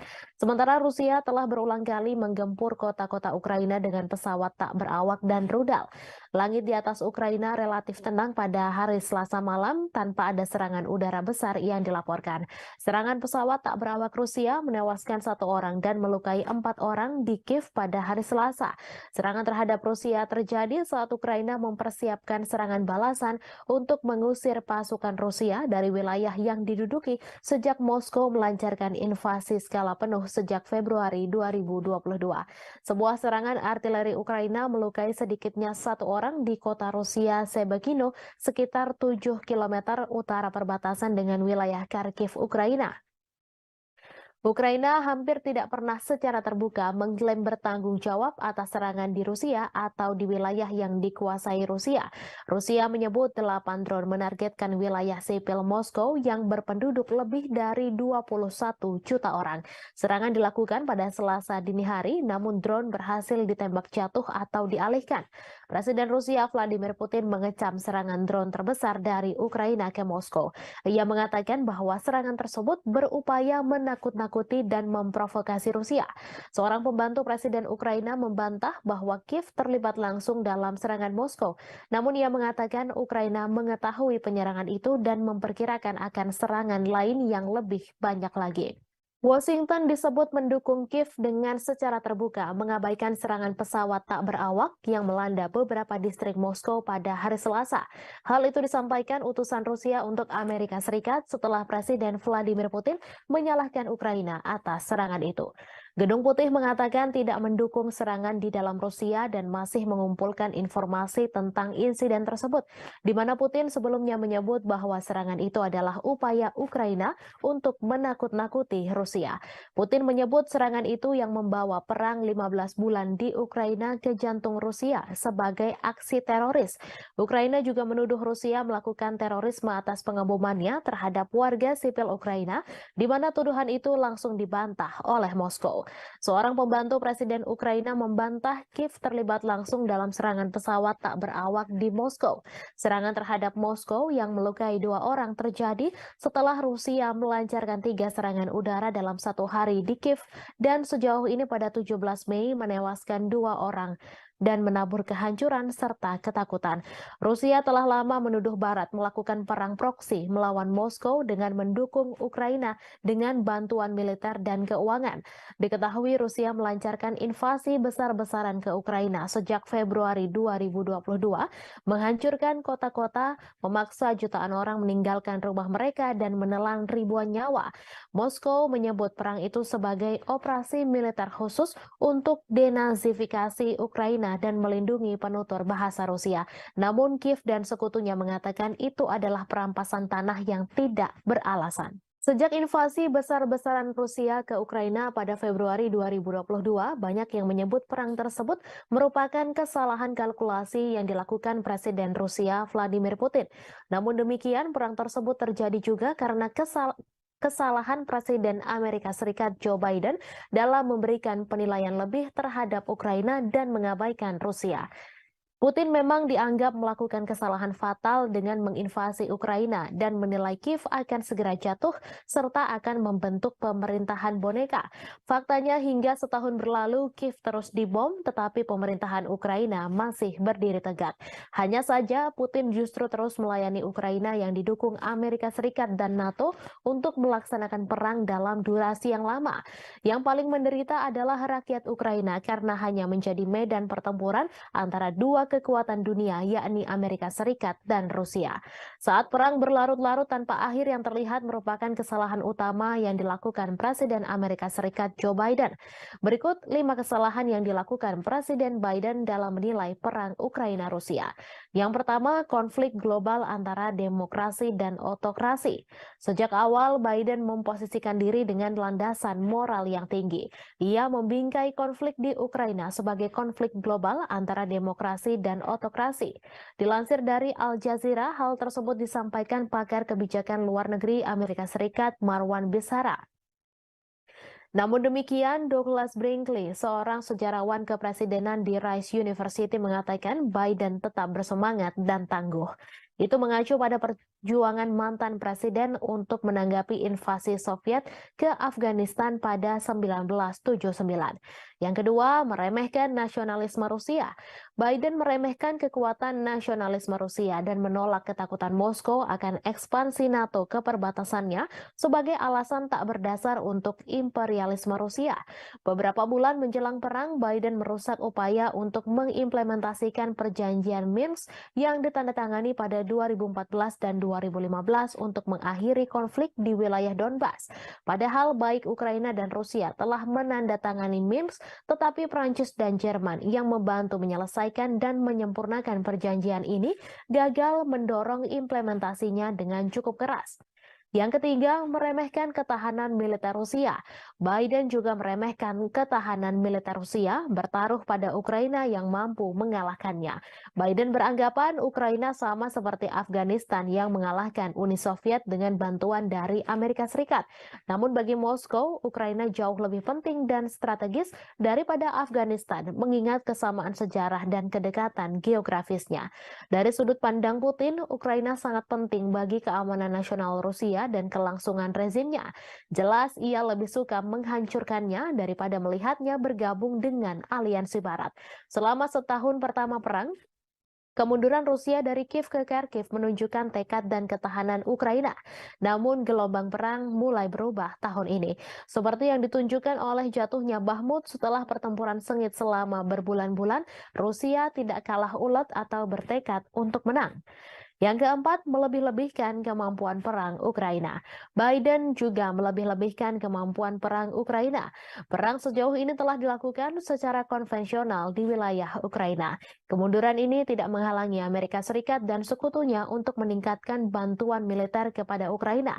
Pada 19 Mei lalu, pertemuan negara-negara G7 yang dipimpin Amerika Serikat di Hiroshima berjanji untuk memperbarui komitmen mereka untuk memberikan dukungan finansial, kemanusiaan, militer, dan diplomatik yang dibutuhkan Ukraina selama diperlukan. Apa yang dimulai dengan pengiriman amunisi ke Ukraina diperluas untuk memasok artileri dan tank Amerika dan Jerman, sistem pertahanan Patriot, dan drone yang memungkinkan Ukraina melakukan perlawanan ke wilayah Rusia. Baru-baru ini, Amerika Serikat telah menyetujui pengiriman jet tempur F-16 ke Ukraina untuk menantang superioritas udara Rusia. Moskow telah memperingatkan bahwa menyediakan Kiev dengan pesawat ini akan menyebabkan eskalasi yang berbahaya. Yang kelima, salah kalkulasi sanksi bagi Rusia. Sama seperti Putin yang meremehkan persatuan Barat dalam mendukung Ukraina, Biden juga meremehkan ketidakpedulian dunia lainnya terhadap dampak perang tersebut. Saat seluruh dunia terus berdagang dengan Rusia, sanksi Barat gagal mengubah perhitungan Moskow. Skenario suram telah memaksa Biden beralih ke rencana kompleks untuk menghukum Rusia secara ekonomi dan menunjukkan bahaya pemerintahan otoriter yang menjungkir balikan demokrasi tetangga. Seperti diungkapkan Do Bando, pakar luar negeri dari Cato Institute, bahwa meskipun perang Rusia-Ukraina mungkin merupakan konflik terburuk di Eropa sejak Perang Dunia II, hal ini bukanlah yang terburuk di seluruh dunia. Konflik yang jauh lebih dahsyat telah terjadi di seluruh dunia berkembang karena dampak perang Ukraina tersebut. Perang Rusia dan Ukraina terus mencapai dinamika terbaru. Meski memiliki ukuran persenjataan yang lebih kecil, Ukraina dilaporkan telah menjatuhkan serangan yang menekan tentara Moskow. Di balik taktik serangan Ukraina, Kiev nyatanya menggunakan strategi yang mirip dengan kelompok teroris ISIS. Hal ini terlihat dari bagaimana Ukraina mengunggah video yang berisi kekejaman untuk menggugah emosi, di mana hal ini serupa dengan ISIS. Kelompok teror itu mendorong video yang canggih dan kadang menampilkan kekerasan sebagai bagian dari kampanye perekrutan yang lebih luas. Mereka juga mendistribusikan rekaman yang menarik secara emosional untuk memangsa identitas target yang lemah. Dilansir dari Newsweek, bagi Ukraina, motivasi di balik pembuatan video dari adegan medan perang adalah menarik cukup banyak pemirsa secara global untuk memastikan bahwa perjuangan negara melawan Rusia tidak dilupakan. Hal ini juga membuktikan bahwa dukungan keuangan dan militer Barat untuk Kiev belum dan tidak akan sia-sia.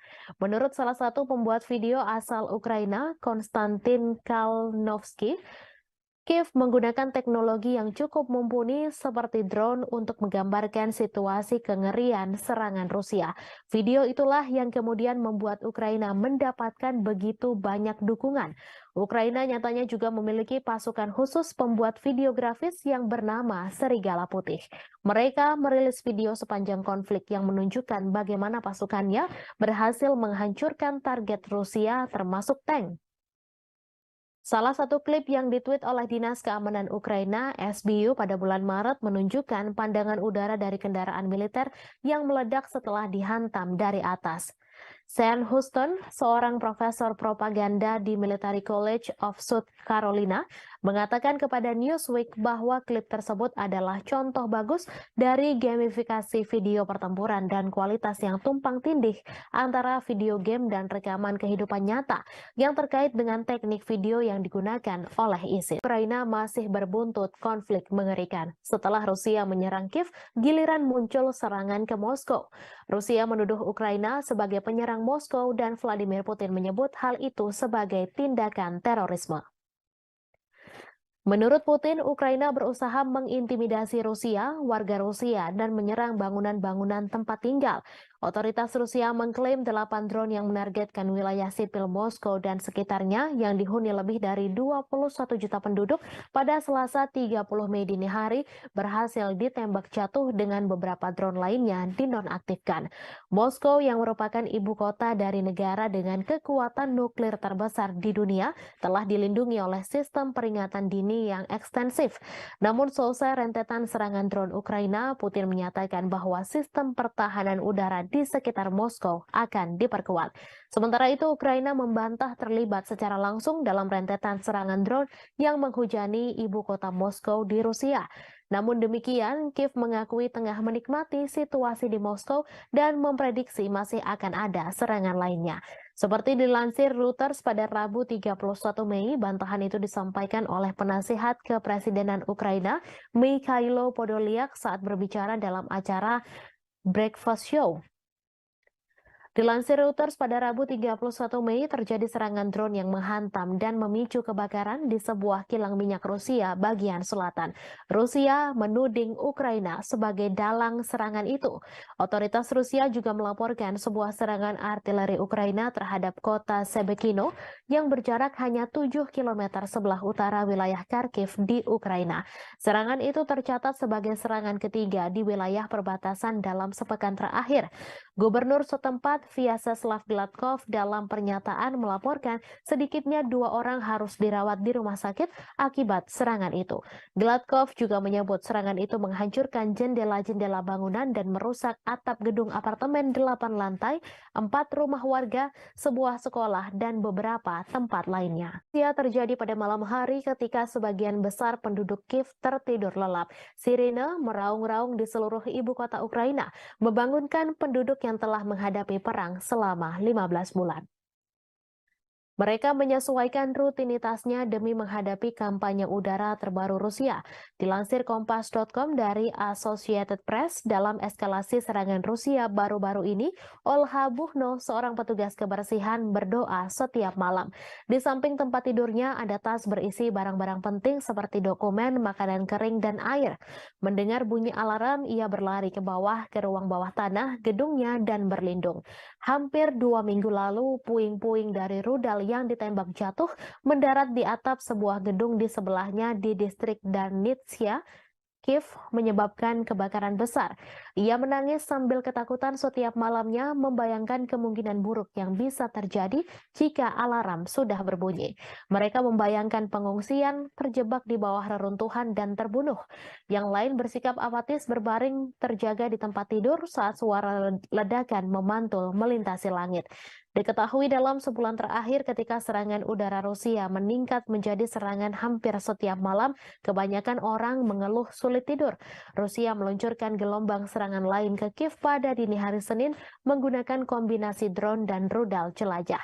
Lebih dari 40 target udara dijatuhkan dalam serangan malam hari ke-15 di ibu kota pada bulan Mei. Saat siang hari, puing-puing yang berjatuhan menembus atap bangunan tempat tinggal di distrik Potlis, tetapi tidak ada laporan mengenai korban. Seringkali ledakan adalah suara dari sistem pertahanan udara Ukraina yang berhasil menargetkan rudal dan drone mematikan yang dikirim Rusia ke Ukraina. Rusia melancarkan pengeboman yang sangat intens, mengirimkan 18 rudal ke arah Ukraina, 14 diantaranya menargetkan Kiev menurut juru bicara Angkatan Udara Ukraina. Ukraina mengklaim pihaknya telah menembak jatuh 6 rudal hipersonik Kinzhal pada malam itu. Yevgeny Prigozhin, bos kelompok tentara bayaran Rusia Wagner Group, mendesak jaksa untuk menyelidiki kejahatan oleh pejabat-pejabat senior pertahanan negeri beruang merah selama invasi di Ukraina. Prigozhin melayangkan desakan itu melalui surat ke pihak berwenang. Dalam surat itu, ia mengeluhkan operasi khusus militer atau SMO Rusia di Ukraina. Sebagaimana dilansir Reuters, Prigozhin kemudian mengatakan surat-surat tersebut tidak untuk dipublikasikan. Dalam beberapa bulan belakangan, Prigozhin memang kerap mengkritik para pejabat pertahanan Rusia yang ia anggap tidak becus. Akibat ketidakbecusan itu, prajurit Rusia di medan tempur di Ukraina kewalahan dan kehilangan arah sementara nyawa terus berjatuhan. Sejumlah pengamat juga menganggap pasukan militer Rusia di Ukraina tidak becus. Beberapa pakar menilai pasukan Wagner lah yang selama ini membuat Rusia dapat bertahan di Ukraina. Namun Wagner sudah menarik pasukannya dari medan tempur di Ukraina. Mereka menyerahkan posisi tempur kepada tentara Rusia. Setelah penarikan pasukan itu, muncul desas-desus bahwa Prigozhin berencana melancarkan kudeta di Rusia. Meski demikian, Prigozhin langsung membantah tudingan tersebut. Ia mengklaim Wagner tak memiliki pasukan yang cukup untuk melancarkan kudeta. Ia malah menuduh balik Menteri Pertahanan Rusia Sergei Shoigu lah yang sebenarnya mampu menggelar kudeta mengingat personel pasukannya begitu banyak. Rusia akan mengevakuasi ratusan anak dari desa-desa di Belgorod karena pengeboman yang intensif di perbatasan Rusia dan Ukraina tersebut. Kremlin menganggap situasi di Belgorod saat ini mengkhawatirkan. Diketahui Rusia mulai menghadapi rentetan serangan intensif di perbatasan termasuk Belgorod. Evakuasi ini dilakukan di daerah perbatasan yang paling terkena dampak. Gubernur Belgorod Vyacheslav Gladkov mengatakan situasi memburuk di desa Sebekino yang dihantam roket pada Rabu 31 Mei pukul 3:15 waktu setempat. Ia mengatakan 300 anak pertama di wilayah terdampak di Belgorod akan dibawa ke Voronezh, sebuah kota sekitar 250 km lebih jauh ke Rusia. Melalui saluran telegramnya, ia memposting foto-foto mobil terbakar yang menghitam tergeletak di rerumputan dekat taman bermain dan sebuah roket yang tampaknya mendarat di jalan. Ia mengatakan serangan itu melukai 4 orang. Sehari sebelumnya, 1 orang tewas dan 2 lainnya luka-luka dalam serangan Ukraina di sebuah pusat pengungsian di wilayah Belgorod pada Selasa 30 Mei. Serangan itu terjadi saat Ukraina mengatakan sedang mempersiapkan serangan besar terhadap pasukan Moskow. Ia mengatakan Rusia sedang mengambil langkah-langkah yang diperlukan. Pada pekan lalu, Rusia menuduh Ukraina meluncurkan serangan ke Belgorod dan serangan drone di Moskow pada Selasa 30 Mei 2023. Sejumlah depot minyak di Rusia telah terpukul dalam beberapa pekan terakhir. Pada Rabu 31 Mei, pihak berwenang di wilayah Krasnodar Selatan Rusia mengatakan sebuah drone menghantam kilang minyak Elsky. Krasnodar telah dihantam drone 2 kali sejak awal Mei 2023. Rusia juga menuduh Ukraina meluncurkan 8 serangan drone ke Moskow pada Selasa 30 Mei. Serangan itu menyebabkan kerusakan pada bangunan apartemen. Warga Rusia dari 2 blok apartemen dievakuasi setelah serangan tersebut. Pasukan Rusia telah menghancurkan kapal perang Ukraina terakhir di pelabuhan Odessa. Kementerian Pertahanan Rusia mengungkapkan kabar tersebut pada Rabu 31 Mei. Kapal perang Yuri Olefirenko diklasifikasikan sebagai korvet dan beroperasi dengan Angkatan Laut Ukraina. Kapal perang itu dibangun pada akhir 1990-an di Rusia, tetapi kemudian dipindahkan ke Ukraina setelah runtuhnya Uni Soviet. Kapal tersebut telah mengalami beberapa modernisasi selama bertahun-tahun, termasuk perombakan besar-besaran pada tahun 2016. Kemhan Rusia menambahkan Ukraina kehilangan lebih dari 200 tentara di sana selama beberapa hari terakhir. Menurut Kemhan Rusia, Kiev kehilangan lebih dari 200 prajurit Ukraina, 3 kendaraan tempur lapis baja, 12 kendaraan dan howitzer D-30 ke arah Donetsk selama 24 jam terakhir. Sementara itu, Shalik, juru bicara Angkatan Laut Ukraina, mengatakan pihaknya tidak akan menanggapi pernyataan apapun yang dibuat sepihak oleh Rusia. Angkatan Laut Ukraina juga tidak akan mengungkapkan informasi apapun tentang kerugian selama perang. Sebelumnya, Rusia mengklaim bahwa pesawat tak berawak Ukraina memicu kebakaran di kilang minyak di Rusia Selatan. Selain itu, serangan udara juga menghantam sebuah kota Rusia dekat perbatasan untuk ketiga kalinya dalam seminggu dan merusak bangunan serta membakar kendaraan. Sementara itu, berikut perkembangan lainnya seputar situasi perang Rusia-Ukraina, di mana hanya ada sekitar 500 orang yang masih tinggal di Bakhmut menurut wali kota itu, Oleksiy Reva. Jumlah itu jauh dibandingkan dengan 70.000 orang yang tinggal di kota Ukraina Timur sebelum perang meletus. Bakhmut menjadi sasaran pertempuran sengit selama setahun terakhir. Baik Ukraina dan Rusia mengklaim sama-sama menguasai kota tersebut.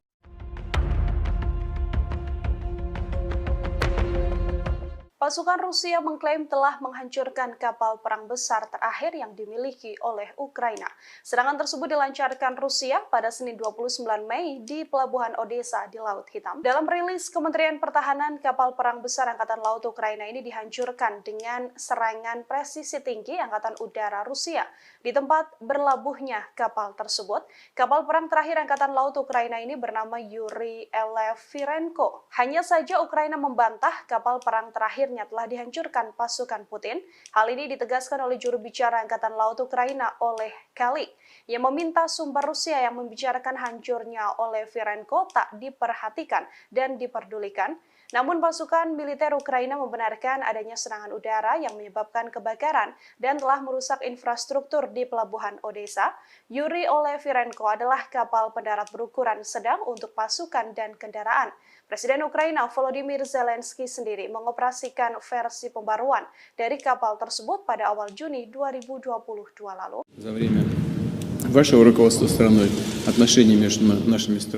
Kabar mengejutkan datang dari Rusia yang mengumumkan bahwa negaranya memiliki sekutu baru yang tidak terduga. Bahkan pemimpin negara tersebut telah bertemu langsung dengan Presiden Rusia Vladimir Putin. Lantas, akankah negara tersebut membantu Rusia dalam peperangan dengan Ukraina? Sekutu baru tak terduga dari Rusia yang dimaksud adalah negara Eritrea. Bahkan Putin telah bertemu dengan Presiden Eritrea yakni Isaias Afwerki pada Rabu 31 Mei 2023. Adapun untuk pertama kalinya Isaias Afwerki rela pergi ke Rusia dan bertemu dengan Vladimir Putin.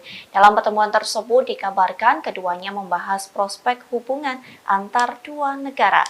Kremlin mengatakan Putin dan Isaias membahas di segala bidang, termasuk masalah yang paling mendesak dalam agenda regional dan internasional.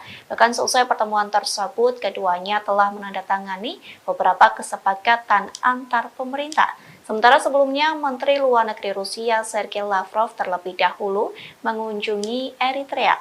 Kunjungan itu telah dilakukan pada Januari 2023 silam. Pada pertemuan tersebut, Afwerki dan Lavrov membahas perubahan radikal dalam situasi internasional. Keduanya pun juga membahas soal arah utama pengembangan hubungan antara Rusia dengan Eritrea. Уважаемый господин президент, уважаемые коллеги, друзья, мы очень рады приветствовать вас в России. Работает? Перевод есть? Отлично. Это ваш первый официальный визит в нашу страну. Уважаемый господин президент, на днях Эритрея отмечала 30-летие своей независимости. И это совпадает с датой установления наших дипломатических отношений между нашими странами. Позвольте вас с этим поздравить, поблагодарить вас за то, что за эти годы, за время вашего руководства страной, отношения между нашими странами развиваются и укрепляются. Ukraina kembali mengalami kerugian lantaran kehilangan pos komando angkatan bersenjatanya. Hal itu dikarenakan Rusia kembali menghancurkan markas tentara Ukraina. Kali ini Rusia melakukan penyerangan menggunakan roket peluncuran ganda, yakni MLRS. Klaim tersebut disampaikan oleh Kepala Pusat Pers Pengelompokan yakni Oleg Chekov yang mengatakan penyerangan itu terjadi di Trudoyov ke arah Zaporozhia. Tak hanya itu, penembak jitu Rusia juga berhasil menghancurkan kelompok pengintai Ukraina. Serangan itu dilakukan menggunakan sistem penyembur api berat TOS-1 Solsepek.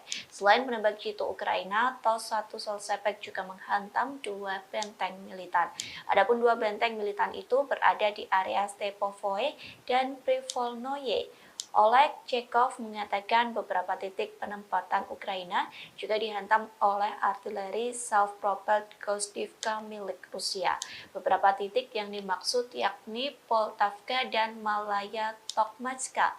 Di satu sisi, Ukraina belum memberikan penjelasan terkait kerugian yang dialami oleh komando pasukannya.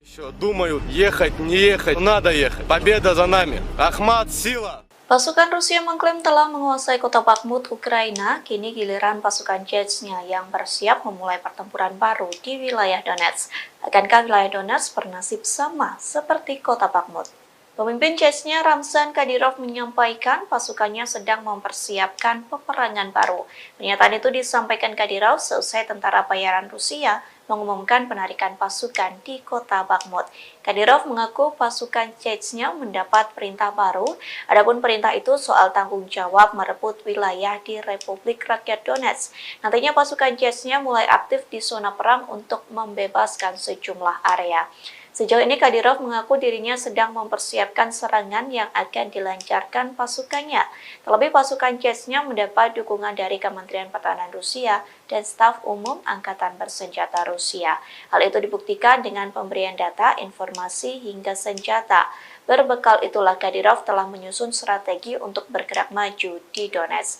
Diketahui sebelumnya, grup Wagner mengumumkan penarikan pasukannya mulai 24 Mei hingga 1 Juni. Dengan keberhasilan Bakhmut direbut, kepala grup Wagner yakni Yevgeny Prigozhin memberikan garda depan perang ke pasukan Rusia. Я сам знаешь, Как ты к этому решению пришел? повалим, они Коран рвут и безнаказанными останутся. Так нельзя. Каждый мусульманин должен с этим воевать. Ахмат, сила, Аллаху Акбар. Я сам с Южно-Сахалинска, еду уже 3-й раз через Ахмат. Хочу пожелать всем нашим ребятам остальным, которые еще думают, ехать, не ехать, надо ехать. Победа за нами. Ахмат, сила! Ребята проходят высшую подготовку в Российском университете спецназа. Если эти ребята прибудут туда, я не советую пробовать связываться с этими ребятами. Любая задача поставлена в сейчас республики Героя России Ахмата Кадырова будет исполнена 100%. Ахмат, сила, Аллах. Kementerian Pertahanan Rusia mengakui serangan militer baru-baru ini di Ukraina menargetkan pusat pengambilan keputusan yang terlibat dalam merencanakan serangan teroris. Pasalnya, menurut Kemhan Rusia pada Selasa 30 Mei, kegiatan teroris dilakukan di bawah bimbingan langsung dari Badan Intelijen Barat. Diketahui Angkatan Bersenjata Rusia melakukan serangan pada siang hari. Militer tidak mengungkapkan jumlah pasti pusat yang ditargetkan atau secara eksplisit menyebutkannya. Mereka hanya menyatakan semua target yang ditunjuk telah berhasil dihantam. Kemudian pada hari itu, Presiden Rusia Vladimir Putin mengkonfirmasi markas besar Direktorat Intelijen Utama Militer Ukraina telah diserang. Guru Ukraina telah membangun kecurigaan terutama karena beberapa wawancara dengan outlet berita asing dan domestik yang diberikan oleh pimpinannya Kirill Budanov. Kepala Intel Ukraina itu telah membuat pernyataan yang semakin agresif baru-baru ini. Ia mengklaim keterlibatannya dalam sejumlah serangan di tanah Rusia. Awal bulan ini misalnya ia berjanji untuk terus menghabisi orang Rusia dimanapun di muka dunia ini sampai kemenangan penuh Ukraina tercapai. Tak lama kemudian ia mengaku bertanggung jawab atas pembunuhan banyak tokoh masyarakat Rusia. Meskipun Budanov tidak memberikan nama pastinya, ia menyatakan telah mendapatkan banyak nama, termasuk tokoh publik dan media. Sebelumnya diberitakan bulan ini 2 pesawat tak berawak dicegat di atas Kremlin. Namun serangan pada Selasa adalah pertama kalinya kendaraan udara tak berawak menghantam daerah pemukiman Moskow, di mana ratusan kilometer dari garis depan Ukraina. Wali kota Moskow, Sergei Sobyanin, mengatakan 2 orang dirawat namun tidak menderita luka serius. Penghuni bangunan yang rusak akibat serangan itu juga dievakuasi sementara. Di Jalan Provso-Yuzhnaya, sebuah bangunan tempat tinggal dengan jendela yang pecah ditutup oleh polisi. Warga Moskow mengatakan bahwa sebuah pesawat tak berawak juga menabrak sebuah apartemen di lantai 14 sebuah gedung tinggi di Leninsky Prospect, tetapi tidak meledak. Kementerian Pertahanan Rusia mengatakan bahwa 8 drone dikerahkan Ukraina dalam serangan itu, namun 5 diantaranya jatuh dan 3 lainnya berhasil dinonaktifkan. Gubernur wilayah Krasnodar, Veniamin Kondratiev, menyebut sebuah drone Ukraina memicu kebakaran di kilang minyak di selatan Rusia.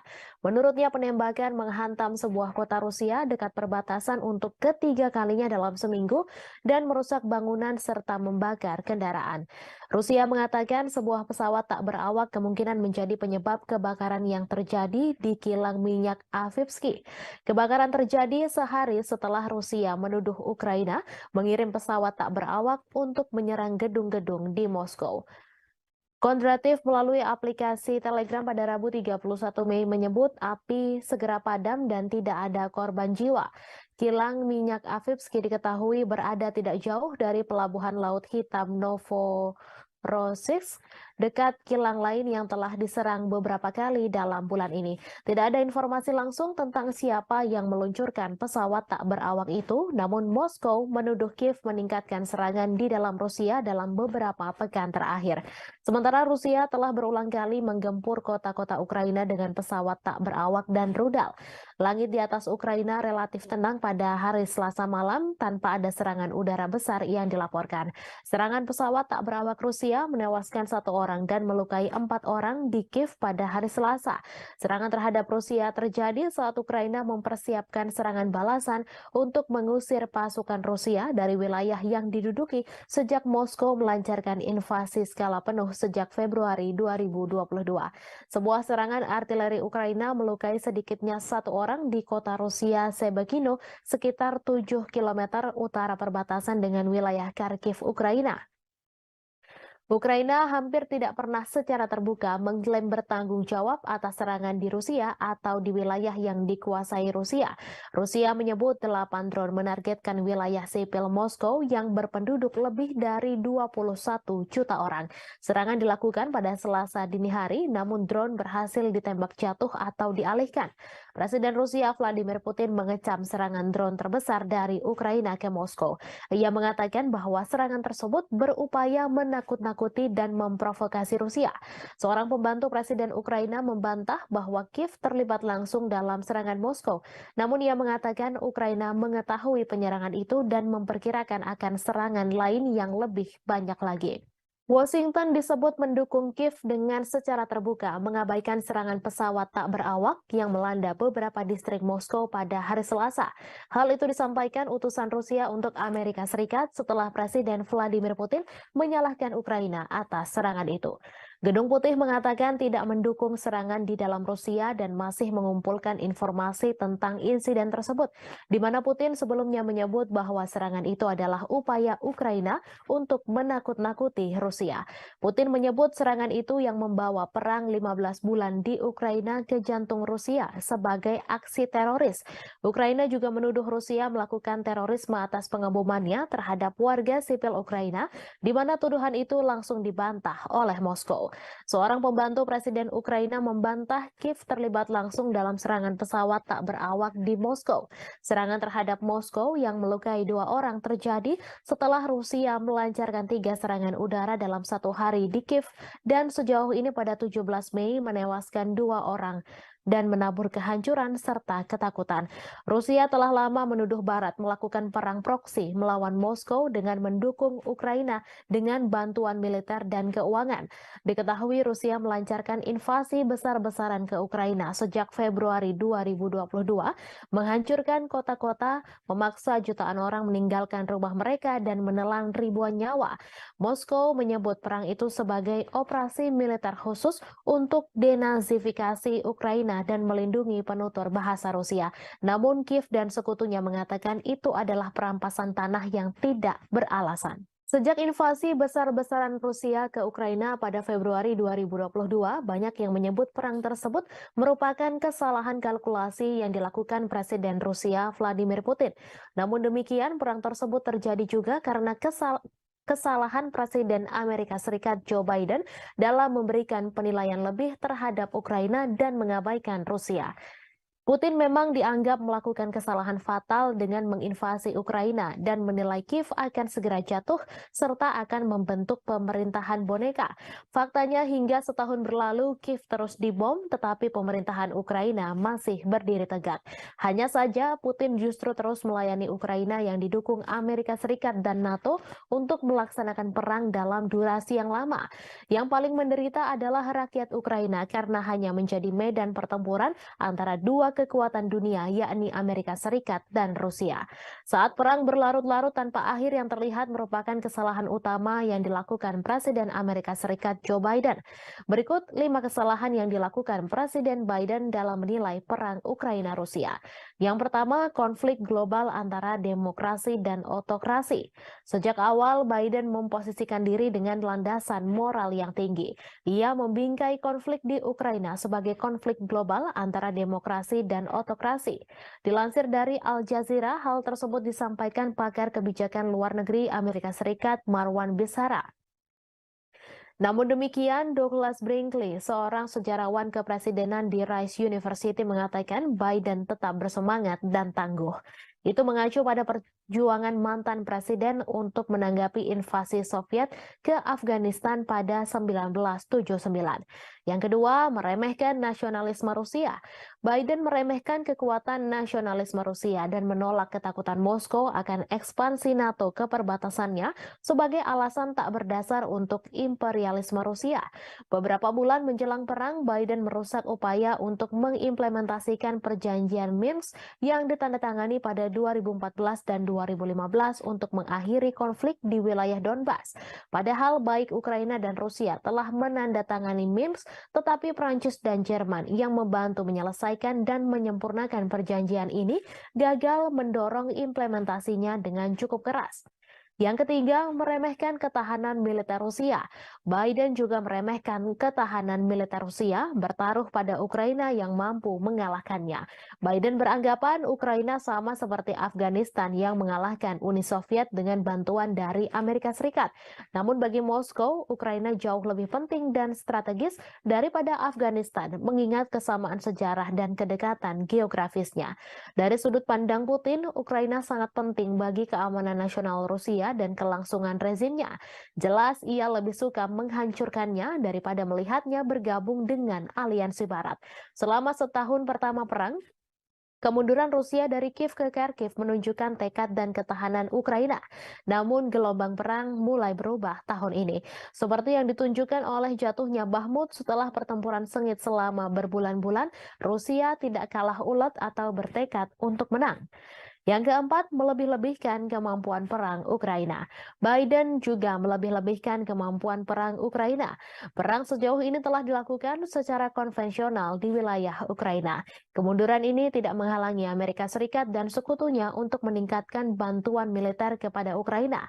Pada 19 Mei lalu, pertemuan negara-negara G7 yang dipimpin Amerika Serikat di Hiroshima berjanji untuk memperbarui komitmen mereka untuk memberikan dukungan finansial, kemanusiaan, militer, dan diplomatik yang dibutuhkan Ukraina selama diperlukan. Apa yang dimulai dengan pengiriman amunisi ke Ukraina diperluas untuk memasok artileri dan tank Amerika dan Jerman, sistem pertahanan Patriot, dan drone yang memungkinkan Ukraina melakukan perlawanan ke wilayah Rusia. Baru-baru ini Amerika Serikat telah menyetujui pengiriman jet tempur F-16 ke Ukraina untuk menantang superioritas udara Rusia. Moskow telah memperingatkan bahwa menyediakan Kiev dengan pesawat ini akan menyebabkan eskalasi yang berbahaya. Yang kelima, salah kalkulasi sanksi bagi Rusia. Sama seperti Putin yang meremehkan persatuan Barat dalam mendukung Ukraina, Biden juga meremehkan ketidakpedulian dunia lainnya terhadap dampak perang tersebut. Saat seluruh dunia terus berdagang dengan Rusia, sanksi Barat gagal mengubah perhitungan Moskow.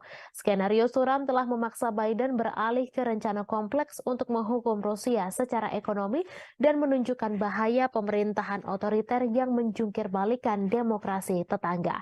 Seperti diungkapkan Do Bando, pakar luar negeri dari Cato Institute, bahwa meskipun perang Rusia-Ukraina mungkin merupakan konflik terburuk di Eropa sejak Perang Dunia II, hal ini bukanlah yang terburuk di seluruh dunia. Konflik yang jauh lebih dahsyat telah terjadi di seluruh dunia berkembang karena dampak perang Ukraina tersebut. Perang Rusia dan Ukraina terus mencapai dinamika terbaru. Meski memiliki ukuran persenjataan yang lebih kecil, Ukraina dilaporkan telah menjatuhkan serangan yang menekan tentara Moskow. Di balik taktik serangan Ukraina, Kiev nyatanya menggunakan strategi yang mirip dengan kelompok teroris ISIS. Hal ini terlihat dari bagaimana Ukraina mengunggah video yang berisi kekejaman untuk menggugah emosi, di mana hal ini serupa dengan ISIS. Kelompok teror itu mendorong video yang canggih dan kadang menampilkan kekerasan sebagai bagian dari kampanye perekrutan yang lebih luas. Mereka juga mendistribusikan rekaman yang menarik secara emosional untuk memangsa identitas target yang lemah. Dilansir dari Newsweek, bagi Ukraina, motivasi di balik pembuatan video dari adegan medan perang adalah menarik cukup banyak pemirsa secara global untuk memastikan bahwa perjuangan negara melawan Rusia tidak dilupakan. Hal ini juga membuktikan bahwa dukungan keuangan dan militer Barat untuk Kiev belum dan tidak akan sia-sia. Menurut salah satu pembuat video asal Ukraina, Konstantin Kalnovsky, Kiev menggunakan teknologi yang cukup mumpuni seperti drone untuk menggambarkan situasi kengerian serangan Rusia. Video itulah yang kemudian membuat Ukraina mendapatkan begitu banyak dukungan. Ukraina nyatanya juga memiliki pasukan khusus pembuat video grafis yang bernama Serigala Putih. Mereka merilis video sepanjang konflik yang menunjukkan bagaimana pasukannya berhasil menghancurkan target Rusia termasuk tank. Salah satu klip yang ditweet oleh Dinas Keamanan Ukraina, SBU, pada bulan Maret menunjukkan pandangan udara dari kendaraan militer yang meledak setelah dihantam dari atas. Sean Houston, seorang profesor propaganda di Military College of South Carolina, mengatakan kepada Newsweek bahwa klip tersebut adalah contoh bagus dari gamifikasi video pertempuran dan kualitas yang tumpang tindih antara video game dan rekaman kehidupan nyata yang terkait dengan teknik video yang digunakan oleh ISIS. Ukraina masih berbuntut konflik mengerikan. Setelah Rusia menyerang Kiev, giliran muncul serangan ke Moskow. Rusia menuduh Ukraina sebagai penyerang Moskow dan Vladimir Putin menyebut hal itu sebagai tindakan terorisme. Menurut Putin, Ukraina berusaha mengintimidasi Rusia, warga Rusia, dan menyerang bangunan-bangunan tempat tinggal. Otoritas Rusia mengklaim 8 drone yang menargetkan wilayah sipil Moskow dan sekitarnya yang dihuni lebih dari 21 juta penduduk pada Selasa 30 Mei dini hari berhasil ditembak jatuh dengan beberapa drone lainnya dinonaktifkan. Moskow yang merupakan ibu kota dari negara dengan kekuatan nuklir terbesar di dunia telah dilindungi oleh sistem peringatan dini yang ekstensif. Namun selesai rentetan serangan drone Ukraina, Putin menyatakan bahwa sistem pertahanan udara di sekitar Moskow akan diperkuat. Sementara itu, Ukraina membantah terlibat secara langsung dalam rentetan serangan drone yang menghujani ibu kota Moskow di Rusia. Namun demikian, Kiev mengakui tengah menikmati situasi di Moskow dan memprediksi masih akan ada serangan lainnya. Seperti dilansir Reuters pada Rabu 31 Mei, bantahan itu disampaikan oleh penasihat kepresidenan Ukraina, Mikhailo Podolyak, saat berbicara dalam acara Breakfast Show. Dilansir Reuters, pada Rabu 31 Mei terjadi serangan drone yang menghantam dan memicu kebakaran di sebuah kilang minyak Rusia bagian selatan. Rusia menuding Ukraina sebagai dalang serangan itu. Otoritas Rusia juga melaporkan sebuah serangan artileri Ukraina terhadap kota Sebekino yang berjarak hanya 7 km sebelah utara wilayah Kharkiv di Ukraina. Serangan itu tercatat sebagai serangan ketiga di wilayah perbatasan dalam sepekan terakhir. Gubernur setempat Vyacheslav Gladkov dalam pernyataan melaporkan sedikitnya 2 orang harus dirawat di rumah sakit akibat serangan itu. Gladkov juga menyebut serangan itu menghancurkan jendela-jendela bangunan dan merusak atap gedung apartemen 8 lantai, 4 rumah warga, sebuah sekolah, dan beberapa tempat lainnya. Ia terjadi pada malam hari ketika sebagian besar penduduk Kiev tertidur lelap. Sirine meraung-raung di seluruh ibu kota Ukraina, membangunkan penduduk yang telah menghadapi perang selama 15 bulan. Mereka menyesuaikan rutinitasnya demi menghadapi kampanye udara terbaru Rusia. Dilansir Kompas.com dari Associated Press, dalam eskalasi serangan Rusia baru-baru ini, Olha Buchno, seorang petugas kebersihan, berdoa setiap malam. Di samping tempat tidurnya ada tas berisi barang-barang penting seperti dokumen, makanan kering, dan air. Mendengar bunyi alarm, ia berlari ke bawah ke ruang bawah tanah gedungnya dan berlindung. Hampir 2 minggu lalu, puing-puing dari rudal yang ditembak jatuh mendarat di atap sebuah gedung di sebelahnya di distrik Darnitsia, Kiev, menyebabkan kebakaran besar. Ia menangis sambil ketakutan setiap malamnya, membayangkan kemungkinan buruk yang bisa terjadi jika alarm sudah berbunyi. Mereka membayangkan pengungsian, terjebak di bawah reruntuhan, dan terbunuh. Yang lain bersikap apatis berbaring terjaga di tempat tidur saat suara ledakan memantul melintasi langit. Diketahui dalam sebulan terakhir ketika serangan udara Rusia meningkat menjadi serangan hampir setiap malam, kebanyakan orang mengeluh sulit tidur. Rusia meluncurkan gelombang serangan lain ke Kiev pada dini hari Senin menggunakan kombinasi drone dan rudal jelajah. Lebih dari 40 target udara dijatuhkan dalam serangan malam hari ke-15 di ibu kota pada bulan Mei. Saat siang hari, puing-puing yang berjatuhan menembus atap bangunan tempat tinggal di distrik Potlis, tetapi tidak ada laporan mengenai korban. Seringkali ledakan adalah suara dari sistem pertahanan udara Ukraina yang berhasil menargetkan rudal dan drone mematikan yang dikirim Rusia ke Ukraina. Rusia melancarkan pengeboman yang sangat intens, mengirimkan 18 rudal ke arah Ukraina, 14 diantaranya menargetkan Kiev menurut juru bicara Angkatan Udara Ukraina. Ukraina mengklaim pihaknya telah menembak jatuh 6 rudal hipersonik Kinzhal pada malam itu. Yevgeny Prigozhin, bos kelompok tentara bayaran Rusia Wagner Group, mendesak jaksa untuk menyelidiki kejahatan oleh pejabat-pejabat senior pertahanan negeri beruang merah selama invasi di Ukraina. Prigozhin melayangkan desakan itu melalui surat ke pihak berwenang. Dalam surat itu, ia mengeluhkan operasi khusus militer atau SMO Rusia di Ukraina. Sebagaimana dilansir Reuters, Prigozhin kemudian mengatakan surat-surat tersebut tidak untuk dipublikasikan. Dalam beberapa bulan belakangan, Prigozhin memang kerap mengkritik para pejabat pertahanan Rusia yang ia anggap tidak becus. Akibat ketidakbecusan itu, prajurit Rusia di medan tempur di Ukraina kewalahan dan bak kehilangan arah, sementara nyawa terus berjatuhan. Sejumlah pengamat juga menganggap pasukan militer Rusia di Ukraina tidak becus. Beberapa pakar menilai pasukan Wagner lah yang selama ini membuat Rusia dapat bertahan di Ukraina. Namun Wagner sudah menarik pasukannya dari medan tempur di Ukraina. Mereka menyerahkan posisi tempur kepada tentara Rusia. Setelah penarikan pasukan itu, muncul desas-desus bahwa Prigozhin berencana melancarkan kudeta di Rusia.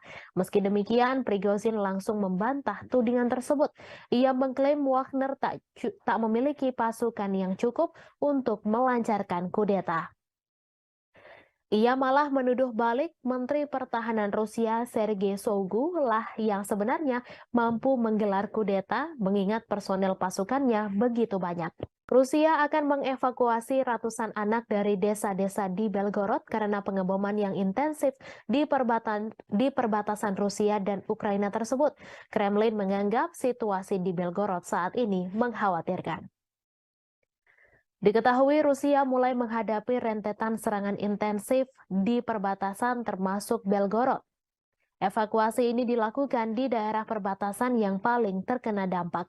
Gubernur Belgorod, Vyacheslav Gladkov, mengatakan situasi memburuk di desa Sebekino yang dihantam roket pada Rabu 31 Mei pukul 3:15 waktu setempat. Ia mengatakan 300 anak pertama di wilayah terdampak di Belgorod akan dibawa ke Voronezh, sebuah kota sekitar 250 km lebih jauh ke Rusia.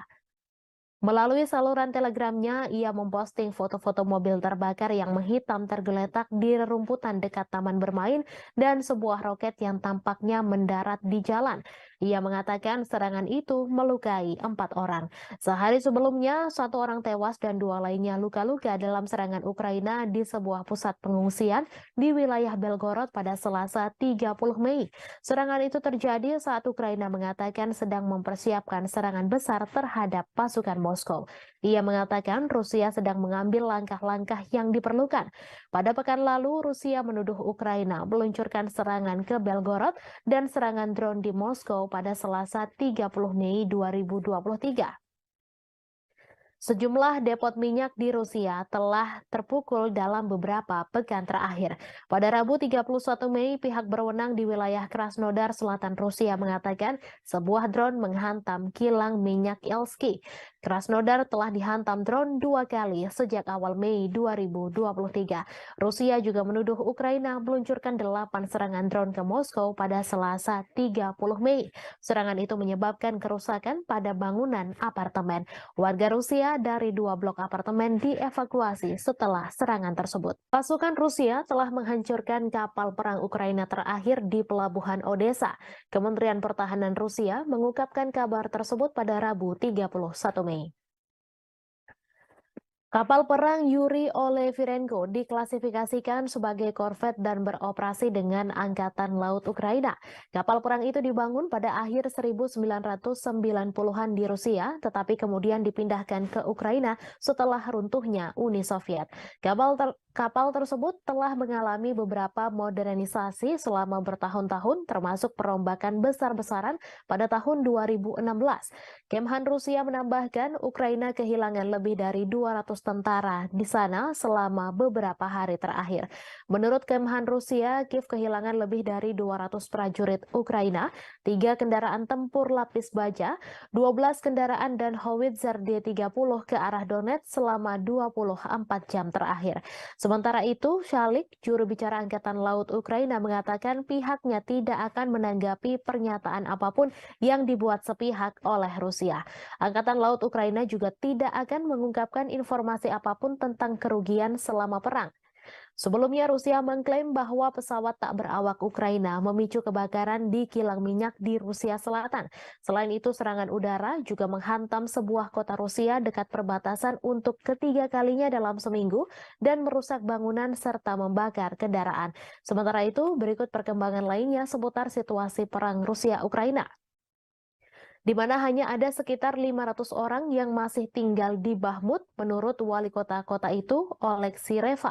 Jumlah itu jauh dibandingkan dengan 70.000 orang yang tinggal di kota Ukraina Timur sebelum perang meletus. Bakhmut menjadi sasaran pertempuran sengit selama setahun terakhir. Baik Ukraina dan Rusia mengklaim sama-sama menguasai kota tersebut.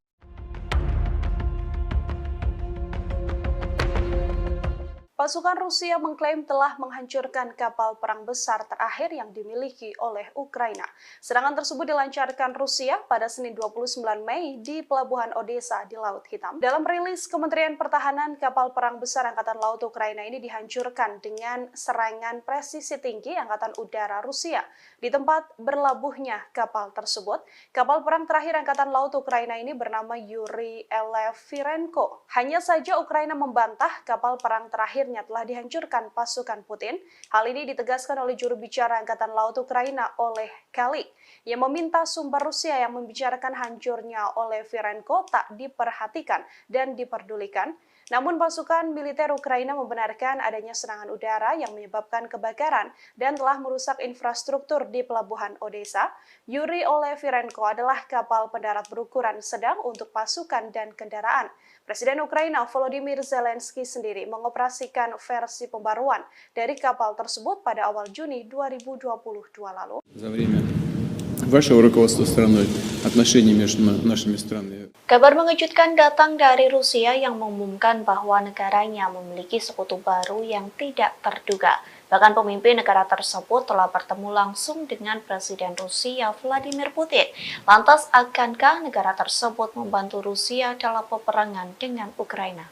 Sekutu baru tak terduga dari Rusia yang dimaksud adalah negara Eritrea. Bahkan Putin telah bertemu dengan Presiden Eritrea yakni Isaias Afwerki pada Rabu 31 Mei 2023.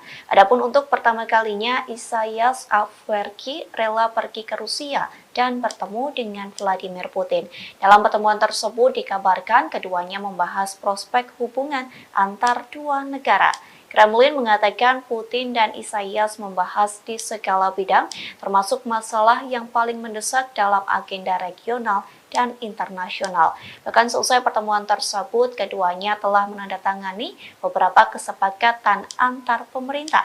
Sementara sebelumnya, Menteri Luar Negeri Rusia Sergei Lavrov terlebih dahulu mengunjungi Eritrea. Kunjungan itu telah dilakukan pada Januari 2023 silam. Pada pertemuan tersebut, Afwerki dan Lavrov membahas perubahan radikal dalam situasi internasional. Keduanya pun juga membahas soal arah utama pengembangan hubungan antara Rusia dengan Eritrea. Уважаемый господин президент, уважаемые коллеги, друзья, мы очень рады приветствовать вас в России. Работает? Перевод есть? Отлично. Это ваш первый официальный визит в нашу страну. Уважаемый господин президент, на днях Эритрея отмечала 30-летие своей независимости. И это совпадает с датой установления наших дипломатических отношений между нашими странами. Позвольте вас с этим поздравить, поблагодарить вас за то, что за эти годы, за время вашего руководства страной, отношения между нашими странами развиваются и укрепляются. Ukraina kembali mengalami kerugian lantaran kehilangan pos komando angkatan bersenjatanya. Hal itu dikarenakan Rusia kembali menghancurkan markas tentara Ukraina. Kali ini Rusia melakukan penyerangan menggunakan roket peluncuran ganda, yakni MLRS. Klaim tersebut disampaikan oleh Kepala Pusat Pers Pengelompokan yakni Oleg Chekov yang mengatakan penyerangan itu terjadi di Trudoyov ke arah Zaporozhia. Tak hanya itu, penembak jitu Rusia juga berhasil menghancurkan kelompok pengintai Ukraina. Serangan itu dilakukan menggunakan sistem penyembur api berat TOS-1 Solsepek. Selain penembak jitu Ukraina, TOS-1 Solsepek juga menghantam dua benteng militan. Adapun dua benteng militan itu berada di area Stepovoe dan Privolnoye. Oleg Chekov mengatakan beberapa titik penempatan Ukraina juga dihantam oleh artileri self-propelled Gostivka milik Rusia. Beberapa titik yang dimaksud yakni Poltavka dan Malaya Tokmatska. Di satu sisi, Ukraina belum memberikan penjelasan terkait kerugian yang dialami oleh komando pasukannya. Думают, ехать, не ехать, надо ехать. Победа за нами. Ахмат, сила. Pasukan Rusia mengklaim telah menguasai kota Bakhmut, Ukraina. Kini giliran pasukan Chechnya yang bersiap memulai pertempuran baru di wilayah Donetsk. Akankah wilayah Donetsk bernasib sama seperti kota Bakhmut? Pemimpin Chechnya Ramzan Kadyrov menyampaikan pasukannya sedang mempersiapkan peperangan baru. Pernyataan itu disampaikan Kadyrov seusai tentara bayaran Rusia mengumumkan penarikan pasukan di kota Bakhmut. Kadyrov mengaku pasukan Chechnya mendapat perintah baru. Adapun perintah itu soal tanggung jawab merebut wilayah di Republik Rakyat Donetsk. Nantinya pasukan Chechnya mulai aktif di zona perang untuk membebaskan sejumlah area. Sejauh ini Kadyrov mengaku dirinya sedang mempersiapkan serangan yang akan dilancarkan pasukannya. Terlebih pasukan Chechnya mendapat dukungan dari Kementerian Pertahanan Rusia dan staf umum Angkatan Bersenjata Rusia. Hal itu dibuktikan dengan pemberian data, informasi, hingga senjata. Berbekal itulah Kadyrov telah menyusun strategi untuk bergerak maju di Donetsk. Diketahui sebelumnya, grup Wagner mengumumkan penarikan pasukannya mulai 24 Mei hingga 1 Juni. Dengan keberhasilan Bakhmut direbut, kepala grup Wagner yakni Yevgeny Prigozhin memberikan garda depan perang ke pasukan Rusia. Я сам знаешь, Как ты к этому решению пришел? повалим, они Коран рвут, и безнаказанными остановиться так нельзя. Каждый мусульманин должен с этим воевать. Ахмат Сила, Я сам с Южно-Сахалинска, еду уже третий раз через Ахмат. Хочу пожелать всем нашим ребятам остальным, которые еще думают, ехать, не ехать, надо ехать. Победа за нами. Ахмат, сила! 我不下就这边的往家报会不会下了？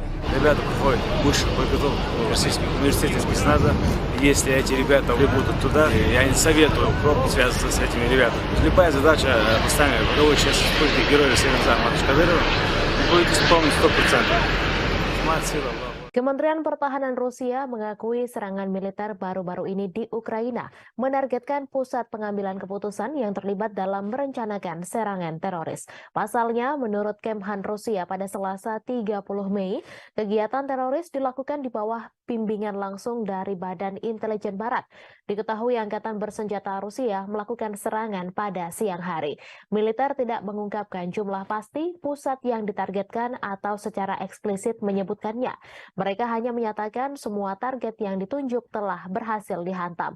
Kemudian pada hari itu, Presiden Rusia Vladimir Putin mengkonfirmasi markas besar Direktorat Intelijen Utama Militer Ukraina telah diserang. Guru Ukraina telah membangun kecurigaan terutama karena beberapa wawancara dengan outlet berita asing dan domestik yang diberikan oleh pimpinannya Kirill Budanov. Kepala Intel Ukraina itu telah membuat pernyataan yang semakin agresif baru-baru ini. Ia mengklaim keterlibatannya dalam sejumlah serangan di tanah Rusia. Awal bulan ini misalnya ia berjanji untuk terus menghabisi orang Rusia dimanapun di muka dunia ini sampai kemenangan penuh Ukraina tercapai. Tak lama kemudian ia mengaku bertanggung jawab atas pembunuhan banyak tokoh masyarakat Rusia. Meskipun Budanov tidak memberikan nama pastinya, ia menyatakan telah mendapatkan banyak nama, termasuk tokoh publik dan media. Sebelumnya diberitakan bulan ini 2 pesawat tak berawak dicegat di atas Kremlin. Namun serangan pada Selasa adalah pertama kalinya kendaraan udara tak berawak menghantam daerah pemukiman Moskow, di mana ratusan kilometer dari garis depan Ukraina. Wali kota Moskow, Sergei Sobyanin, mengatakan 2 orang dirawat namun tidak menderita luka serius. Penghuni bangunan yang rusak akibat serangan itu juga dievakuasi sementara. Di Jalan Provso Yusnaya, sebuah bangunan tempat tinggal dengan jendela yang pecah ditutup oleh polisi. Warga Moskow mengatakan bahwa sebuah pesawat tak berawak juga menabrak sebuah apartemen di lantai 14 sebuah gedung tinggi di Leninsky Prospect tetapi tidak meledak. Kementerian Pertahanan Rusia mengatakan bahwa 8 drone dikerahkan Ukraina dalam serangan itu. Namun 5 diantaranya jatuh dan 3 lainnya berhasil dinonaktifkan. Gubernur wilayah Krasnodar, Veniamin Kondratiev, menyebut sebuah drone Ukraina memicu kebakaran di kilang minyak di selatan Rusia. Menurutnya penembakan menghantam sebuah kota Rusia dekat perbatasan untuk ketiga kalinya dalam seminggu dan merusak bangunan serta membakar kendaraan. Rusia mengatakan sebuah pesawat tak berawak kemungkinan menjadi penyebab kebakaran yang terjadi di kilang minyak Avivsky. Kebakaran terjadi sehari setelah Rusia menuduh Ukraina mengirim pesawat tak berawak untuk menyerang gedung-gedung di Moskow. Kondratiev melalui aplikasi Telegram pada Rabu 31 Mei menyebut api segera padam dan tidak ada korban jiwa. Kilang minyak Avivsky diketahui berada tidak jauh dari pelabuhan Laut Hitam Novorossiysk, dekat kilang lain yang telah diserang beberapa kali dalam bulan ini. Tidak ada informasi langsung tentang siapa yang meluncurkan pesawat tak berawak itu, namun Moskow menuduh Kiev meningkatkan serangan di dalam Rusia dalam beberapa pekan terakhir. Sementara Rusia telah berulang kali menggempur kota-kota Ukraina dengan pesawat tak berawak dan rudal. Langit di atas Ukraina relatif tenang pada hari Selasa malam tanpa ada serangan udara besar yang dilaporkan. Serangan pesawat tak berawak Rusia menewaskan 1 orang orang dan melukai 4 orang di Kiev pada hari Selasa. Serangan terhadap Rusia terjadi saat Ukraina mempersiapkan serangan balasan untuk mengusir pasukan Rusia dari wilayah yang diduduki sejak Moskow melancarkan invasi skala penuh sejak Februari 2022. Sebuah serangan artileri Ukraina melukai sedikitnya 1 orang di kota Rusia Sebekino, sekitar 7 km utara perbatasan dengan wilayah Kharkiv, Ukraina. Ukraina hampir tidak pernah secara terbuka mengklaim bertanggung jawab atas serangan di Rusia atau di wilayah yang dikuasai Rusia. Rusia menyebut 8 drone menargetkan wilayah sipil Moskow yang berpenduduk lebih dari 21 juta orang. Serangan dilakukan pada Selasa dini hari, namun drone berhasil ditembak jatuh atau dialihkan. Presiden Rusia Vladimir Putin mengecam serangan drone terbesar dari Ukraina ke Moskow. Ia mengatakan bahwa serangan tersebut berupaya menakut-nakuti dan memprovokasi Rusia. Seorang pembantu Presiden Ukraina membantah bahwa Kiev terlibat langsung dalam serangan Moskow. Namun ia mengatakan Ukraina mengetahui penyerangan itu dan memperkirakan akan serangan lain yang lebih banyak lagi. Washington disebut mendukung Kiev dengan secara terbuka mengabaikan serangan pesawat tak berawak yang melanda beberapa distrik Moskow pada hari Selasa. Hal itu disampaikan utusan Rusia untuk Amerika Serikat setelah Presiden Vladimir Putin menyalahkan Ukraina atas serangan itu. Gedung Putih mengatakan tidak mendukung serangan di dalam Rusia dan masih mengumpulkan informasi tentang insiden tersebut, di mana Putin sebelumnya menyebut bahwa serangan itu adalah upaya Ukraina untuk menakut-nakuti Rusia. Putin menyebut serangan itu yang membawa perang 15 bulan di Ukraina ke jantung Rusia sebagai aksi teroris. Ukraina juga menuduh Rusia melakukan terorisme atas pengebomannya terhadap warga sipil Ukraina, di mana tuduhan itu langsung dibantah oleh Moskow. Seorang pembantu Presiden Ukraina membantah Kiev terlibat langsung dalam serangan pesawat tak berawak di Moskow. Serangan terhadap Moskow yang melukai 2 orang terjadi setelah Rusia melancarkan 3 serangan udara dalam 1 hari di Kiev dan sejauh ini pada 17 Mei menewaskan 2 orang dan menabur kehancuran serta ketakutan. Rusia telah lama menuduh Barat melakukan perang proksi melawan Moskow dengan mendukung Ukraina dengan bantuan militer dan keuangan. Diketahui Rusia melancarkan invasi besar-besaran ke Ukraina sejak Februari 2022, menghancurkan kota-kota, memaksa jutaan orang meninggalkan rumah mereka dan menelan ribuan nyawa. Moskow menyebut perang itu sebagai operasi militer khusus untuk denazifikasi Ukraina dan melindungi penutur bahasa Rusia. Namun Kiev dan sekutunya mengatakan itu adalah perampasan tanah yang tidak beralasan. Sejak invasi besar-besaran Rusia ke Ukraina pada Februari 2022, banyak yang menyebut perang tersebut merupakan kesalahan kalkulasi yang dilakukan Presiden Rusia Vladimir Putin. Namun demikian, perang tersebut terjadi juga karena kesalahan Presiden Amerika Serikat Joe Biden dalam memberikan penilaian lebih terhadap Ukraina dan mengabaikan Rusia. Putin memang dianggap melakukan kesalahan fatal dengan menginvasi Ukraina dan menilai Kiev akan segera jatuh serta akan membentuk pemerintahan boneka. Faktanya hingga setahun berlalu Kiev terus dibom tetapi pemerintahan Ukraina masih berdiri tegak. Hanya saja Putin justru terus melayani Ukraina yang didukung Amerika Serikat dan NATO untuk melaksanakan perang dalam durasi yang lama. Yang paling menderita adalah rakyat Ukraina karena hanya menjadi medan pertempuran antara dua kekuatan dunia yakni Amerika Serikat dan Rusia. Saat perang berlarut-larut tanpa akhir yang terlihat merupakan kesalahan utama yang dilakukan Presiden Amerika Serikat Joe Biden. Berikut 5 kesalahan yang dilakukan Presiden Biden dalam menilai perang Ukraina-Rusia. Yang pertama, konflik global antara demokrasi dan otokrasi. Sejak awal Biden memposisikan diri dengan landasan moral yang tinggi. Ia membingkai konflik di Ukraina sebagai konflik global antara demokrasi dan otokrasi. Dilansir dari Al Jazeera, hal tersebut disampaikan pakar kebijakan luar negeri Amerika Serikat Marwan Bisara. Namun demikian, Douglas Brinkley, seorang sejarawan kepresidenan di Rice University mengatakan Biden tetap bersemangat dan tangguh. Itu mengacu pada perjuangan mantan presiden untuk menanggapi invasi Soviet ke Afghanistan pada 1979. Yang kedua, meremehkan nasionalisme Rusia. Biden meremehkan kekuatan nasionalisme Rusia dan menolak ketakutan Moskow akan ekspansi NATO ke perbatasannya sebagai alasan tak berdasar untuk imperialisme Rusia.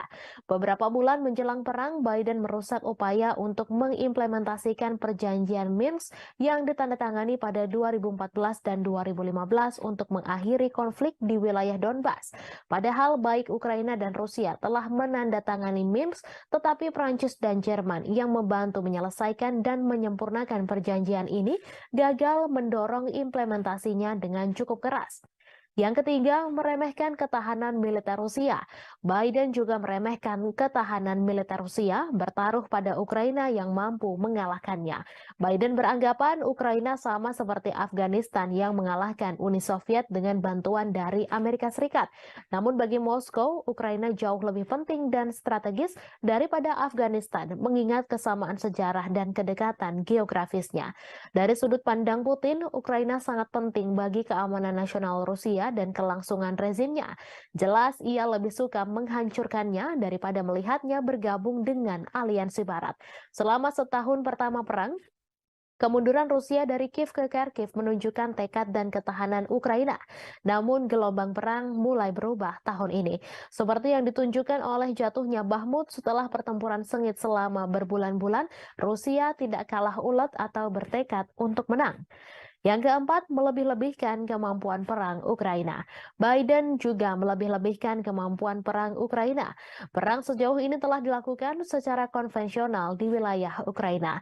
Kemunduran ini tidak menghalangi Amerika Serikat dan sekutunya untuk meningkatkan bantuan militer kepada Ukraina. Pada 19 Mei lalu, pertemuan negara-negara G7 yang dipimpin Amerika Serikat di Hiroshima berjanji untuk memperbarui komitmen mereka untuk memberikan dukungan finansial, kemanusiaan, militer, dan diplomatik yang dibutuhkan Ukraina selama diperlukan. Apa yang dimulai dengan pengiriman amunisi ke Ukraina diperluas untuk memasok artileri dan tank Amerika dan Jerman, sistem pertahanan Patriot, dan drone yang memungkinkan Ukraina melakukan perlawanan ke wilayah Rusia. Baru-baru ini, Amerika Serikat telah menyetujui pengiriman jet tempur F-16 ke Ukraina untuk menantang superioritas udara Rusia. Moskow telah memperingatkan bahwa menyediakan Kiev dengan pesawat ini akan menyebabkan eskalasi yang berbahaya. Yang kelima, salah kalkulasi sanksi bagi Rusia. Sama seperti Putin yang meremehkan persatuan Barat dalam mendukung Ukraina, Biden juga meremehkan ketidakpedulian dunia lainnya terhadap dampak perang tersebut. Saat seluruh dunia terus berdagang dengan Rusia, sanksi Barat gagal mengubah perhitungan Moskow. Skenario suram telah memaksa Biden beralih ke rencana kompleks untuk menghukum Rusia secara ekonomi dan menunjukkan bahaya pemerintahan otoriter yang menjungkir balikan demokrasi tetangga. Seperti diungkapkan Do Bando, pakar luar negeri dari Cato Institute, bahwa meskipun perang Rusia-Ukraina mungkin merupakan konflik terburuk di Eropa sejak Perang Dunia II, hal ini bukanlah yang terburuk di seluruh dunia. Konflik yang jauh lebih dahsyat telah terjadi di seluruh dunia berkembang karena dampak perang Ukraina tersebut. Perang Rusia dan Ukraina terus mencapai dinamika terbaru. Meski memiliki ukuran persenjataan yang lebih kecil, Ukraina dilaporkan telah menjatuhkan serangan yang menekan tentara Moskow. Di balik taktik serangan Ukraina, Kiev nyatanya menggunakan strategi yang mirip dengan kelompok teroris ISIS. Hal ini terlihat dari bagaimana Ukraina mengunggah video yang berisi kekejaman untuk menggugah emosi, di mana hal ini serupa dengan ISIS. Kelompok teror itu mendorong video yang canggih dan kadang menampilkan kekerasan sebagai bagian dari kampanye perekrutan yang lebih luas. Mereka juga mendistribusikan rekaman yang menarik secara emosional untuk memangsa identitas target yang lemah. Dilansir dari Newsweek, bagi Ukraina, motivasi di balik pembuatan video dari adegan medan perang adalah menarik cukup banyak pemirsa secara global untuk memastikan bahwa perjuangan negara melawan Rusia tidak dilupakan. Hal ini juga membuktikan bahwa dukungan keuangan dan militer Barat untuk Kiev belum dan tidak akan sia-sia. Menurut salah satu pembuat video asal Ukraina, Konstantin Kalnovsky, Kiev menggunakan teknologi yang cukup mumpuni seperti drone untuk menggambarkan situasi kengerian serangan Rusia. Video itulah yang kemudian membuat Ukraina mendapatkan begitu banyak dukungan. Ukraina nyatanya juga memiliki pasukan khusus pembuat video grafis yang bernama Serigala Putih. Mereka merilis video sepanjang konflik yang menunjukkan bagaimana pasukannya berhasil menghancurkan target Rusia termasuk tank.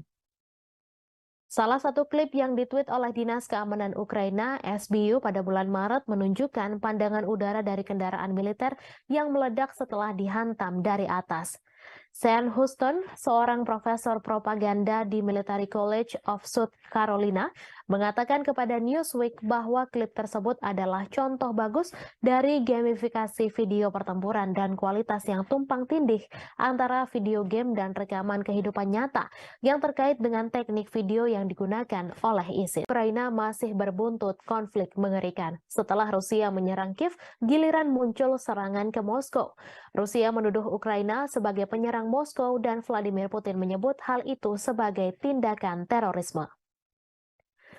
Menurut Putin, Ukraina berusaha mengintimidasi Rusia, warga Rusia, dan menyerang bangunan-bangunan tempat tinggal. Otoritas Rusia mengklaim 8 drone yang menargetkan wilayah sipil Moskow dan sekitarnya yang dihuni lebih dari 21 juta penduduk pada Selasa 30 Mei dini hari berhasil ditembak jatuh dengan beberapa drone lainnya dinonaktifkan. Moskow yang merupakan ibu kota dari negara dengan kekuatan nuklir terbesar di dunia telah dilindungi oleh sistem peringatan dini yang ekstensif. Namun selesai rentetan serangan drone Ukraina, Putin menyatakan bahwa sistem pertahanan udara di sekitar Moskow akan diperkuat. Sementara itu, Ukraina membantah terlibat secara langsung dalam rentetan serangan drone yang menghujani ibu kota Moskow di Rusia. Namun demikian, Kiev mengakui tengah menikmati situasi di Moskow dan memprediksi masih akan ada serangan lainnya. Seperti dilansir Reuters pada Rabu 31 Mei, bantahan itu disampaikan oleh penasihat kepresidenan Ukraina, Mikhailo Podolyak, saat berbicara dalam acara Breakfast Show. Dilansir Reuters pada Rabu 31 Mei terjadi serangan drone yang menghantam dan memicu kebakaran di sebuah kilang minyak Rusia bagian selatan. Rusia menuding Ukraina sebagai dalang serangan itu. Otoritas Rusia juga melaporkan sebuah serangan artileri Ukraina terhadap kota Shebekino yang berjarak hanya 7 km sebelah utara wilayah Kharkiv di Ukraina. Serangan itu tercatat sebagai serangan ketiga di wilayah perbatasan dalam sepekan terakhir. Gubernur setempat Vyacheslav Gladkov dalam pernyataan melaporkan sedikitnya 2 orang harus dirawat di rumah sakit akibat serangan itu. Gladkov juga menyebut serangan itu menghancurkan jendela-jendela bangunan dan merusak atap gedung apartemen 8 lantai, 4 rumah warga, sebuah sekolah, dan beberapa tempat lainnya. Ia terjadi pada malam hari ketika sebagian besar penduduk Kiev tertidur lelap. Sirine meraung-raung di seluruh ibu kota Ukraina, membangunkan penduduk yang telah menghadapi perang selama 15 bulan. Mereka menyesuaikan rutinitasnya demi menghadapi kampanye udara terbaru Rusia. Dilansir Kompas.com dari Associated Press, dalam eskalasi serangan Rusia baru-baru ini, Olha Buchno, seorang petugas kebersihan, berdoa setiap malam. Di samping tempat tidurnya ada tas berisi barang-barang penting seperti dokumen, makanan kering, dan air. Mendengar bunyi alarm, ia berlari ke bawah ke ruang bawah tanah gedungnya dan berlindung. Hampir 2 minggu lalu, puing-puing dari rudal yang ditembak jatuh mendarat di atap sebuah gedung di sebelahnya di distrik Darnitsia, Kiev, menyebabkan kebakaran besar. Ia menangis sambil ketakutan setiap malamnya, membayangkan kemungkinan buruk yang bisa terjadi jika alarm sudah berbunyi.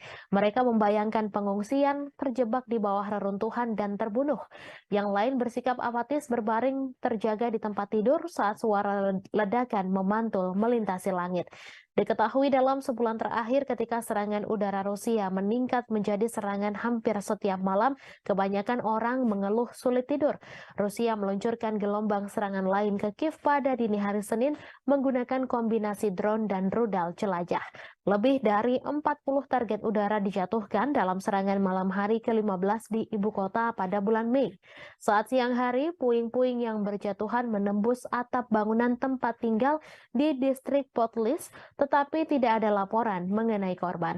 Seringkali ledakan adalah suara dari sistem pertahanan udara Ukraina yang berhasil menargetkan rudal dan drone mematikan yang dikirim Rusia ke Ukraina. Rusia melancarkan pengeboman yang sangat intens, mengirimkan 18 rudal ke arah Ukraina, 14 diantaranya menargetkan Kiev menurut juru bicara Angkatan Udara Ukraina. Ukraina mengklaim pihaknya telah menembak jatuh 6 rudal hipersonik Kinzhal pada malam itu. Yevgeny Prigozhin, bos kelompok tentara bayaran Rusia Wagner Group, mendesak jaksa untuk menyelidiki kejahatan oleh pejabat-pejabat senior pertahanan negeri beruang merah selama invasi di Ukraina. Prigozhin melayangkan desakan itu melalui surat ke pihak berwenang. Dalam surat itu, ia mengeluhkan operasi khusus militer atau SMO Rusia di Ukraina. Sebagaimana dilansir Reuters, Prigozhin kemudian mengatakan surat-surat tersebut tidak untuk dipublikasikan. Dalam beberapa bulan belakangan, Prigozhin memang kerap mengkritik para pejabat pertahanan Rusia yang ia anggap tidak becus. Akibat ketidakbecusan itu, prajurit Rusia di medan tempur di Ukraina kewalahan dan kehilangan arah sementara nyawa terus berjatuhan. Sejumlah pengamat juga menganggap pasukan militer Rusia di Ukraina tidak becus. Beberapa pakar menilai pasukan Wagner lah yang selama ini membuat Rusia dapat bertahan di Ukraina. Namun Wagner sudah menarik pasukannya dari medan tempur di Ukraina. Mereka menyerahkan posisi tempur kepada tentara Rusia. Setelah penarikan pasukan itu, muncul desas-desus bahwa Prigozhin berencana melancarkan kudeta di Rusia. Meski demikian, Prigozhin langsung membantah tudingan tersebut. Ia mengklaim Wagner tak memiliki pasukan yang cukup untuk melancarkan kudeta. Ia malah menuduh balik Menteri Pertahanan Rusia Sergei Shoigu lah yang sebenarnya mampu menggelar kudeta mengingat personel pasukannya begitu banyak. Rusia akan mengevakuasi ratusan anak dari desa-desa di Belgorod karena pengeboman yang intensif di perbatasan Rusia dan Ukraina tersebut. Kremlin menganggap situasi di Belgorod saat ini mengkhawatirkan. Diketahui Rusia mulai menghadapi rentetan serangan intensif di perbatasan termasuk Belgorod. Evakuasi ini dilakukan di daerah perbatasan yang paling terkena dampak. Gubernur Belgorod Vyacheslav Gladkov mengatakan situasi memburuk di desa Sebekino yang dihantam roket pada Rabu 31 Mei pukul 3:15 waktu setempat. Ia mengatakan 300 anak pertama di wilayah terdampak di Belgorod akan dibawa ke Voronezh, sebuah kota sekitar 250 km lebih jauh ke Rusia. Melalui saluran telegramnya, ia memposting foto-foto mobil terbakar yang menghitam tergeletak di rerumputan dekat taman bermain dan sebuah roket yang tampaknya mendarat di jalan. Ia mengatakan serangan itu melukai 4 orang. Sehari sebelumnya, 1 orang tewas dan 2 lainnya luka-luka dalam serangan Ukraina di sebuah pusat pengungsian di wilayah Belgorod pada Selasa 30 Mei. Serangan itu terjadi saat Ukraina mengatakan sedang mempersiapkan serangan besar terhadap pasukan Moskow. Ia mengatakan Rusia sedang mengambil langkah-langkah yang diperlukan. Pada pekan lalu, Rusia menuduh Ukraina meluncurkan serangan ke Belgorod dan serangan drone di Moskow pada Selasa 30 Mei 2023. Sejumlah depot minyak di Rusia telah terpukul dalam beberapa pekan terakhir. Pada Rabu 31 Mei, pihak berwenang di wilayah Krasnodar Selatan Rusia mengatakan sebuah drone menghantam kilang minyak Elsky. Krasnodar telah dihantam drone 2 kali sejak awal Mei 2023. Rusia juga menuduh Ukraina meluncurkan 8 serangan drone ke Moskow pada Selasa 30 Mei. Serangan itu menyebabkan kerusakan pada bangunan apartemen. Warga Rusia dari 2 blok apartemen dievakuasi setelah serangan tersebut. Pasukan Rusia telah menghancurkan kapal perang Ukraina terakhir di pelabuhan Odessa. Kementerian Pertahanan Rusia mengungkapkan kabar tersebut pada Rabu 31 Mei. Kapal perang Yuri Olefirenko diklasifikasikan sebagai korvet dan beroperasi dengan Angkatan Laut Ukraina. Kapal perang itu dibangun pada akhir 1990-an di Rusia, tetapi kemudian dipindahkan ke Ukraina setelah runtuhnya Uni Soviet. Kapal Kapal tersebut telah mengalami beberapa modernisasi selama bertahun-tahun, termasuk perombakan besar-besaran pada tahun 2016. Kemhan Rusia menambahkan Ukraina kehilangan lebih dari 200 tentara di sana selama beberapa hari terakhir. Menurut Kemhan Rusia, Kiev kehilangan lebih dari 200 prajurit Ukraina, 3 kendaraan tempur lapis baja, 12 kendaraan dan howitzer D-30 ke arah Donetsk selama 24 jam terakhir. Sementara itu, Shalik, juru bicara Angkatan Laut Ukraina, mengatakan pihaknya tidak akan menanggapi pernyataan apapun yang dibuat sepihak oleh Rusia. Angkatan Laut Ukraina juga tidak akan mengungkapkan informasi apapun tentang kerugian selama perang. Sebelumnya, Rusia mengklaim bahwa pesawat tak berawak Ukraina memicu kebakaran di kilang minyak di Rusia Selatan. Selain itu, serangan udara juga menghantam sebuah kota Rusia dekat perbatasan untuk ketiga kalinya dalam seminggu dan merusak bangunan serta membakar kendaraan. Sementara itu, berikut perkembangan lainnya seputar situasi perang Rusia-Ukraina, di mana hanya ada sekitar 500 orang yang masih tinggal di Bakhmut. Menurut wali, jumlah itu jauh dibandingkan dengan 70.000 orang yang tinggal di kota Ukraina Timur sebelum perang meletus. Bakhmut menjadi sasaran pertempuran sengit selama setahun terakhir. Baik Ukraina dan Rusia mengklaim sama-sama menguasai kota tersebut.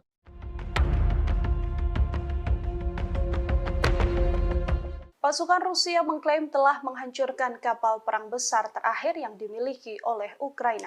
Serangan tersebut dilancarkan Rusia pada Senin 29 Mei di Pelabuhan Odessa di Laut Hitam. Dalam rilis Kementerian Pertahanan, kapal perang besar Angkatan Laut Ukraina ini dihancurkan dengan serangan presisi tinggi Angkatan Udara Rusia. Di tempat berlabuhnya kapal tersebut, kapal perang terakhir Angkatan Laut Ukraina ini bernama Yuri Elefirenko. Hanya saja Ukraina membantah kapal perang terakhir telah dihancurkan pasukan Putin. Hal ini ditegaskan oleh juru bicara Angkatan Laut Ukraina oleh Kalik, yang meminta sumber Rusia yang membicarakan hancurnya oleh Firenko tak diperhatikan dan diperdulikan. Namun pasukan militer Ukraina membenarkan adanya serangan udara yang menyebabkan kebakaran dan telah merusak infrastruktur di Pelabuhan Odessa. Yuri Olefirenko adalah kapal pendarat berukuran sedang untuk pasukan dan kendaraan. Presiden Ukraina Volodymyr Zelensky sendiri mengoperasikan versi pembaruan dari kapal tersebut pada awal Juni 2022 lalu.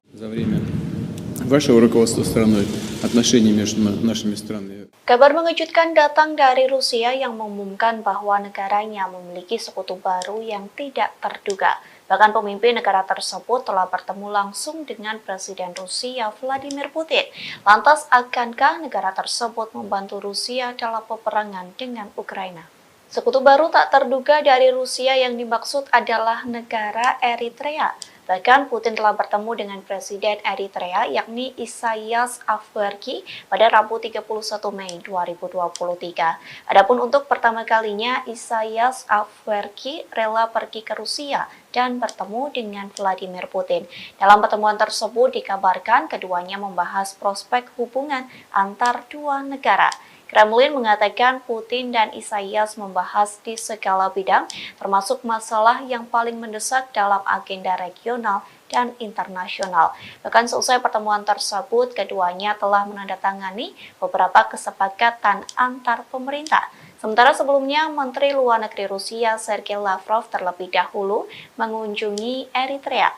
Kunjungan itu telah dilakukan pada Januari 2023 silam. Pada pertemuan tersebut, Afwerki dan Lavrov membahas perubahan radikal dalam situasi internasional. Keduanya pun juga membahas soal arah utama pengembangan hubungan antara Rusia dengan Eritrea. Уважаемый господин президент, уважаемые коллеги, друзья, мы очень рады приветствовать вас в России. Работает? Перевод есть? Отлично. Это ваш первый официальный визит в нашу страну. Уважаемый господин президент, на днях Эритрея отмечала 30-летие своей независимости. И это совпадает с датой установления наших дипломатических отношений между нашими странами. Позвольте вас с этим поздравить, поблагодарить вас за то, что за эти годы, за время вашего руководства страной отношения между нашими странами развиваются и укрепляются.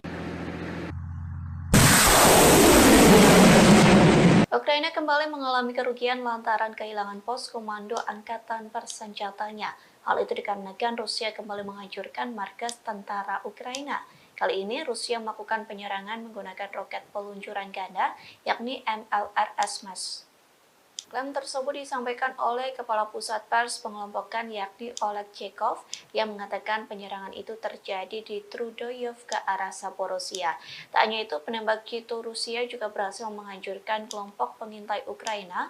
Serangan itu dilakukan menggunakan sistem penyembur api berat TOS-1 Solsepek. Selain penembak jitu Ukraina, TOS-1 Solsepek juga menghantam 2 benteng militan. Adapun 2 benteng militan itu berada di area Stepovoe dan Privolnoye. Oleg Chekov mengatakan beberapa titik penempatan Ukraina juga dihantam oleh artileri self-propelled Gostivka milik Rusia. Beberapa titik yang dimaksud yakni Poltavka dan Malaya Tokmatska. Di satu sisi, Ukraina belum memberikan penjelasan terkait kerugian yang dialami oleh komando pasukannya. Думают, ехать, не ехать, надо ехать. Победа за нами. Ахмат, сила! Pasukan Rusia mengklaim telah menguasai kota Bakhmut, Ukraina. Kini giliran pasukan Chechnya yang bersiap memulai pertempuran baru di wilayah Donetsk. Akankah wilayah Donetsk bernasib sama seperti kota Bakhmut? Pemimpin Chechnya Ramzan Kadyrov menyampaikan pasukannya sedang mempersiapkan peperangan baru. Pernyataan itu disampaikan Kadyrov seusai tentara bayaran Rusia mengumumkan penarikan pasukan di kota Bakhmut. Kadyrov mengaku pasukan Chechnya mendapat perintah baru. Adapun perintah itu soal tanggung jawab merebut wilayah di Republik Rakyat Donetsk. Nantinya pasukan Chechnya mulai aktif di zona perang untuk membebaskan sejumlah area. Sejauh ini Kadyrov mengaku dirinya sedang mempersiapkan serangan yang akan dilancarkan pasukannya. Terlebih pasukan Chechnya mendapat dukungan dari Kementerian Pertahanan Rusia dan staf umum Angkatan Bersenjata Rusia. Hal itu dibuktikan dengan pemberian data, informasi, hingga senjata. Berbekal itulah Kadyrov telah menyusun strategi untuk bergerak maju di Donetsk. Diketahui sebelumnya, grup Wagner mengumumkan penarikan pasukannya mulai 24 Mei hingga 1 Juni. Dengan keberhasilan Bakhmut direbut, kepala grup Wagner yakni Yevgeny Prigozhin memberikan garda depan perang ke pasukan Rusia. Я сам знаете, Как ты к этому решению пришел? повалим, они рано рвут и безнаказанными остановиться так нельзя. Каждый мусульманин должен с этим воевать. Ахмат, сила, Аллах. Я сам с Южно-Сахалинска, еду уже 3-й раз через Ахмат. Хочу пожелать всем нашим ребятам остальным, которые еще думают, ехать, не ехать, надо ехать. Победа за нами. Ахмат, сила!我不假就这边人的往家跑会不会很强啊？ Ребята проходят высшую подготовку в Российском университете спецназа.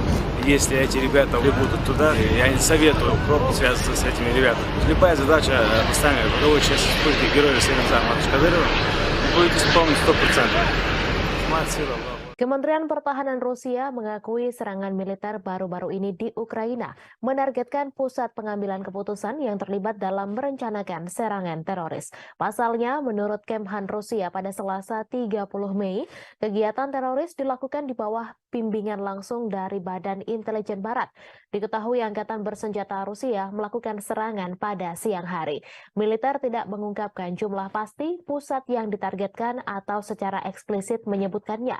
Mereka hanya menyatakan semua target yang ditunjuk telah berhasil dihantam.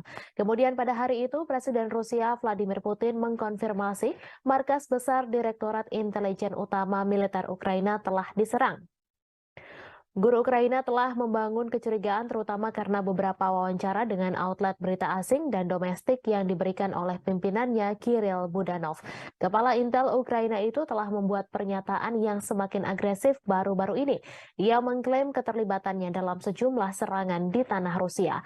Awal bulan ini misalnya, ia berjanji untuk terus menghabisi orang Rusia dimanapun di muka dunia ini sampai kemenangan penuh Ukraina tercapai. Tak lama kemudian, ia mengaku bertanggung jawab atas pembunuhan banyak tokoh masyarakat Rusia. Meskipun Budanov tidak memberikan nama pastinya, ia menyatakan telah mendapatkan banyak nama, termasuk tokoh publik dan media. Sebelumnya diberitakan bulan ini 2 pesawat tak berawak dicegat di atas Kremlin. Namun serangan pada Selasa adalah pertama kalinya kendaraan udara tak berawak menghantam daerah pemukiman Moskow, di mana ratusan kilometer dari garis depan Ukraina. Wali kota Moskow, Sergei Sobyanin, mengatakan 2 orang dirawat namun tidak menderita luka serius. Penghuni bangunan yang rusak akibat serangan itu juga dievakuasi sementara. Di Jalan Provso Yusnaya, sebuah bangunan tempat tinggal dengan jendela yang pecah ditutup oleh polisi. Warga Moskow mengatakan bahwa sebuah pesawat tak berawak juga menabrak sebuah apartemen di lantai 14 sebuah gedung tinggi di Leninsky Prospect, tetapi tidak meledak. Kementerian Pertahanan Rusia mengatakan bahwa 8 drone dikerahkan Ukraina dalam serangan itu. Namun 5 diantaranya jatuh dan 3 lainnya berhasil dinonaktifkan. Gubernur wilayah Krasnodar, Veniamin Kondrativ, menyebut sebuah drone Ukraina memicu kebakaran di kilang minyak di selatan Rusia. Menurutnya penembakan menghantam sebuah kota Rusia dekat perbatasan untuk ketiga kalinya dalam seminggu dan merusak bangunan serta membakar kendaraan. Rusia mengatakan sebuah pesawat tak berawak kemungkinan menjadi penyebab kebakaran yang terjadi di kilang minyak Avivsky. Kebakaran terjadi sehari setelah Rusia menuduh Ukraina mengirim pesawat tak berawak untuk menyerang gedung-gedung di Moskow. Kondrativ melalui aplikasi Telegram pada Rabu 31 Mei menyebut api segera padam dan tidak ada korban jiwa. Kilang minyak Avivsky diketahui berada tidak jauh dari pelabuhan Laut Hitam Novorossiysk, dekat kilang lain yang telah diserang beberapa kali dalam bulan ini. Tidak ada informasi langsung tentang siapa yang meluncurkan pesawat tak berawak itu, namun Moskow menuduh Kiev meningkatkan serangan di dalam Rusia dalam beberapa pekan terakhir. Sementara Rusia telah berulang kali menggempur kota-kota Ukraina dengan pesawat tak berawak dan rudal. Langit di atas Ukraina relatif tenang pada hari Selasa malam tanpa ada serangan udara besar yang dilaporkan. Serangan pesawat tak berawak Rusia menewaskan 1 orang dan melukai 4 orang di Kiev pada hari Selasa. Serangan terhadap Rusia terjadi saat Ukraina mempersiapkan serangan balasan untuk mengusir pasukan Rusia dari wilayah yang diduduki sejak Moskow melancarkan invasi skala penuh sejak Februari 2022. Sebuah serangan artileri Ukraina melukai sedikitnya 1 orang di kota Rusia Sebekino, sekitar 7 km utara perbatasan dengan wilayah Kharkiv, Ukraina. Ukraina hampir tidak pernah secara terbuka mengklaim bertanggung jawab atas serangan di Rusia atau di wilayah yang dikuasai Rusia. Rusia menyebut 8 drone menargetkan wilayah sipil Moskow yang berpenduduk lebih dari 21 juta orang. Serangan dilakukan pada Selasa dini hari, namun drone berhasil ditembak jatuh atau dialihkan. Presiden Rusia Vladimir Putin mengecam serangan drone terbesar dari Ukraina ke Moskow. Ia mengatakan bahwa serangan tersebut berupaya menakut-nakuti dan memprovokasi Rusia. Seorang pembantu Presiden Ukraina membantah bahwa Kiev terlibat langsung dalam serangan Moskow. Namun ia mengatakan Ukraina mengetahui penyerangan itu dan memperkirakan akan serangan lain yang lebih banyak lagi. Washington disebut mendukung Kiev dengan secara terbuka melanda beberapa distrik Moskow pada hari Selasa. Hal itu disampaikan utusan Rusia untuk Amerika Serikat setelah Presiden Vladimir Putin menyalahkan Ukraina